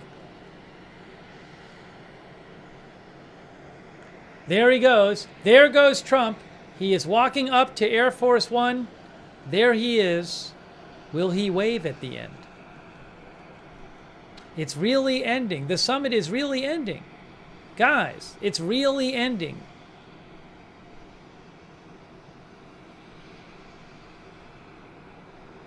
He waved.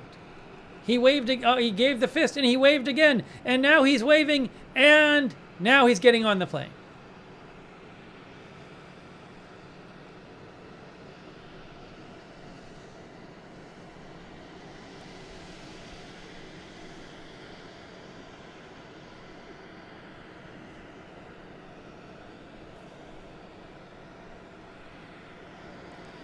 More people getting on the plane.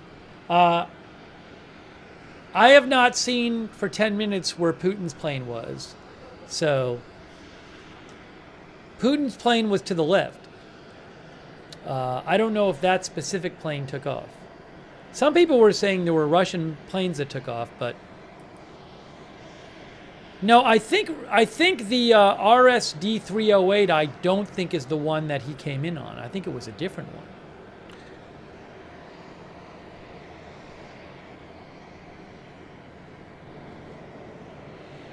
I don't know, though. Is that the one he took back? There's a Russian plane, RSD-308, which took off about 10 minutes ago.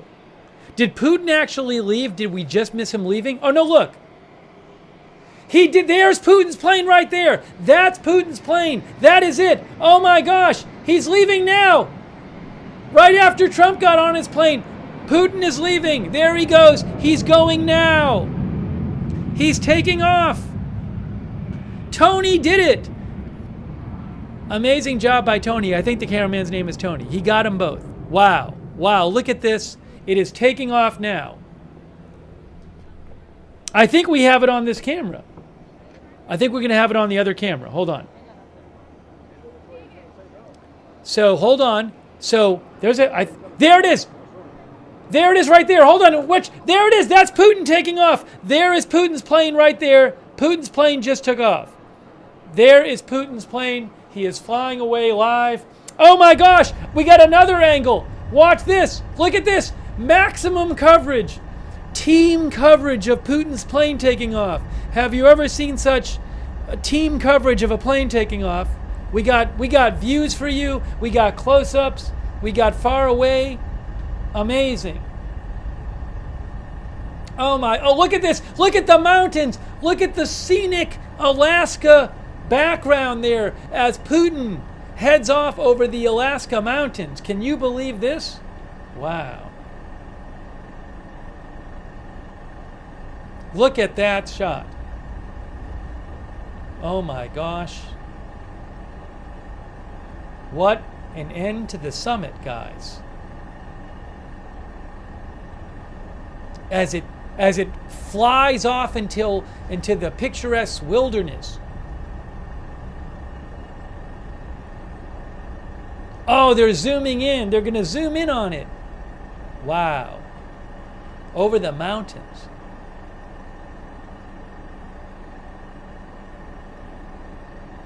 Guys, there's Putin's plane. There is Putin's plane.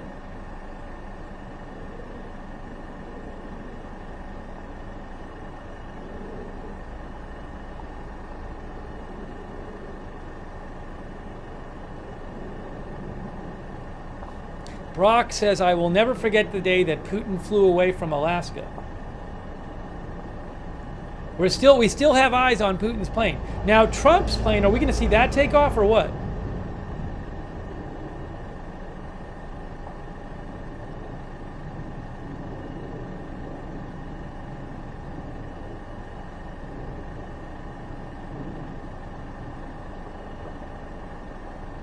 I don't see any fighter jets nearby. Look at this. Look at the view. Look at the view. Look at the mountains. Can't even see the plane anymore. All right, now we got to see Trump's plane take off. We got to get you closure. Oh my gosh, you are getting closure. How about this? This is just incredible. Ah, yeah, okay, yeah. But the stairs are still there.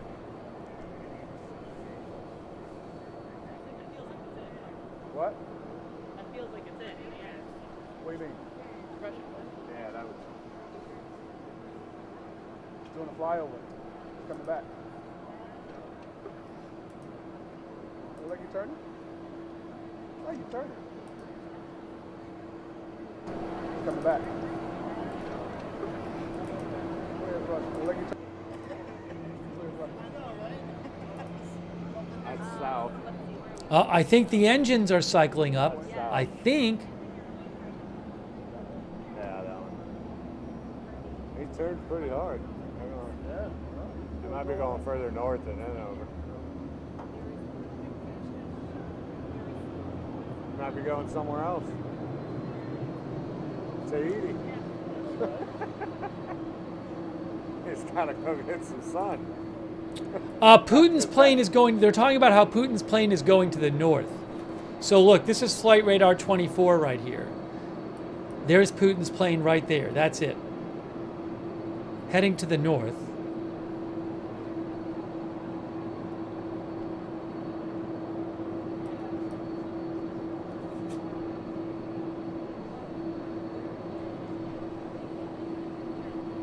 And then there is Air Force One. Oh, we're hearing it rev up. It's moving! Air Force One is moving, oh my gosh, right after Putin's plane, one after the other. Wow, they came in one after the other, and now they're leaving one after the other. Wow.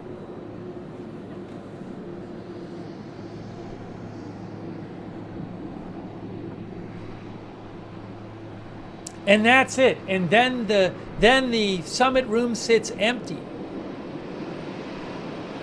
All right, get ready, guys. Get ready.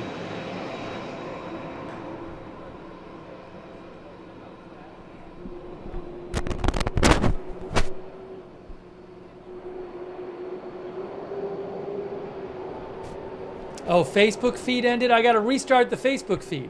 Oh, no. Can I restart Facebook in time to see the plane take off? I'm restarting Facebook right now.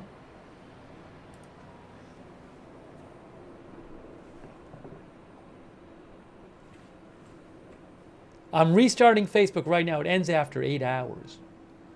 I think I'm going to catch the takeoff on the restarted Facebook feed. There it is. We're back on Facebook. Okay, good. Thanks for letting me know in the chat. Guys, the plane, there's Air Force One. It's moving, it's taxiing.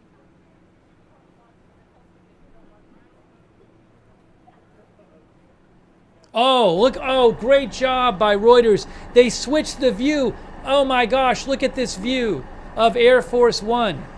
Wow.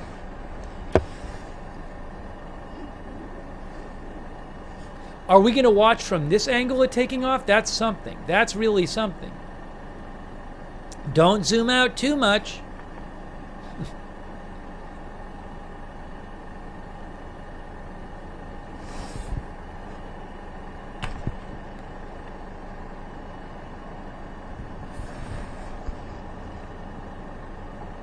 I think we're about to see a different angle of the takeoff. Look at this.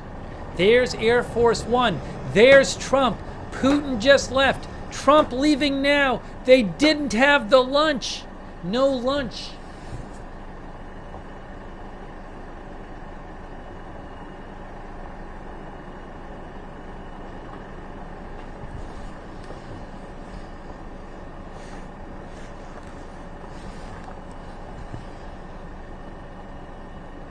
Oh, maybe he's not taking off in that direction. I'm seeing the plane turn around. I'm seeing the plane turning.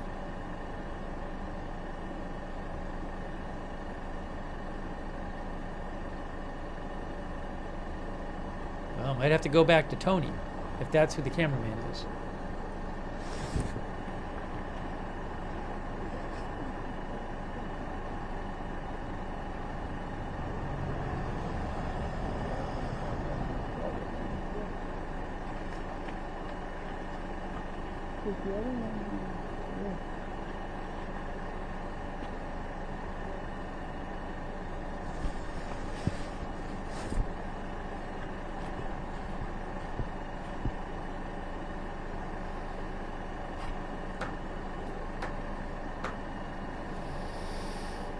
The plane is there. You can see it sort of right here. That's Air Force One right there.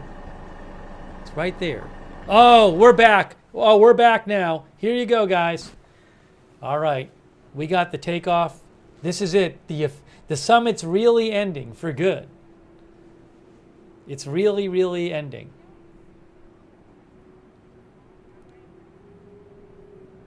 Here we go.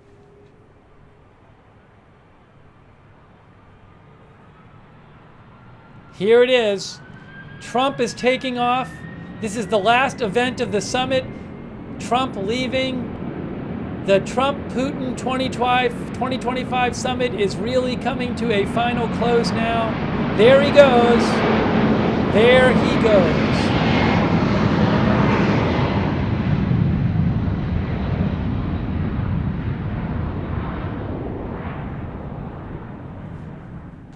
Hasn't taken off yet. It hasn't taken off yet. Oh, they switched to the wide shot. They switched to the wide shot. They switched to the wide shot. It hasn't taken off yet. There it goes. There it goes. Oh my gosh. Oh my gosh. Look at this.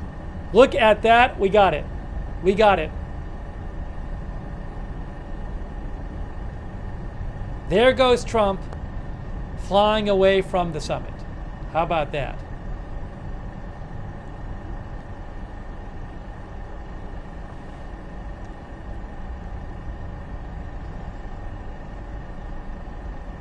Wicked Code says AF1 is very heavy.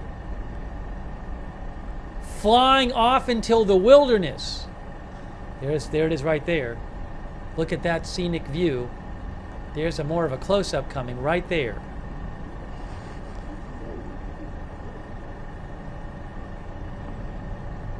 Oh, look, they're panning back. They're zooming in. Oh, over the mountains. There's Air Force One over the Alaska mountains.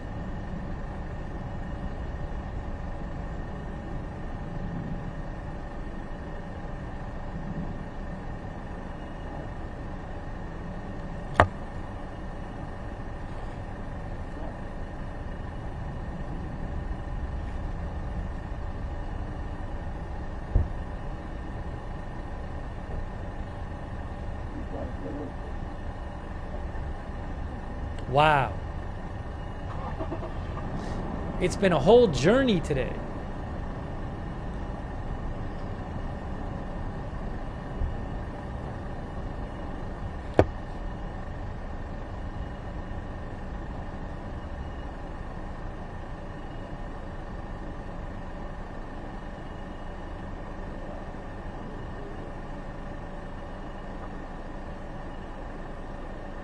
There he goes. Summit over. Summit over.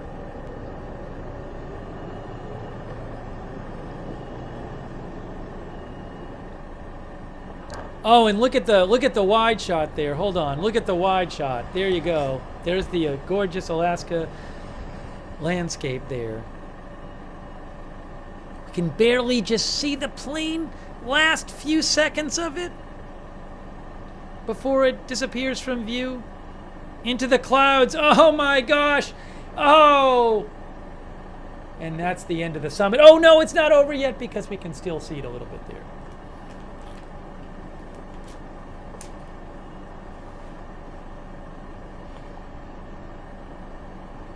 There you go. That's it, guys. That's it. That's it. Summit over. Well.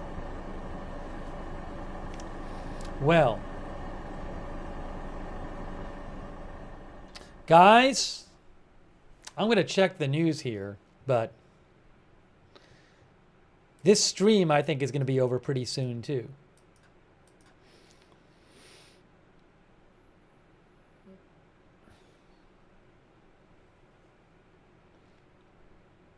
Again, we'll just have to see. I don't know what they talked about specifically. We'll see if there's progress in the coming days. We'll have to see. But you know what, guys? I think for me, I think we're about to... I think I got to eat. I think I got to eat. I think I have to eat. I think it's time. So we can always do more coverage. If there's big of course, if there's big developments with Ukraine, we will do more coverage. But I got to eat. So I really appreciate you guys being here. I enjoyed watching the summit with you. Not every day you see a summit like this. So I appreciate you all being here. And yeah, we'll do more streams when big news develops on this or other stories. Agenda Free TV, we cover all kinds of live breaking news without an agenda here. So subscribe and follow if you want Agenda Free TV. And turn on the notifications. You know, we cover all kinds of news, and I can't tell you in advance when big things are going to happen, but you can sign up for our free notifications, which we have, which work really well, and then you'll get a notification whenever we go live. The mods will post the link to sign up for the notifications. It's in the description of this video on YouTube and Facebook too, but I would do that so you don't miss a stream and you know when we're coming on the air for breaking news. Yeah, I gotta eat. I haven't eaten. I haven't eaten the whole stream. I thought I was gonna have to, but I just kept waiting, and then it was just like, well, let's. Too much was going on. I gotta eat. But again, really appreciate you joining, and thanks also for letting me read your comments on the air and sending me updates, letting me know what you saw and you were seeing. So I appreciate that. And let's shout out our moderators for being here. Incredible moderators. They are awesome. They're the ones who allow us to have the chat rooms. We couldn't have it without the moderators. Beth, Mythical, and Sabrina are over there on YouTube right now. But all of our other and Beezy and all of our other moderators, thank you. Kay Lowry, Body, and Margaret Riley, and our other Facebook moderators, Paul Anderson. Thank you so much. 13 Alamo, Bastion Girl, Matthew, Kohai 3, Sarah, and our other Twitch moderators. Big ups. Thank you. Linda Belk, Larry, and Misha on X. Huge thanks to our moderators. And huge thanks to everybody who donated. I think I owe a few more thank yous. Over there on Twitch, Sockenboffer. Thanks for your support on Twitch. I think on YouTube I owe a few more too. I'm sorry if I didn't get anybody. Salt of the Earth, thanks for being a member. Duck Vision. Yeah, I might be firing up the air fryer, Duck Vision. Thank you. PH Survivor 92, Glenda, our members. Matthew Bradford. Matthew, I think my flight tracking is done. I gotta eat. Thank you, Matthew. Thank you, XCD. XCD doesn't think Trump looked angry. XCD thinks he has a lot on his mind. Thank you, Lizzie, our member. KGB 503. Chris, thanks for your support. Javier Renegade Angel. Oh, Xavier Renegade Angel. Thank you. Thank you. Rivka Vossman as well. PB and Jam, I owe a thanks to. Abu Mohandis, Crimson Dingo. I think I got everybody else. Really nice of you guys. Thanks so much for supporting the channel. That is how the channel can exist, how I can buy news footage and stuff. So your support. So thank you so much for supporting the channel. If you ever want to donate, you can go to agendafree.tv, agendafree.tv. But huge thanks. I really appreciate you guys letting this channel exist and you're supporting it. Oh, by the way, if you're looking to track flights, I'm not going to be doing it. I'm getting off the air soon. But what you can do is go to Flight Radar 24 or adsbexchange.com. Flight Radar 24 has, that I think is Putin's plane right there. That's the #1 tracked plane. I believe that's Putin's right there. That'd be my guess. And I don't know if Trump's is still up there somewhere. That's a U.S. Air Force AWACS plane. I don't know if you can see Trump's anymore. ADSB Exchange. You can go look around. I'm not even sure. There's a FedEx plane. So I appreciate Flight Radar 24 and ADSB Exchange letting me use their trackers. And those are both really good flight trackers. So I would suggest checking out both of them. FlightRadar24.com and adsbexchange.com. Okay? But those are good. You can track them yourself. Hey, I will post updates about this and other stories on my X account. Hey, there might be some big news tonight that we cover, about something else. But you can follow me on X at Lookner on X for breaking news coverage. Follow me over there at LOOKNER. And speaking of X, another good way to find out when we're live is follow us on X at Agenda Free TV. I always post there when we're live. And I post updates about the channel there at Agenda Free TV.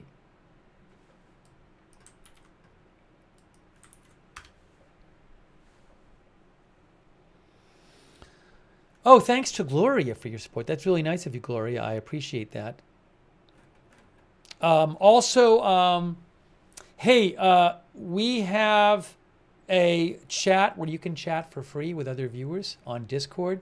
A lot of our viewers like doing that. The Discord chat. Check it out. It's the same link as signing up to the free notifications. So check out the Discord chat. Big thanks to our Discord moderators, too. Thanks so much for all you do, Discord moderators. Hey, and if you watch on YouTube, I would suggest turning on the YouTube notifications, but it's a little tricky to do that. YouTube notifications, here's what you got to do. You got to subscribe to the channel, subscribe, and then click the notifications bell and choose all notifications. All. Subscribe, click the bell, choose all. Let me do something real quick here. Hold on a second here. What's this?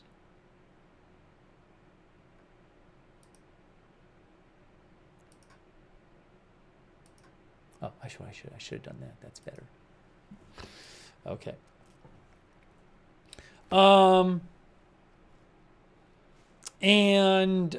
Hey, shout out to Sorry I didn't shout you out more. I should have shouted you out more. To our subscribers over there on Facebook who support the channel, like Robert Rial II, Lou Knight, Martha Crawford, Sharon Glasson-Goslin, Aaron Van Ness, Kay Lowry Body, Margaret Riley, Marie Goodson Hamilton, Robert Rial II, LT. Thanks to all of our Facebook subscribers. I appreciate it. And also our Twitch subscribers, Snooze Grop, Wall Street and Shaggy, Artful Nothing, Bastion Girl, Chi-Town Bears over there, Douthus, big thanks. Aloso, Agrajog TV,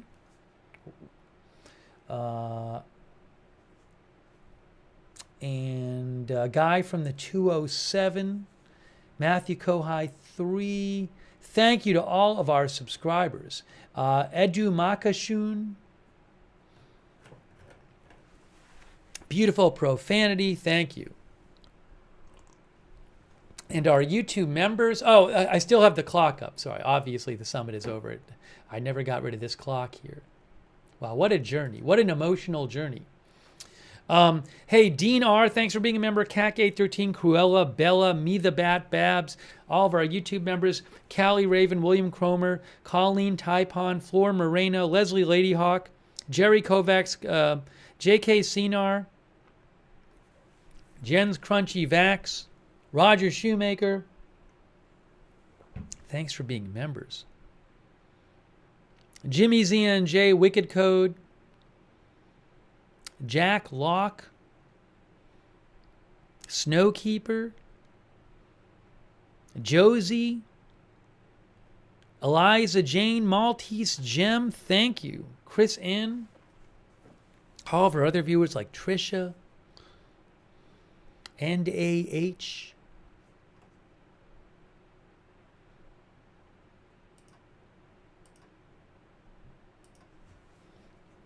Spicy. Ron Lolordo, our viewer, thinks it was a waste of time, the summit. JB, thanks for watching. Grumpy G, thank you. Maxim, what happens next, Maxim? I don't know. I have no idea. I mean, I don't even know I don't know exactly what they talked about. Maybe we'll hear about progress in negotiations. Maybe we won't. I just don't know. Trump will talk to Zelensky in European countries, NATO countries. Thanks, EMT Pirate, for watching. Girth Brooks. Some people think not that much was accomplished. Some think, well, maybe there was more accomplished than we know, but the U.S. is being quiet about it for now. I have no idea. We'll have to see. We'll have to see. Thanks also for watching. Oh, thanks so much to Margaret Riley for the stars. Hey, thanks, Margaret. That's really nice of you. Thanks so much. Thanks, Billy Anderson, for watching. Ryan Buchan. Martha Crawford, Jasmine Beatty, Judith Walker, Matt Kinney. Hey, thanks, Tie Shoes. Tie Shoes thought it was an embarrassment for the U.S. That's what Tie Shoes thought. We have some different views in our chats on this. But thank you, Tie Shoes, for your support. As Bubba says, Trump said it was very productive. He said they made great progress. Did he say very? Can't remember. He said they made great progress and extremely productive.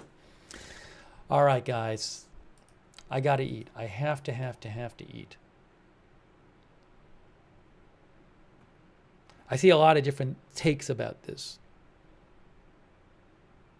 Oh, Aisha Hasni of Fox News says that Hannity says Trump told him he'd grade today's meeting as a 10 on a scale of 1 to 10. I guess that interview is going to be on Hannity tonight.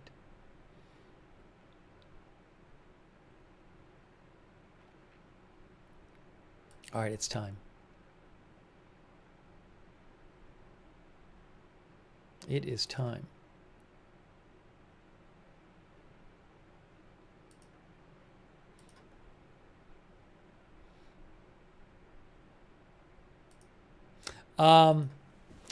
Hey, thanks Josh Z for watching too. All right, I am wrapping this up. We saw the whole thing. We got closure. We saw it. We saw them fly in. We saw them land. We saw them get off the plane.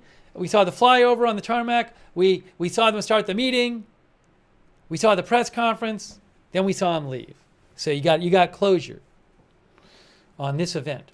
All right, guys, I'm going to wrap up this broadcast. I really appreciate you guys joining me, and I'm sure we'll have more news soon. Thanks again to our moderators, and that's it, guys. You've been watching our live coverage of the Trump-Putin 2025 summit. We will see you soon.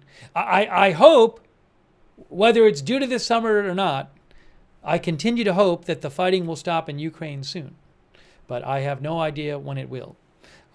Let's hope that soon, for everybody's benefit, it can stop. But anyways, that's it for now. Thanks for watching. We'll see you soon with more live breaking news coverage right here at Agenda Free TV.